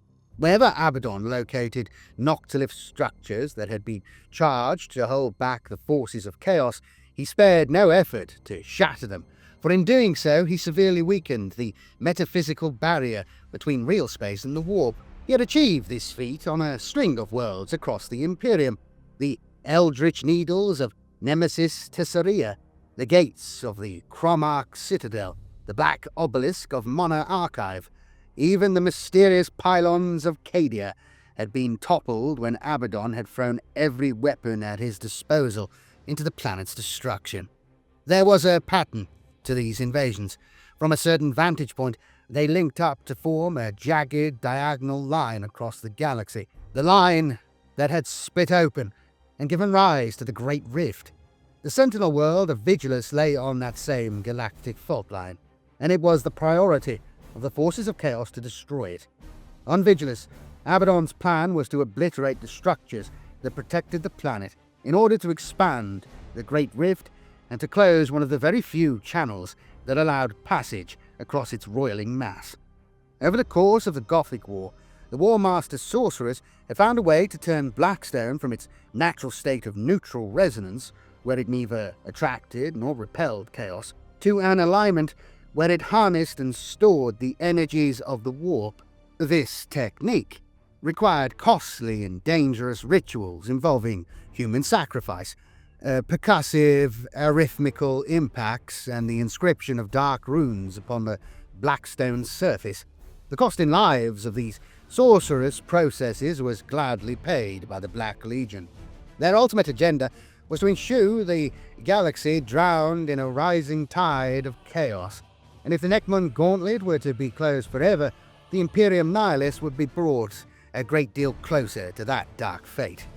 With war raging across Vigilus, there was no time for Abaddon's sorcerers to recover the deposits the Adeptus Mechanicus had unearthed, let alone perform the rituals that would turn them to the cause of chaos, so he opted to destroy the precious resource instead, an act that would still devastate the Imperium. He ordered his shock troops in the form of entire armies of demon engines to assault the Blackstone silos in order to disable the force fields that protected them. Then, with that Aegis down, his warships leveled an orbital bombardment to blast the Blackstone to flinders of rock, so small and so scattered they could no longer hold back the Great Rift with their metaphysical power. Even as Vigilus was assailed, the other half of Abaddon's dual strike was unfolding in the reaches of the Imperium Sanctus. He believed that whatever ancient order had placed the Blackstone spears within Vigilus's crust had deliberately created the Nachmund Gauntlet, and that similar, if not identical, deposits would be found in the earth of a twin planet on the other side of that channel. That planet was Sangua Terra. By taking war to these sites, and by destroying the Blackstone spears that kept them sacrosanct, he would collapse the Nachmund Gauntlet entire. This was Abaddon's true intent, and upon Vigilus and Sangua Terra alike, every other slaughter, massacre, and betrayal was merely a distraction. Forces of the Black Legion.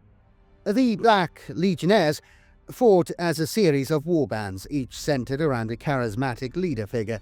In turn, these dark champions formed a greater host that answered to Abaddon himself. Their attacks were so swift and vicious that few outside the Vigilus Senate had time to consider the strategy uniting them. Long millennia as the master of the Black Crusades had taught Abaddon that the legions of chaos were not fine instruments to be wielded as a surgeon wields a knife. Not even the Black Legion, his own brethren, whom he had brought back from the brink of disaster and slowly built into a force that could threaten the galaxy entire, could fully be trusted to obey his will when their thirst for carnage took hold. These forces were wrecking balls, sledgehammers, and jagged blades aimed at the throat. But what they lacked in subtlety, they more than made up for in the destruction they brought down upon their foes. As such, where the actions of his forces led to resources being wasted or misused, or schisms between allies developing, the War Master reacted with little more than a curled lip. Only the direst infractions did he punish, and even then through an intermediary. Those that worked against Abaddon or deliberately flouted his rule were visited by his enforcers. These came in the form of the Bringers of Despair, his veteran Terminator bodyguard, the Gordar Ban, a master of executions who had risen high in the War Master's favour on the killing fields of the tundra planet Troska. When Abaddon commanded that one of his lesser warlords be killed, it was often the axe of Gordar Ban who took that head. The snowdrifts of Assavansus had been stained with the lifeblood of 3 such champions marked for death. The tally he claimed amongst the officer cadres of the Truscan snowhounds was 5 times that number, his axe parting heads from necks with expert precision. Each of the headman's attacks on Vigilus was brief and terrifying, teleporting from the sorceress octograms aboard the Vengeful Spirit, Gordar and a band of the Bringers of Despair would arrive in a flash of dark light before their mark. The Terminators would instantly blast away the Guardians of the intended victim with combi bolters and Reaper autocannons, while Gordar strode forward, axe raised. There was no escaping such a fate once it had been set. Gordar Ban had ripped out his own eye in a lengthy and painful chaos ritual, exchanging it in a demonic bargain for limited warp sight. By covering his remaining eye, he could see his intended quarry across time and space as a flicker of red light, and he could hunt the offender out, no matter how well concealed they thought themselves to be. When Ban's inescapable axe descended, a head would roll, and Abaddon's reign of fear would be strengthened all the more. Ban was sent against many Imperial captains and commanders over the course of the War of Nightmares, though Marneus Calgar was not one of them. Calgar was a formidable opponent, and Abaddon did not intend to throw away the life of his promising champion on such an errand. More than that, he intended to claim the head of the Lord Macragge himself, and finally settle their ancient rivalry. That resolution was to lead to a climatic duel, and ultimately decide the fate of the planet. There were hundreds of war leaders in the War Master's inner circle, each with his own priorities and ambitions. Amongst them was one who, above all others, sought to disrupt, divide, and destroy all semblance of ordered thought. He was the Archlord Discordant, known in the Black Legion as Vex Mechanitor. It was his particular ability to bring chaos to the foe that made him the heir to Abaddon's throne. None knew the true name of Vex Mechanitor. Much like a demon, he kept it secret so that none could have true power over him. Instead, he was named for his practices. To everyone he encountered, he brought strife, regardless of their allegiance. Even to approach him was to feel vexation, confusion, and dismay. He was like a living embodiment of chaos, feeding on the bitter divisions he sowed amongst friends and foes alike.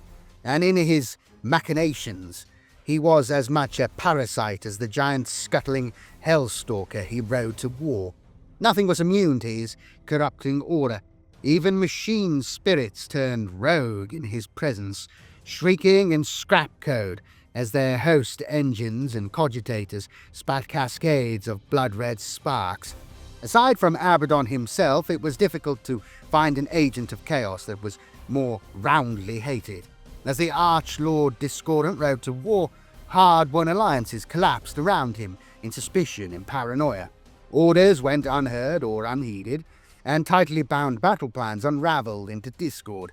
The warriors of chaos were vicious and self-centered enough to fight on as individuals. Indeed, for the World Eaters, he fought alongside at Louvrin Island. That was already their way of life. But those who thrived on discipline quickly came unstuck. When Vex Mechanitor led a charge of juggernaut-riding bloodletters and hulking demon engines at the Zemetria Breach, the Acadians that stood against them could not focus their fire as they had been trained, and in their desperation fired at will. They wounded dozens of the foe, but spread their fire too thinly, and failed to put them down. They paid for that mistake with their lives, trampled into the arid wastes by brass-shod hooves. Behind the battle lines, Mechanitor's chaotic aura unbound those who would unite against Abaddon. A conspiracy to dethrone the War Master, painstakingly drawn up by the treasonous demon prince Shamya Yaga Thrash, ended with the war leaders turning against one another shortly after Vex Mechanitor joined their ranks as a double agent. Not one of the conspirators survived the ensuing arguments. The Archlord Discordant rode out of the fray alone, covered in gore, and even higher in the War Master's favour. During the War for Vigilus, the Belles Corona war beasts were set upon the fortress networks of Hyperia. Giant lumbering cyborgs, each possessed of a driving obsession for a particular form of killing. These grotesque warriors were famously unruly, but they had learned to fear Abaddon's displeasure. The hulking mutilator, known as the King of Swords, had once defied Abaddon until he had been cut in two with a single blow from Dracnean. Since then, the war beasts had recognized the master of the Black Legion as their rightful leader. The cults of destruction took great pleasure in profaning the holy ground of Hyperia with their presence. So redolent with chaos were these creatures that their footsteps left steaming, discolored marks on the sacred stones. When the obliterators at the fore opened fire with their profusion of cannons and heavy weapons, even the statue-braced bulwarks that guarded the Ring of Nothingness were torn down, the garrisons on their ramparts tumbling with them. Counterattacks launched by the Adepta Sororitas kept the obliterators pinned, and where their exorcist missile tanks were brought to bear, even felled them. But each time the Sisters of Battle closed within range to bring their holy trinity of Bolter, Melter, and Flamer to bear, the mutilators that thudded alongside their gun-cyborg brethren would break into a lumbering run to hit the Imperial lines with battering ram force. Again and again, the Sisters gave ground, for to match that living wall of blades was to go to a premature grave. It was only when the cult of destruction was goaded out into Phantos Bridge that the Adepta Sororitas were able to deal a lasting blow, collapsing the causeway with carefully placed munitions and sending a dozen of the flesh-metal monstrosities tumbling into the darkness below. The scrap cities of the Orcs were at first all but ignored by the Black Legion's invasion. Only when the Speed Lord Supreme, Cruel Daka, took the fight to the brazen beasts in Mega Borealis did Abaddon divert resources to make a punitive strike. He knew in his heart of hearts that the Orcs were simply too bellicose a threat to be ignored, and that they respected only brute strength. Luckily, that was something the Black Legion and their allies possessed in great measure. The Chaos forces that had invaded Vigilus boasted not only Heretic Astartes, but also Titan legions of Imperial legend. The Hive sprawl of Otek, Dontoria, and Mega Borealis had proven so riddled with tunnels, mines, and underhives that a god machine could easily collapse an entire section of road with its weight, so they did not stray far into the cities. Instead, the Titan legions bombarded the cities from afar with their long-range cannons. After Cruel Daka's attack, these metal giants turned from their assigned sprawls and marched out into the wastes to do battle with the greenskin hordes Stompers, Gorkanauts, Morkanauts, and Gargants.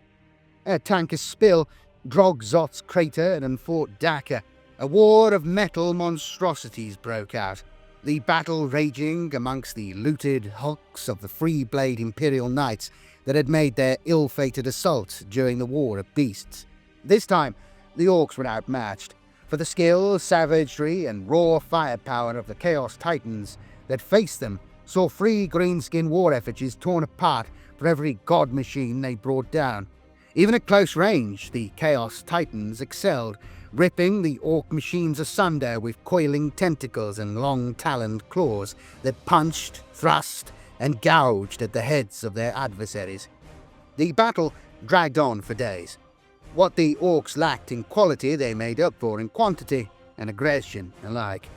The clash was immensely costly for both sides, but prevented the Orcs from gaining the momentum they needed to launch a full war. In this, it allowed the main body of the Black Legion's invaders to concentrate on tearing apart the Imperium's armies. Forces of the Alpha Legion. The Alpha Legion warbands on Vigilus were provided with an open mandate by Abaddon.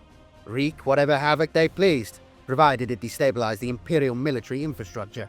This was a war that perfectly suited the clandestine compulsions of this most devious and divisive of traitor legions.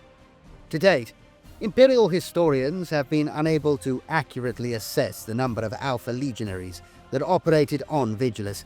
There is no way of determining the true damage they caused, for many records pertaining to the heretics' operations were mysteriously corrupted or erased. Others were actively booby-trapped, data geists savaging the auto-savants tasked with these records' recovery. It has been summarized, however, that the Alpha Legion was behind a string of uprisings by cells of chaos cultists throughout Hyperia. Elements of the Cadian 92nd and the 187th Fane Breakers suffered heavy casualties during a guerrilla offensive by fanatical heretic elements, Fragmentary reports persist of half-seen giants in blue-green power armor who supported the cultists' onslaught, but not a single loyalist eyewitness survived to corroborate these tales. The Trinity Hives that towered over Hyperia Hivespraw were crucial distribution centers for the Aqua Sanctus that sustained its populace. Efforts by elements within the Adeptus Ministorum had seen that precious resource continue to flow down to workers laboring in Hyperia's munitions manufactorums.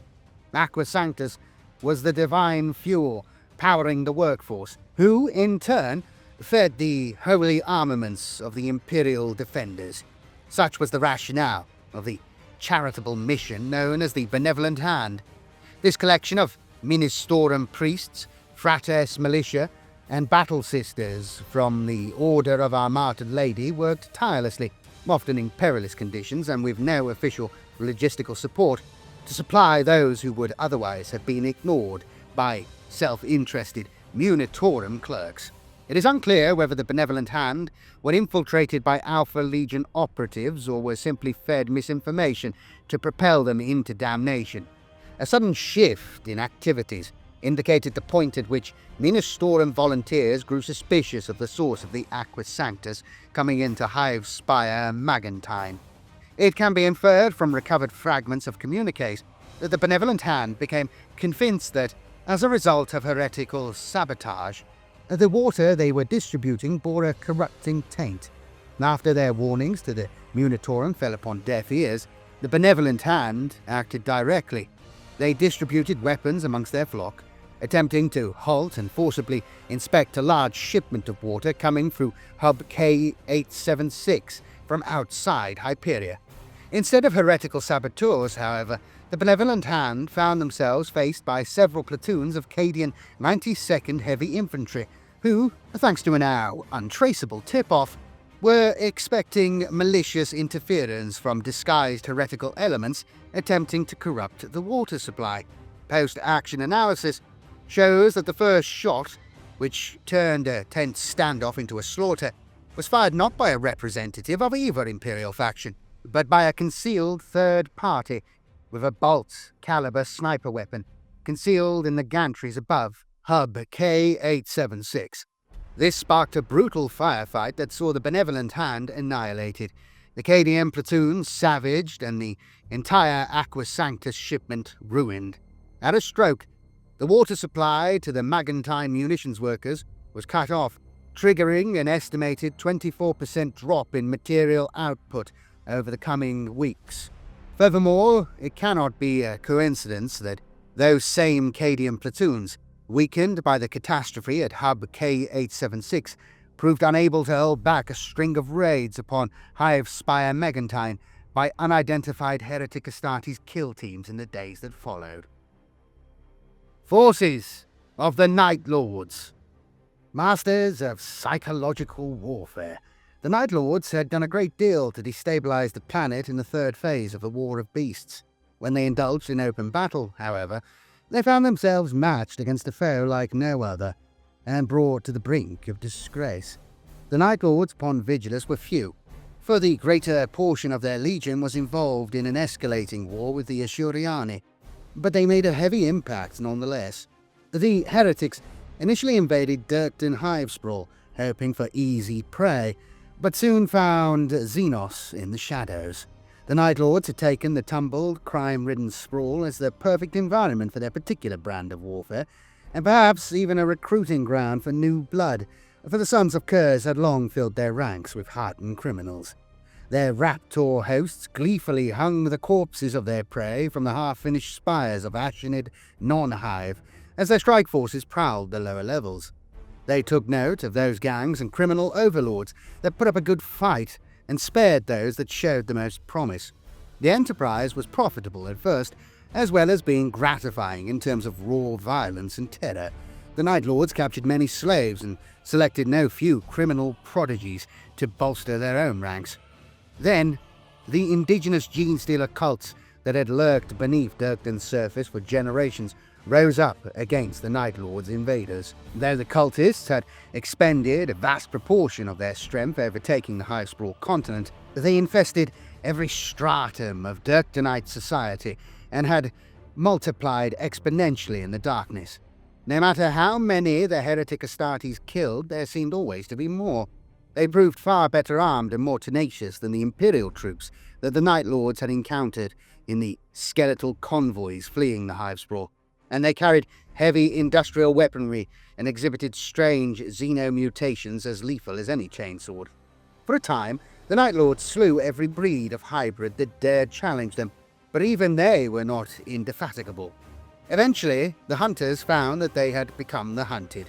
Pure-strain gene-stealers burst out from smuggling cavities within false walls. Goliath rock grinders drove recklessly into the flanks of rhino transport convoys, and street-level Brood Brother weapons teams took potshots at the raptors haunting the unfinished spires. Each strike ended in a vicious melee as the heretic Astartes fought back-to-back to slay their assailants with chainswords and lightning-wreathed claws. But whenever the cultists were outmatched, they melted away into the shadows as if at some unseen signal. Ultimately, the Night Lords were forced to concede the continent, making off with what gains they could secure. The heretics chose their targets with greater care on the eastern borders of Hyperia, waging a hit-and-run war against a foe they knew how to fight from long experience, the Adeptus Astartes. Engaging the Dark Angels of the Fourth Company, they launched a series of smaller skirmishes, but did so with a far greater degree of fury, for their pride had been besmirched by the events in Durken, and their bitter ire mingled with eons-old hatred. This was a war for survival, for, after their failure in Durken, the Night Lords could not report back to Abaddon without news of victory in the wider war. The losses they had sustained in Durken were almost untenable. The raw recruits they had picked out from the populace were a long way from becoming true Space Marines, and the spoils of war had been few and far between. So the Night Lords fought with cunning and stealth instead of the dark, predatory glee with which they had begun the campaign. Their kill teams struck hard from the blackest alleyways, wherever the Dark Angels gathered, taking down one or two warriors before staging a fighting retreat and repeating the tactic elsewhere. It was an effective mode of warfare, and it won the Night Lords a string of minor but significant victories. Only when the airborne elements of the Raven Wing tracked and killed Varus Harkotus, the Chaos Lord coordinating the ambushing strikes, did the Dark Angels manage to fight the Night Lords on their own terms. It was towards the end of the War of Nightmares that Praxis Imperialis rose to power amongst the ranks of the Night Lords. The skull-masked Master of Possession had been Varus Harkotus's advisor for years, but the two generally exhibited a cold and seething hatred for one another. Though few amongst the Night Lords knew it, it was Praxis who had set the fires in the formerly quiet Vendarin Maze, Harkotus's base of operations. The leaping flames alerted the Raven Wing to the commander's presence, and, after a costly skirmish where land speeders duelled with jump-pack-equipped Night Lords in a tightly packed street, both Harkotus and the Raven Wing Lieutenant, Pineus, lay dead. Praxis wasted no time, summoning a flock of iridescent sky rays and several packs of warp fire-hurling flamers. He corralled the land speeders of the Raven Wing by setting the skies afire. Then, taking an impossible risk by physically touching the Noctilith crown he had raised at the heart of the maze, Praxis blasted the agile craft from the sky with a storm of livid purple lightning. When elements from the Third and Fourth Companies of the Dark Angels closed in, they were met by overlapping fields of bolter fire. The Night Lords had learned every nook and crevice of their lair well. 5 Dark Angels died for every Night Lord that fell that day, a ratio that pleased Abaddon enough to overlook the disastrous attack upon Durken. The Night Lords withdrew from the front lines after their victory, though they maintained a presence throughout the rest of the war. Forces of the Word-Bearers.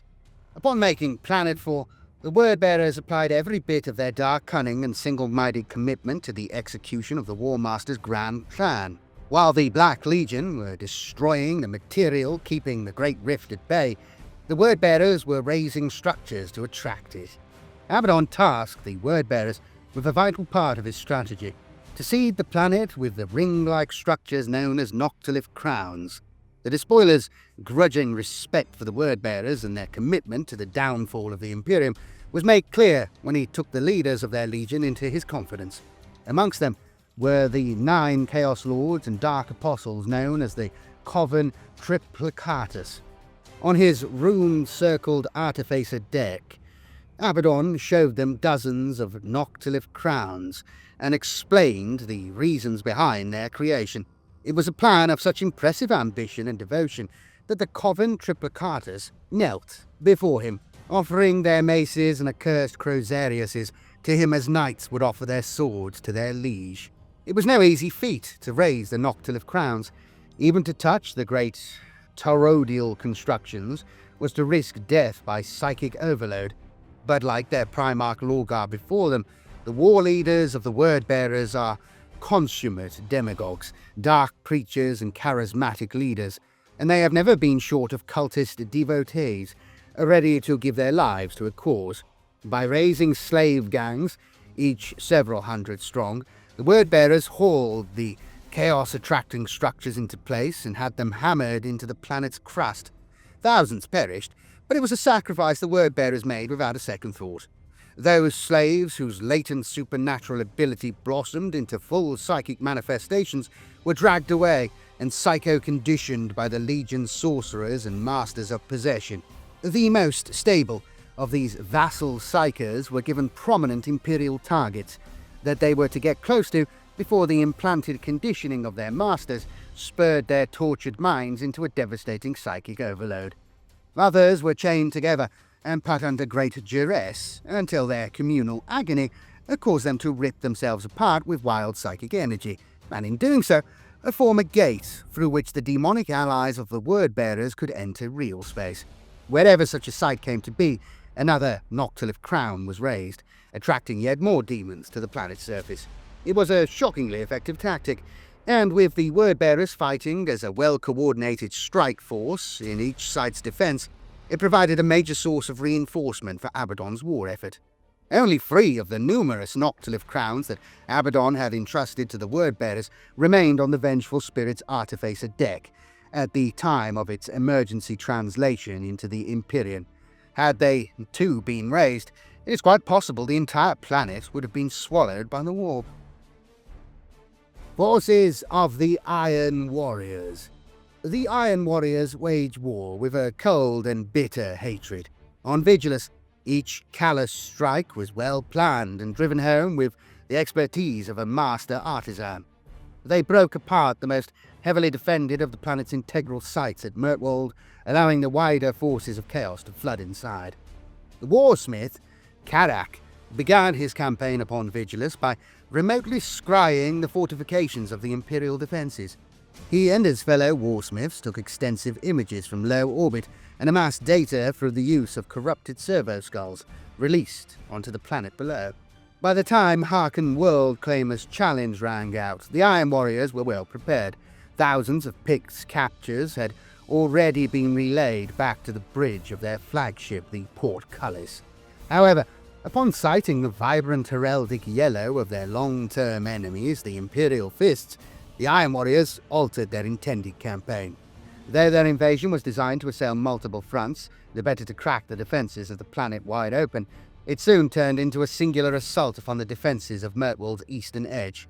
The stage was set for a clash that would see no quarter asked nor given.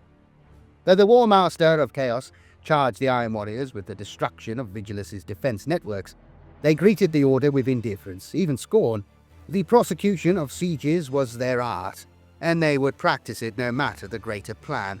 Their first act was to attack an unremarkable fringe of each Hivespraw, aiming for those areas that were too poor or strategically insignificant to be well defended. Their warpsmiths then polluted the Bastion force field network that ran around them with a potent machine plague.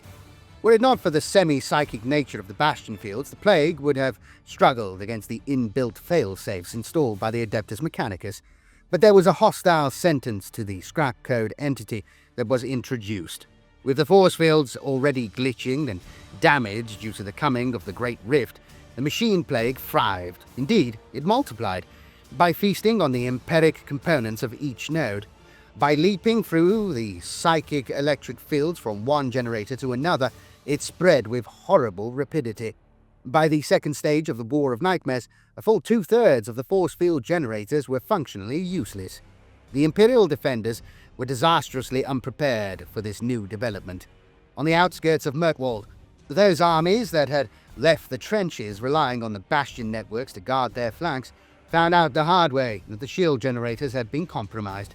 Lord Deanus' suspicions as to their efficacy had been confirmed, yet even his traditional defences were found wanting.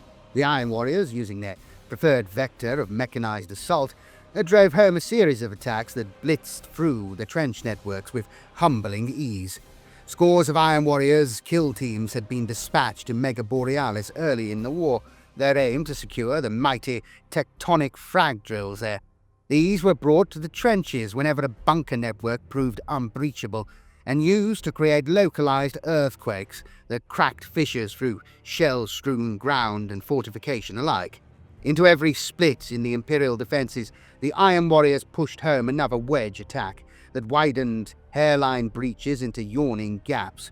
A fierce, grinding war began between the Space Marines of Dawn's heritage and the traitors of Perturabo's ancient order. In sheer violence, savagery, and obstinate refusal to yield, it was reminiscent of the legendary Iron Cage. Ultimately, Captain Fane's loyalist forces, having been battered by the Orcs of the Western Scrap City cluster, and then attacked head-on by their most hated nemesis, had not the manpower to hold the line. The Imperial Fists were forced to withdraw to Hyperia, conceding Mirkwold to the Iron Warriors and the Flawless Host. Renegade Astartes. The heretic Astartes upon Vigilus numbered in the tens of thousands. Given the fact that they were equal of the Space Marines they once called brothers, that was more than enough to conquer a planet. Much of that number was made up of renegades, each turncoat chapter a vicious bane in its own right. The Space Marines that fell to chaos after the tumultuous time of the Horus Heresy are amongst the most cunning of the heretic Astartes, and in the business of war, each is worth 100 mortal men. Some are veterans of unending battle against the false emperor and his works, heretics that have spent long and blood-soaked centuries tearing down the empire they once strove to protect. Others are more recent converts to the causes of the Dark Gods, their hatred of the Imperium burning bright as they rejoice in the breaking of the bonds that once trammeled every aspect of their existence. These renegade chapters were considered a powerful asset in the war hosts of the Black Crusades, and to the people of Vigilus and its Astra Militarum defenders, they were feared just as much as their traitor predecessors. Each renegade chapter brought with it its own unique strategic specialities, chaotic boons and potent material, and to underestimate them was to invite a painful death. 12 renegade chapters fought as part of the Vigilus invasion, each sworn to Abaddon's cause. Whether through notions of fealty, common cause, or opportunism, each of them took for the fight to the Hivespraws with abandon. For the most part, they did so with lightning raids and swift strikes, the doctrines they had practiced as loyalist chapters. Now they brought the very skills imparted to them by the Imperium to bear against their former comrades. The Flawless Host. The Flawless Host saw the self-important nobility of Mirkwold, much as a snake sees a warren of mice. They descended from their magnificent starships to parade amongst the preening aristocrats of that false continent, at first striving with all the pomp of some neighbouring monarch sent to dispense largesse. As soon as the first shot was fired upon them, they turned into furies, screeching their hatred as they slaughtered household guards and elite Militarum Tempestus escorts by the hundred. When the Iron Warriors finally drove their Imperial Fist nemesis from the trench lines and took control of the hives, they found only corpses in the richest zones.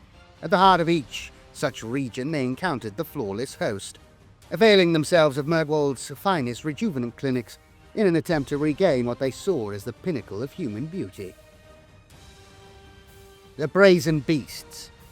The demon-kin hosts of the Brazen Beasts were instrumental in the destruction of Mega Borealis' silo districts, After the refractor field that protected Silo 15 had been brought down, Abaddon's punitive bombardment slew the majority of the brazen beasts within a 3-mile radius. Only those with demon taint in their blood rode out the firestorm, the chaos-touched renegades howling praise to the blood god as the ash of mortals billowed past them. Khorne cares not from whence the blood flows, and he was pleased with the callous slaughter. The War Master subsequently sent a vast horde of bloodletters to reinforce the brazen beasts, who then went on to conquer a significant portion of Mega Borealis. The Herald Skulltaker led them, along with a slew of demon engines, in a hunt for the heads of the Hivespraw's tech priests. The Purge. The Purge, the devotees of Nurgle in his destroyer aspect, afflicted Dontoria Hivespraw. They despised life in all its forms, and there the planet's overpopulation was by far the most pronounced. It was an obvious target for their morbid obsession with death and destruction, though in time the Purge intended to spread their conquests across the planet entire. In their relentless and efficient killing sprees, the Purge used every weapon and trick they could conceive of, fast-spreading epidemics, airborne poisons, wholesale demolition, and even arson. Provided the populace was slaughtered, and along with them, every other creature, from their grox breeding stock to the bloodlice that infested their bunks, the Purge considered their duty fulfilled. For them, every form of life was hopelessly corrupt. Spreading across eastern Dontoria into the west, the Purge came into conflict with the Death Guard elements whose philosophy concerning Nurgle meant they embraced the great cycle of life, death, and rebirth. Where one wanted to slay all life, the other wished to propagate it, albeit in its most repugnant form. A religious schism of sorts saw the two opposed forces all but neutralize one another, but the civil conflict was cold comfort to the Vigilus Senate. By that point, Dontoria was already lost. The Red Corsairs. The Red Corsairs, firm allies of Abaddon since he found common cause with their master Huron Blackheart, were the scourge of the planet's shipping lanes and spaceports. Arguably the best steersmen in the entire Chaos Invasion force, they swiftly moved to establish void superiority above all the major Hivesprawls, stymieing the Imperial reinforcements that might otherwise have bolstered their kindred planetside. Wherever Imperial forces were sent by the Vigilus Senate to reclaim the spaceports that had fallen into the hands of the Red Corsairs, the renegades would at first fight from on high, unleashing bombardments and making strafing runs, as their Helldrakes clawed rival craft out of the skies. Only when they were certain of victory did the Red Corsairs jump out of their drop craft to join the fray and finish off the survivors. It is said the Red Corsairs fought with a fury and determination that made even the White Scars reconsider their assaults upon the spaceports. The renegades' given duty was to ensure the planet was kept under lockdown, and that no unauthorized ships could make passage in or out.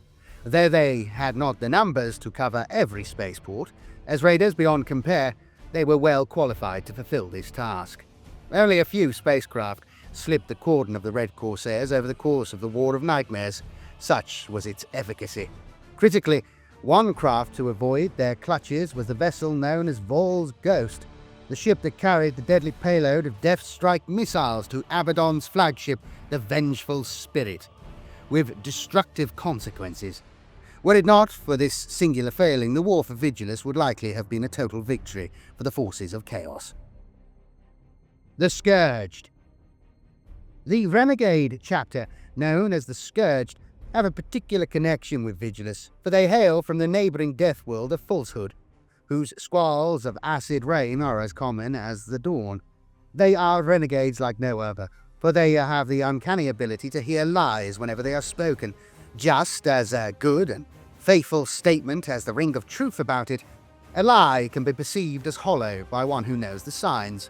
On Falsehood, it became common practice to guard against falsity, for the planet itself had been founded on a deception concerning its viability as a homeworld, and its people had grown to despise untruths ever since. It is a tragic irony, of the type much beloved of the Dark Gods, that the Scourged now have no choice but to hear every foul utterance spoken by mankind. Once, long ago, the Scourged were a chapter of noble space marines known as the Seekers of Truth. They did everything in their power to live up to that name, but all too often they were dispatched on crusades to kill the innocent alongside the guilty, and that rankled their sensibilities. No more so than with their chapter master, Gallus Herodicus. In a moment of weakness, Herodicus prayed at length to somehow be granted the power to discern the guiltless from the damned, to know the truth from deceit, and hear the lies of men for what they were. His wish was granted, but not by the Emperor. It pleased the architect of fate to give every member of the chapter a gift. From that day on, they heard all the lies spoken across the galaxy, a constant susurration of perfidy that robbed them of clear thought.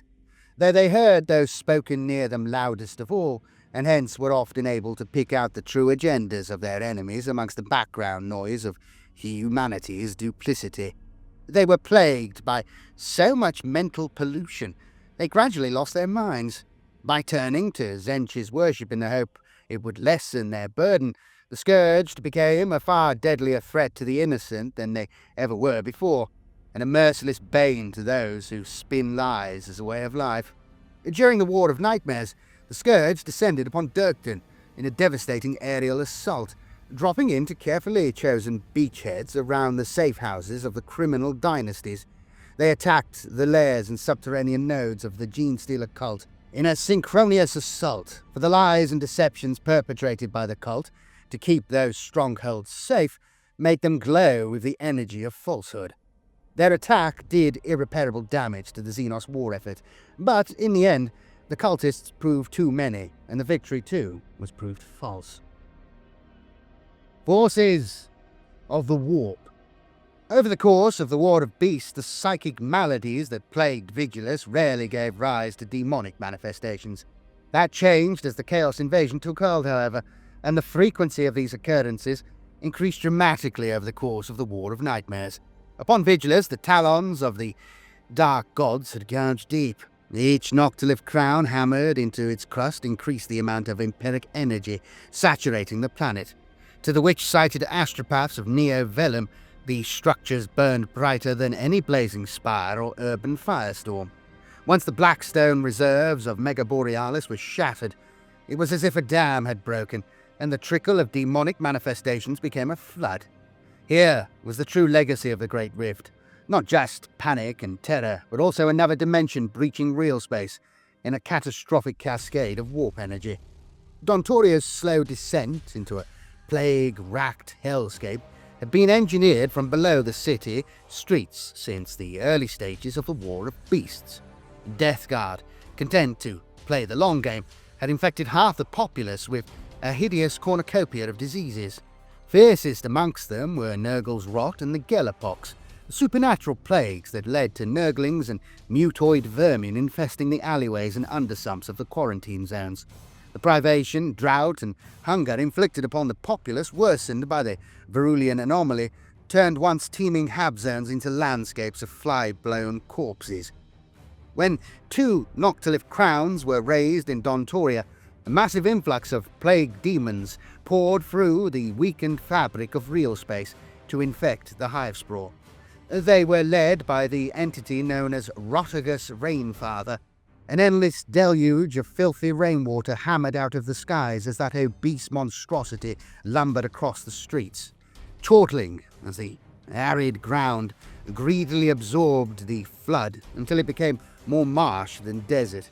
Millions of Dontoria's remaining citizens, half mad with thirst after having their water supplies dwindle to nothing, drank of the foul water, and in doing so damned themselves. The Astra Militarum, the Munitorum, even the more human elements of the pauper princes partook of the gushing fluids that poured from the pregnant skies. Everyone that let that water pass their lips spent their last few days riddled with grey flux, sepsis, and goiter plague. Some even found themselves expelling stomach-grown nurglings in a vomitous mockery of birth. By that time, the Death Guard and the Purge had begun their self-destructive war for control of the dam on False Continent. The bloated cadavers of Dontoria outnumbered the living 10 times over. And plague demons of all kinds capered freely through the sprawl. The magma farms of Storval had played host to the phenomenon dubbed the Flickering Fires, beings that danced in the flames since the first phase of the War of Beasts, or so its workers claimed. At first, the overlords and tech priests, handlers, had put these fanciful tales down to the superstition of heat-addled minds, perhaps to avoid any inquisitorial scrutiny, so the rumours went unchecked. However, the sudden manifestation of lurid-coloured demons, which appeared at around the time of Silo 15's destruction, proved the workers right. The volcanoes of each geothermic farm began to overflow, but this was no natural eruption. A kaleidoscopic cascade of warp fire spilled flame-spewing demons down the flanks of each mountain. For a while, Skitaria, Servitor, and Slave fought bravely to hold them back, levelling firepower from the Voshian canals. Then the defenders found their lines attacked from behind by the pyroclastic cults that had long been gaining power in Storval. The mortal servants of the capering choir cried out in supplication to the feathered lords of change, soaring in the thermals high above, while the Twiston Helicus rode the lava flow into the Voshian canal network, gibbering in foul tongues. As unharmed by the refined magma as sump swimmers in an underwater river, they headed out into the client continents that were fueled by Storval's exported energy, there to cause untold havoc amongst the populace. The tech priests sanctioned protocols for geothermous extremists, using their frag drill networks to puncture Storval's tectonic plates in such a way that the carefully marshalled volcanic currents were goaded into a full-scale eruption. This time it was magma that boiled from the cupolas of each active volcano, not burning away the demons as much as burying them under billions of tons of glowing rock sludge. It was a devastating counterstrike, but one that crippled Vigilus's expertly managed supply of energy forever. In the hive sprawls furthest from Storval, the auto-candles and lumens began to go out, and mankind's most ancient fear rose to the surface across a landscape lit only by the Great Rift. With the demise of Storval's industry, Vigilus was consigned to the darkest night of all. The demons that assailed Vigilus were attracted by the hot and stinking winds of war, and none more so than the demons of Khorne. Some were invited by ritual, others raised from rivers of spilt blood. On Mortworld, they were summoned by anger itself. Upon the southern outskirts of that once prosperous false continent, the downtrodden workers of the Hab Zones had endured countless generations of hardship in the name of their uncaring aristocratic masters. They worked without complaint amongst the cactus farms and forests of thorned succulents, though their limbs ached and their skin was scarred head to toe by poison-festered barb mark. For they knew it was their duty to provide the vegetation so difficult to grow elsewhere on the arid planet to the people of the Hivespraws. When the aristocracy of Mirtwold sequestered that hard-won bounty for themselves, the people of southern Mirtwold felt a bone-deep anger that grew fiercer with every day they went hungry. Fiery rhetoric turned to looting, then to riots in the streets. 3 days after the Great Hive, the local Adeptus Arbites, drafted into the fighting against the Orcs plaguing the eastern trench lines, sent a comms tube to the Vigilus Senate, announcing that they had lost control. At the time, they had no idea how true that was. That region was shortly thereafter to become the site of a full-blown demonic manifestation. When the people of Mortwold hammered their fists bloody on the doors of the Equiliterial Bastion, stronghold of the Mirtwold elite, their rage was goaded to blinding fury by the words of their leaders. Amongst them was a group of dark disciples that secretly served a demagogue known as Vought Redtooth. Only when the riot turned to a stampede, which became a massacre, did Redtooth bring his dagger-shaped craft in from a low orbit. Making landfall south of the Dionos Trench network with his retinue of Khorne berserkers, he bade his pilot blast apart the great gates that led to the upper levels of the bastion. Dozens died as rubble tumbled down, but the rest of the citizens raced into the breach in their thousands, howling for blood. Pillaging their way through the citadel, throttling and thrashing and beating their former masters to death, the furious mob fell upon those that had taken from them for so long. In places, their oppressors were ripped bodily apart. As the streets ran red with blood, The veil between reality and the warp thinned to the point that it all but disappeared. In a burst of crimson light, the demonic servants of Khorne stampeded through the shimmering portal that manifested there, the imposing figure of the head-hunting demon Skulltaker at the fore. They paid no mind to the station of those they killed during the ensuing slaughter. Scar-skinned agri-peasants lay dying upon the corpses of the most well-dressed men on Vigilus. The south of Mirtwald had fallen to the demons of Khorne, just as its trench lines fell to the forces of the Iron Warriors, and its inner sanctums to the Flawless Host. Though not one of these Chaos forces had coordinated with another, together they were able to destroy the most heavily defended area of Vigilus outside of Hyperia Hivespraw. Mega Borealis was also to feel the wrath of Khorne, for where the demon engines of the brazen beasts rampaged through the streets, they left a trail of carnage that could be seen in the warp as well as in real space. The Seberite, that vast semi-sentient spacecraft with which the renegades had made planetfall upon Vigilus, roared with bloodlust as it felt its demon engine children carve their way across the industrial landscape. From within its roiling guts came horned bloodletter riders mounted on brazen juggernauts, thundering down the unfurled ramps of the demon barge just as Mauler fiends and venom crawlers had done before. Beating great livery wings as they manifested fully in real space, 8 of Khorne's mighty bloodthirsters flew above them, swooping down to hack apart the clades of onager dune crawlers that were stabbing the beams of their neutron lasers towards the great craft. When Fabricator Vosk of Mega Borealis saw a noospheric relay of the greater demons hacking apart the Warhound Titans sent to reinforce the Adeptus Mechanicus forces, he immediately engaged consolidation protocols, abandoning the entire silo district and putting into place a procedure for his own evacuation. To him, it was a binary calculation devoid of emotion, but to those that knew the minds of the tech priests of Mega Borealis, it was as close to a declaration of utter defeat as his brotherhood ever made. Wherever an act of dedication or exploration crosses over into dangerous intensity, the gaze of a Slaaneshi demon is sure to be drawn. On Vigilus, where the population had been riddled with madness for decades, the demons of Slaanesh found their own kinds of paradise amongst the war-torn landscapes. The forces of Slaanesh were seen in a great many war zones across Vigilus, for each Hivespraw had its own version of excess. In Hyperia, this revolved around gilded splendor, the pride of corrupt leaders seeing them spend the planet's tithes on their own self-aggrandizement. In Mirtwald, it was greed. The aristocracy there had reveled in gluttony and feasting after sequestering the food of an entire continent. In Otek Hivespraw, the populace tried desperately to save the water reserves that were being drained by the Verulian anomaly, leading to the hoarding of aqua receptacles and the raising of water magnates to the status of kings. In places, several aqua-besotted urban tribes died not of thirst, but of drinking too much tainted water for their bodies to process, and in doing so, opening the way for demonic manifestation.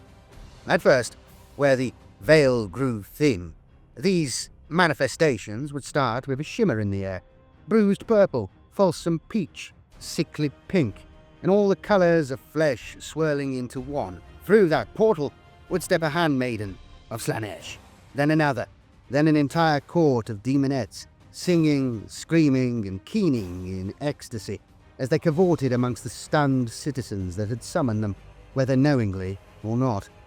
Next would come a herald, tall and statuesque, a muse of dark desires, whose presence hypnotized every soul who saw her with the possibilities of unbound excess.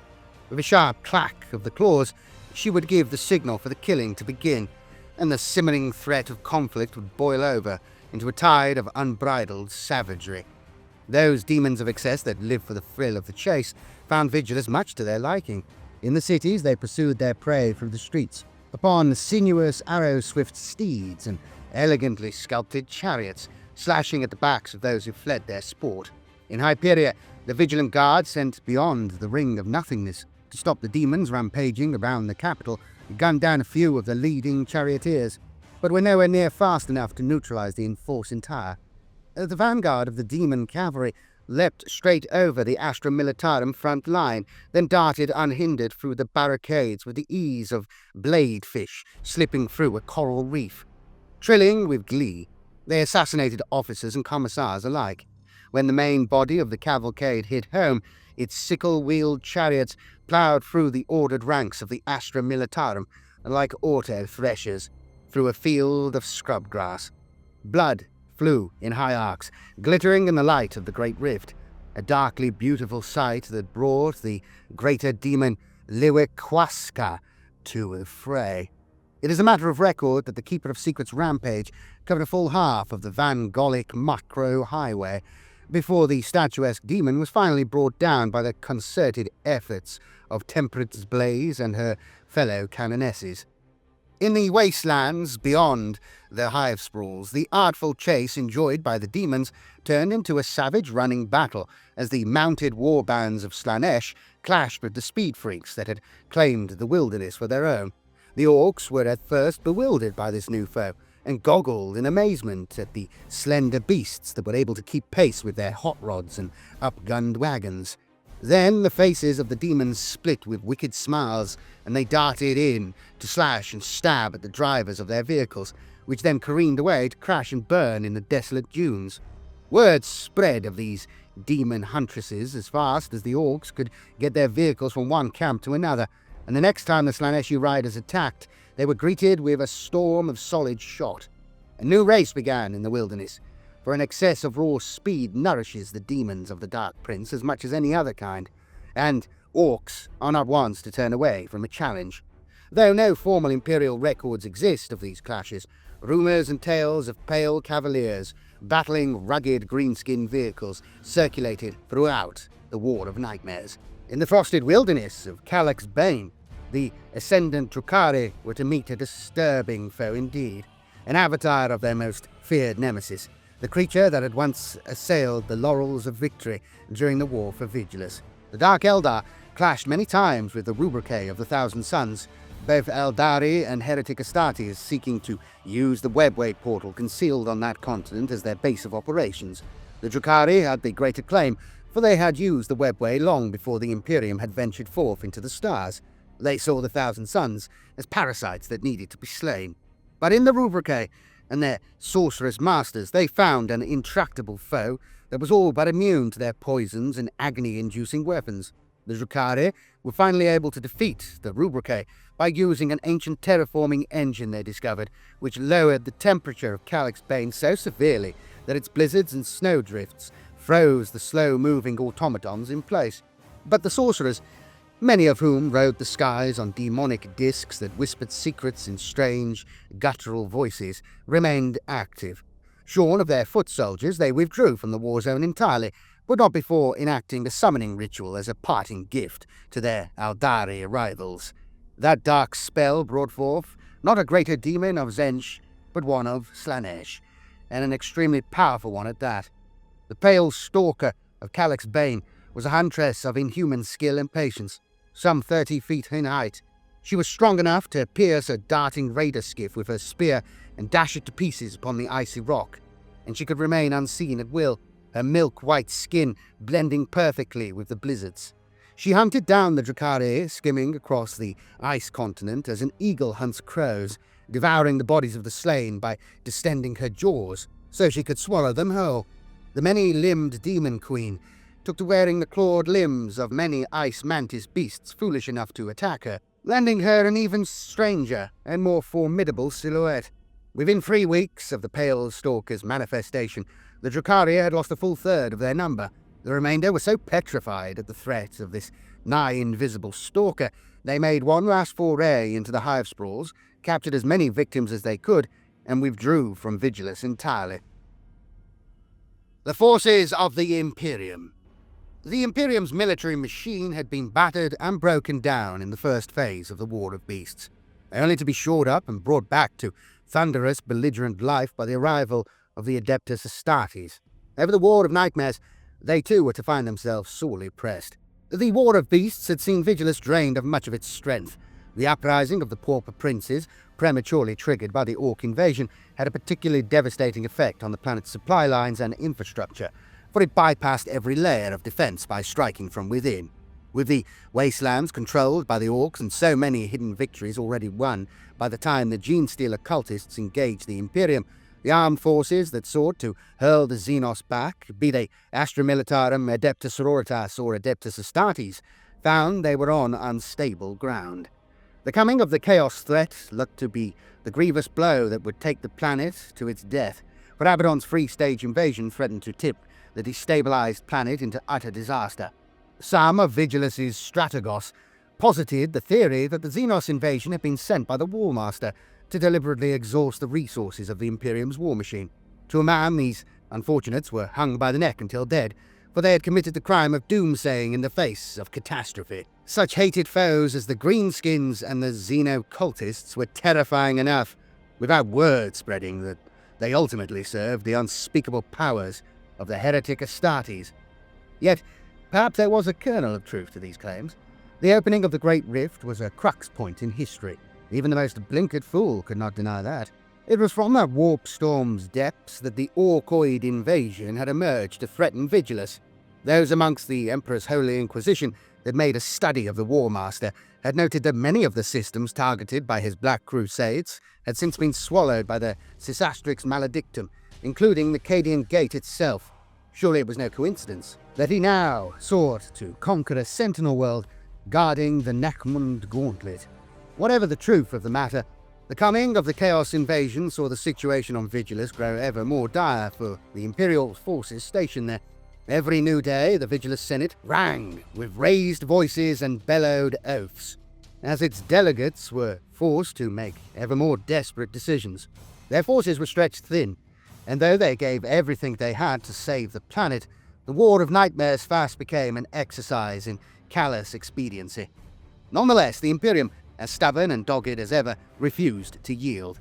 Urban conflicts raged across every sector of every Hivespraw, the new war against the heretic often blending into the ongoing conflict with the Xenos. The vast majority of the Space Marine chapters present on Vigilus were assigned to the wider battle group known as the Hyperion Guardians, for Hyperia was the principal site of governance and strategy, and it could not fall. From there, the Imperium's elite forces met the Chaos Assault head-on, pouring ever more resources and manpower into the meat grinder of the wider war.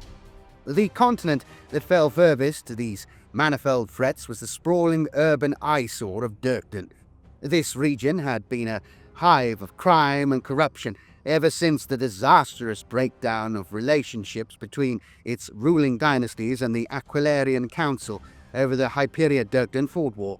The false continent was then infiltrated by the pauper princes from Mega Borealis in the north, and there the Xenos had thrived.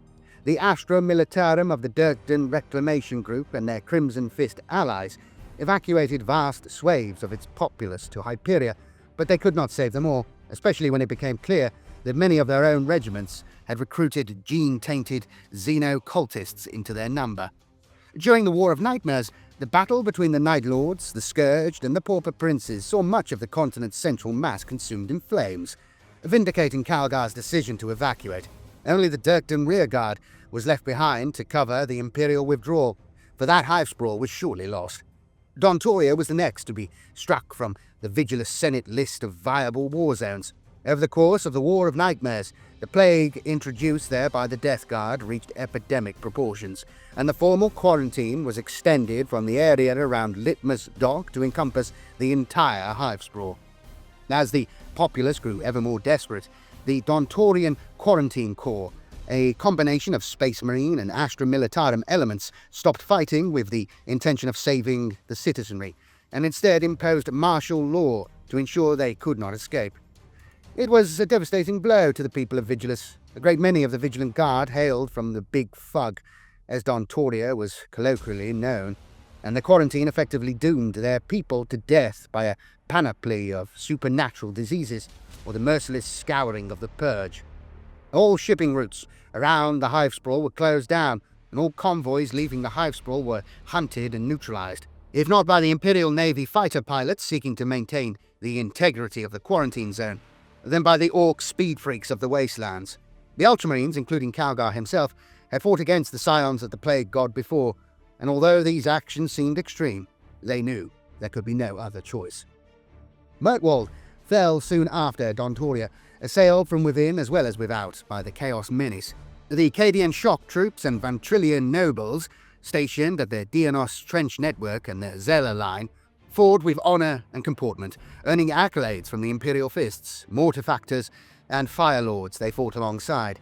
The sparse but powerful forces of the Catachan jungle fighters, very much at home in the hydroponic jungles and fields of poisonous cacti, fought the Orc commandos that penetrated the trench networks to a standstill, and the vigilant Creedsmen burned the spore of the Xenos from the rejuvenant districts with commendable thoroughness.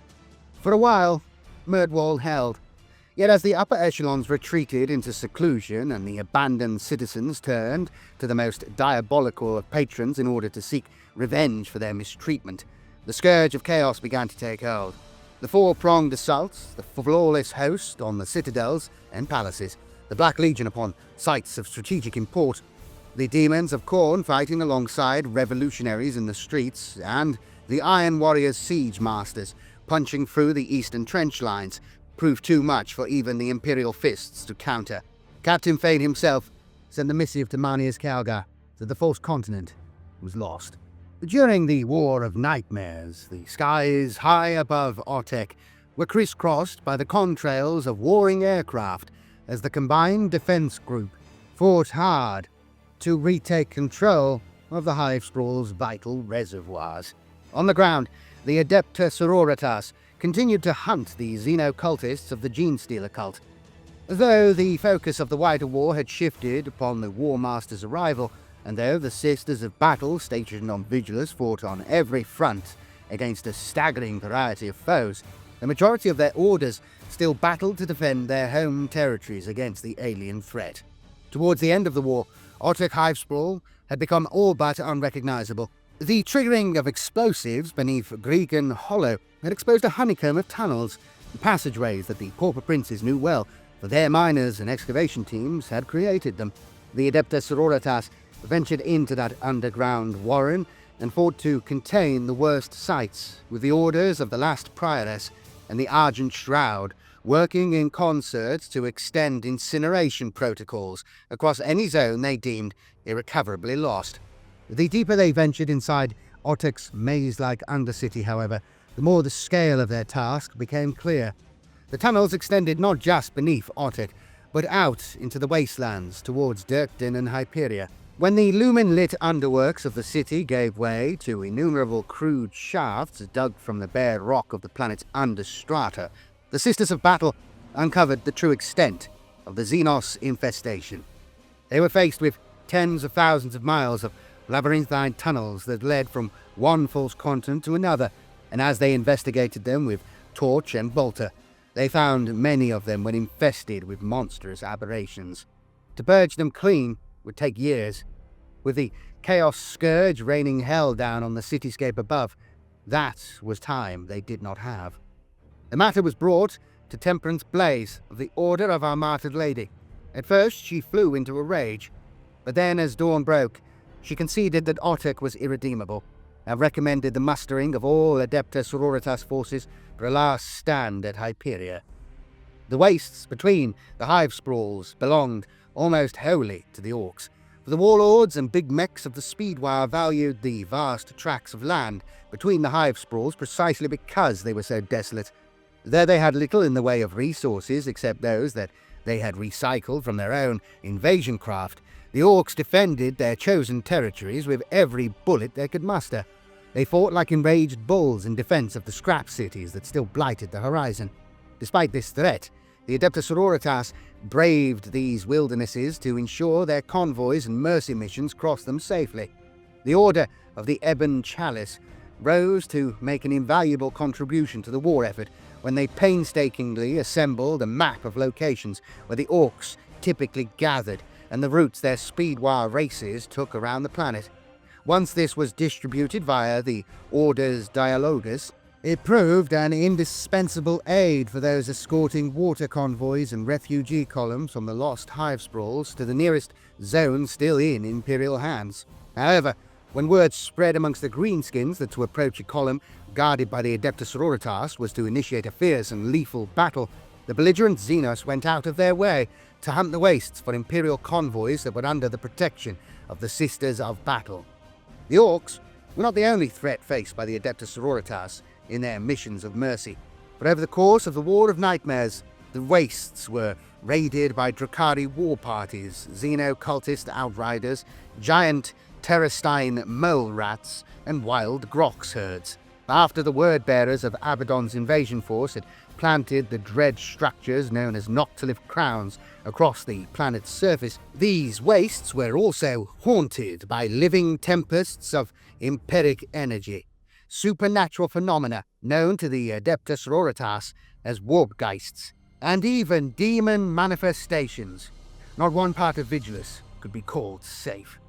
During the War of Nightmares, Calyx Bane was forsaken entirely by the Imperial war effort, its armed forces withdrawn to support the vital stronghold of Hyperia while it still stood.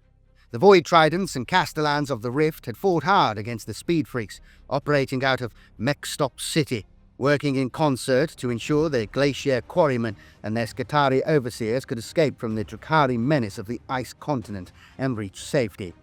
Thanks to the valor of these Primaris chapters, many of the ice-carrying convoys made it to the nearest points of Otek, Mirtwald, and Hyperia, the continents in as much need of water as they were of manpower.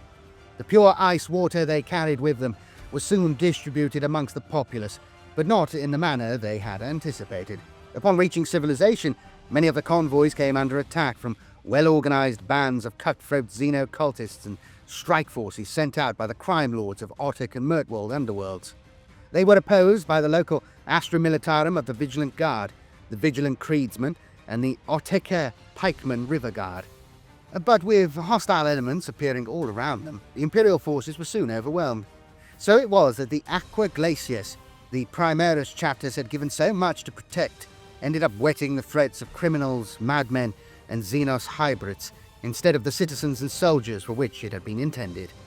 The Imperium had yielded one fiercely contested war zone after another as the War of Nightmares ground on, but in doing so, it had managed to consolidate its resources at Hyperia. While that once glorious Hivespraw was still under Imperial control, there was something to fight for, and that war zone was reinforced time and time again at the behest of the Ministorum and the Vigilus Senate alike. Saints Haven had withstood the punitive Aeldari attacks and Orc assaults throughout the phases of both wars. Its defences included forces from the Ultramarines and 11 other Adeptus Astartes chapters, including the Black Templars, the Howling Griffins, the Silver Skulls, and the Space Wolves of Crom Dragongaze. The Hivespraw was the keep at the heart of the Vigilus fortress. Though the ramparts had tumbled, its inner sanctum did not fall. Towards the end of the War of Nightmares, the planet's defenders mustered there to make their last stand. When the legendary Gloriana-class battleship, the Vengeful Spirit, made its emergency warp translation, it did so with haste rather than safety as its priority. In doing so, it escaped the vortex that was gnawing at its flanks, the violent maelstrom that had been created by the detonation of the Death Strike missiles delivered by Vol's Ghost. Amid the storm of energy with which the vast spacecraft slipped from real space into the hell dimension of the warp, the vortex was diffused. The spirit would live on to blight the Imperium with the War Master still at its helm. Unfortunately for the Chaos Fleet gathered around the vast spaceship, the warp breach brought about the emergency translation. Aggravated by the detonation of the vortex warheads, spilled out a tremendous amount of raw empiric energy. It consumed several dozen Heretic Astartes warships in quick succession before blending into the Great Rift.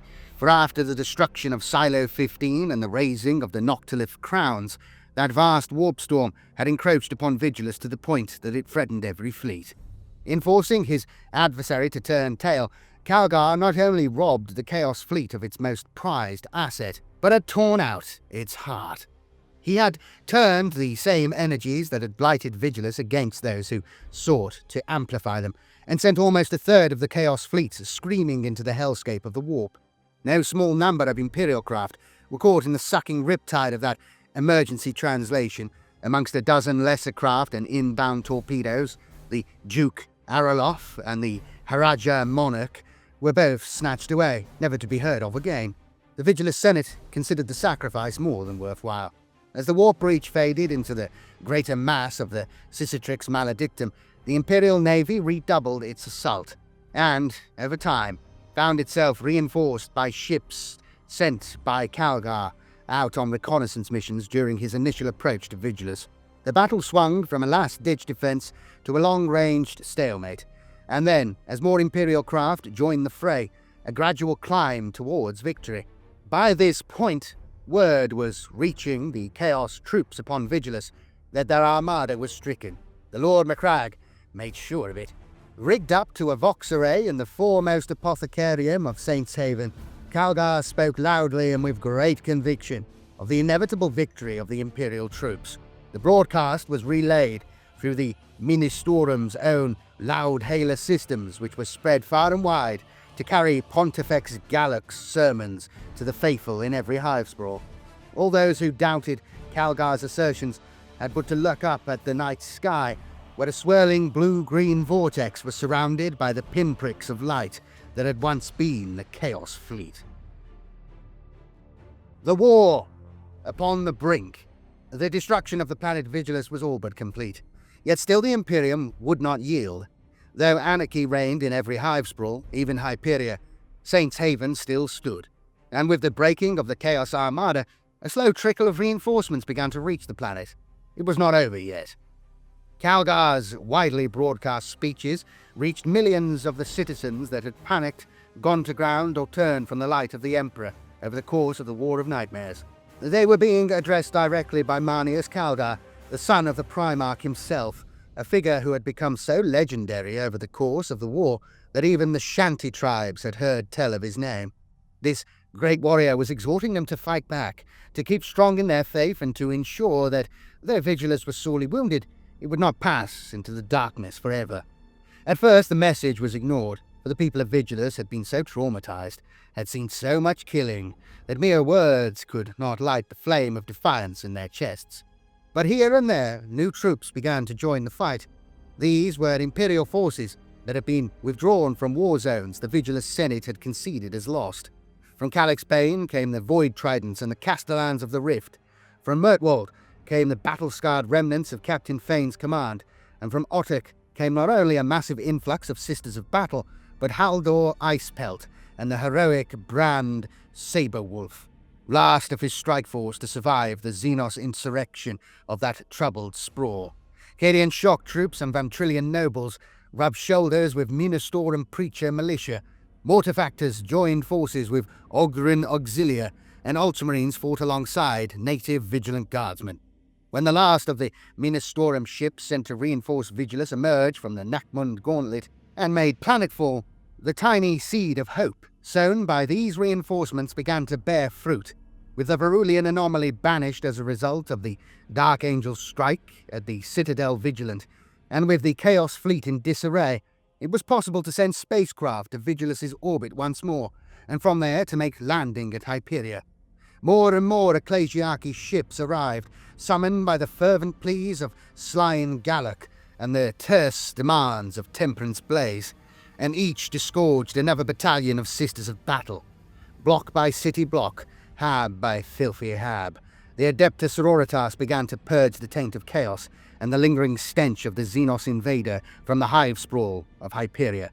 Calgar adapted his speeches to incorporate the latest intel each day, weaving inspirational tales designed to resonate with the mentality of a populace that was slowly beginning to believe Vigilus could be saved. Every new dawn, more citizens came out of hiding to sign up to fight alongside the Sisters of Battle. They came first in dribs and drabs, then in mobs, then in crowds, until the Frataris militia numbered almost as many as the Adepta Sororitas themselves. A scattering of warships made it across the Nachmund Gauntlet, for though the Great Channel had narrowed, and was more dangerous to cross than ever, it had not disappeared entirely. The ships brought a few hundred reinforcements each, a paltry number in the grand scheme of things, and though the propaganda broadcast made much of their arrival, they contributed little but a boost to morale. For a time it seemed that only Hyperia could truly be saved. Yet as more Imperial ships began to reach the capital, the troops under Calgar started to push outwards rather than simply to shore up defences. The long road to recovery had begun, but whether that was a fool's errand or a realistic goal, none could say. The warships of the Ecclesiarchy were not the only ones to make planetfall after the breaking of the Chaos Fleet. In the first stage of the War of Beasts, Lucene Agamemnos had sent an astro-telepathic petition to Terra, requesting a specific kind of aid, the message travelling via Neo-Vellum and through the Nachmund Gauntlet. The missive had been received by the Adeptus Astro-Telepathica, and after it had been put through a decade of systematic procedures, and been lost entirely for a while, by chance it found its way to the High Lords of Terra. The Governor's request was granted, though she was long dead by the time the results manifested. The decision of the High Lords resulted in a small, raptor-like craft being diverted on its return journey from the Cadian Gate towards Vigilus. Within its cockpit was a trio of Imperial assassins, and within the stasis chamber of its hold, 3 more. It is a testament to the strategic value of Vigilus that such a high number of operatives had been spared by the Officio Assassinorum. The 3 within the stasis chamber of the hold were from the Eversaw Temple. They were deployed via drop pod to the heartlands of the Orc Western Scrap City cluster. Within a single week of making planetfall, their combined kill tally included 6 Orc warlords, 15 big mechs, and the destruction of the great gargant Gorkzilla. While the Eversaws had been sent to strike at the Greenskins, their fellows had been deployed against the Genestealer Cultists. No less than 22 of the Pauper Prince's war leaders were taken down by the trio of Calidus assassins, known as the Daughters of Marlindi. These infiltrators had disguised themselves as latter-generation Genestealer hybrids to get as close as possible to the heart of the cult. The crowning glory of their covert mission saw the Patriarch, Grandsire Worm, slain by Phase Blade, though none of the assassins escaped alive. They did not realize that there was more than one Patriarch upon Vigilus, for the planet was populous enough to support several independent gene sects, and that the latter incarnation of Grandsire Worm would rise amongst the planet's xeno-cultists as a savior reborn. The assassins completely ignored the chaos presence upon Vigilus, for the request from the Governor had been sent before the War of Nightmares had begun, and hence the heretics lay outside of their mission parameters. But their lethal ministrations destabilized, if not halted, the invasions of the Xenos species that had battered the Imperial defenses for so long. In doing so, they brought the Imperial forces a reprieve in which they could focus on hurling back the renegades and traitors that still stalked the streets. It was another step on the path to victory, and Calgar was glad of it. Vigilus could not be forsaken, could not be subject to exterminators as Imperial doctrine would have it. As Calgar had maintained over and over again, this was a planet the Imperium could not afford to lose. A few still clung to the hope that the crippled world of Vigilus could one day be counted as a functional node in the Imperium once more, but it was not clear whether the Lord Macragge was truly amongst them. Many of the Senate saw a darker fate unfolding, though they dared not speak of it openly. Ominous possibilities hung in the air, unvoiced, but powerful nonetheless. The war for the Sentinel planet could well become a hungering void into which the forces of mankind would pour more and more resources without ever truly defeating the enemies they had faced there. And so concludes the war for Vigilus. Thank you everybody for watching. For those of you who watched the first part, I know this one was slightly delayed. I got a bit distracted doing Space Marine stuff. If you're not subscribed, please do remember to subscribe to keep up with other stuff I do. Much more stuff is coming up soon. Please like the video. Please like the video. And let me know what you think below. If you'd like to support the channel, there's also links below for various means you can if you're that way inclined. But please, just give me the like, lads. Come on, I really need it. I'll be back with more stuff very, very soon. And yeah, again, thank you to everybody supporting the channel. Your names are scrolling by here. Really means a lot, lads. I really appreciate it. And yeah, I'll be back again with more stuff very, very soon. May the Emperor protect.